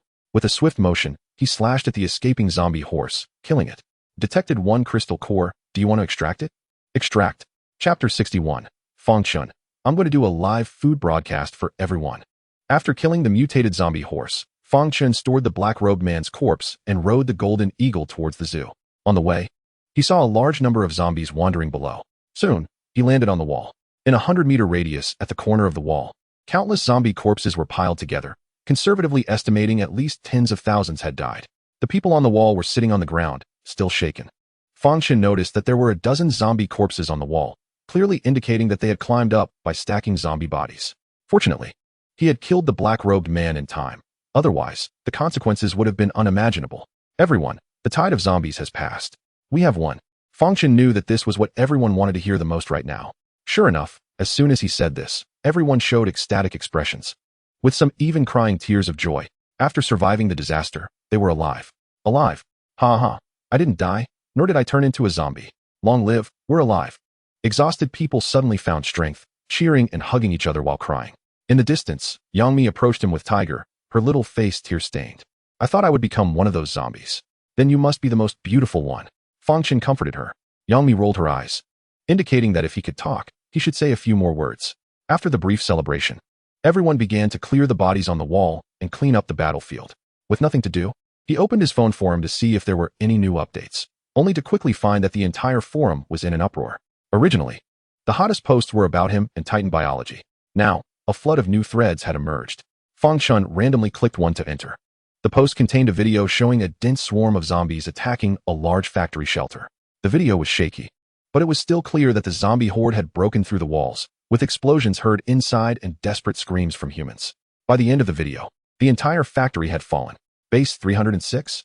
Fang Chen remembered that just a few days ago, this base had issued a notice recruiting survivors. He didn't expect that just a few days later, it would have fallen. A base like this would have at least 1,000 people. Yet in less than a few minutes, it was completely wiped out. Sigh. Fang Chen sighed deeply, although he was cold-blooded. Seeing his kind die so tragically still evoked a sense of sorrow. Humanity was dwindling. After a brief moment of sadness, he clicked on other posts. Unsurprisingly, they were all about the zombie tide attacking various bases that night. Some were videos, others were photos. In the comment section, various voices emerged. Most people were expressing sadness and prayers, but there was still a portion who were gloating, constantly making sarcastic remarks.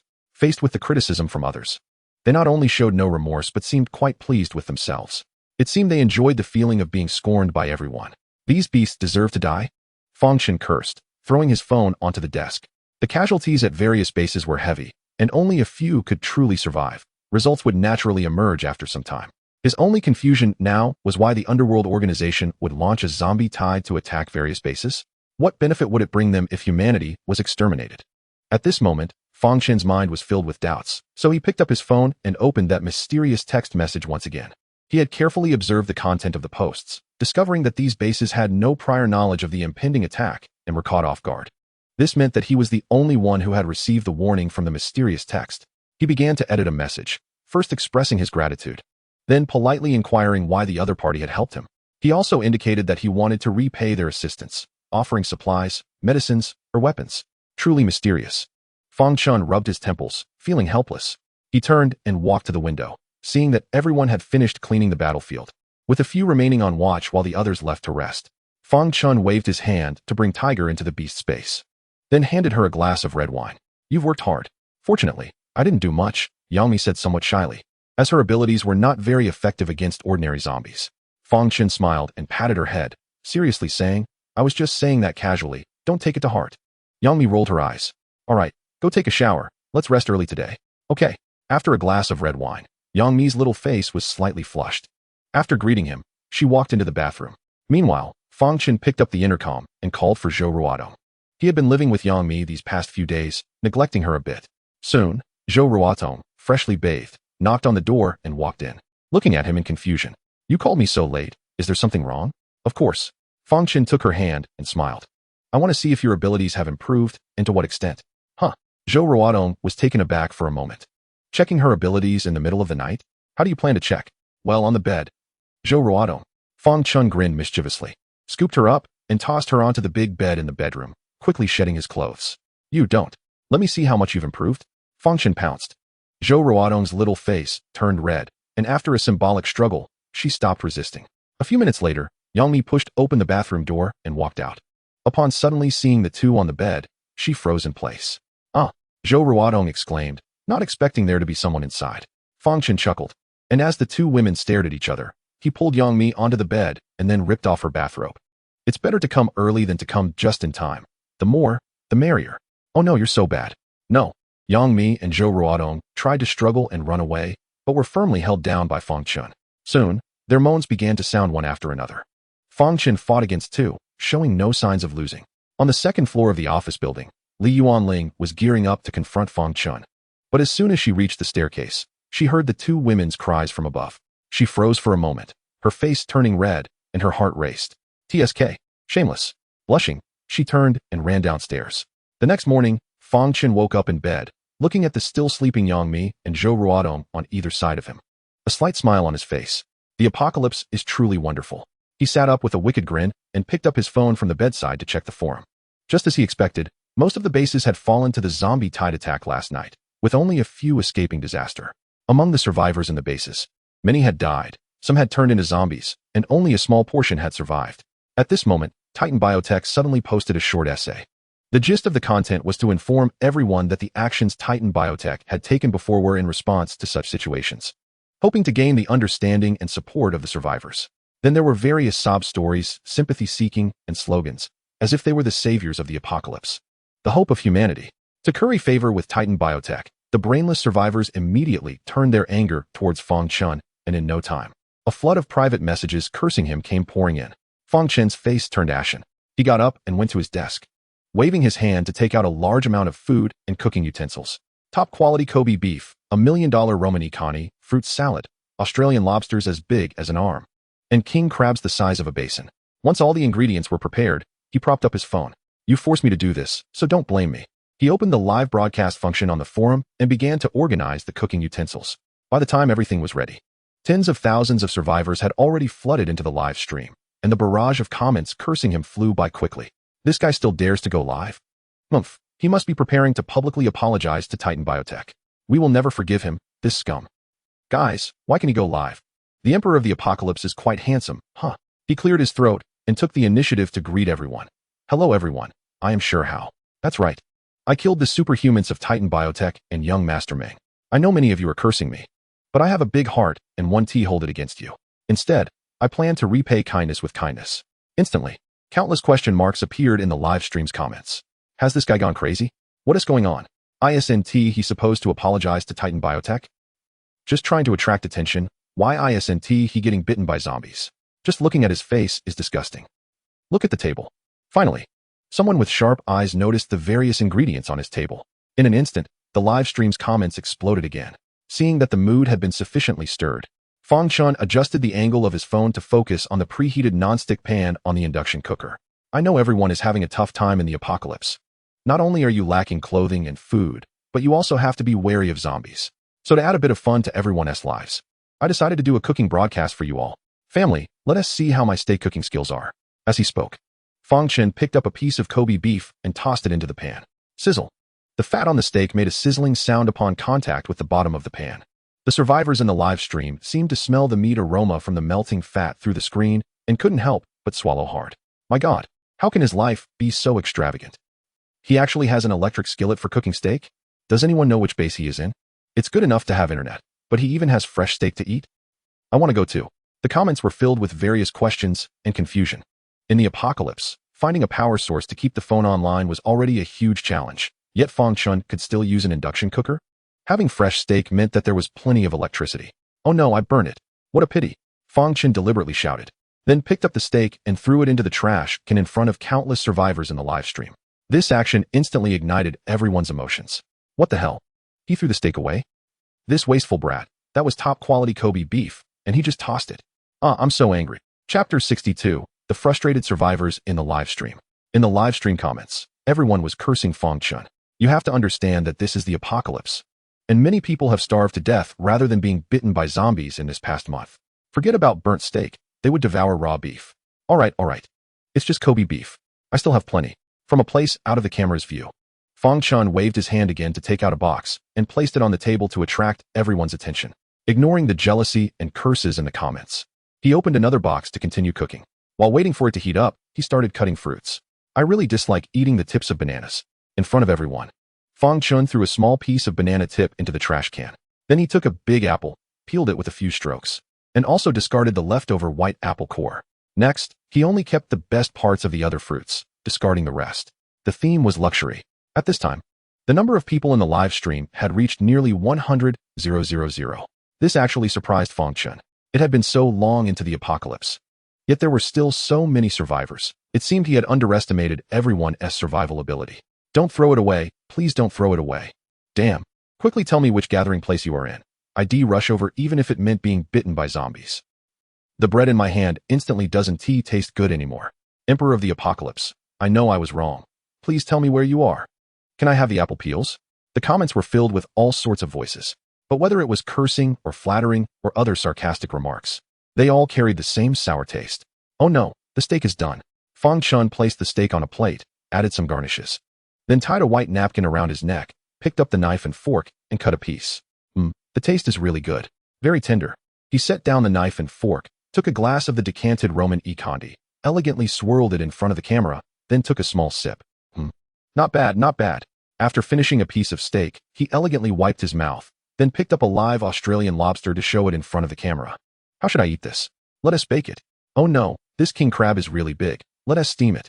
Fang Chen busily moved around in front of the live stream camera, occasionally poking a piece of fruit salad into his mouth, not forgetting to smacking his lips. The live stream comments were constantly buzzing. They knew Fang Chen was deliberately teasing them, but still couldn't help but keep watching, and the more they watched, the angrier they got, and the angrier they got, the more they watched. It was as if there was a kind of magic that made it hard to look away. Soon, the cheese-baked Australian lobster and the steaming red king crab were served, filling 2 large plates. Fang Chen rubbed his hands together, deliberately holding the Australian lobster in front of the camera. Family, let me taste it for you. He took a big bite and immediately showed a look of enjoyment. I almost forgot what this thing tastes like. Damn, at least you've eaten it before. I never had it before the apocalypse.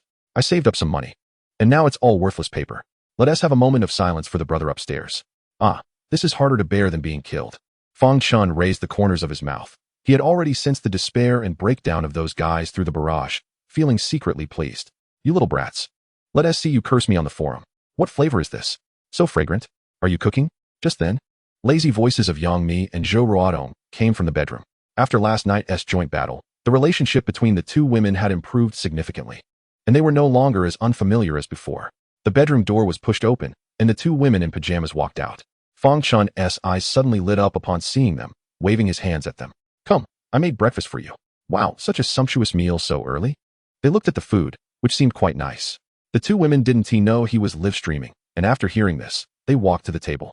Zhou Ruodong picked up a piece of salad and put it in her mouth, then nodded at him, indicating it was not bad. Yang Mi tied up her hair and smelled the Australian lobster. I haven't had this in a long time. I didn't expect you to have such cooking skills. That is impressive, right? Come try it. Fang Chen picked up a big piece and fed it to her. Yang Mi didn't refuse, after chewing a few times. She gave a thumbs up. On the other side, Zhou Ruodong broke off a crab leg and elegantly dipped it in sauce while eating. Her status was not as high as Yang Mi's, and even before the apocalypse, she wouldn't have indulged in such expensive food. The cooking time and temperature were just right. The crab meat was sweet and delicious. Come on, feed me. Fang Chen pulled Yang Mi and Zhou Ruodong to sit on his left and right legs, wrapping his big hands around their slim waists without any hesitation. This scene was all captured by the survivors in the live stream room. My God, these 2 women are so beautiful. Look quickly, is that Yang Mi? It really seems to be her. My goddess is actually next to this man. I'm going to explode with anger. I curse him. The men in the live stream room instantly became furious. It was one thing to have so much delicious food, but now there were also beautiful celebrity companions. We're all struggling to survive in the apocalypse. Why should you enjoy so much? Aren't we in the same world? At this moment, Yang Mi and Zhou Ruodong realized their phones were live streaming, and their faces immediately turned red as they tried to struggle to get up. However, Fang Chen wouldn't give them the chance and held them tightly. What are you afraid of? It's the apocalypse. Once these words were spoken, the two women froze for a moment. Yes, it's the apocalypse. What is there to be afraid of? Yang Mi sighed. Back when the apocalypse first started, she hoped the disaster would pass quickly so she could continue being a superstar. However, it seemed impossible now. But looking at the constantly refreshing barrage in the live stream room, she suddenly found the feeling of being in the spotlight again. Although the current position was quite embarrassing, she felt a little excited deep down. After coming to terms with everything, Yang Mi puffed out her chest. Come on, dear, eat some crab meat. Yang Mi, with fingers as delicate as green onions, gently peeled off a piece of snow-white crab meat, dipped it in sauce, and affectionately fed it to Fang Chen. After catching it with his mouth, he didn't forget to kiss her cheek. So good. Ah, what are they doing? So shameless. I said Yang Mi is very flirty. Look at her.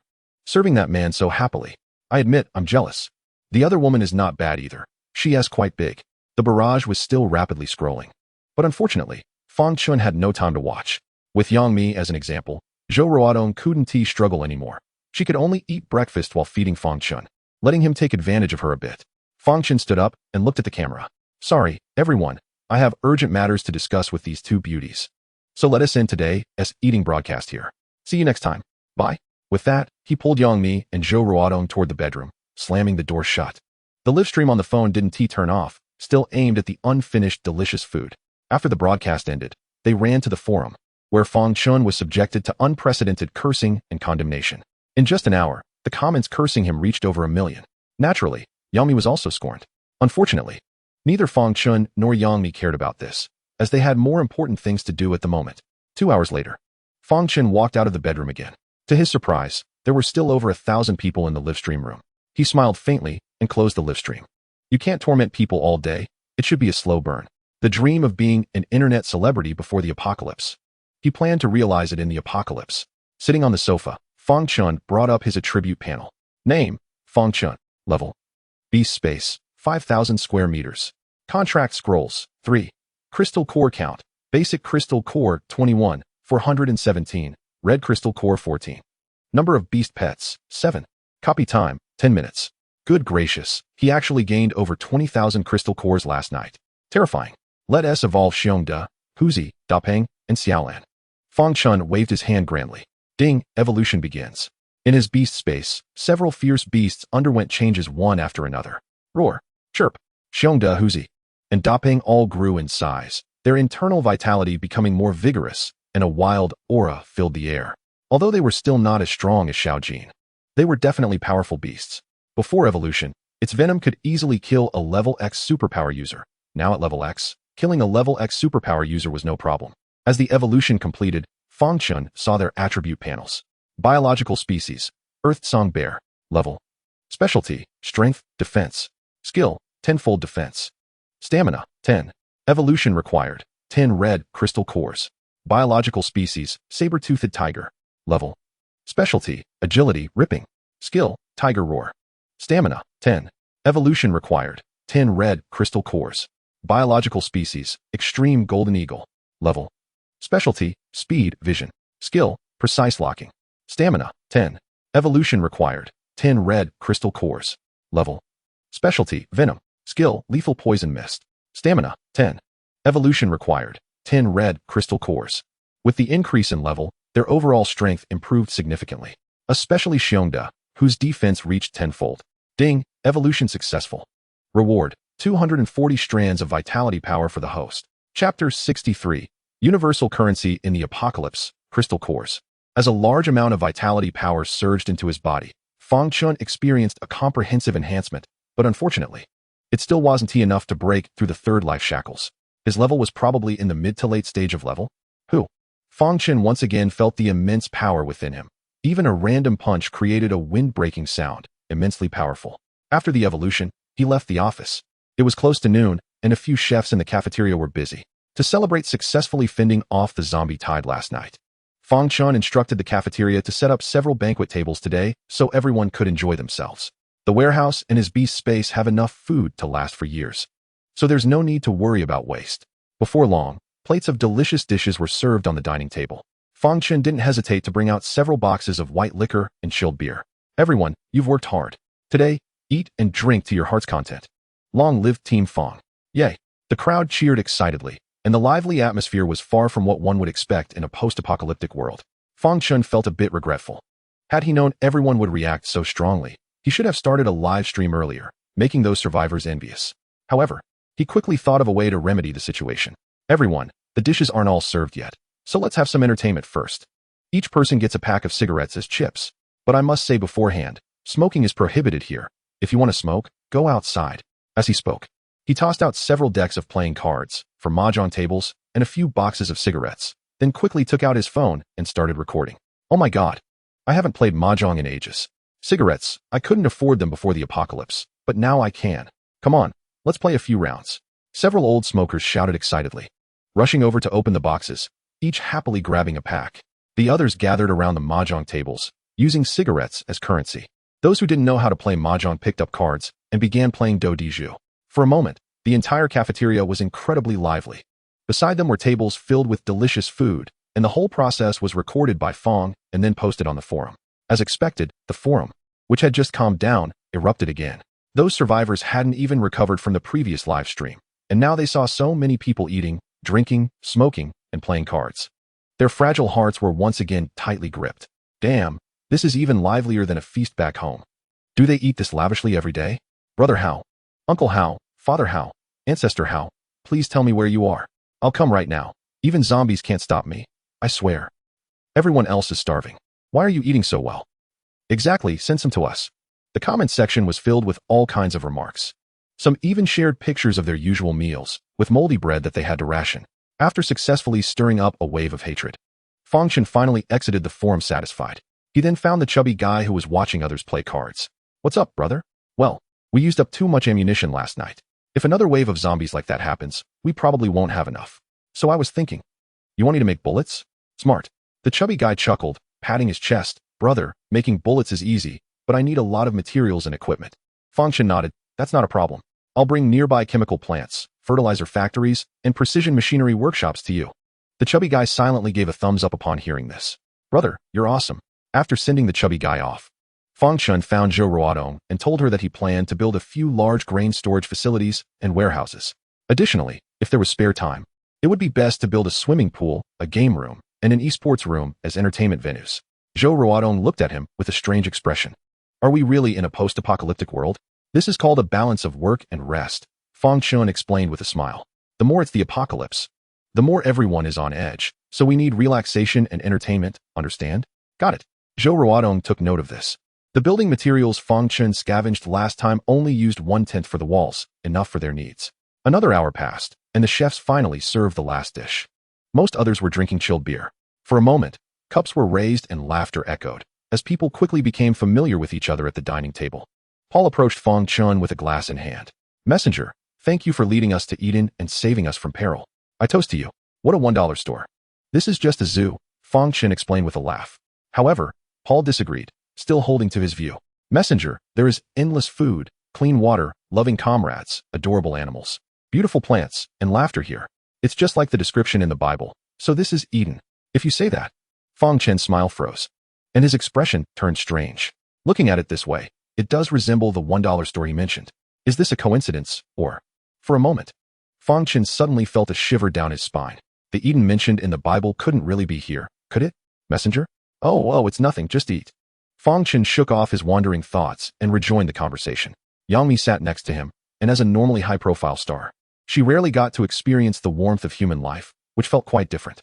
After a hearty meal, Fang Chen posted the video of everyone eating on the forum. Nowadays, the apocalyptic forum had become his social circle. If he didn't share his food, drink, and entertainment, he felt unfulfilled. Of course, below the video, there were inevitable curses. You eat, but what's with showing us every day? Huh. After posting the video, Fang Chen didn't hurry to exit but casually browsed.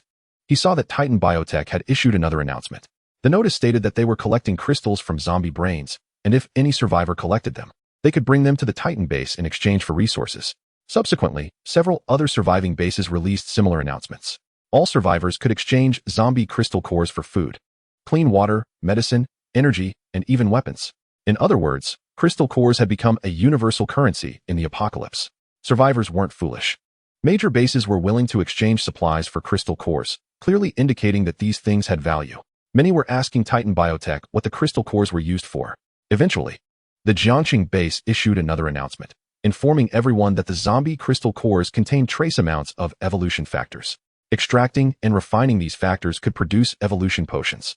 Ordinary people injected with evolution potions had a chance to awaken special abilities and become ability users. Once this announcement was made, the forum immediately boiled over. Can we just swallow the crystal cores? Yeah, I want to become an ability user too. Become an ability user, take down the emperor of the wilderness. Enjoy good food, play with celebrities, and become the strongest in the apocalypse. Whoever pees yellow, wake him up. The excitement of the survivors quickly cooled down again. However, it was fortunate that the last large-scale zombie tide had killed many zombies, so if someone was lucky, they could find a lot of crystal cores at some risk. Are you busy? I need to talk to you. While Fang Chen was browsing the forum, Li Yuanling suddenly approached him and spoke softly. Fang Chen turned his head. What's up? I want to ask you for a favor. Go ahead, what is it? Li Yuanling hesitated for a moment and explained, not long ago. I received a distress message sent by my university mentor, Dr. Qin. Chapter 64, The Biopharmaceutical Doctor's Distress. Li Yuanling told Fang Chen that on the night of the zombie tide outbreak, she had received a mass distress message from her university mentor. Her mentor was a Ph.D. in biology and pharmacy. Before the apocalypse, he was involved in some experimental projects at Titan Biotech, but after the apocalypse began, he was controlled by Titan Biotech and forced to serve them. Not long ago, his mentor suddenly discovered that the project they were experimenting with was not meant to save humanity, but rather had unspeakable secrets. Therefore, taking advantage of the zombie tide last night, his mentor sent out a mass distress message, hoping for rescue from other bases and wanting to no longer serve Titan Biotech. After listening to Li Yuanling's rough account, Fang Chen smiled playfully. I didn't expect your mentor to be quite righteous. You still have time for jokes? Li Yuanling rolled her eyes dramatically. She then added, although my mentor didn't say what he specifically discovered, he mentioned that if this project continues, it would bring another disaster for humanity. This Titan Biotech is indeed not a good thing. Fang Chen stroked his chin, lost in thought. Should he help with this? If what Li Yuanling said is true, then he would indeed help. He was already in a deadlock with Titan Biotech's Jiangxing base, and if their project succeeded, it wouldn't be good for him. Old man Lu Shuren once said, do anything that can disgust the enemy. How about this? You find Depang later and have him encrypt your phone number. Then you can communicate with your mentor and set a rescue plan for me. Good. Hearing that he was willing to help, Li Yuanling immediately smiled. However, Fang Chen mischievously added, I only said to set a plan for me. But I didn't say I would definitely help rescue anyone. Li Yuanling's smile froze. So, what would it take for you to help rescue someone? Titan Biotech is very powerful. If I act to rescue someone, I will definitely offend them. Unless you can offer me a reward I'm willing to accept. I don't have any rewards to give you.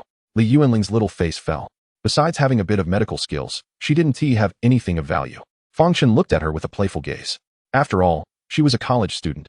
Besides her looks and figure, the youthful aura she had couldn't be compared to married women like Yang Mi and Zhou Ruodo.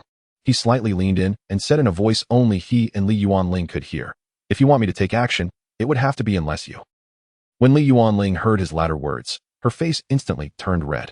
Why, you already have 2 women, right? She retorted, her voice trembling, recalling the sounds she heard last night. Fang Chen, however, didn't care at all.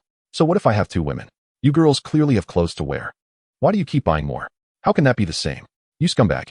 Li Yuanling was both angry and annoyed, glaring at him before stomping away. Watching her alluring silhouette, Fang Chen chuckled. That's right, this is how a girl should be. After leaving the cafeteria, Fang Chen patrolled the zoo for a while. And as for Hua Hua, it was still planted under the wall, serving as a defense. After the last zombie tide, a large number of zombies provided it with plenty to devour. Beneath the leaf veins, dense energy fruits had already formed, and with a wave of his hand, Fang Chen collected them all into the beast control space. Then he released the golden eagle and flew outside. The zoo was located on the outskirts of Jiangxing, and some chemical factories, fertilizer plants, and other enterprises were also in the suburbs, which left him plenty of time. Soon, he arrived at a chemical factory. Roar! Hiss! In the factory yard, there were many zombies in tattered work clothes, and upon seeing him, they immediately roared and charged at him. Fang Chen didn't take action himself, but released Xiao Jin, Xiongda, and Hu Zi. These guys didn't like staying in the beast control space and always wanted to come out. In no time, the zombies in the yard were cleared out, and Fang Chen strolled leisurely toward the warehouse. Crash! When he pushed open the warehouse door, he saw barrels of chemical raw materials inside. Not knowing what they were, he decided to take them all. The beast control space was big enough, and without hesitation, he collected everything. After more than 10 minutes, he had searched through all the warehouses and workshops, then headed to a nearby fertilizer plant. Some components of bullets are the same as the materials used in fertilizer plants. Thus, Fang Chen looted 3 chemical factories and 1 fertilizer plant, then turned around and headed to a machinery factory 100 miles away. Unfortunately, Jiangcheng didn't have a weapons factory, or he could have gathered everything at once. After finding Xiaopeng, he waved his hand, placing all the materials he looted in a large open space. Buckets of raw materials and piles of machinery. Big brother, there's too much. No worries. Let us get more, various types of bullets and high explosives. By the way, didn't you say you were going to build a mech? Right, big brother. I'll build the bullets first. Very good, I appreciate your hard work. Fang Chen turned and left, then found Zhou Ruodong, instructing her to lead a team to set up some temporary warehouses to prevent the raw materials from getting damp and deteriorating. Hey, what wind blew the beautifully here? When Li Yuanling saw him, she felt a bit nervous, but after Yang Mi encouraged her, she gritted her teeth and said, about what we discussed at noon. I agree to your terms. Oh, Fang Chen's eyes lit up, not knowing why she suddenly came around. But when he saw Yang Mi smirk beside her, he immediately understood that it was her doing. Li Yuanling bit her lip and explained quietly, Sister Mi is right. If I want to continue living here, I want to be able to escape your clutches sooner or later, so it's better to ask you for help while I still can. Fang Chen's face darkened, and he glared fiercely at Yang Mi. What do you mean I'll be unable to escape my clutches? You make it sound like I'm a big pervert. With Elder Lu Shuren watching over us, I, Fang, am definitely not a man who would take advantage of his position. Yang Mi was not afraid of Fang Chen's glare at all. Instead, she proudly made a face at him, as if to say, how about that? I'm impressive, right? What Fang Chen didn't know was that Yang Mi was willing to persuade Li Yuanling mainly because she and Zhou Ruodong were somewhat overwhelmed. Although he was only 21, Fang Chen was a powerful level, and his physical stamina was terrifying, never seeming to tire after nights of exertion. She was not a physical ability user and naturally couldn't keep up. If Li Yuanling joined, the pressure on her and Zhou Ruodong would be significantly reduced. Alright, I'll reluctantly accept it then. Fang Chen couldn't help but chuckle, then became serious. Have you contacted your mentor? I have. But is there a plan? Yes. Li Yuanling took out her phone and explained the plan she discussed with her mentor, telling him that her mentor had all the data on the evolution potion. Fang Chen's eyes immediately brightened. The evolution potion could awaken superpowers in ordinary people. If they could really bring this doctor over, wouldn't that mean? This is a treasure. Chapter 65, The Monster in Titan Biotech. Fang Chen looked at the plan agreed upon by Li Yuanling and her university mentor, which was actually quite simple, just coordinating inside and outside. They would create chaos inside while he would take advantage of the confusion to assist. The time was set for 6 days later. Fang Chen returned the phone to her. I understand, keep in touch with him. And tell me in time if there are any changes. Alright. Li Yuanling nodded. Then Shun Tiyu. You think too much. We'll talk after Qin Bo is rescued. Li Yuanling shot him a proud look, then swished her ponytail and left the office. Fang Chen rubbed his nose, and then looked at Yang Mi. What are you laughing at? I'm laughing at you getting rebuffed. It makes me so happy, hee. Is that so? Fang Chen's lips curled up. The next morning, after taking a shower, Fang Chen sat at his desk, opened the forum live broadcast, and treated the tens of thousands of survivors in the live room to a barbecue feast. After successfully attracting a wave of hatred, he finally ended the broadcast. Ding dong. Just after shutting down the live stream, he received a text message on his phone. Fang Chen's expression turned serious as he hurriedly opened the message. Sure enough, it was still the same mysterious sender from last time. This time, the message was just a few short words. Stop Titan Biological's God-making project. God-making project? Fang Chen furrowed his brows, recalling the conversation he had seen yesterday between Li Yuanling and her mentor, which seemed to mention the term God-making project. Dr. Qin Shinrong was responsible for one of the projects within the God-making project. After the last experience with the zombie tide, Fang Chen trusted this mysterious message more. At least it hadn't harmed him. Moreover, this so-called God-making project certainly didn't sound like a legitimate endeavor. It's ridiculous that mere mortals would attempt to create gods. Since he had decided to take action, he had to make full preparations.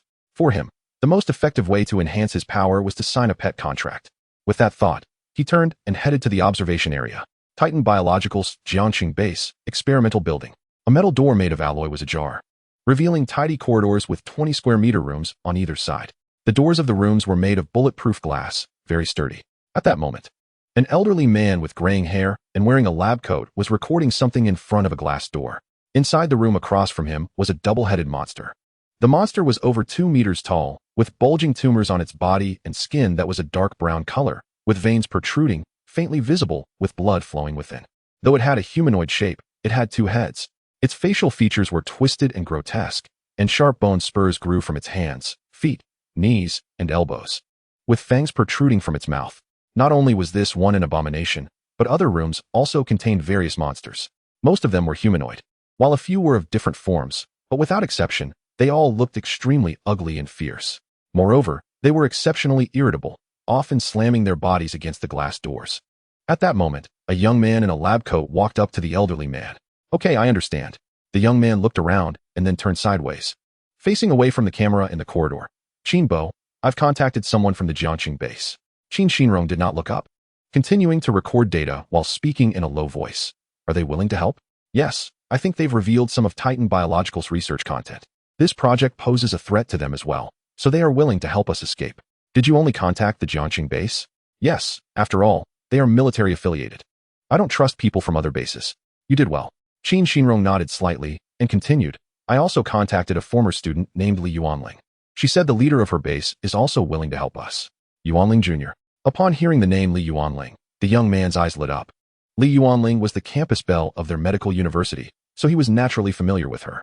He then cautiously asked, "Qin Bo, is her base leader reliable?" Qin Shinrong shook his head slightly.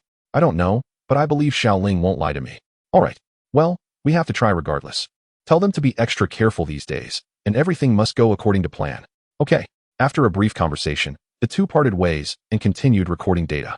Meanwhile, on the -4 floor of the experimental building they were in a large laboratory, a woman covered in scales with red eyes was screaming in agony. She was trapped in a cylindrical glass enclosure, surrounded by a group of people who were busy at work. Faced with her cries and struggles, these people had long since become accustomed to it. Their expressions were indifferent, and their glances at the woman were no different from looking at a dog. Not far from the glass enclosure containing the woman, there was a small observation room. Inside the observation room, an 11 or 12-year-old boy was crying and shouting while pressed against the glass window, his small face filled with terror and pain. "Mom, you bad people. Let my mom go."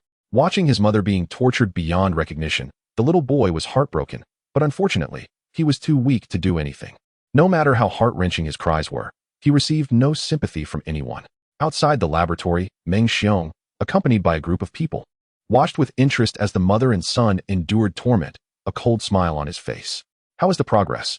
"Mr. Meng, the project assigned to us by headquarters has currently completed 30, and this woman is the most successful case. Moreover, we found that the angrier she gets, the better the effect." "Is that so?" Meng Xiong looked at the little boy in the observation room and revealed a cruel smile. "Don't we have many semi-finished serums? Inject that child with one, let her suffer a bit more." "So what?" Meng Xiong coldly looked at the experimental head beside him, sternly saying, "You should know how important this project is to headquarters. What is the problem with a few children dying?" "Understood, Mr. Meng." Meng Xiong gave him a deep look before turning to leave. Chapter 66. Brother? In the zoo, Fang Chen arrived at the monkey enclosure, where a group of monkeys was jumping around on a rocky hill, with the Monkey King sitting alone at the top, appearing profound. The reason he was contracting this monkey was for one purpose: to use firearms. Although pets had become very powerful after continuous planning, the power of firearms should not be underestimated either. Therefore, he wanted to cultivate a pet capable of using firearms. The requirements were only two: sufficient strength and adequate intelligence, at least enough to master the operation of various weapons. At this moment, this monkey was undoubtedly the best choice. Fang Chen waved his hand to take out a banana, beckoning the Monkey King over. "Sign a contract with it." Ding, contract signing in progress. Party A, Fang Chen. Party B, Macaque. Contract has been generated. The Monkey King, who was peeling the banana, paused for a moment and then jumped in front of Fang Chen, chattering excitedly around him. "Little guy?" Fang Chen reached out and patted its head, feeling its fluffiness. He didn't rush to check the little guy's attributes, but chose to evolve it first. Ding, evolution starting. Ding, evolution starting. Ding, evolving. As the sounds continued, the Monkey King's body indeed became more robust. Additionally, its eyes became clearer and more transparent. Fang Chen could sense that the little guy's intelligence had undergone a tremendous change, as if it had suddenly transformed from a naive child into an adult. Biological species, spirit monkey. Level 1. Specialty, agility, learning. Skill, photographic memory. Stamina, 10. Crystals required for evolution, 10 red crystals. Photographic memory? Fang Chen revealed an envious expression. If he had this ability when he was in school, he could have easily gotten into a prestigious college. What a pity, what a pity. Ding, evolution successful. Reward, 56 strands of vitality to the host. The The vitality rewards from the Monkey King's evolution were not enough for Fang Chen to level up, but it was still better than nothing. What name should he give it? He pondered for a moment, then his eyes lit up. From now on, I'll call you Great Sage. Chirp chirp. The Monkey King nodded in agreement.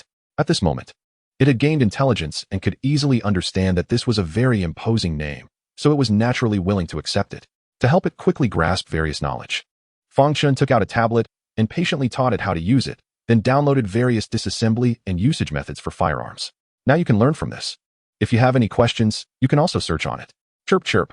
The Monkey King nodded. With its photographic memory and high comprehension, it quickly mastered how to use the tablet after just one look. It then attentively watched the instructional videos on the tablet, diligently learning. In order to help it grasp things quickly, Fang Chen left a gun of each type from the Beastmaster space for it before turning to leave. At this moment, he still had 2 contract scrolls left. Fang Chen was not in a hurry. He continued to stroll around the sightseeing area and eventually found himself in the aquarium.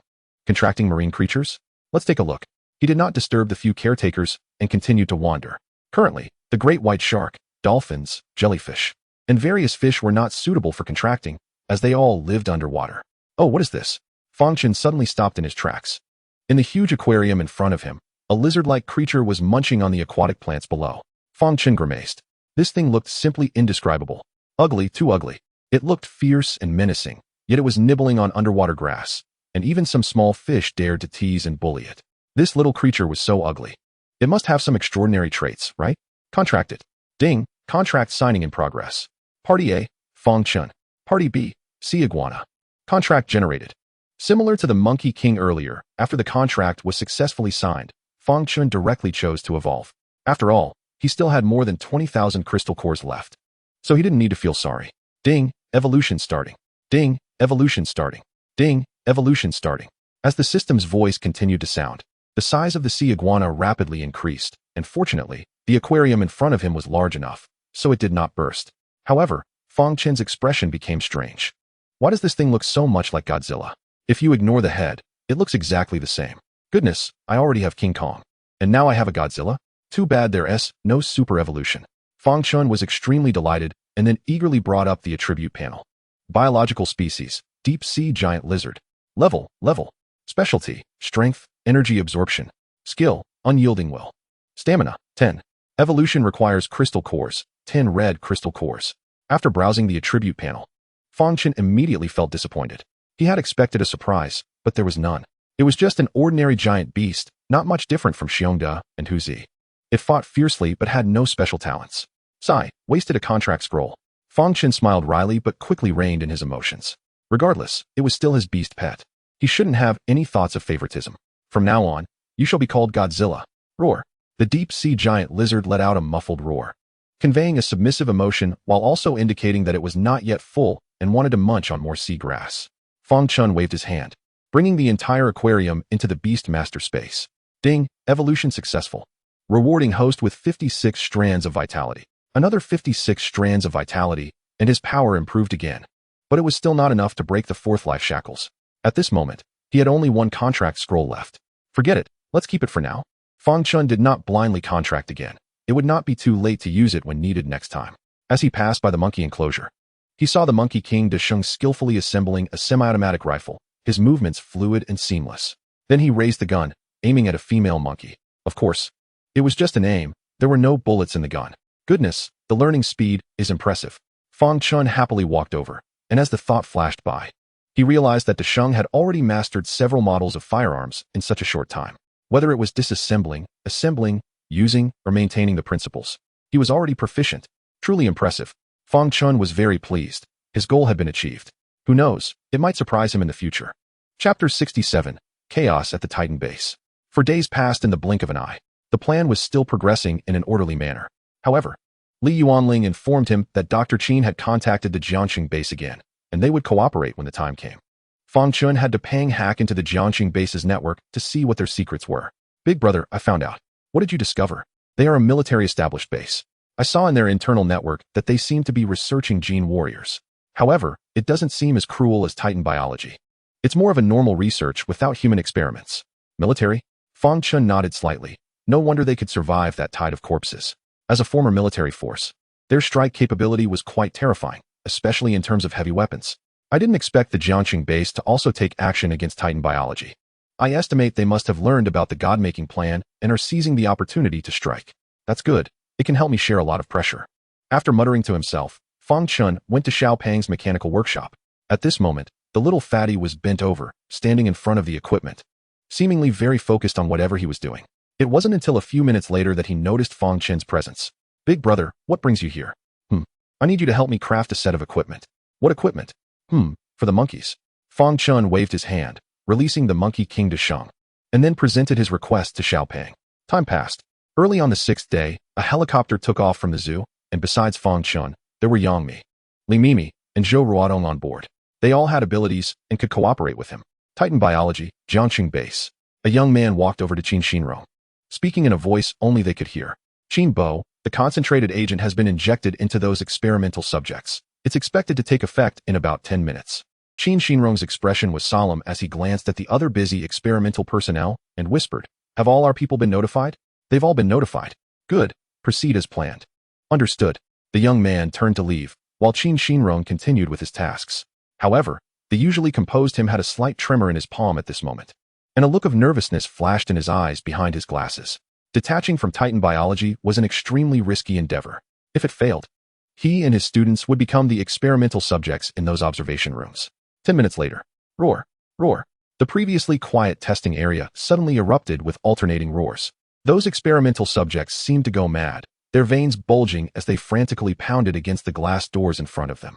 This scene immediately alerted the experimental personnel. These glass doors were specially made and highly defensive.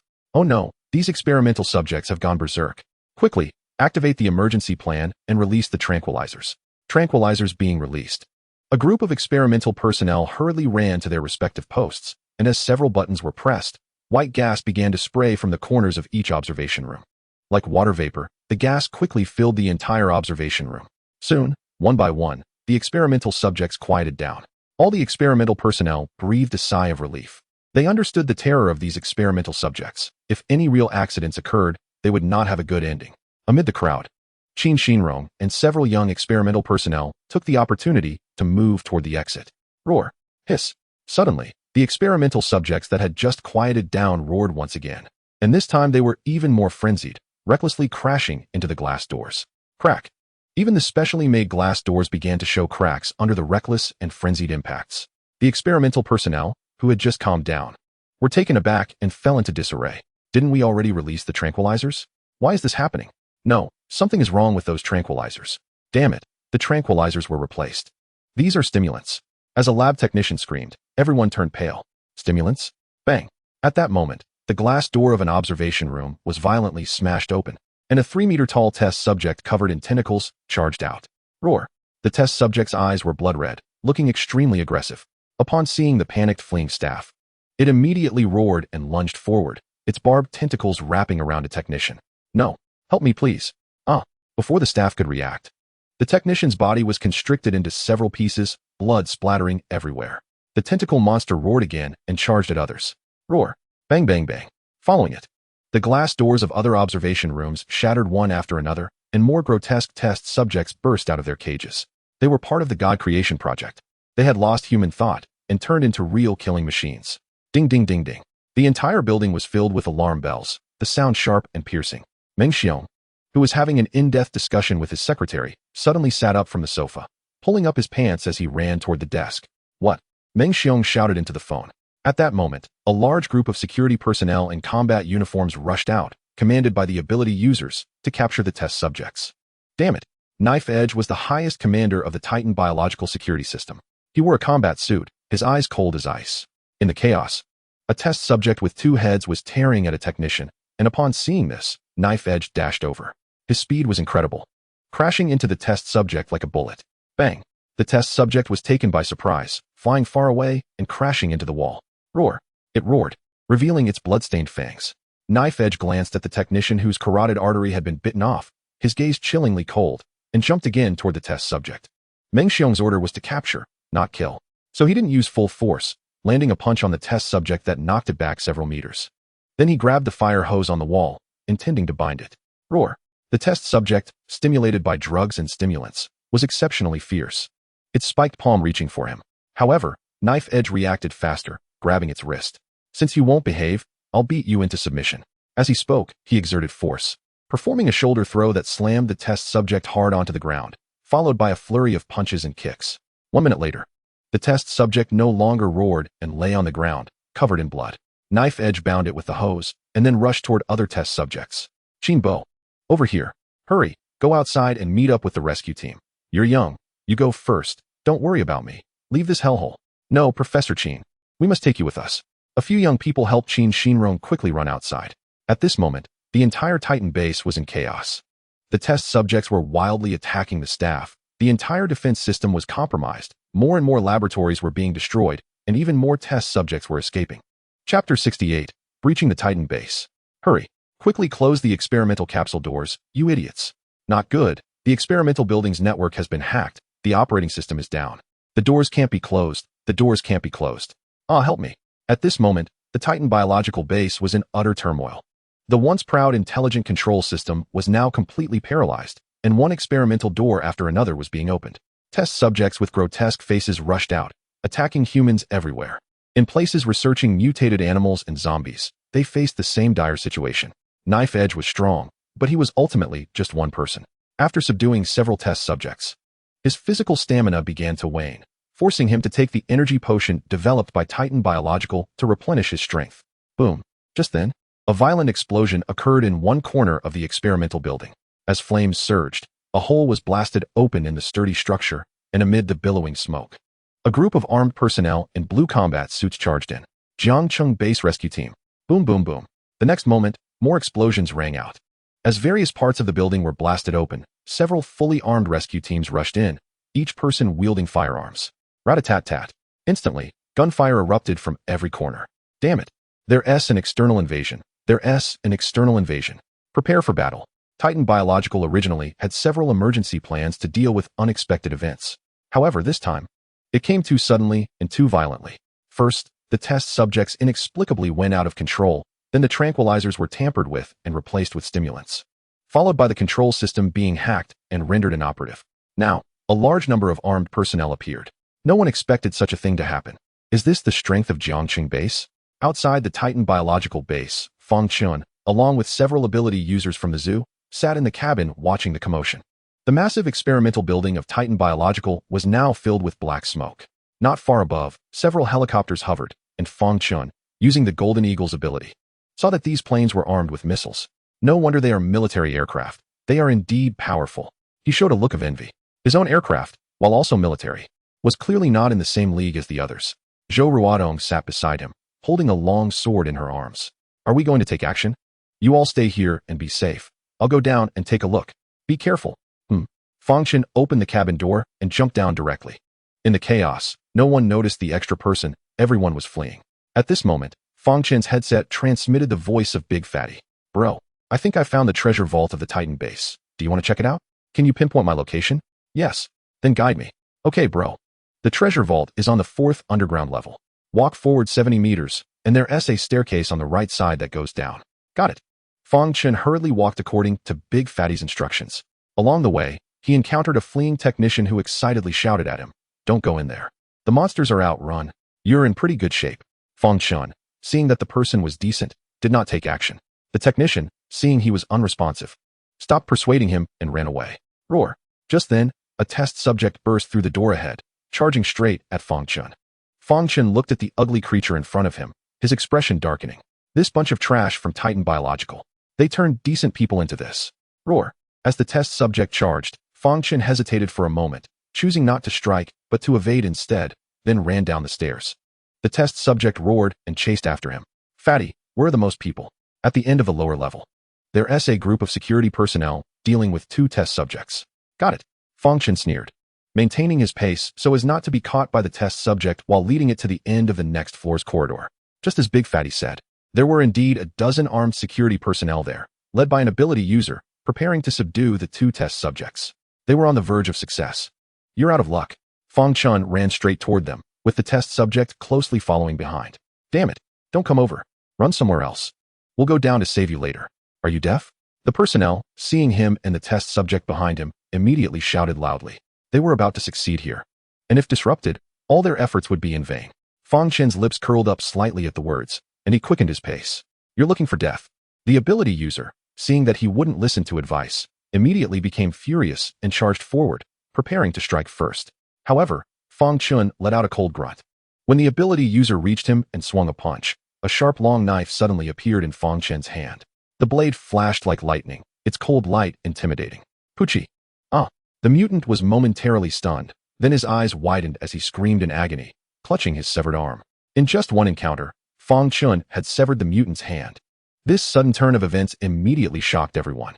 Enemy attack, enemy attack. Damn it, that experiment is coming too. Be careful. After injuring the mutant, Fang Chen did not linger. Swiftly moving away from his original position, the experiment had already charged forward, losing sight of Fang Chen. It fixated on the screaming ability user and the several security personnel nearby. The experiment was mindless. It wouldn't care who was standing in front of it. In its memory, these humanoid beings had turned it into this monstrous form, bringing it endless torment. So, subconsciously, it wanted to kill all humanoid beings. Roar. Oh my god. Be careful. It roared, instantly pouncing on the incapacitated ability user, its spiked hand plunging into his chest. At the same time, it opened its sharp mouth and bit down hard. Ah! The ability user screamed, but in just a few seconds, he was torn apart, blood and flesh flying. Several security personnel panicked, which allowed 2 experiment subjects that were about to be subdued to seize the opportunity and violently attack. After several screams, blood stained the ground. 3 blood-soaked experiment subjects fled towards other shouting areas. Meanwhile, Fang Chen had followed the guidance of the big guy down to the 4th underground level. Standing in front of a large door made of alloy. Big brother, I checked the network data of the Titan base. This is likely a place where precious resources are hidden. Can you open the door? I've cut off the smart lock of the security door, but there is still a mechanical lock inside. It will be difficult to pick. I suggest using brute force. Understood. Fang Chen stepped back a few paces and waved his hand to take out a Gatling gun. A long chain of bullets was dragged out from space. These bullets were crafted by the chubby guy, and he had many more in his beast-controlling space. Fang Chen held the Gatling gun and aimed the barrel diagonally at the security door in front of him. Then he pulled the trigger. Da-da-da. Chapter 69. Experiment. Little boy and mutant puppy. Da-da-da. The Gatling gun's barrel spun rapidly, flames spewed from the muzzle, and bullets larger than fingers rained down. The seemingly impenetrable alloy door immediately began to dent under the heavy fire, although a large number of bullets were deflected. Continuous attacks on the same spot still caused it to twist and deform, ultimately being pierced through to create a large hole. Humph. Fang Chen, still unsatisfied, put away the Gatling gun and walked through the breach. Just as the big guy had said, this was a heavily guarded warehouse. Big brother. Those seemed to be the mutated agents they developed. The big guy saw the scene in the warehouse through the camera on his shoulder. On the walls of the storage room were many small cabinets made of metal and glass. As he got closer, he could see cold air seeping out. Through the glass, Fang Chen saw rows of glass containers filled with a light green liquid. The containers had labels, but unfortunately, they were all professional symbols he didn't recognize. Then I want to be polite. Fang Chen sneered and waved his hand to collect all the glass cabinets. Afterward, he walked to another storage room nearby. In the same position, he saw the same glass cabinets, but instead of agents, they contained irregular red crystals. Huh, what is this? A light gasp came from the big guy's earpiece. Fang Chen looked at the crystals, a smile spreading across his face. These are crystal nuclei. I didn't expect there to be so many. Crystal nuclei? The big guy was even more puzzled and asked, Big brother, aren't crystal nuclei colorless and transparent? You're talking about primary crystal nuclei, but these are red crystal nuclei, which can only be formed by mutated zombies of a certain level and have a higher energy grade. I see. We really hit the jackpot. Fang Chen's eyes burned with excitement. There were exactly 46 red crystal nuclei in the glass containers, even more than he had in hand. Clearly, Titan Bio understood the preciousness of red crystal nuclei, so they kept them here for research or to extract the mutation factors inside. Unfortunately for them, Fang Chen had arrived. With these red crystal nuclei, he could help little Jean evolve. He murmured, waving his hand to collect them all. With this haul, the number of red crystal nuclei in his hand had reached 60. Thanks to nature's gifts. Ha ha. Fang Chen laughed heartily. Just these red crystal nuclei made his trip worthwhile. After confirming he hadn't missed anything, he turned to leave. Outside, the chaos continued. Rampaging experiment subjects, panicked experiment personnel, Titan Bio's security personnel, and ability users, along with the armed team from Jiangxing base, had turned the entire base building into a complete mess. Fang Chen, however, strolled through it all as if nothing was wrong, occasionally ambushing ability users fighting with experiment subjects. Suddenly, he heard an incredibly loud roar.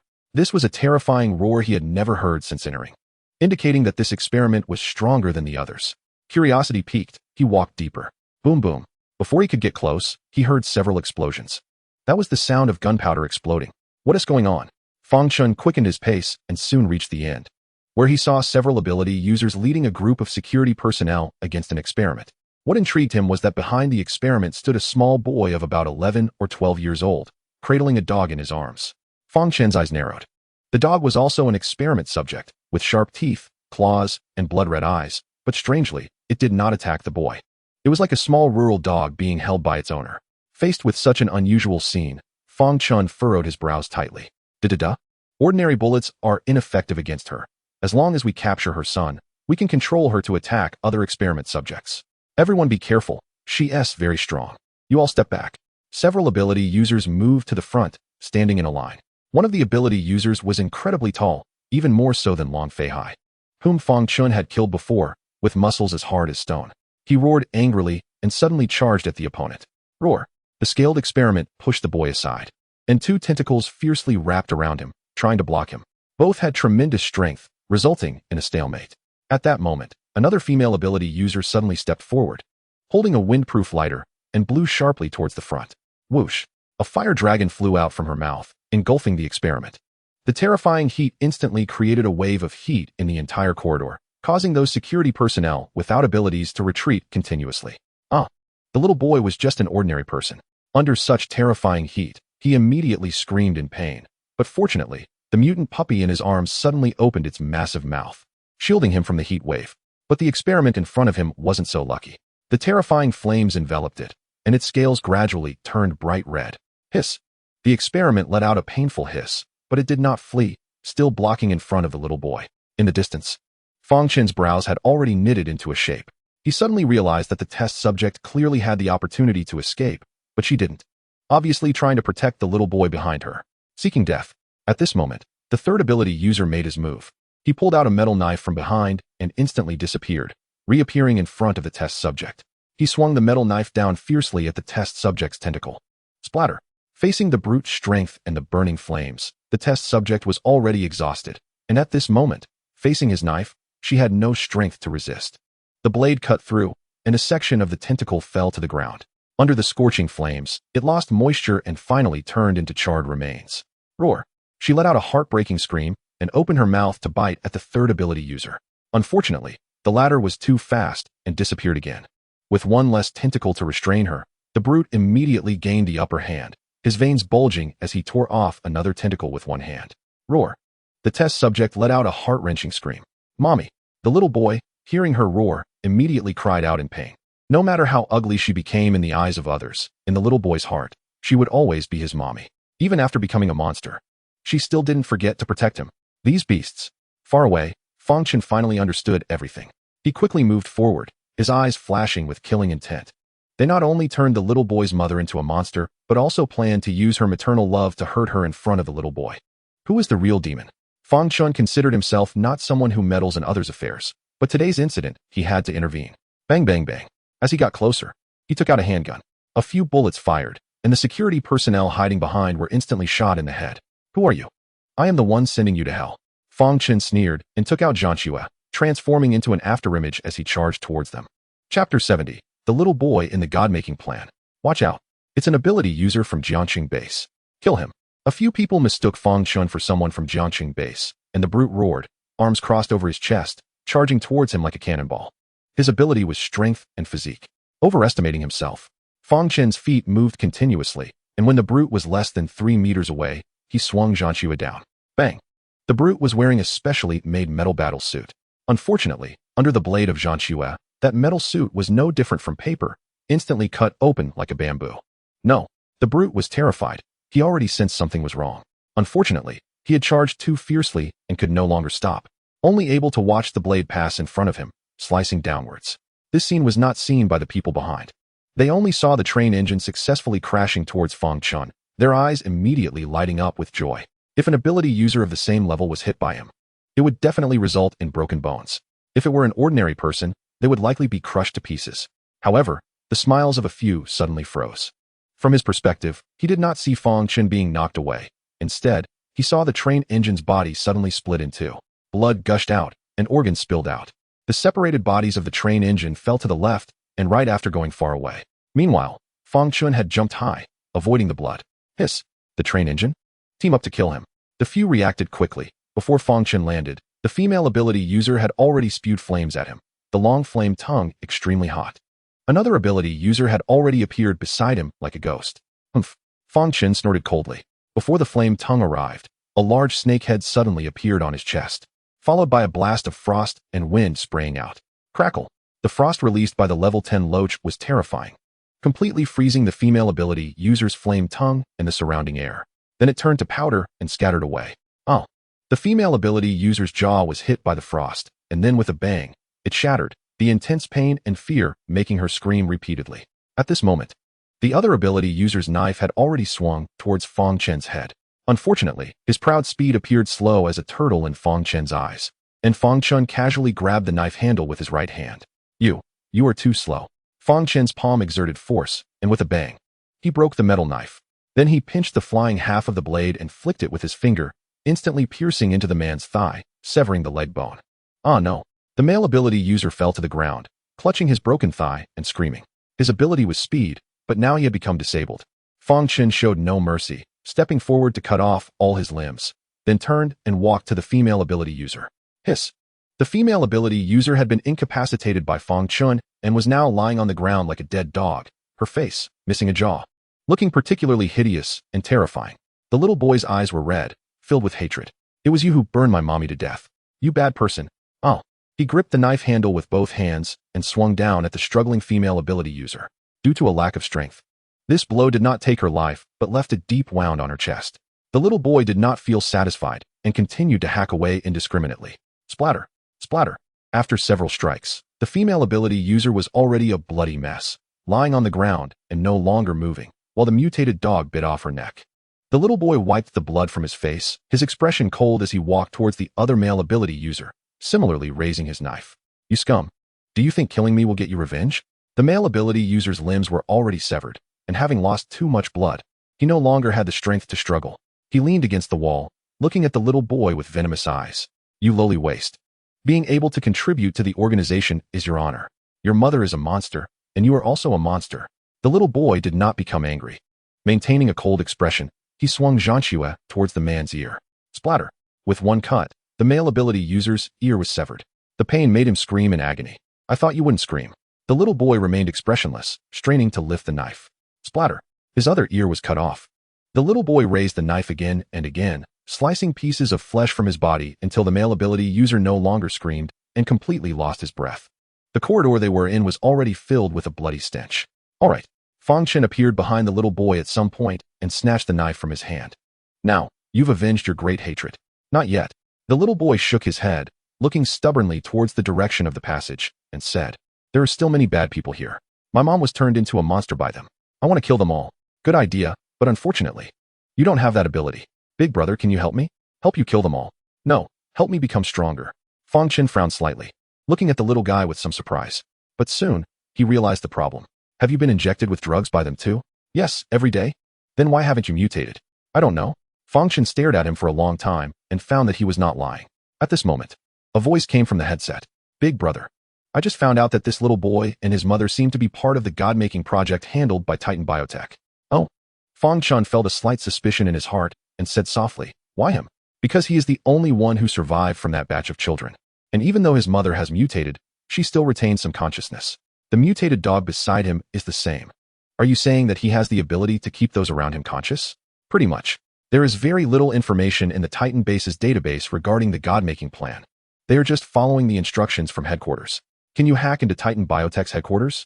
Big brother, no? The current communication network only covers Jiangcheng, and I can't break through. My permissions aren't enough. All right. After a brief conversation, Fang Chen realized that this little boy was not simple. After a moment of thought, he leaned down and asked, are you willing to leave with me? Perhaps I have a way to make you stronger. I'm willing, but... Chapter 71. Who is the real devil? But what? But I might not be able to leave. The little boy spoke bitterly, and as he finished speaking, his face visibly dimmed. Fang Chen was startled and quickly crouched down to hold him. What's wrong? I don't know. This happens to me every day, and they give me injections. After each injection, I can survive. What injection? I don't know. The little boy's voice grew smaller, and his small body weakened, leaning against Fang Chen's embrace. His eyes tightly closed. The mutated little dog nearby was barking anxiously. Fang Chen had no time to think further. He waved his hand to take out a serum and injected it into the boy's body. Soon, the little boy opened his eyes again, looking much better. But Fang Chen knew this was only temporary. Once the serum's effect wore off, he would still die. Fatty, can you find out what kind of drug he was given? Big brother, I really can't find this out. The fat man's voice trembled as he explained. What they injected him with is extracted daily from other test subjects, and there is no storage. Damn it. Fang Chen was furious. The current Titan base was already in chaos, and he couldn't find a technician to extract it again. He could only watch his life slip away. For this poor little guy, he didn't want him to die. Big brother, take me, mom, and little black away from here, please. I hate this place. The little boy nestled in Fang Chen's arms, his voice filled with pleading. He hadn't felt a warm embrace in a long time. Fang Chen patted his head, took a deep breath, and slowly nodded. Okay, I will take you away, to a place without monsters, where there are small animals everywhere. You have to hold on, okay? Thank you, big brother. Fang Chen smiled, for the first time since the apocalypse, a heartfelt smile. He hadn't heard such a sincere thank you in a long time. He lifted the little boy and stood up, walking to the body in front of him, collecting this ugly and tragic, but full of maternal love corpse into his space. Then, he strode outside. The mutated little dog closely followed him, its blood-red eyes constantly glancing at the little boy in his arms, as if sensing something. At this moment, on the other side of the Titan base, the armed team from Jiangcheng had found Qin Shinrong and the others, and were engaging in battle with the people from Titan base while escorting them away. Behind them, Blade led a group of ability users and security personnel in pursuit. Fang Chen stepped outside just in time to see this scene. These guys. A murderous intent flashed in his eyes, and then he looked up at the sky. The golden eagle circling high in the sky received the command and quickly descended. When it reached a certain height, it could see clearly. It was surprisingly holding a monkey in its claws. Monkey King Great Sage. The Great Sage was wearing a specially made combat suit, holding a Gatling gun in his hand, with a long chain of bullets dangling from a device on the back of the golden eagle. When they were more than 100 meters from the ground, the Great Sage decisively pulled the trigger. Da-da-da. The Gatling gun spun rapidly, and bullets rained down on the people from Titan base, catching them completely off guard. Dozens of security personnel and an ability user were instantly turned into minced meat. Hide, quickly hide, Blade shouted, while looking ominously at the sky. The golden eagle swooped down low with the Great Sage, the bullets piercing the ground and various buildings, and then ascended again to continue shooting from a different angle. Its speed was not inferior to that of a fighter jet, but much more agile. Damn it. Blade's face turned ashen as he quickly picked up the communication device on his shoulder and issued orders. Get the rocket launcher, and bring those two beasts down for me. Everyone else, shoot to create a distraction. I'll go stop them. After giving the orders, Blade rushed out of cover. The Great Sage, at Fang Chen's signal, aimed his gun at him, but Blade had an incredibly strong sense of perception and astonishing physical quality. He could always avoid the bullets in advance and quickly chased after the people from Jiangxing base. Or kill them. Da-da-da. The Great Sage, held by the Golden Eagle, let out excited cries. The Gatling gun opened fire, and shell casings fell like rain, keeping the people from Titan base from daring to show their faces. Be careful, Fang Chen hurriedly reminded with his thoughts. Meanwhile, on top of the experimental building, two cannonballs shot towards the sky. These were the shells fired from the rocket launcher. Chirp chirp, the Golden Eagle called out, quickly twisting its body to perform an aerial drift, perfectly avoiding the two missile shots. Then the Great Sage raised the Gatling gun. Da-da-da, boom, boom. The cannonball was hit, exploding in midair. The Golden Eagle was blown away by the explosion's shockwave, arcing before ascending again. Cover their retreat. Squeak squeak. The Great Sage received the order and aimed the gun back at Blade. Although it couldn't injure him, it could disrupt his pursuit speed. On the other side, some people from Jiangxing base had already escorted Qin Shinrong and the others onto a helicopter, leaving behind a team for cover. Among them, another person was also carrying a military rocket launcher. Bang bang. Two shells shot towards Blade's dodging position, exploding as soon as they hit the cover. Flames shooting into the sky. Fang Chen's lips curled up slightly. As expected of the military, their firepower was no less than that of Titan Biotech. Big brother, should we grab that doctor? The little fatty said, his joystick eager to try. Fang Chen shook his head at the mention. All right. The little fatty reluctantly took off in the plane. At this moment, Zhou Ruodong and Yang Mi approached him, seeing the little boy in his arms and the mutated little dog squatting beside him. I saved a survivor. I promised him I would take them away from here. But his condition isn't right. Even Yangmi noticed that the little boy was already running on empty. Fang Chen didn't say anything, just held him tightly. On the other side, Li Mimi glanced at the mutated puppy squatting in the cabin, a strange look flashing in her eyes. This mutated dog actually has intelligence? Fang Chen's mood was terrible. He could feel the little boy's breath growing weaker. However, there was still a glimmer of hope in his heart. Pang had once said that many ability users suddenly awaken when they are on the brink of death, and he hoped the little boy could do the same. Tat tat tat. The golden eagle grabbed the great sage and flew over the Titan building, launching an attack on the people below who were carrying rocket launchers, covering Fang Chen and the others as they left. After they flew far away, the golden eagle took the great sage and disappeared into the clouds. Meanwhile, the people at the Jiangxing base successfully evacuated. Blade crawled out of the ruins, covered in dust, looking at the small black dots disappearing into the horizon with an extremely cold expression. A few ability users ran up to him. Blade, should we pursue them? On the way to the zoo, Fang Chen's expression grew worse. The little boy had not awakened his abilities, and his breath was getting weaker. He injected him with another vial of serum, but this time the effect was not good, merely sustaining his last breath. Big brother, I'm so cold. Hang in there. We'll be there soon. I'll treat you to braised pork, okay? Braised pork? The little boy's eyes brightened a little, instinctively licking his lips. Can I give some to mommy and Xiaohei? Of course, you can give it to anyone you want. Big brother, you're so nice. I wish I could have met you sooner. Fang Chen gritted his teeth and held him tightly. It's not too late. It's not too late now. You must hold on. Big brother, I see mommy. She said she would take me to a really fun place, where there are no monsters, no bad people. The voice in his small mind grew weaker, eventually turning into a whisper. Inside the cabin, several women were already crying uncontrollably. They had just heard Fang Chen recount the little boy's experiences, and now looking at his pitiful state, maternal love surged within them. Fang Chen's expression darkened as he watched the little boy close his eyes once more. You haven't told me your name yet? I'm Tong. The little boy struggled to utter the last word, then his head drooped down. The mutated puppy beside him let out whimpering sounds. Fang Chen propped up his head, his gaze turning towards the outside of the cabin. A fragile life was slipping away in his arms. He could easily kill, but he couldn't save. This mother and son had fortunately escaped the zombie crisis, only to die a more tragic death at the hands of humans. Who is the real demon? Chapter 72, Total Annihilation of Titan Base. It was unclear how long had passed when Pang piloted the helicopter to land inside the zoo. Zhang Biao and others rushed over. When the cabin door opened, Fang Chen jumped down carrying the little boy's body, said nothing, and turned to walk outside. The mutated dog followed closely behind, unwilling to leave. Captain, you. Let him go. Zhou Ruodong stopped Zhang Biao, casting a deep glance at Fang Chen and the little boy in his arms, her eyes reddening once again. Yang Mi held her hand, equally filled with sorrow. Zhang Biao was puzzled but didn't dare to ask further. Fang Chen arrived outside the zoo, waved to release Xiao Jin, and began slaughtering the zombies rushing from all directions. After that, he carried the little boy's body to a nearby residential area. It was not far from the zoo. The community was filled with tall buildings, and many zombies were wandering downstairs. Upon seeing him, they immediately roared and charged over, but before they could get close, they were killed by Xiao Jin. Fang Chen arrived at a flower bed, laid down the little boy's body, and took out a shovel. The mutated dog walked up to the little boy, extending its tongue from its fierce mouth, constantly licking the little boy's face, trying to wake up its little master. Unfortunately, it was all in vain. Titan Base. At this moment, Titan Base was already riddled with holes, a complete mess, with black smoke still rising from the experimental building. Blade was leading a group of people to put out the fire. Boom boom boom. They were the real fighting force of Titan Base. Soon, Meng Xiong was surrounded by a group of people and arrived at the ruins. Everyone stopped what they were doing and looked at him. Blade walked up to him, his voice respectful. Mr. Meng, have we located their position?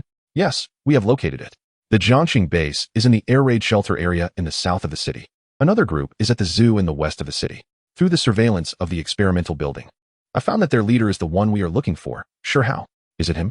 Meng Xiong's face immediately darkened. Sure how?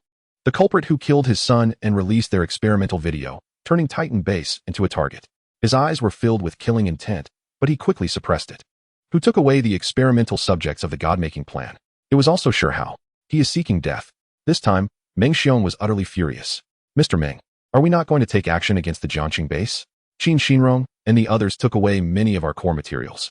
Those materials are not as important as a single hair of that little boy. Understood. Blade lowered his head and retreated, commanding a dozen rescue teams to board the planes and head to the zoo. In the residential area outside the zoo, Fang Chen put down the shovel, and in front of him, there were now 2 mounds of earth in the flower bed. One was for the little boy, and the other was for his mother. This is all I can do for you. The flower bed was blooming with bright flowers, and several butterflies fluttered above them, which could be considered a rare feng shui treasure in the apocalypse. Fang Chen remained silent for a long time, finally glancing at the mutated puppy lying in front of the grave.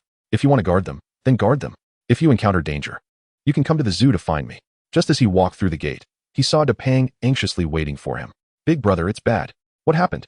I just intercepted communications that the people from Titan Base are heading our way, planning to flatten us. They can find our location? This. Tong held up a black device the size of a headset, explaining with a bitter smile. They secretly launched a tracking device at our plane, and our location has already been exposed. I see. Fang Chen nodded, not taking it to heart. Seeing his carefree demeanor, Tong was anxious and stamping his feet. He swallowed hard, speaking in a serious tone. Big brother, they've mobilized all their forces this time.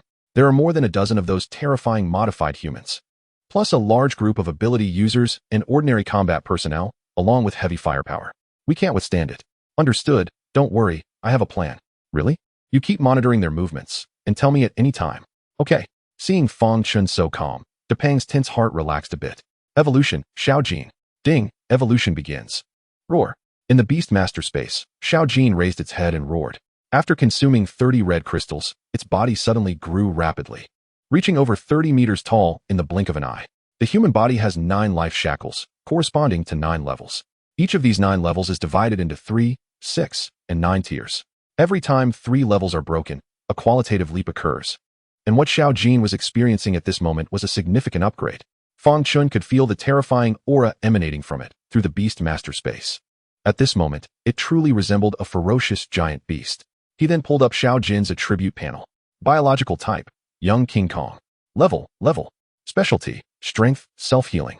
Skill, Berserk. Stamina, 10. Evolution requires crystals, 100 red crystals. As Fang Chen expected, Xiaojin had already passed the juvenile stage and entered the adolescent phase.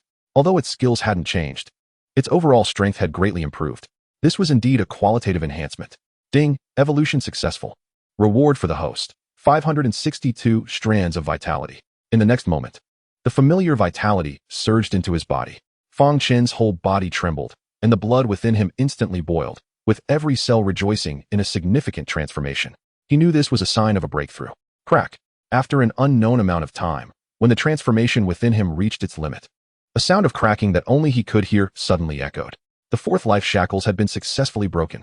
In an instant, Fang Chen felt an unparalleled power sweeping through his body. This power was immense, far exceeding the limits of what a human could control. Like a primitive man wielding a spear suddenly grasping a semi-automatic rifle. Is this what it feels like to be powerful? Fang Chen looked at his palm, slightly clenched his fist, and thought that with just a little effort, he could shatter the entire office building. Ding, congratulations to the host for completing a life transformation. Reward, 1 super evolution. Other. Super evolution does not consume crystal cores and can change the life form of pet beasts, but does not increase their level. Another super evolution? Fang Chen's expression brightened. He was happier than when he reached his own level. Last time he used super evolution, he got a King Kong. So what would he get this time? Who should he use it on? Fang Chen stroked his chin, briefly contemplating before deciding to use it on the loach. Because its ability was the strongest among the pets aside from Xiaojin, super evolution would yield the greatest value when applied to it. Come on, super evolve the loach. Ding, super evolution in progress. Hiss. In the beast space, the loach let out a roar, its massive body starting to twist. Suddenly, 2 flesh lumps bulged on either side of its body, and with a rupture of skin, 2 more heads grew. Fang Chen's eyes widened in ecstatic surprise. 3-headed giant python. The evolution wasn't over yet. After the loach sprouted 2 heads, it also grew a pair of wings and a tail. 3 heads, double wings, double tails. Hiss. The loach flew into the air, a powerful aura radiating that made the other pets restless. Even Xiaojin appeared to be on high alert. Fang Chen's pupils contracted as he guessed what was happening. In the next moment, he called up the loach's attribute panel. Biological species, juvenile Ghidorah. Level. Specialty, strangulation, strength. Skills, extreme cold frost. Stamina, 10. Crystal cores required for evolution, 30 red crystal cores. Sure enough, Fang Chen breathed rapidly, just as he had guessed. The loach evolved into Ghidorah, the cosmic monster Ghidorah. However, super evolution only changed its life form and did not level it up, so he generously chose to evolve it again. Ding, evolution begins. Finally, 30 red crystal stones disappeared, and like Xiaojin, the loach's body underwent a significant growth spurt, its aura becoming even more terrifying. especially its three heads, one exhaling flames, one flashing with lightning, and one emanating frost. Although it wasn't the legendary dragon, it was clearly stronger than a dragon. Let me see what new skills you have mastered. Fang Chen felt dry in his throat and hurriedly pulled up its attribute panel. Biological species, adolescent Ghidorah. Level. Specialty, flight, strength. Skills, extreme cold frost, earth fire, annihilation thunder. Stamina, 10. Truly a cosmic level monster. It seemed even more powerful than Xiao Jin. If only there were another super evolution, I could summon Godzilla, and then I would be invincible. Ha. Fang Chen laughed heartily. This trip to the Titan base had greatly boosted his strength. However, thinking of the deceased Tong, his mood immediately turned cold. Ding, evolution successful. Reward for the host, 562 strands of vitality. Like Xiao Jin, after reaching the level, the vitality feedback from the loach was equally astonishing, further enhancing Fang Chen's strength. He estimated that he had now reached the mid-level tier. Time to deal with those scoundrels. Fang Chen turned and left the office to find Pang. Where are the Titan biological people? Brother, they are less than 100 kilometers away from us. Should we notify everyone to prepare for defense? No need. The best defense is a good offense. You guys stay home, and I'll go meet them. Huh, you're going alone? Why not? Are you coming with me? Then I'll pass. Send me their location. After leaving this sentence, Fang Chen waved his hand to release the golden eagle and flew toward the direction of the Titan biological army. Pang watched his back, his serious expression easing considerably. Although he hadn't spent much time with Fang Chen, he knew that Fang Chen was definitely not a reckless person. At this moment, he dared to take the initiative. He must have absolute confidence. Brother, truly a godly person. In less than half an hour, Fang Chen saw more than a dozen helicopters appearing ahead. That was the Titan biological army. Below each helicopter hung a modified person, holding a Gatling gun and carrying a chain of bullets, like a Pacific mech. Right here. Fang Chen signaled for the golden eagle to land on the rooftop of a nearby building. Besides avenging Tong, he also wanted to test the true combat power of his evolved Xiao Jin, Loach, and himself against the opponent. Go. Fang Chen waved his hand, releasing the Loach. As soon as the Loach appeared, it flapped its wings, its massive body charging towards the enemy formation with a violent wind. Its speed was incredible, and in just a few seconds, it was in front of one of the helicopters. Before the enemy could react, the rightmost head of the Loach opened its mouth and unleashed a flame over 100 meters long. Its flames were thousands of times hotter than ordinary fire. In just one encounter, the alloy helicopter turned red and then began to melt, plummeting straight down. Boom. The helicopter crashed, taking the modified person below with it, resulting in a disastrous scene followed by a rising plume of black smoke. Under attack from an unidentified creature. Oh my god, what kind of monster is that? Attack it. Quickly land, hurry. The Titan biological camp was thrown into chaos. Fortunately, the blade was relatively calm. Upon seeing the Loach's massive form, he chose to land immediately, not daring to engage it in the air. Dozens of helicopters simultaneously descended. The Loach naturally wouldn't let them escape. Another head shot out a frost blast like an arrow. Crack. A helicopter that was landing immediately turned into a large ice block, disintegrating in midair and exploding into countless ice shards. Tat. Boom. This scene shocked everyone. Several pilots were terrified and instinctively opened fire on the Loach. At the same time, the blade ordered the modified people below the helicopters to pull the trigger. In an instant, a rain of bullets rained down on the Loach. There were even 2 artillery shells. Boom. However, the Loach didn't even dodge. It allowed the bullets and shells to hit it, feeling like mere tickles. The central head opened its mouth, and a terrifying bolt of lightning shot out instantly. Crack. The power of the thunder struck 3 nearby helicopters, destroying them and killing everyone on board. Fortunately, this delay allowed the remaining helicopters to land safely. Everyone, bewildered, jumped out of the helicopters and scattered in all directions. Fang Chen had long been waving his hand to release Xiao Jin. Go have fun. Roar. Xiao Jin excitedly pounded his chest, leaping several dozen meters in a single bound, crashing through building after building as he charged towards the modified humans of Titan Bio. Meanwhile, Fang Chen also vanished from his spot and sought out the fleeing Knife Edge. Long time no see. Sure how it's you. Knife Edge's eyes widened in disbelief upon seeing him.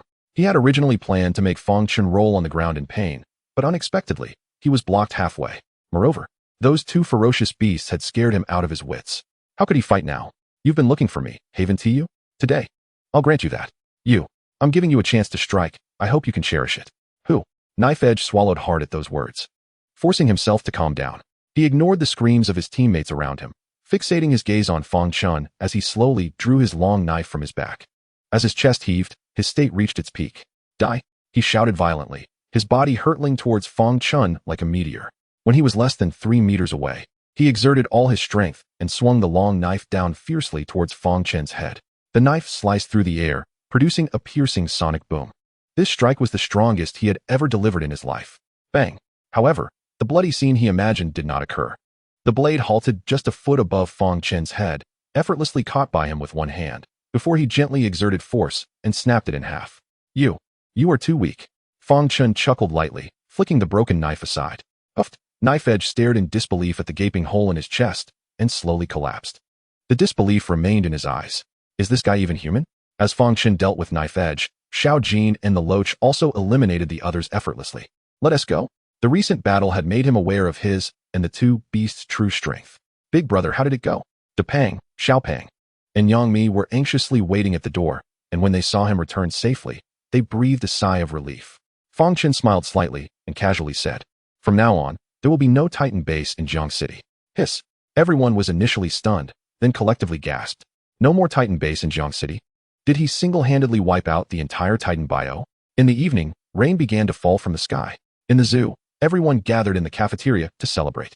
They celebrated the destruction of the Titan base, Fang Chen's strength, and their ability to survive in the apocalypse. Crack! A bolt of lightning lit up the entire area. Large raindrops poured down. At that moment, a mutated puppy guarding the flower bed suddenly stood up, its eyes excitedly fixed on a small grave. Suddenly, the soil of the grave began to stir, and a pale arm reached out. The zombies wandering nearby began to tremble, all looking towards the flower bed, as if something terrifying was there. In the zoo, after the celebration, Fang Chen habitually opened the forum, ready to upload the video he had just recorded to provoke those keyboard warriors. However, as soon as he opened the forum, his expression turned serious. Several posts had been bumped up by survivors. He casually clicked on one and saw the video content inside. In an unfamiliar ruin, tens of thousands of zombies surrounded a building, almost like they were on a pilgrimage. As the camera zoomed in, Fang Chen saw a towering red zombie, covered in red hair, standing at the top of the building. Its eyes were venomous and cold. Upon noticing the drone filming, it howled and raised its arm. Countless red threads of blood appearing in the air, shredding the drone to pieces. The video abruptly ended. Fang Chen looked at several other posts. The content was similar to the previous one, depicting countless zombies worshipping a powerful zombie. Although they looked different, they all shared one common trait: strength. Moreover, through their actions and expressions, it was evident that they possessed intelligence comparable to humans. Zombie King. The phrase suddenly popped into Fang Chen's mind. As he exited the posts, the Jiang City base released an announcement. The announcement essentially informed everyone that as the apocalypse intensified, many areas had given rise to zombie kings in addition to ordinary mutated zombies. They possessed intelligence and were even more powerful. Most importantly, they could command other zombies, forming kingdoms of the undead, which were even more terrifying than the previous black robes. In addition, the Jiang City base also informed everyone that they would no longer restrict the internet, allowing Jiang City's network to be fully connected to the outside world. As soon as this announcement was made, it ignited a wave of emotions on the forum. Survivors were filled with despair. Ordinary zombies hadn't been cleared yet, and now zombie kings were appearing. How could they survive? Fang Chen clicked without hesitation. The video depicted a city filled with island culture, where several towering humanoid beings were rampaging through the city. Their bodies were taller than buildings, and they could emit laser-like beams from their mouths, causing buildings and ground to collapse in their wake. After a dozen seconds, the video ended. But at the end of the video, a line of text appeared: suspected revival of the underground giant divine weapons in the island nation. Below the video, a survivor quickly provided an explanation. It was said that deep underground in the island nation lay a group of apocalyptic weapons known as giant divine weapons, and every time they awakened, it was a disaster for humanity. It seems this legend is true. Fang Chen set down his phone and walked to the window, looking at the thunderous night sky. His expression was extremely serious. As he had suspected, this world had become even more dangerous. To survive, one must possess greater strength. Ding dong. At that moment, he received a text message on his phone. It was that mysterious message again. Help the Dragon Kingdom military to clear the Hell's Nest. Hell's Nest? Ding ding ding. Just then, a strange video call came in. Fang Chen hesitated for a moment before choosing to answer. On the phone screen appeared an elderly man in military uniform, looking gaunt yet exuding an aura of authority. Hello, Fang Chen. Hello. Let me introduce myself first. I am Li Zhengqing, the head of Jiang Province's base number 1. I have seen the video of you destroying the Titan base through satellite. I'm calling to seek your help in clearing the Hell's Nest. Oh, I should tell you that the headquarters of Titan Bio is colluding with the Hell, and they are also planning to retaliate against you. So I hope we can cooperate and strike first. Hearing Li Zhengqing's words, Fang Chen was surprised but not surprised, connecting it to the mysterious message he received earlier. He didn't refuse. Cooperation is fine, but first, I have many questions to clarify. Okay, I'll send someone to meet you for discussions. All right. I hope our cooperation goes smoothly, and we can jointly combat the evil forces and protect the remaining humanity. Fang Chen smiled at his words, but did not respond. After chatting a bit more, the other party hung up. Fang Chen set down his phone and took a deep breath. It seems the unveiling of the secrets of this apocalypse is not far off. Knock, knock, knock.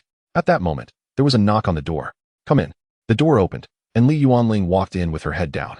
She seemed to have had quite a bit to drink, her cheeks flushed, looking quite alluring. Fang Chen looked at her in confusion. Is there something wrong?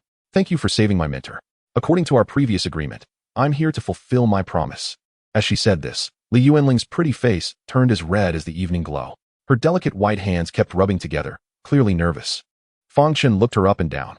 Today she was dressed exceptionally cool, with delicate and fair long legs under her shorts and a white shirt that revealed a waist that could be held in one hand. Her hair was tied in a ponytail, full of youth and vitality. Fang Chen's eyes lit up. The married woman was somewhat tired of college students. Let us go. Fang Chen turned and walked towards the bedroom.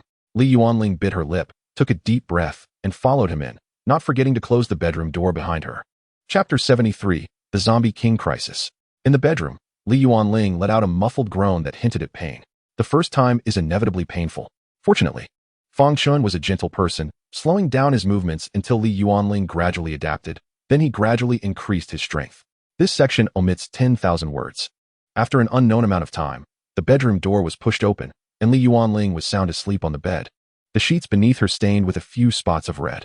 Fang Chen looked at her delicate body, smiled slightly, and turned to leave the bedroom.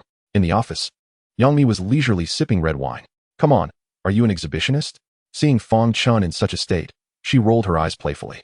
At that moment, she was lounging on the sofa like a mermaid, shaking her wine glass. She wore a low-cut evening gown, her ample bosom almost spilling out, and her long legs under the high-slit skirt shone dazzlingly white in the moonlight. The evening breeze blew in through the window, causing the strands of hair on her forehead to flutter slightly. With red wine on her lips, she looked pink and sexy, making one want to bite her. A beauty like this is rare. Fang Chen walked up to her nonchalantly, reached out to take the wine glass from her hand, and downed the red wine in one go.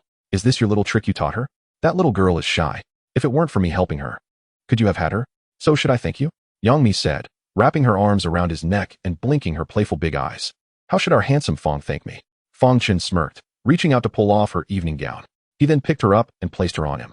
This time, I'll reward you by being on top. Oh, that's annoying. Before she could finish her playful protest, Fang Chen had already grasped her bosom with both hands, thrusting in deeply, causing her to cry out in ecstasy. At this moment, Yangmi regretted it, but it was too late. This section omits 30,000 words. The next morning, on the big bed in the bedroom, beside the sleeping Li Yuanling was another delicate body. The two embraced in sleep, not waking for a while. Fang Chen, however, was still full of energy and left the office. Big brother, what's wrong? Big brother, I received a confidential message from the Jiangsheng base this morning. They said they discovered a zombie king territory about 70 kilometers east of us. While speaking, he handed a tablet to Fang Chen. Besides some simple text, there was a high-definition satellite image below. Just as Fatty had said, tens of thousands of zombies were gathered in a large factory more than 70 kilometers to their east, as if on a pilgrimage. Unfortunately, there was no sign of the zombie king in the picture. Fang Chen returned the tablet to him and casually said, I didn't expect there to be a zombie king nearby. Big brother, Jiangxing's network has connected with the outside world, and I saw many announcements from large bases. They classified zombies and superpowered beings into 9 levels, and those that can become zombie kings are at least level 5. So soon, level 5 zombies have appeared? Fang Chen's expression became slightly serious. Previously, the mutated zombies were only level 3 or 4, and now a level 5 zombie king had appeared directly. It seemed the evolution speed of the apocalypse was far quicker than he had anticipated. Did they say anything else? Oh, they also said that in the next few days, they would send someone to negotiate with us, and if possible, they are willing to cooperate with us to eliminate that zombie king. Fang Chen frowned. What does cooperate with us mean? Fatty rubbed his nose and explained. They mean that the zombie king territory is closest to us, and according to their current expansion speed, it will soon take action against us, so they are helping us. That is ridiculous. Fang Chen scoffed, not taking it seriously at all. He had easily wiped out the Titan base. Would he still be afraid of a zombie king? Not to mention level 5. What could it do? Alright, you continue to keep in touch with them. Oh, and Fang Chen patted his shoulder. Don't lower your stance. Remember, in Jiangqing, we don't fear any forces. Big brother, so domineering. Fatty looked at him with admiration, incredibly excited. At this moment, Jiangqing was like the era of warlords in Longwa's history, and Fang Chen's recent words undoubtedly told him that they were the strongest among the various forces. Go on. Fang Chen waved his hand and walked towards the scenic area. After reaching level 5, he obtained 5 contract scrolls, and including the one he had left from the last time, he had a total of 6. So he was ready to continue looking for beast pets. The Zombie King territory was terrifying not only because of the power of the Zombie King itself, but also because it could command hordes of zombies, forming a zombie tide. Once ordinary zombies became numerous, even superpowered beings would not dare to provoke them. Fang Chen felt that his current situation was similar to that of the Zombie King. However, he still lacked a group of subordinates. Therefore, this time, he planned to contract some social animals, controlling the entire tribe through the leader to form a scale. Before long, he arrived at the crocodile pond.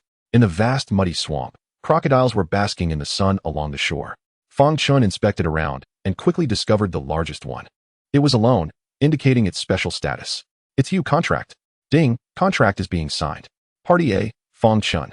Party B, Nile crocodile. Contract has been generated. The next moment, the sunbathing Nile crocodile slowly crawled towards him, and all the other crocodiles retreated at its approach. Roar. It gave a friendly call to Fang Chen from behind the cement wall. Fang Chen smiled and nodded, directly starting the evolution. Ding, evolution in progress.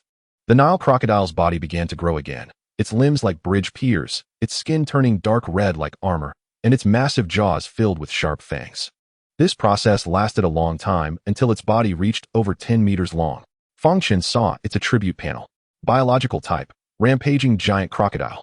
Level 5. Specialty, strength, bite. Skill, death spin. Stamina, 10. Evolution requirement, 10 red crystals. Not bad. You will be called Crocodile Ancestor from now on. Roar. Crocodile Ancestor nodded. Its fierce and ugly head looked like a big villain from a movie, but in front of Fang Chen, it appeared very obedient. A reward for you. Fang Chen waved his hand, tossing down 100 pounds of beef and 100 chickens. Crocodile Ancestor opened its mouth wide and soon devoured everything. Fang Chen smiled and turned to leave. Before long, he appeared outside the wolf park. Inside the iron bars, dozens of gray wolves were playing, and a strong white wolf king was sitting on a giant rock, watching him warily. Such a handsome Samoyed. Contracted. Ding, contract is being signed. Chapter 74, The Mysteriously Disappearing Zombies. Ding, contract is being signed. Party A, Fang Chen. Party B, Tibetan White Wolf. Contract has been generated. After the contract was generated, the Wolf King jumped down from the giant rock and walked over to Fang Chen with its head lowered. Whine. It raised its snowy white wolf head, expressing goodwill to Fang Chen. Fang Chen reached out to pat its head. Feels really good. Evolve. Ding, evolution starting. Like other fierce beasts, the Wolf King's body began to swell, its eyes brightened, claws sharpened, and its fur became sleek. The fierce aura caused the other gray wolves to crouch on the ground, trembling in fear. After the evolution was completed, Fang Chen brought up its attribute panel. Biological species, Snow Domain Wolf King. Level. Specialty, agility, tactics. Skill, absolute calm. Stamina, 10. Evolution requirement, 10 red crystals. Other, absolute calm allows the Wolf King to maintain a clear mind in any state, commanding the wolf pack to attack or retreat. Absolute calm. This was the first time Fang Chen had seen such a type of skill. After understanding the gist, he nodded slightly. Although the Wolf King in front of him did not possess the combat power of other fierce beasts, it was a born commander, which was a terrifying ability. Not bad. From now on, you shall be called General Wolf. A woo. The Wolf King howled, its wise eyes flashing with an eerie light. After the howl, other gray wolves immediately formed a square formation behind it, lowering their heads to Fang Chen as if to salute. Seeing this, Fang Chen couldn't help but grin, but still pretended to be serious. No flattery from now on, okay? A woo. Well go. After comforting it, Fang Chen turned and walked towards the lion and elephant enclosures. Before long, ding, contract has been generated. Ding, contract has been generated. After successfully contracting the Lion King and the Elephant Leader, Fang Chen used the same method to evolve them to level. He then brought up the attribute panels. Biological species, Golden Lion King. Level. Specialty, bite, strength. Skill, fatal strike. Stamina, 10. Evolution requirement, 10 red crystals. Biological species. Ancient giant elephant. Level. Specialty. Strength, defense. Skill. 1,000-ton tread. Stamina. 10. Evolution requirement. 10 red crystals. Fang Chen named them Simba and Tank. Like the previous crocodile ancestor and General Wolf, they were also leaders of a beast pack, capable of leading the entire pack to fight for him at his command. How many crystals are left? Fang Chen brought up his attribute panel. Name. Fang Chen. Level. Beast space. 50,000 square meters. Contract scrolls. 2. Number of crystals. Primary crystals 18, 977. Red crystals 0. Number of pets. 13. Copy time. 30 minutes. Fang Chen briefly browsed through it. His beast space had reached 50,000 square meters. He had 2 contract scrolls left. Red crystals were depleted. And he still had nearly 20,000 primary crystals. The number of pets had reached 13. Among them, the super-evolved Little Gold and Loach were already level fierce beasts. The rest were all level. Just as Fang Chen was feeling proud, a panicked voice came from the communicator. Big brother, the Jiangxing base has sent an emergency alert. They have discovered a large number of zombies approaching through satellite monitoring. And from the path, it looks like they are heading towards us. Has the zombie king come from the east? The zombie king was not found, but there are more than a dozen mutated zombies. Humph. Fang Chen snorted coldly upon hearing this. This zombie king has become clever, actually using a vanguard to test our defenses. Big brother, what should we do? On the other side of the communicator, the fatty grinned. What do you mean the zombie king dares not come? Isn't it better if it doesn't come? After giving instructions, Fang Chen turned and walked towards the office building. By the time he reached downstairs, Zhou Ruodong had already led everyone to the wall. After the last zombie tied, they had gained some experience. Moreover, they were not as nervous as last time. Or rather, as long as Fang Chen was there, they had a backbone. At this moment, Da Fat, Xiao Fat, and Li Mimi's disabled husband were all in the monitoring room, where a dozen monitors were fixed on the wall, keeping an eye on every blade of grass and tree around the zoo. In front was a control panel that operated the firearms on the wall.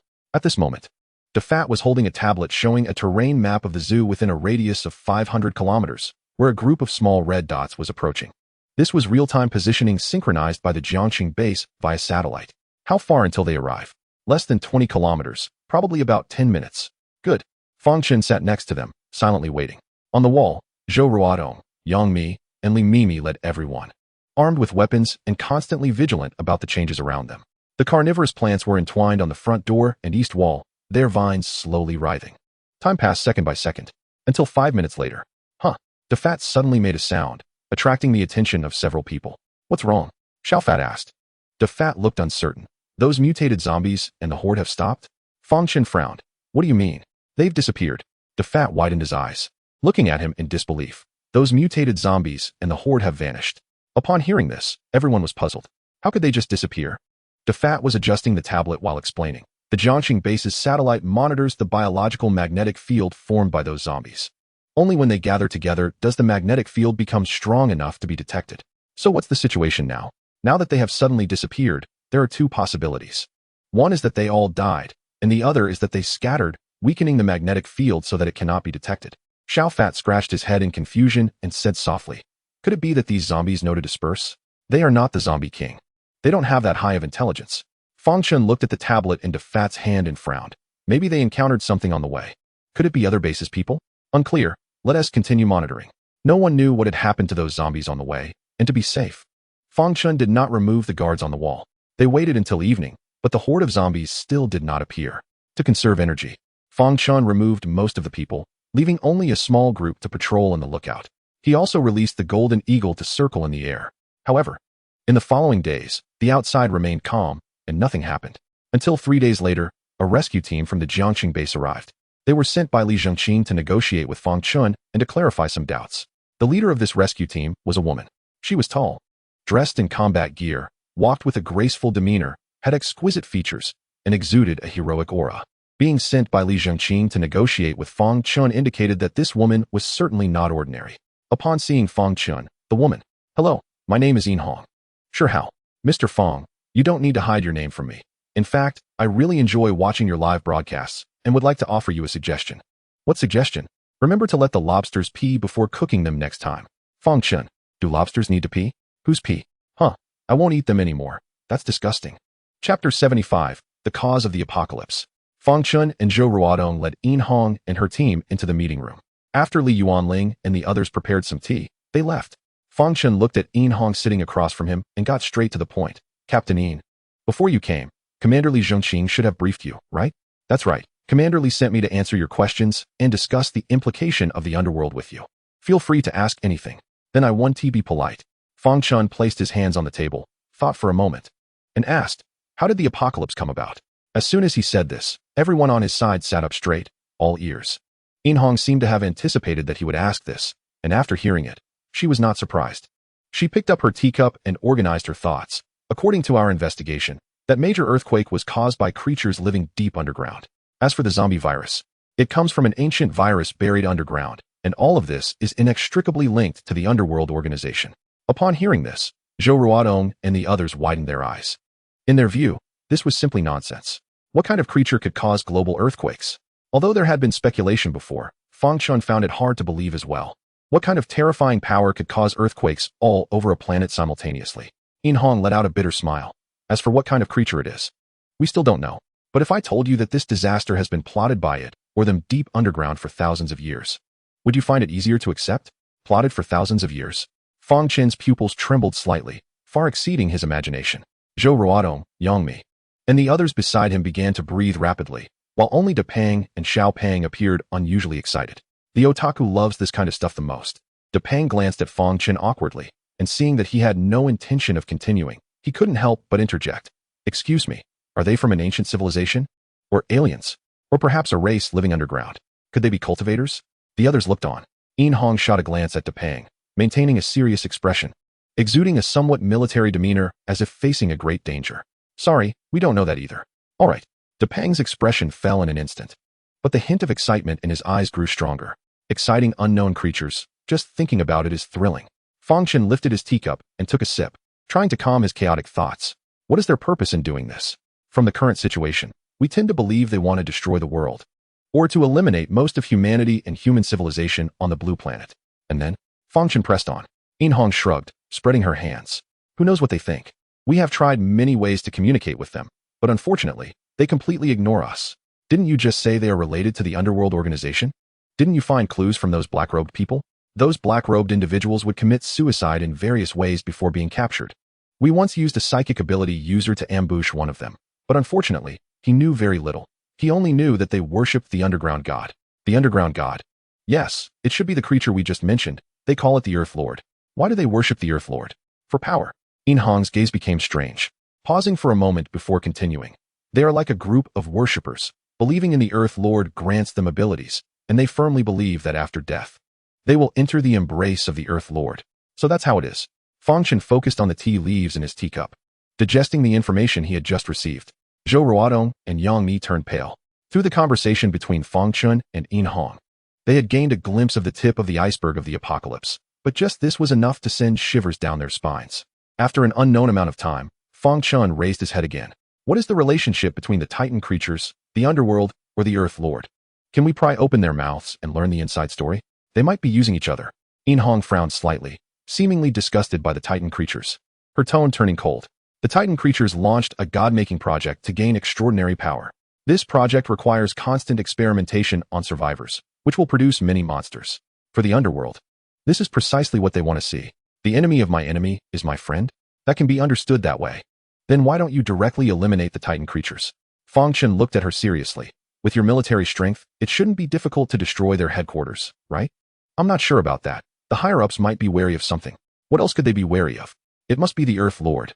Yin Hong pouted, remaining silent.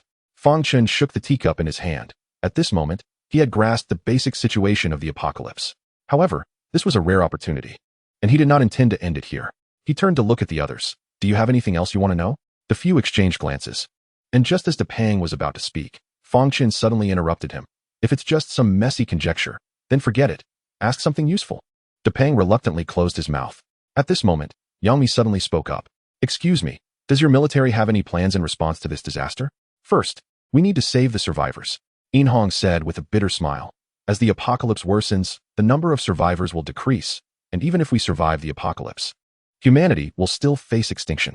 But right now, there are zombies everywhere, and there's the corpse king. The survival of these survivors is a huge problem, especially how to solve the food issue. So that is why we are here. In Hong looked at Fang Chen, her expression serious. The purge of the underworld must be carried out step by step. Our primary task at the Jiangqing base is to clear out all the zombies in Jiangqing, especially in the farmland areas. We must allow those survivors to plant food before spring next year. Clearing out all the zombies in Jiangqing will rely on us. There's also the Ability User Association. We have already sent people to communicate. Fang Chen pondered for a moment and nodded. I am willing to contribute to the Jiangqing survivors, but on one condition. What condition? I want your military to send me a satellite. What? Before In Hong could speak, a man in combat uniform beside her suddenly stood up excitedly, looking at Fang Chen with a mocking expression. You're really asking for too much. Do you know how important satellites are as strategic resources nowadays? You just say you want one? I advise you to adjust your attitude. Fang Chen looked at him indifferently. As his words fell, Li Mimi, who was sitting in the corner, suddenly jumped to the wall, using both hands and feet to climb to the ceiling above his head like a spider. With a dagger in her mouth, she coldly stared at him. The man's expression tightened, and the other armed personnel simultaneously placed their hands on their weapons at their waists, ready to act at any moment. What was once a relatively harmonious conversation instantly turned tense. Have you forgotten whose territory this is? Fang Chen turned to In Hong, still maintaining a relaxed sitting posture. In Hong glanced at him, a hint of wariness flashing in her beautiful eyes. She then signaled the other team members to lower their weapons. Sorry, my people are a bit impulsive, but to be honest, your request is indeed a bit excessive, and we cannot comply. Don't be in such a hurry to refuse. I suggest you consult with Li Jingqing. Oh, In Hong's brows furrowed slightly, seeing his confident demeanor. She hesitated. However, she still took out a communicator and sent an inquiry to the higher-ups. After about 3 minutes, a look of shock suddenly flashed across her face. This scene was just caught by Fang Chen, and the corners of his mouth slightly lifted. What did Senior Li say? The commander. She gulped and said in a low voice. The commander agreed. What? The other team members beside her widened their eyes, especially the man from before, who showed an expression of disbelief. The higher-ups actually agreed to give him a satellite? Chapter 76. The Corpse King Attacks. Li Jingqing agreed to give Fang Chen a satellite. Even In Hong found it unbelievable, her beautiful eyes flashing with shock. At this moment, she finally realized that she had underestimated this man. Fang Chen smiled and looked at the people opposite him. Everyone, it seems like you just said the higher-ups wouldn't give me one. The faces of the male team members beside In Hong turned red, unable to speak. The slap in the face came too suddenly. In contrast, Fang Chen sighed. Yang Mi and the others were all full of excitement, especially Depang, who was overly thrilled. A satellite. This thing was incredibly valuable even before the apocalypse. And it's even more so now. The reason the Jiangqing base could control the communication network in Jiangcheng is that they had satellites, holding absolute initiative. Watching the expressions of the other side fall, the corners of Fang Chen's mouth lifted slightly. He can basically confirm one thing. The others, including In Hong, clearly do not know that he single-handedly wiped out the Titan creatures. Otherwise, they wouldn't be so shocked. Although satellites are precious, as long as they send out one, they can gain such a powerful ally, which is still a profit for them. Alright, it's been a long journey, and I've already instructed the cafeteria to prepare the meals. We can discuss the remaining issues while we eat. Forget it, we brought our own food. The man who had previously been humiliated suddenly spoke up, looking arrogant. In his view, what kind of food could there be in a small zoo? It was just a matter of slaughtering a few animals after all. It wouldn't taste as good as their field rations. Grey Wolf, don't be rude. In Hong scolded softly, but it was actually for his own good. She had watched Fang Chen's food broadcasts and knew very well that this was not the barren land they thought it was. Instead, it was full of delicious food. Grey Wolf snorted, clearly unconvinced. To this, In Hong could only sigh helplessly. She suddenly regretted bringing this guy along. Then, he took the people from the zoo outside. Captain, let us start our own fire. It's better to be cautious. Grey Wolf grabbed In Hong's arm, his expression full of vigilance. In Hong discreetly pulled her arm away, giving a helpless smile. I advise you to come with me. Captain. In Hong ignored him and turned to walk outside. The other team members hesitated, looking at Grey Wolf. A few who were closer to him stayed behind, while the others followed her out. Outside the office building, Fang Chen was waiting for them. When he saw that only half of them came out, he immediately guessed what those people were thinking. It seems the other brothers are not planning to show up? Don't mind them. In Hong walked over to him with a few people and explained, they often go out on missions and are used to eating their own food. Well, that is indeed a good habit, Fang Chen said with a smile, making it hard to tell if he was genuinely agreeing or teasing. In Hong smiled, but said nothing. Soon, they arrived outside the cafeteria. Before they got close, they could already smell the aroma of the dishes inside. In Hong's eyes lit up, and the other team members also showed surprise. The other people from the zoo had already finished eating and left. At this moment, 2 tables were filled with delicacies prepared just for them. sweet and sour pork ribs, squirrel fish, boiled meat slices, spicy shrimp, mouth-watering chicken, Westlake beef soup, crab stir-fried rice cakes, braised pork knuckle, and fish-flavored shredded pork. The large table was filled with platters of dishes. In addition, there were red wine, white wine, beer, various drinks, and fruits. My God, such a feast! The people from Jiangxing Base surrounded the table, their eyes wide, their throats instinctively moving as they could no longer maintain their composure. Even braised pork knuckles. This is too extravagant, right? Good thing I came along. So fragrant. Several of them showed envious expressions. Although the supplies at Jiangxing Base were considered abundant, the large number of people made it hard to ensure everyone was full. Their meals as armed personnel were already privileged, but compared to the food here, it was simply pig food. We are all in the apocalypse. Why is the gap so big? Go ahead.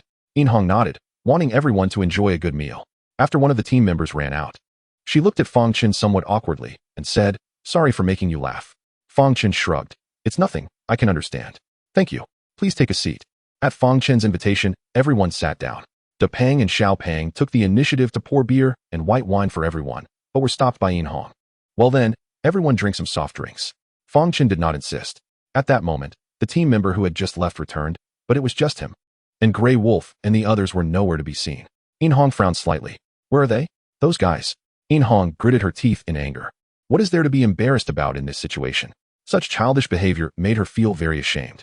Fang Chen laughed heartily. "Perhaps they can't get used to this food. Then let us not wait. Everyone, use your chopsticks. Don't be polite." Under his enthusiastic invitation, everyone picked up their bowls and chopsticks and began to eat heartily. In the conference room, Grey Wolf and the others were eating canned food and compressed biscuits. Except for Grey Wolf, the faces of the others were not looking good. "Sigh, I should have gone too." "Exactly, they are eating so well. Is it too late to go now? Aren't you embarrassed?" Grey Wolf glared at them fiercely, his expression stubborn. "It's just a meal. Look at how unambitious you all are. But we are not enemies. Why should we go against him?" "You." Grey Wolf's face turned dark. But he didn't know how to refute. The reason he was hostile to Fang Chen was that he felt his attitude was too arrogant, and secondly, he saw the aggressive look Fang Chen had when he looked at Inhong. This made him very uncomfortable. Sigh. At this moment, several team members regretted their decision. But due to Grey Wolf's mood, they could only accept their misfortune. Eating the canned food and compressed biscuits in hand tasted like chewing wax. An hour later, the meal finally ended. Fang Chen and the others asked them some questions, and Inhong answered all of them, clearly improving their relationship. A detailed plan still needs to be formulated for the cleanup. As for the satellite, some permissions also need to be processed before it can be used by De Pang. Grey Wolf and the others were already sitting inside the helicopter. Inhong turned to Fang Chen to say goodbye. "Thank you for your hospitality. I hope we can cooperate happily in the future." "In the future?" Fang Chen touched his nose. "Is this future a serious future, Mr. Fang?" "Oh yes. We will naturally be happy in the future. Farewell." Inhong did not understand the meaning of his future, waved her hand, and took her people into the cabin decisively. Tap, tap, tap. The plane ascended into the air, disappearing into the distance. Inside the cabin, several team members next to Inhong took out a few lunchboxes from their backpacks and handed them to Grey Wolf and the others. As the lunchbox lids were opened, revealing the delicious food inside, the aroma immediately filled the entire cabin, causing several team members to drool. "Captain, this is packed by Fang Chen for you. Eat up." "Wow, amazing." Except for Grey Wolf, the other team members immediately took the lunchboxes and wolfed them down, soon showing expressions of enjoyment. Grey Wolf pursed his lips and turned his head to the side. Inhong glanced at him, slightly frowning. Just then, "Captain, I received a notification from headquarters that the Corpse King in the east of the city is leading a horde of corpses rapidly approaching Fang Chen's zoo." Chapter 77, Double Corpse Kings. The Corpse King is on the move? Inhong's expression changed drastically as she took the communication device. On the satellite map, dense red dots formed a red block, approaching the zoo at a visible speed. Inhong's expression was serious as she quickly issued orders. "Immediately contact Fang Chen and inform him of the situation." Yes, soon." The team member in the co-pilot seat received the order and looked at Inhong with a complicated expression. "Observe first and wait for further instructions?"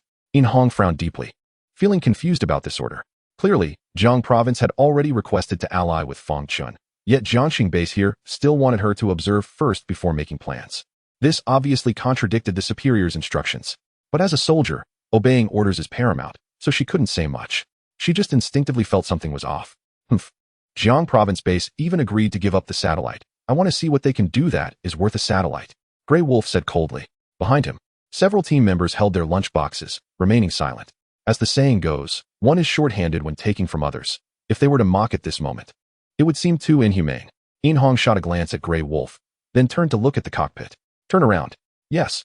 The plane changed direction and flew back toward the zoo. Meanwhile, inside the zoo, just received the news. Fatty immediately found Fang Chen and handed him the tablet that was in real-time sync with the Jiangxing base. Big brother, the Corpse King is here. I see, Fang Chen said, looking at the red dot on the screen.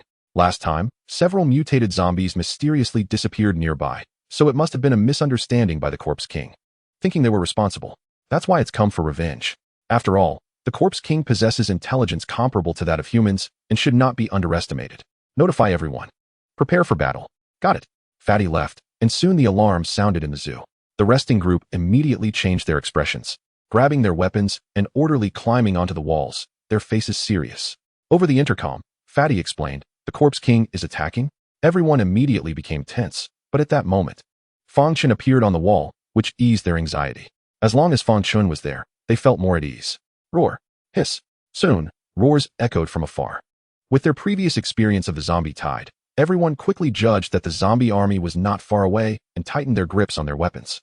The rifles and Gatling guns on the wall began to adjust their aim. Roar. Indeed, a minute later, zombies surged out of the streets and alleys outside the zoo like a flood. Tap tap tap. The control team, consisting of Fatty, Little Fatty, and Li Mimi's disabled husband, coordinated to start the fire assault. A dense rain of bullets rained down, shattering the approaching zombies, but they showed no fear and continued to mindlessly charge forward.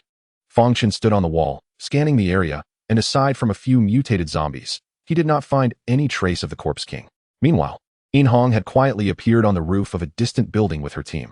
A few of them were observing the movements here with tactical binoculars. In team. No sign of the Corpse King. Continue searching. Yes. Roar. Below the wall, a few mutated zombies leaped out of the horde, quickly climbing up the wall while dodging bullets. These mutated zombies were very agile and intelligent. This time, Fang Chen did not take action. When a dark green mutated zombie climbed over the wall, a sword shadow suddenly slashed towards its head. As it dodged, gunfire rang out. Bang! Zhang Biao raised a shotgun, and with Zhou Ruodong, they shot the green zombie, riddling it with holes. Then Zhou Ruodong delivered a sword strike, decapitating it. Phew, that was close. Zhang Biao sighed in relief, his palms sweaty.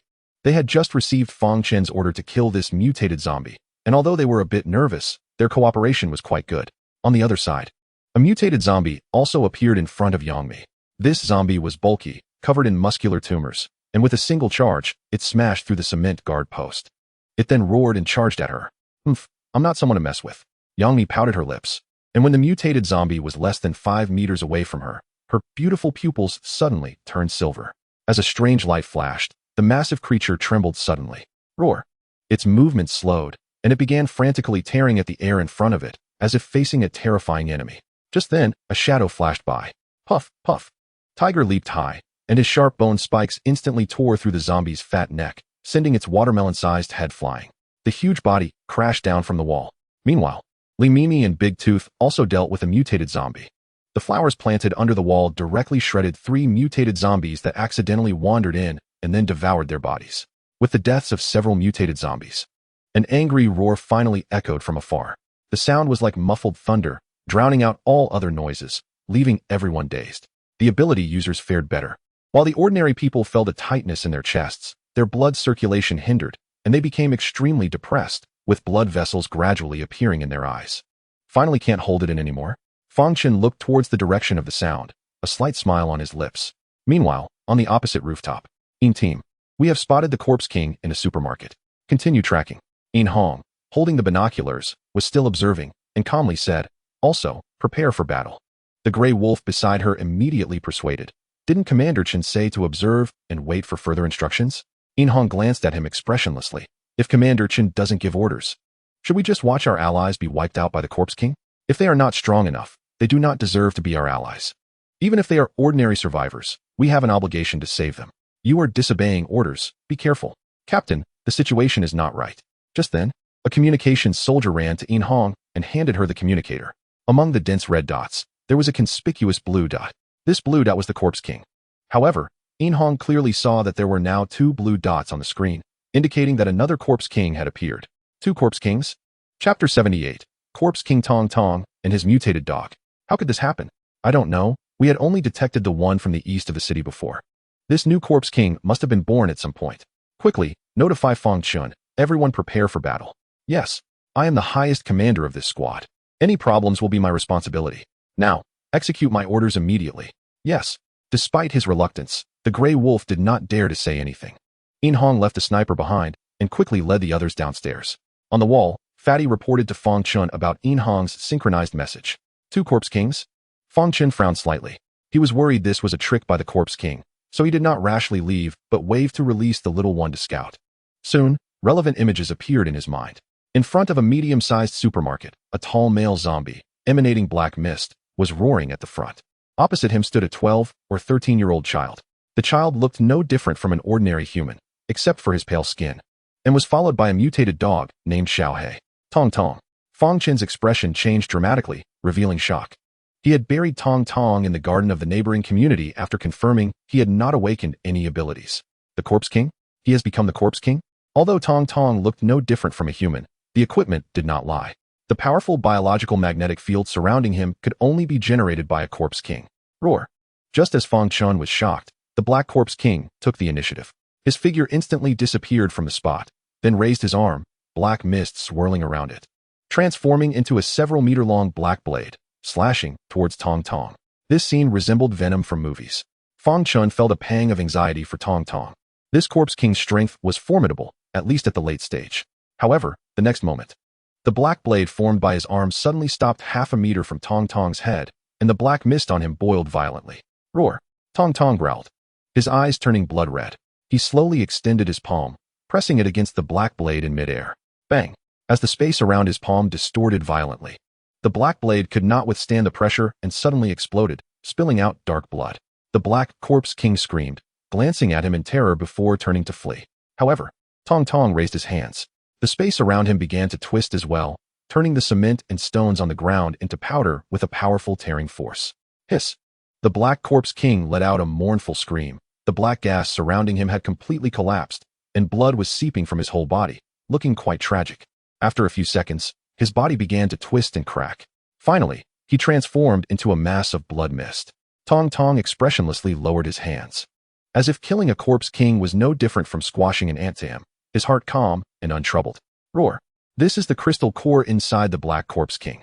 Tong Tong waved his hand, and the crystal core appeared in front of him. Then he opened his mouth and swallowed it. The next moment, waves of rich blood energy appeared around him, enveloping him and transforming into thick blood scabs. Forming a blood cocoon, Xiaohei stood guard in front of him, acting as a protector. Fang Chen watched this scene and had a speculation in his heart.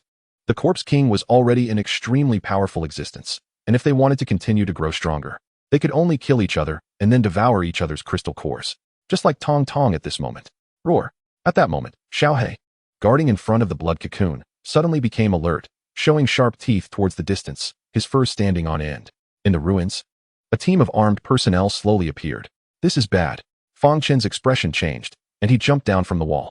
After the Black Corpse King was killed by Tong Tong, the zombie army below lost its command and began to wander aimlessly again. Fang Chen's appearance caused quite a stir, but before the surrounding zombies could react, he had already disappeared from the spot. On the ruins of the supermarket, In Hong led the rescue team, slowly approaching. Captain, this Corpse King has killed another Corpse King and is evolving. We must not miss this opportunity. Attack. With a command from In Hong, the 2 team members behind immediately shouldered rocket launchers. With shells specially processed, their power increased several times. Roar!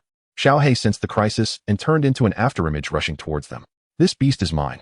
The Grey Wolf spoke, and then his body began to swell. Thick gray fur growing beneath his skin, fangs sprouting from his mouth, and bone spurs protruding from his fingertips. This is his special ability, Wolf Transformation. Roar! The Grey Wolf stomped the ground, creating 2 large pits under his feet, pouncing towards Xiaohei like a werewolf. Wanting to vent the anger he had suffered from Fang Chen earlier, his sharp claws instantly struck towards Xiaohei. Bang! However, Xiaohei was extremely fast, twisting his body and already standing a meter away. His palm struck the ground, directly tearing apart the concrete beneath. Woo! Xiaohei, unwilling to show weakness, turned into an afterimage and pounced towards his neck, seeking death. The wolf-transformed Grey Wolf was extremely irritable, and his physical body was very strong. He tilted his head and slammed his shoulder hard against Xiaohei. What? Xiaohei screamed, being knocked away. The Grey Wolf followed up again. his sharp claws determined to rip him open. But fortunately, Xiao He was incredibly fast. Just as his chest was about to be ripped open, he dodged again. But even so, he was still clawed, blood oozing out. The gray wolf gave Xiao He no chance to breathe and lunged at him again. A dog and wolf entangled together, occasionally letting out Xiao He's screams. On the other side, the two team members had finished adjusting the rocket launchers and pulled the triggers. Bang bang. Two specially made shells shot out, trailing long flames. Stop. At a critical moment, Fang Chen finally arrived. He appeared like a ghost in front of the blood cocoon formed by Tong, and at the same time, a massive black bear phantom appeared around him, reaching out to grab the two shells with his bare hands. He copied the skills of the big bear, tenfold defense. Boom, boom. The missiles were crushed by his palm, and the terrifying flames instantly engulfed him and the surrounding space of over 10 meters, the heat wave lifting large chunks of debris. Was that Fang Chen just now? Is he crazy? This is bad. A wave of exclamations rose from the ruins. They never expected Fang Chen would show up at such a critical moment, especially in front of the blood cocoon. Inhong's face turned pale. She hadn't even reacted to the situation just now. Woo! Xiao He cried out, disregarding the gray wolf's attack, desperately rushing towards the flames. The gray wolf halted, having already heard the other team members' exclamations, a cruel smile showing in his scarlet eyes. Since he seeks death, I won't have to lift a finger. Hoo-hoo. After a brief explosion, the flames gradually faded. A massive pit formed on the ground. The surrounding concrete ground was already unrecognizable, and the rolling heat dissipated with the wind. A team member pointed fearfully at the explosion zone, his voice sharp. My God! Look inside. Chapter 79 Fang Chen, I'm not negotiating with you. He didn't die? Someone exclaimed. Through the rising smoke, Fang Chen stood unharmed in front of the blood cocoon, holding the mutated dog Xiao He in his arms. This scene truly shocked everyone. Fang Chen, what do you mean? Before the crowd could recover from their shock, the wolf-transformed gray wolf angrily spoke up. Fang Chen put Xiao He down and ignored this mad dog, instead directing his gaze at Inhong.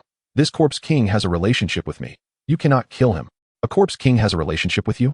Inhong and the others were taken aback, seriously doubting if they had misheard. However, Fang Chen did not explain anything, only stating calmly, in any case, this corpse king cannot be killed. Otherwise, don't blame me for being unkind. Protecting a corpse king, I see you as a traitor to humanity. The gray wolf stepped closer to him, his burly body radiating ferocity. At this moment, he was influenced by the beast transformation, having lost his original rationality. His emotions became extremely volatile, unable to suppress the impulse to kill. Fang Chen disdainfully explained, his gaze provocatively fixed on him. Even so, what can you do to me? I will eliminate you, you disgrace. The gray wolf roared in anger, instantly ignited by rage, lunging at Fang Chen. Gray wolf, retreat. Inhong hurriedly called out. But the gray wolf ignored her command, snarling as he lunged at Fang Chen, swiping his claws. Unfortunately, the power he prided himself on was worthless before Fang Chen. Fang Chen seized his wrist, looking at Inhong with amusement. Captain In, today I will help you discipline your disobedient subordinate for free. After saying this, he kicked out. Bang! The gray wolf's arm was held, and he had no chance to dodge. He took a solid kick from Fang Chen. His massive body was sent flying, landing more than 10 meters away, awkwardly crashing down in front of Inhong. His chest caved in, mouth full of blood foam. Roar! The gray wolf roared, trying to stand up, but found he couldn't at all. You! He extended his hand, pointing at Fang Chen. Before he could finish speaking, his vision went dark, and he passed out. This was still a result of Fang Chen showing mercy. If he had used his full strength, he would have been a puddle of meat paste by now. You dare to lay a hand on us? Before Inhong could speak, other team members aimed their weapons at Fang Chen. Although they had tasted his food before, this was a matter of position. Facing the guns of the crowd, Fang Chen remained unafraid, still standing in front of the blood cocoon. I know you not only have firearms, but many of you are also ability users. So show me what you can do before I lose my patience. Crack, crack. At that moment, several faint cracking sounds rang in everyone's ears. The mutated dog Xiao He excitedly ran to the front of the blood cocoon, shaking his head. As several cracks spread, the blood cocoon trembled and suddenly shattered, revealing a pale-faced Tong. You must not harm Big Brother. His voice was slightly childish, but it sent chills down the spine. The next moment, the surrounding space began to twist. Stones, metals, wooden sticks, and other debris on the ground floated in midair. Even a fool could see that every object contained terrifying power. The people from Jiangxing base immediately took a step back, all placing their hands on their belts. Stop! Inhong stepped forward, blocking between the two sides. She glanced deeply at Tong, then shifted her gaze to Fang Chen. Mr. Fang, we are allies and should not resort to violence. I feel the same. But first your people attacked me. and then others pointed their guns at me. I had no choice but to defend myself. Defend yourself? You call this self-defense? Hong bitterly smiled and waved her hand. Put down your weapons. Captain, follow my orders. Hong's voice became cold. With a gray wolf defying her and others not following orders, her tolerance had reached its limit, radiating a powerful aura. As the captain of the special operations team and the third person in command at the Jiangxing base, Hong was naturally not as simple as she appeared. Seeing her about to explode, several team members trembled and quickly aimed their guns at the ground. Hong took a deep breath, maintaining her composure as she looked at Fang Chen. Do you really want to protect this corpse king? Even if I don't protect him, do you have the ability to kill him? Fang Chen retorted. Hearing this, Hong's momentum paused, and she shook her head with a wry smile. He has devoured another corpse king's crystal core and has reached the peak of his power. We are no match for him. So, Fang Chen shrugged, I'm protecting you. You. Hong gritted her silver teeth. If he hadn't intervened just now, they would have already taken advantage of the little corpse king's evolution to eliminate him. Fang Chen ignored her, turned around, and patted Tong's head. They are my allies. Let them go. Okay. Tong rarely showed a well-behaved expression. As the terrifying aura gradually dissipated, the surrounding space returned to calm, and those objects fell to the ground. Seeing this, Hong secretly breathed a sigh of relief. She was not weak. But the little corpse king was stronger, and there was also an unfathomable Fang Chen by her side. If they engaged in combat, their end would only be total annihilation. I know we are not your match, but the cleanup plan in Jiangxing will not stop. The higher-ups will not allow such a powerful corpse king to exist. He is different from other corpse kings. Fang Chen placed his hand on Tong's shoulder and explained calmly, with him around. Not only will it not affect the safety of Jiangxing, but he can also help manage those zombies, creating a situation where humans and zombies coexist peacefully. Humans and zombies coexist peacefully? Hong frowned, something she had never considered. Even the team members behind her gaped, feeling this was simply absurd. After a long time, she finally spoke. I still need to report this to my superiors and see what they decide.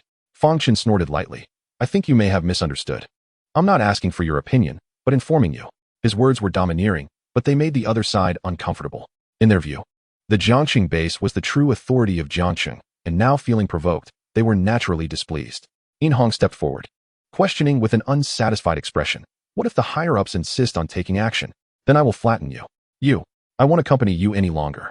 Fang Chen was too lazy to continue wasting words with them, patted Tong's shoulder, and led him towards the zoo. As he turned, Tong casually glanced at Hong and the others.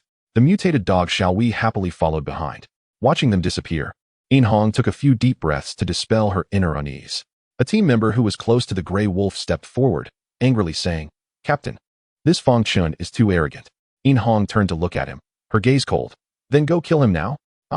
What afraid? Regroup. Chapter 80, Recruiting Survivors. Fang Chen and Tong walked towards the zoo. The zombies they encountered along the way all retreated to the sides, as quiet as an unmarried girl.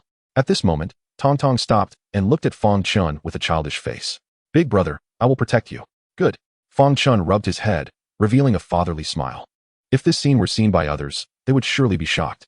He was actually rubbing the corpse king's head? After some light-hearted banter, Fang Chen became serious. Tong, can you manage all the zombies in Jiangxing and keep them from causing trouble? Tong shook his head slightly, looking a bit dejected. I don't have that strong of an ability yet. At most I can manage a quarter of the area. But don't worry, big brother. Once I devour a few more corpse kings, it will be no problem. That's not difficult. I'll help you then. Thank you, big brother. Tong smiled innocently. In front of Fang Chen, he was not a terrifying corpse king, but seemed like a little boy from the neighbor's house. Fang Chen smiled and patted his head again. Do you know why you have become like this? I don't know. Tong shook his head and explained. I felt like I slept for a long time, and then suddenly a voice awakened me, and I gained these abilities. Awakened by a voice. I can't remember clearly. It seemed like a voice, but also seemed not to be. I see. Fang Chen's pupils shook, and his back felt cold. If that voice was Tong's illusion, it would be fine, but if it were real, he felt a chill down his spine and dared not think further. The two arrived outside the zoo, and Tong stopped. Big brother, I felt that there are many people inside the walls, but Tong doesn't want to meet them. Then where do you want to go? All right, take this. Contact me in case of danger. Fang Chen took out a communicator and a few batteries, teaching him the simple usage. Thank you, big brother. Tong obediently accepted it, and then without any visible action, the surrounding zombies seemed to have received an order and left with him. Fang Chen smiled, feeling very pleased. Finally, it would be quiet. When he reached the wall, the large iron gate of the zoo slowly opened. Zhou Ruodong, Yang Mi, De Pang, and others came out with weapons, looking at him in confusion. Big brother, why did all those zombies leave? If nothing unexpected happens, there shouldn't be any zombies around us from now on. Huh? Everyone was stunned, not understanding the meaning of this statement. Fang Chen thought for a moment and did not hide it. Do you remember the little boy I saved before? Tong, right?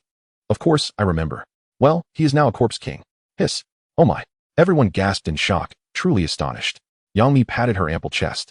Her voice soft. Wasn't he already dead? How could he become a corpse king? Who knows? Fang Chen shrugged, walking towards the office building. The few behind him exchanged glances. They found it hard to believe that a little boy who had been dead for several days had actually become a corpse king. From now on, you can go out and move around, and also scavenge for supplies nearby. But be careful when entering some enclosed places to avoid encountering stragglers. Fang Chen's voice drifted back, waking them up. After returning to the office, he took a shower and then picked up his phone to open the forum. Without exception, everything was related to corpse kings. Some were about corpse kings leading zombie tides to attack human gathering places, while others involved corpse kings fighting each other, affecting survivors. Fang Chen sighed. At this moment, Blue Star had become a kingdom of monsters, with humanity struggling to survive and the number of survivors rapidly decreasing. If this continued, humanity seemed not far from extinction. After hesitating for a moment, he edited a post. The content was very simple. In the name of the Emperor of Desolation, he informed everyone that the zombies in the zoo had been cleared and nearby survivors could come to reside here. But this was not a shelter, just providing a certain degree of protection. As for supplies and food, they needed to find their own solutions. But he would periodically post some tasks with supplies and food as rewards. As soon as this post was published, it received tens of thousands of clicks. After all, before this, the live streaming of the Emperor of Desolation had a large number of fans. Fang Chen put down his phone and rubbed his temples. The reason he did this was not out of overflowing compassion, but because he realized a problem. If humanity really became extinct, what would they do in the future? They couldn't just have the few people in the zoo live their whole lives, could they? With the increase in strength, his lifespan was also extending. What would he do decades later when the people around him gradually left? Would he have to accompany a group of zombies and monsters? The thought was too beautiful. Fang Chen dared not imagine it. After all, humans are social animals, and with the ongoing apocalypse, there would eventually come a day when food and resources would run out. To survive for a long time, production was essential. Planting food, processing food, raising poultry, generating electricity, textile manufacturing, waste management, etc., all required manpower to operate. But they couldn't keep just anyone. Fang Chen thought for a moment and called for Pang using the intercom. Big brother, what's up? I posted an announcement online asking nearby survivors to come stay outside, and I'll provide them with protection. As expected of the big brother, your vision is high. Pang flattered him with a grin. He fully agreed with this matter. After all, both of them were no longer young. And there were only 3 young and beautiful single women in the zoo, all of whom belonged to Fang Chen. Could they not be anxious?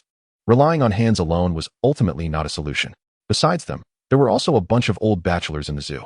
If time passed, and they had no contact with women for a long time, their sexual orientation could easily become distorted. At that time, ugh. Just thinking about it was terrifying. It's fine to let the survivors come, but I have one requirement. Absolutely no one with questionable character. How do we ensure that? Very simple. Pang was taken aback, then immediately grinned and gave Fang Chen a thumbs up. As expected of the big brother, brilliant, truly brilliant. I'll leave this matter to you. Also, go urge the satellite of base number 1 in Jiang province, so we don't have too many long nights. Okay. Pang nodded and left in a hurry. By entrusting this matter to him, it meant that Fang Chen had priority in choosing partners. This was a great opportunity. Chapter 81. Fang Chen's swimming lesson. After Pang left, Fang Chen opened the forum again. In just a short while, there were already thousands of comments under the post. Is it true? The zombies in the West City Zoo have been cleared? So the Emperor of Desolation is in the West City Zoo? Emperor of Desolation. Can we also eat Australian lobster and king crab? To the one above, aren't you reading the announcement? It clearly states that they won't take in survivors. Only provide safe shelter. Food must be self-supplied. So who is going? Boring. You can go or not. Why should he provide you with food? Are you his son? Definitely a scam. Don't believe it. Right? How can this guy be so kind? Offering us shelter for no reason? Wait to get your kidneys taken. Idiot. Fang Chen looked at the comments, and as he expected, there were still many keyboard warriors. For people like this, even if they came, he wouldn't accept them. They could continue being keyboard warriors outside. He put down his phone, took out another communicator, and sent a message to Tong, asking him to relocate all the nearby zombies to an area on the east side. That place used to be an internet CAF, a bathhouse, a barbecue street, with a vast area. In the apocalypse, such places hold no value. So, It was most suitable for housing those zombies. He even thought of a name for it, Zombie Street. Tong did not refuse and led the zombie army over. It was neither far nor close from the zoo, and would not affect those going out, while also being able to provide support at any time. Once everything was arranged, Fang Chen stretched and walked out of the office. The swimming pool that Zhou Ruodong had worked on was completed today, located on the rooftop of the office building. It was now filled with clear water, and there were considerate resting canopies and restrooms built nearby. Not bad. Fang Chen looked at the clear pool water and began to take off his clothes. Zhou Ruodong took his coat and casually placed it on a sun lounger, looking a bit worried as she asked, "Is it really okay to enjoy ourselves like this in the apocalypse?"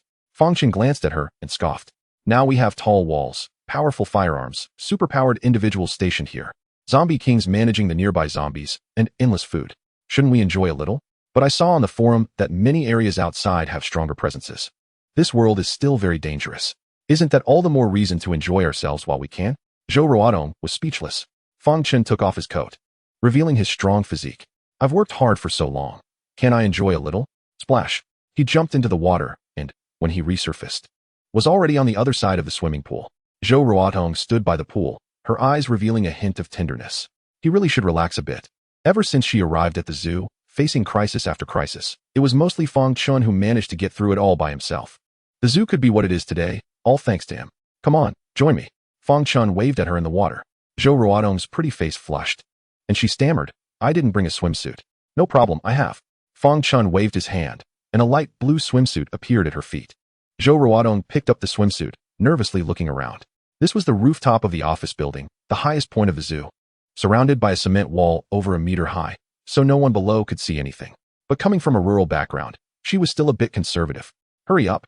What are you dawdling for?" Fang Chen urged. "Oh, coming." Zhou Ruodong steeled herself, blushing, and walked into the restroom. After a moment, she shyly walked out, one hand covering her chest, and the other covering her triangular area. Unfortunately, it couldn't cover much, revealing a large expanse of white skin. "Why is this swimsuit just two straps? What are you afraid of? No one can see." Fang Chen grinned as he walked into the canopy, clearly doing this on purpose. After sitting down, he took out his phone and called Yang Mi and Li Yuanling, inviting them to swim together. Zhou Ruodong lightly snorted and carefully entered the water. The pool water was slightly cool but just right for the scorching summer, and after swimming a lap, her mood improved a lot. Not long after, Yang Mi and Li Yuanling also arrived upstairs. Wow, such a big pool. Yang Mi was the happiest. Before the apocalypse, she had a private swimming pool under her villa, which allowed her to exercise and relax, making it her favorite sport. Li Yuanling also showed a happy expression, then looked at Fang Chen. "Do you have swimsuits?" "Of course. I've prepared them long ago."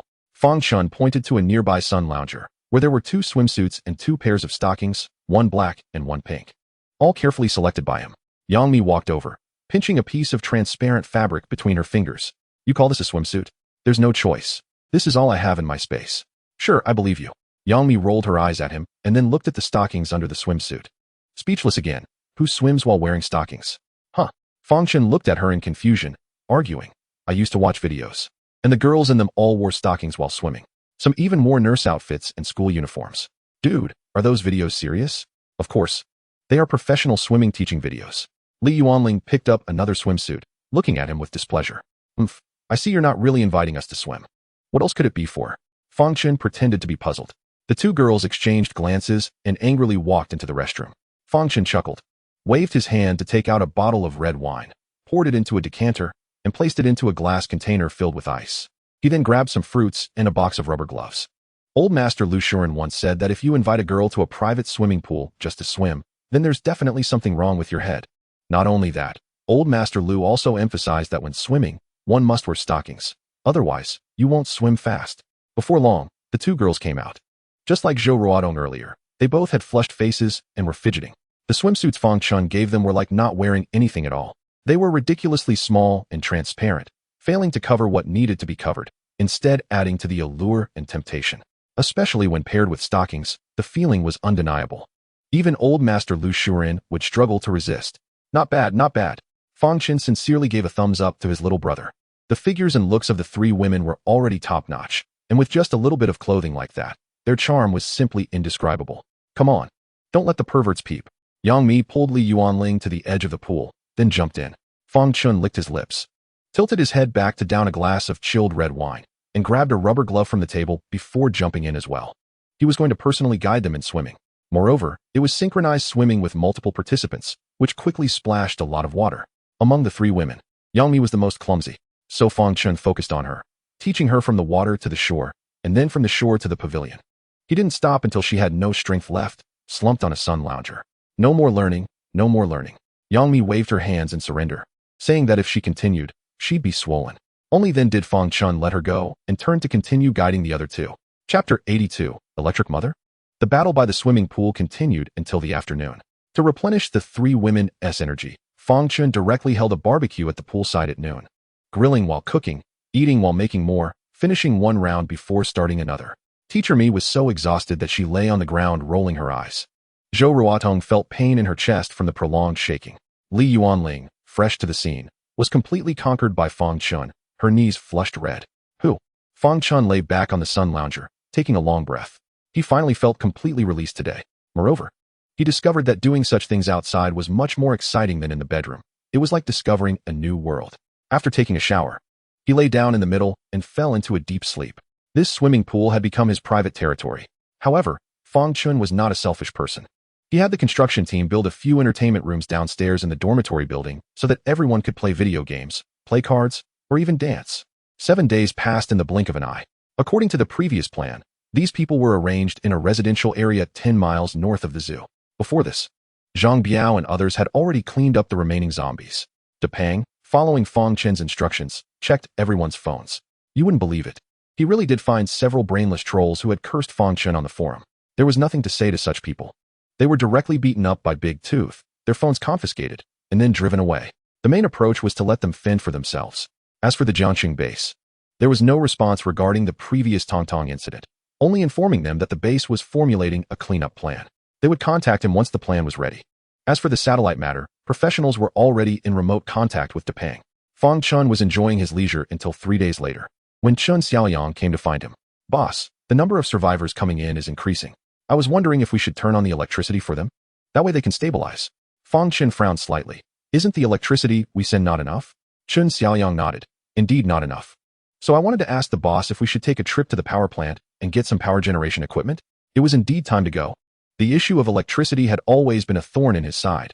It had to be resolved sooner or later. Since there was nothing to do now, it was a good opportunity to go. It would also give Yang Mi and the others a chance to rest.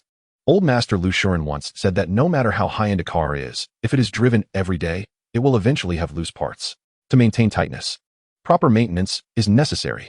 That morning, Fang Chen took Qin Xiaoyang, Xiao Pang, and several construction team members onto a helicopter, heading downstream along the Chao River for dozens of miles. Half an hour later, a dam appeared in their view. The power plant was built here precisely because this was where the Chao River flowed the fastest. It had cost nearly 10 billion to build the dam. As the helicopter descended, everyone was surprised to see that there were still people in the power plant. Qin Xiaoyang pushed up his glasses, excitedly saying, "Boss, there are survivors down there." Fang Chen frowned, puzzled. Strange, how is this power plant preserved so well? Not a single collapse? Boss, the power plant was designed with earthquakes, floods, and other disasters in mind from the beginning. So it has disaster prevention designs, with an exceptionally high safety level. Now it made sense. Fang Chen suddenly realized. Before coming, he was worried that the equipment inside might be too damaged. If they wanted to put it back into use later, it would probably be a hassle. Now it seemed that the worry was completely unnecessary. Hey, why are those people running? Someone in the cabin asked in confusion. Logically, upon seeing a military helicopter, they should be excitedly running to the open space to wave, right? Why did they all turn and run away? Qin Xiaoyang also found it inexplicable. Feeling that something was off. Boom, boom, boom. The helicopter finally landed in the open space in front of the power plant. Fang Chen jumped out of the helicopter and waved to release the Golden Eagle and the Great Sage. The Golden Eagle flew up to observe the situation. The Great Sage nimbly climbed over the wall and jumped inside. Shortly after, the explosion-proof door was opened from the inside. Fang Chen pushed the door and entered, seeing various large equipment. He then looked at Qin Xiaoyang. "I'll lead everyone in." Qin Xiaoyang, originally an engineer at the power plant, was naturally very familiar with the place. He led everyone along the wide concrete road. Not far away was the tall and sturdy dam, with the headquarters of the power plant built on one side of it. "Be careful," Fang Chen suddenly shouted, stopping everyone's steps. Tap, tap, tap. The next moment, gunfire rang out. The concrete ground at the corner in front of them was hit by bullets, sending debris flying. "Oh no, I almost forgot. They are the guards of the power plant." Qin Xiaoyang explained with a guilty face. "There are guards here? A construction team member exclaimed in surprise. Chun Xiaoyang nodded, explaining in a low voice. The power plant is a key energy location. To prevent enemy sabotage, there are armed guards stationed, and some even have troops stationed. Goodness, why didn't you say so sooner? I forgot. Who are you? Just then, someone in the distance shouted with a loudspeaker.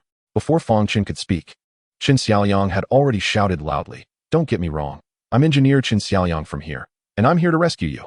We don't need rescuing. You should leave quickly. Don't need rescuing? Qin Xiaoyang frowned, awkwardly looking at Fang Chen. Whether to rescue or not, they don't have the final say. I do. Fang Chen snorted coldly and strode forward. Copy bear big skill. Ding, copying begins. As Fang Chen stepped around the corner, a shadow of a black bear appeared outside his body. Stop. If you take another step forward, we will open fire. The other side threatened. Unfortunately, Fang Chen didn't take care and continued to walk forward. Open fire. Tap tap tap. A hail of bullets came at him. But they could not break through Bear Big's defense, all being deflected and falling to the ground. At this moment, Fang Chen also saw the other side clearly. There were 6 guards, holding submachine guns, standing on the steps in front of a building, shooting at him frantically. Unfortunately, such attacks couldn't hurt Fang Chen at all. Copying Huzi's skills. Ding, copying starts. Roar. Fang Chen couldn't be bothered with nonsense and directly roared at them. The terrifying sound wave distorted the air, and the bullet casings and debris on the ground were instantly blown away. The few people who were shooting screamed in agony, covering their ears and collapsing to the ground. After a few seconds, Fang Chen stopped his tiger roar. If it continued, these people would definitely be shaken to death. Just then, crack. A bolt of electricity suddenly struck him from the roof of the building across. Unfortunately, Fang Chen's perception was astonishing. He had already dodged to the side the moment the electricity coalesced, and the concrete beneath him was split apart by the electric arc. However, before he could steady himself, the terrifying electric energy surged toward him along the ground. Concrete is an insulator, but at this moment, it was still able to conduct the current, which indicated the terrifying power of that electricity. Although Fang Chen was not afraid of such attacks, he didn't want to experience the sensation of being electrified. So he waved his hand, and a snake head emerged from his chest. Crack! Just as the current was about to touch him, the snake head suddenly opened its mouth and sucked it all in. After a brief moment of brewing, it sprayed back toward the rooftop. The current spat out by Ghidorah was countless times stronger than the opponent's, instantly piercing through the wall on the rooftop and exploding into blue light. Oh! A scream came from above as a charred body fell down. Electric Mother! Electric Mother! A few security personnel screamed in terror, and when they looked at Fang Chen again, deep fear was revealed in their eyes. Even Electric Mother wasn't his match. Electric Mother did not die. Her clothes had turned to charcoal, and as she struggled to get up, they shredded away, revealing her body. She was a well-developed middle-aged woman. Who are you? She asked in terror. Chapter 83. Electric Mother is dead? Electric Mother stood up, coldly staring at Fang Chen, allowing her barely clothed body to be exposed to everyone's view. Unfortunately, Fang Chen had no interest. Compared to the 3 women at home, this woman was not even close. Sure how? It's you? Electric Mother looked at him in surprise, clearly having seen his livestream. At that moment, Chun Xiaoyang's voice came through Fang Chen's tactical headset. Boss, she is the factory director's wife, originally named Tian Erong. Fang Chen nodded slightly and did not speak. Electric Mother glared at him angrily, electric currents crackling around her. What do you want from the person who injured me? I want 2/3 of your electricity. What? Is that hard to understand? Delusional. Electric Mother exploded in anger, the arcs of electricity on her body crackling, ready to attack at any moment. Just then, a window on the upper floor was suddenly pushed open. A man, bare-chested and emaciated, with a haggard face, cried out loudly, "Help, please save us." Seeking death. Electric Mother's expression changed drastically as she waved her hand, launching an electric sphere to kill the man. In a critical moment, another bolt of lightning struck first, hitting the electric sphere. 2 different frequencies of lightning collided, instantly creating a discharge reaction and exploding with blinding light. When the light dissipated, Electric Mother looked at Fang Chen with a serious expression. Are you determined to be my enemy? You aren't even worthy to be my enemy. I'm giving you 2 choices. Fang Chen's eyes flashed with coldness. Either help me manage the power plant here, or die. This is my power plant. Why should I give it to you? Your power plant? Fang Chen seemed to hear a huge joke. Did you build this power plant? You're just one of the managers here, yet you want to claim it as your own? My patience has run out. I'll ask you one last time. Will you give it or not? Electric Mother's expression was grave. In fact, she didn't need much electricity at all. Before the apocalypse, this power plant's output could supply the daily needs of the entire Jiang province. Now it only needed to maintain its own electricity. A fraction would suffice. But she was a woman with a strong possessiveness. Being arbitrarily deprived of 2/3 of the electricity, she was naturally unwilling. Unless you offer enough resources or weapons in exchange. Otherwise, don't even think about it. Fang Chen interrupted her. Electric Mother glared fiercely. You want to get it for free? I like that term. I'll fight you. Electric Mother instantly lost her rationality and slammed her palm on the ground. Crackle. A powerful current spread across the ground like a spider web, then surged toward him with sparks flying. Fang Chen hesitated for a moment and then waved his hand to remove the defense of Xiongda. He suddenly wanted to try the feeling of being electrocuted. Crackle. In the next moment, the current on the ground surged up his legs, instantly coursing through his body. The powerful voltage wreaking havoc on various tissues. Static electricity made his hair stand on end. Seeing this scene, Electric Mother's expression brightened. She let out a low roar, pressing her other hand on the ground, doubling the voltage. Boss, big brother. Just then, the surprised voices of Xiao Pang and Qin Xiaoyang came through Fang Chen's tactical headset, but it quickly malfunctioned due to the excessive voltage. As for the raging current on his body, it was not as terrifying as he had imagined. It felt tingly and somewhat pleasant. How to describe that feeling? It was a bit like being blown to the critical point by Teacher Yangmi, right before the volcano erupts. Half a minute later, the surprise on Electric Mother's face faded, and her gaze became uncertain. She knew her ability well, when fully unleashed. It could reach a terrifying high voltage of several thousand volts. Not to mention humans, even elephants could be taken down instantly. What is he? Don't believe the electricity won't kill you. Electric Mother gritted her teeth and continued to frantically channel her ability. Fang Chen groaned, slightly furrowing his brow. You don't say? You really don't say. Quite comfortable. Around the corner, Qin Xiaoyang looked at Xiao Pang. Should we go save the boss? Xiao Pang, holding a handgun, hesitated. Looking at the boss's expression, it seemed like there was no big problem. Then let's wait and see. All right. 3 minutes later, Electric Mother was drenched in sweat, her body trembling. With no clothes on, she maintained the posture of bending over and pressing on the ground, exposing her figure completely to everyone. But she didn't care about that. The reason she looked like this was that the electricity within her was about to run out. Is this not going to work? Just then, Fang Chen finally moved. Having reached a high level, his body was extraordinary and soon adapted to the damage caused by the current, developing a certain immunity. In other words, the sensation of being blown by Teacher Yangmi was gone. If you don't put in more effort, I might just. Hee. Damn it. Electric Mother roared, unleashing all her potential. The next moment, the current between her palms surged again, reaching a strength of 10,000 volts. Fang Chen's body shivered. It's coming. It's coming. That feeling is coming again. Another 3 minutes passed, and the current weakened. Electric Mother trembled all over, and finally let out a scream before collapsing to the ground. Fang Chen looked at her with lingering interest. Is that all? Electric Mother's face twisted in rage, but her eyes showed fear. This guy could actually withstand over 10,000 volts of electricity. He was simply not human. Since it's gone, then there's no value left. Fang Chen walked toward her disinterestedly, slowly extending his palm. You're done. Now it's my turn. Ding, copying starts. Crack. A bolt of lightning shot out of his palm like an arrow, striking Electric Mother hard. No. Electric Mother screamed mournfully, her flesh instantly charred. Ghidorah's lightning power is not comparable to ordinary currents.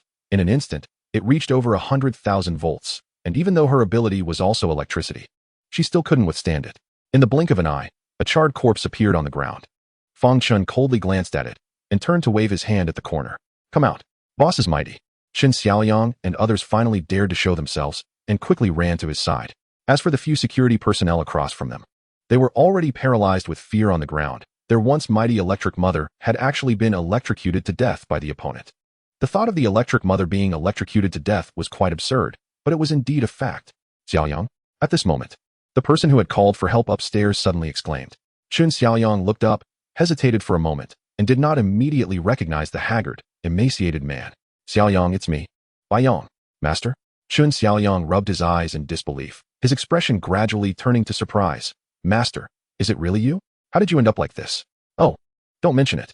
The man above gave a bitter smile, and then awkwardly asked, Xiaoyang, can you have your friends come and help me? I can't get out. Qin Xiaoyang looked at Fang Chen. Let's go?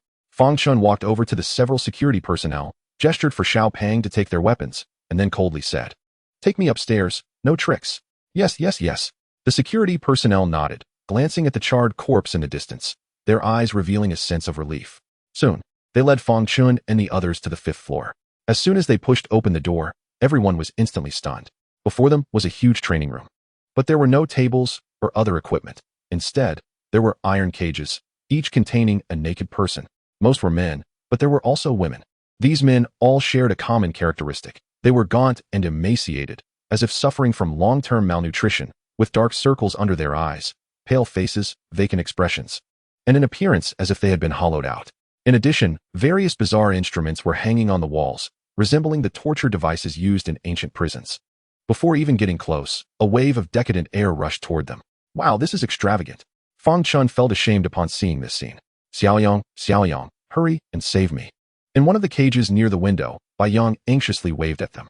After receiving Fang Chen's signal, Qin Xiaoyang walked over. Help! Please, let me out. Save me. The people in the other cages were awakened, and, upon seeing the suddenly appeared strangers, all stretched out their arms for help. Fang Chen then noticed that some of them even had dog collars around their necks. Qin Xiaoyang passed through the cages, his expression extremely grim. Because these people were workers from the power plant, he recognized several of them. Snip! He used the iron pliers that Fang Chen had given him to cut the lock and released Bai Yang from his cage. Xiaoyang, thank you. Bai Yang stepped out of the cage, grabbing his arm and crying bitterly, looking utterly miserable. Really? Of course, didn't you see? Even that woman was killed by my boss. Yes. Quickly, take me to thank your boss. Qin Xiaoyang supported Bai Yang and, ignoring the cries for help from the other cages, walked to Fang Chen. Fang Chen waved his hand and handed him a set of clothes. Bai Yang hurriedly put them on, then shivered as he knelt before Fang Chen. Thank you. Thank you for saving me. His voice trembled, genuinely heartfelt. Fang Chen smiled nonchalantly and gestured for him to get up. Since you are Xiaoyang's master, you are one of us. No need to thank me. Good. Bai Yang was overwhelmed with gratitude, his eyes shining with a bit of light. Bai Yang took the bread and devoured it, saying, that female demon killed all the elderly employees and only kept the strong ones in cages for her enjoyment. As he spoke, his expression was filled with shame and anger. After swallowing a chunk of bread, he continued, this female demon is excessively indulgent, needing to mate with several men every day, and has already exhausted over a dozen people to death. What about those women? Xiao Pang asked curiously. Bai Yang sighed bitterly and said, sometimes, for excitement, she would make different men and women do that in front of her, even tying us up with ropes and toying with us like dogs. Hiss! Xiao Pang felt a chill run down his spine, unable to imagine it. Fang Chen listened with great interest. Indeed, as the apocalypse continued, many people's humanity had completely eroded, exposing their twisted and ugly sides. Roar! At this moment, a sudden roar came from a distance. Everyone was startled and instinctively raised their weapons. They saw a large bed at the back of the training room, and at the foot of the bed was a glass cage containing a male zombie. How could there be a zombie here? That zombie is the factory manager. What? Qin Xiaoyang's expression changed drastically, and he said uncertainly, isn't the factory manager that woman's husband? Bai Yang nodded, explaining with some disgust, that woman, seeking stimulation, infected her husband and then locked him in the cage at the foot of the bed, mating in front of him every day. Holy crap. Wow, this is insane. Fang Chen and the others were left dumbfounded by the shocking revelation. This operation was quite explosive even in the realm of perversion. One couldn't help but wonder what the old man Lu Shuren would think if he saw this. After a brief silence, Qin Xiaoyang was the first to change the subject. Boss, what about these workers? Everyone looked up at the employees who were locked in the iron cages. They all had expectant expressions, especially the few female employees, who were naked and curled up in the corners, looking utterly miserable. Fang Chen sighed. What else can we do? Let them all out. If they want to stay, they can cooperate with you to manage the power plant. If they don't want to stay, then they can fend for themselves. All right. Qin Xiaoyang raised the iron pliers and began to release them one by one. After regaining their freedom, they appeared extremely timid and trembled as they walked to Fang Chen, kneeling on the ground to express their gratitude. Thank you for saving us. You heard what I just said. You can decide your own path. After saying this, Fang Chen waved his hand and tossed out a pile of clothes. The few of them hurriedly put on the clothes, which, while not necessary for warmth, helped cover their last bit of dignity. After exchanging glances, no one chose to leave. Fang Chen turned to the security personnel. What about you? They pondered for a moment and replied, we also want to stay. Good. Then from now on, the daily maintenance here will be entrusted to you, and everything will follow Qin Xiaoyang's arrangements. Yes. Xiao Pang and the others also showed curiosity. The power plant did not have large warehouses, and maintaining food for so many people would not be an easy task. However, upon hearing this, everyone exchanged glances, looking puzzled. Bai Yang stepped forward and said with a bitter smile, we don't know where the food comes from. It just appears every day, like steamed buns to fill our stomachs. Who prepares the food? We do. Yes, we don't dare to ask. Otherwise, she will punish us with electricity. Fang Chen nodded. He found it hard to understand. The electric mother kept so many people for her amusement, and the daily consumption was staggering. Did she really want to risk finding food for them? Putting himself in her shoes, even if he did that, he would definitely streamline the numbers, only keeping those who were handsome and healthy. There was no need to feed women as well. It was a waste of food. Unless she had a stable food supply. Food, food. Don't stop. Hurry, I can't take it anymore. Harder, ah. At that moment, a loud voice suddenly rang out. Everyone was startled and looked around. Only Fang Chen immediately looked toward the window. On the open windowsill, a brightly feathered parrot had landed, and the previous voice had come from its mouth. Don't stop, don't stop. Hurry, I can't take it anymore. Harder, ah. The parrot continued to squawk, its inappropriate voice echoing throughout the training room. The crowd had never heard such an enchanting bird call. Baiyang chuckled bitterly and explained, "This is a parrot raised by the electricity mother. It has been around every time she did those things, and it learned these words by ear." Upon hearing this, the expressions of the crowd immediately became strange. This parrot didn't seem like a proper bird at all. Among the crowd, only Fang Chen showed a smile at the corner of his mouth. Perhaps this parrot knew the secret of how the electricity mother obtained food, which was very important to him. System, sign a contract with it. He just happened to have 2 contract scrolls left. Ding, signing contract. Party A, Fang Chen. Party B, Diamond Parrot. Contract generated. As the voice fell, the parrot that had been cursing immediately shut its beak and then flapped its wings to fly onto Fang Chen's shoulder. Fang Chen patted its head and continued speaking in his heart. Evolution. Ding, evolution begins. Chapter 85. The mysterious death of the ability user. Ding, evolution begins.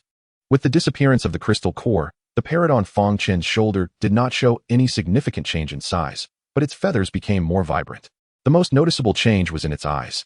For some reason, it gave off a very lewd and cunning feeling, clearly not a proper bird. It exuded a cheap and annoying aura. The next moment, a property panel for the diamond parrot appeared before Fang Chen. Species, intelligence parrot. Level, 1. Specialty, language, flight. Skill, avian empathy. Stamina, 10. Evolution required, 10 red crystals. Others, skill avian empathy allows leaving a mental mark on low-level birds, obtaining information regardless of distance, and temporarily controlling them. So it's an intelligence type. Fang Chen's eyes flickered as he understood its ability. In simple terms, it was an aerial intelligence network, also known as Chief of Espionage. What name should I give it? Looking at its lewd appearance, Fang Chen suddenly felt a bit mischievous. From now on, you will be called Gongzi. Gongzi. Gongzi, don't stop, ah. The parrot squawked twice, its call still very lewd. The few people present were immediately petrified. What had they experienced every day that could turn a bird so improper? Huh. Thinking about it gives chills. Ding, evolution successful. Reward, 56 strands of vitality. For Fang Chen at this moment, 56 strands of vitality were negligible. No, don't stop, keep going. Ah. Fang Chen was filled with black lines and slapped his hand. All right, stop squawking. He darkened his face and asked, do you know how that woman's food comes about? The diamond parrot tilted its head, its small eyes spinning. The granary, using electricity to exchange for food. So that's it. Fang Chen suddenly realized. They were using electricity from the power station to trade for food from the granary, which made sense. A granary. Fang Chen's eyes lit up. Now that there's a power station, if they can also take over the granary, then the zoo and the survivors later on could be worry-free for at least 3 to 5 years. Unexpectedly, there was an unexpected gain. Let us go to the granary. Boss, do you want me to follow? Chen Xiaoyang asked. Fang Chen shook his head. You take them to understand the power station and see how to divert the electricity. All right. Fang Chen then looked at the others, his voice cold. The electricity mother is dead, and I will take over here from now on. If any of you dare to have ulterior motives and do anything to harm everyone, I guarantee that even if you run to the ends of the earth, I will find you and make you wish you were dead. As soon as he finished speaking, a massive ball of lightning appeared in his palm. The powerful electric energy intertwined, making everyone's hair stand on end. Then it was thrown into the sky with a bang that sounded like thunder, causing everyone to collapse to the ground in fear, their faces pale. This man was more terrifying than the electricity mother, who would dare to have ulterior motives. After establishing his authority, Fang Chen threw out a pile of food and clean water, his expression softening. Of course, if you work hard, I won't treat you unfairly. Thank you, thank you. The crowd eagerly grabbed the food, their faces filled with gratitude. A slap followed by a sweet date. Fang Chen played this hand clearly. After giving a few instructions to Chen Xiaoyang and leaving behind some weapons, Fang Chen boarded the plane with the little fatty and others, flying towards the granary. After they left, a few sparrows scattered and landed on various buildings. Their dark eyes watched every move of the crowd. Da-da-da? No, don't stop. Keep going. Ah. Inside the cabin, the parrot Gongzi stood on the back of a seat, occasionally letting out a squawk, leaving several men at a loss for words. At this moment, Fang Chen had already accessed its memories. He saw the absurd things the electricity mother did on a daily basis. If he had to describe it in one word, it would only be two characters. Explosive. Even someone as powerful as Fang Chen didn't dare to watch it a second time. Otherwise, it could easily create psychological distortion. Before long, the plane arrived above the Jiangchen granary and slowly descended. Fang Chen jumped out of the cabin and rushed inside with the others. Don't move. If you move, I'll kill you. The little fatty, holding a submachine gun, easily controlled the survivors in the granary and interrogated them about the person in charge here. One of the men pointed towards a distant office building. After the apocalypse, it was Section Chief Chow who managed us. Does he have abilities? Yes. Section Chief Chow can control metal, just like Magneto. Where is he? At this moment, another woman spoke up. He was still in the office this morning and hasn't left. He should still be there. On which floor? Which office? Be clear. The 4th floor, the general manager's office. The little fatty turned to look at Fang Chen. Boss. Wait a moment. Before Fang Chen spoke, he had already released the little one. They had made such a big commotion. That ability user named Chow had shown up, which definitely felt suspicious. Soon, the little one found the general manager's office and slipped through the door crack. However, Fang Chen's expression changed slightly as he looked up towards the 4th floor. Dead. What? The little fatty and others were taken aback. Fang Chen didn't explain. Turning to walk towards the office building, with the others following closely behind, weapons ready. They quickly arrived outside the office. Fang Chen gently pushed the door, and it opened. There, on the office chair, lay a male corpse, head tilted back, body shriveled, skin dry and thin, like dried meat. Holy crap. A few of them screamed in fright at the sight. If Fang Chen hadn't been there, they likely would have turned and run. The little fatty, emboldened, looked at Fang Chen. Boss, what is going on? How would I know? Fang Chen rolled his eyes and walked into the office to examine the corpse. He found that its facial features were twisted, showing a look of terror. It seemed that in the moment of death, it had seen something horrifying. There were wounds on the neck, and the blood inside had already drained. The room was so tidy, not even a chair was knocked over, indicating that there were no signs of a struggle before death. It was very likely that he had been ambushed or controlled. Fang Chen transformed into Sherlock Holmes, analyzing calmly. The little fatty and the others felt a chill down their spines and instinctively looked around, fearing a monster might suddenly leap out from behind. Boss, could it be the legendary vampire? Or maybe a zombie? Or a bloodthirsty maniac? The few of them opened their imaginations and offered their analyses. Fang Chen shook his head, leaning more towards some kind of mutated creature or a corpse king. But one thing I can't figure out is why the killer only killed this ability user and didn't he touch those survivors? Is he picky? Fang Chen. He didn't bother with their discussion and turned to the parrot on his shoulder. Gongzi tilted its head to look at him. No, don't stop. Keep going. Ah. Fang Chen was filled with black lines. Stop calling. Let's get down to business. Wait a moment. Gongzi shook his feathers, and an unusual glow emanated from his eyes. In the next moment, all the birds in the granary became dazed, only regaining their movement after a few seconds. The glow in Gongzi's eyes intensified as he sifted through useful memories. Soon, images appeared in Fang Chen's mind. It was around 7 or 8 in the morning when a shadow appeared in the granary. Chapter 86. The extermination mission officially begins. With Gongzi's ability, Fang Chen accessed the memories of the flock of birds. He saw a blood-red shadow swiftly passing over the granary's wall, without a sound, eventually disappearing into the office building. Undoubtedly, this shadow was the murderer of the victim. What is this thing? The apocalypse has been here for so long, and Fang Chen had never seen such an existence. He couldn't tell if the shadow was a human, a mutated beast, or even a corpse king. This made him worry. If the person attacked was him, would he be able to notice? And could he kill or repel it? It seems he needs to let the little one out to keep watch at night from now on. After a brief contemplation, Fang Chen felt relieved. Although its ability was strange, he had plenty of helpers. Let's go? Fang Chen did not linger and led everyone away. The survivors in the granary were still downstairs, each looking anxious, unsure of what was happening in the office building. Just then, Fang Chen and his group walked out. The faces of the crowd changed slightly as they noticed the absence of Captain Chow. Fang Chen stopped and looked at everyone. What? Captain Chow is dead? My God. The survivors trembled all over, appearing extremely terrified. Since Fang Chen didn't explain, they instinctively thought he had killed Captain Chow, leaving them all scared and unsettled. At this moment, a young man stepped forward, looking at Fang Chen with hesitation. Are you sure how? I've seen your livestream. The granary exchanged supplies with the power plant, so they didn't have to worry about food or electricity. With nothing to do, they could only browse forums. And as a famous food streamer on the forum, in fact, not only this young man, but many recognized him. That's right, it's me. My God. The crowd, initially worried, immediately felt their mood change drastically upon confirming he was sure how. Those who had watched his food streams knew that the base he was at never lacked good food. Although they were in the granary, the variety of food was limited. That's great. Yes, we are willing to leave with you. But there are tens of thousands of tons of food here. How do we take it away? Yeah, before they could leave with him, they were already thinking of ways to help him. Fang Chen smiled.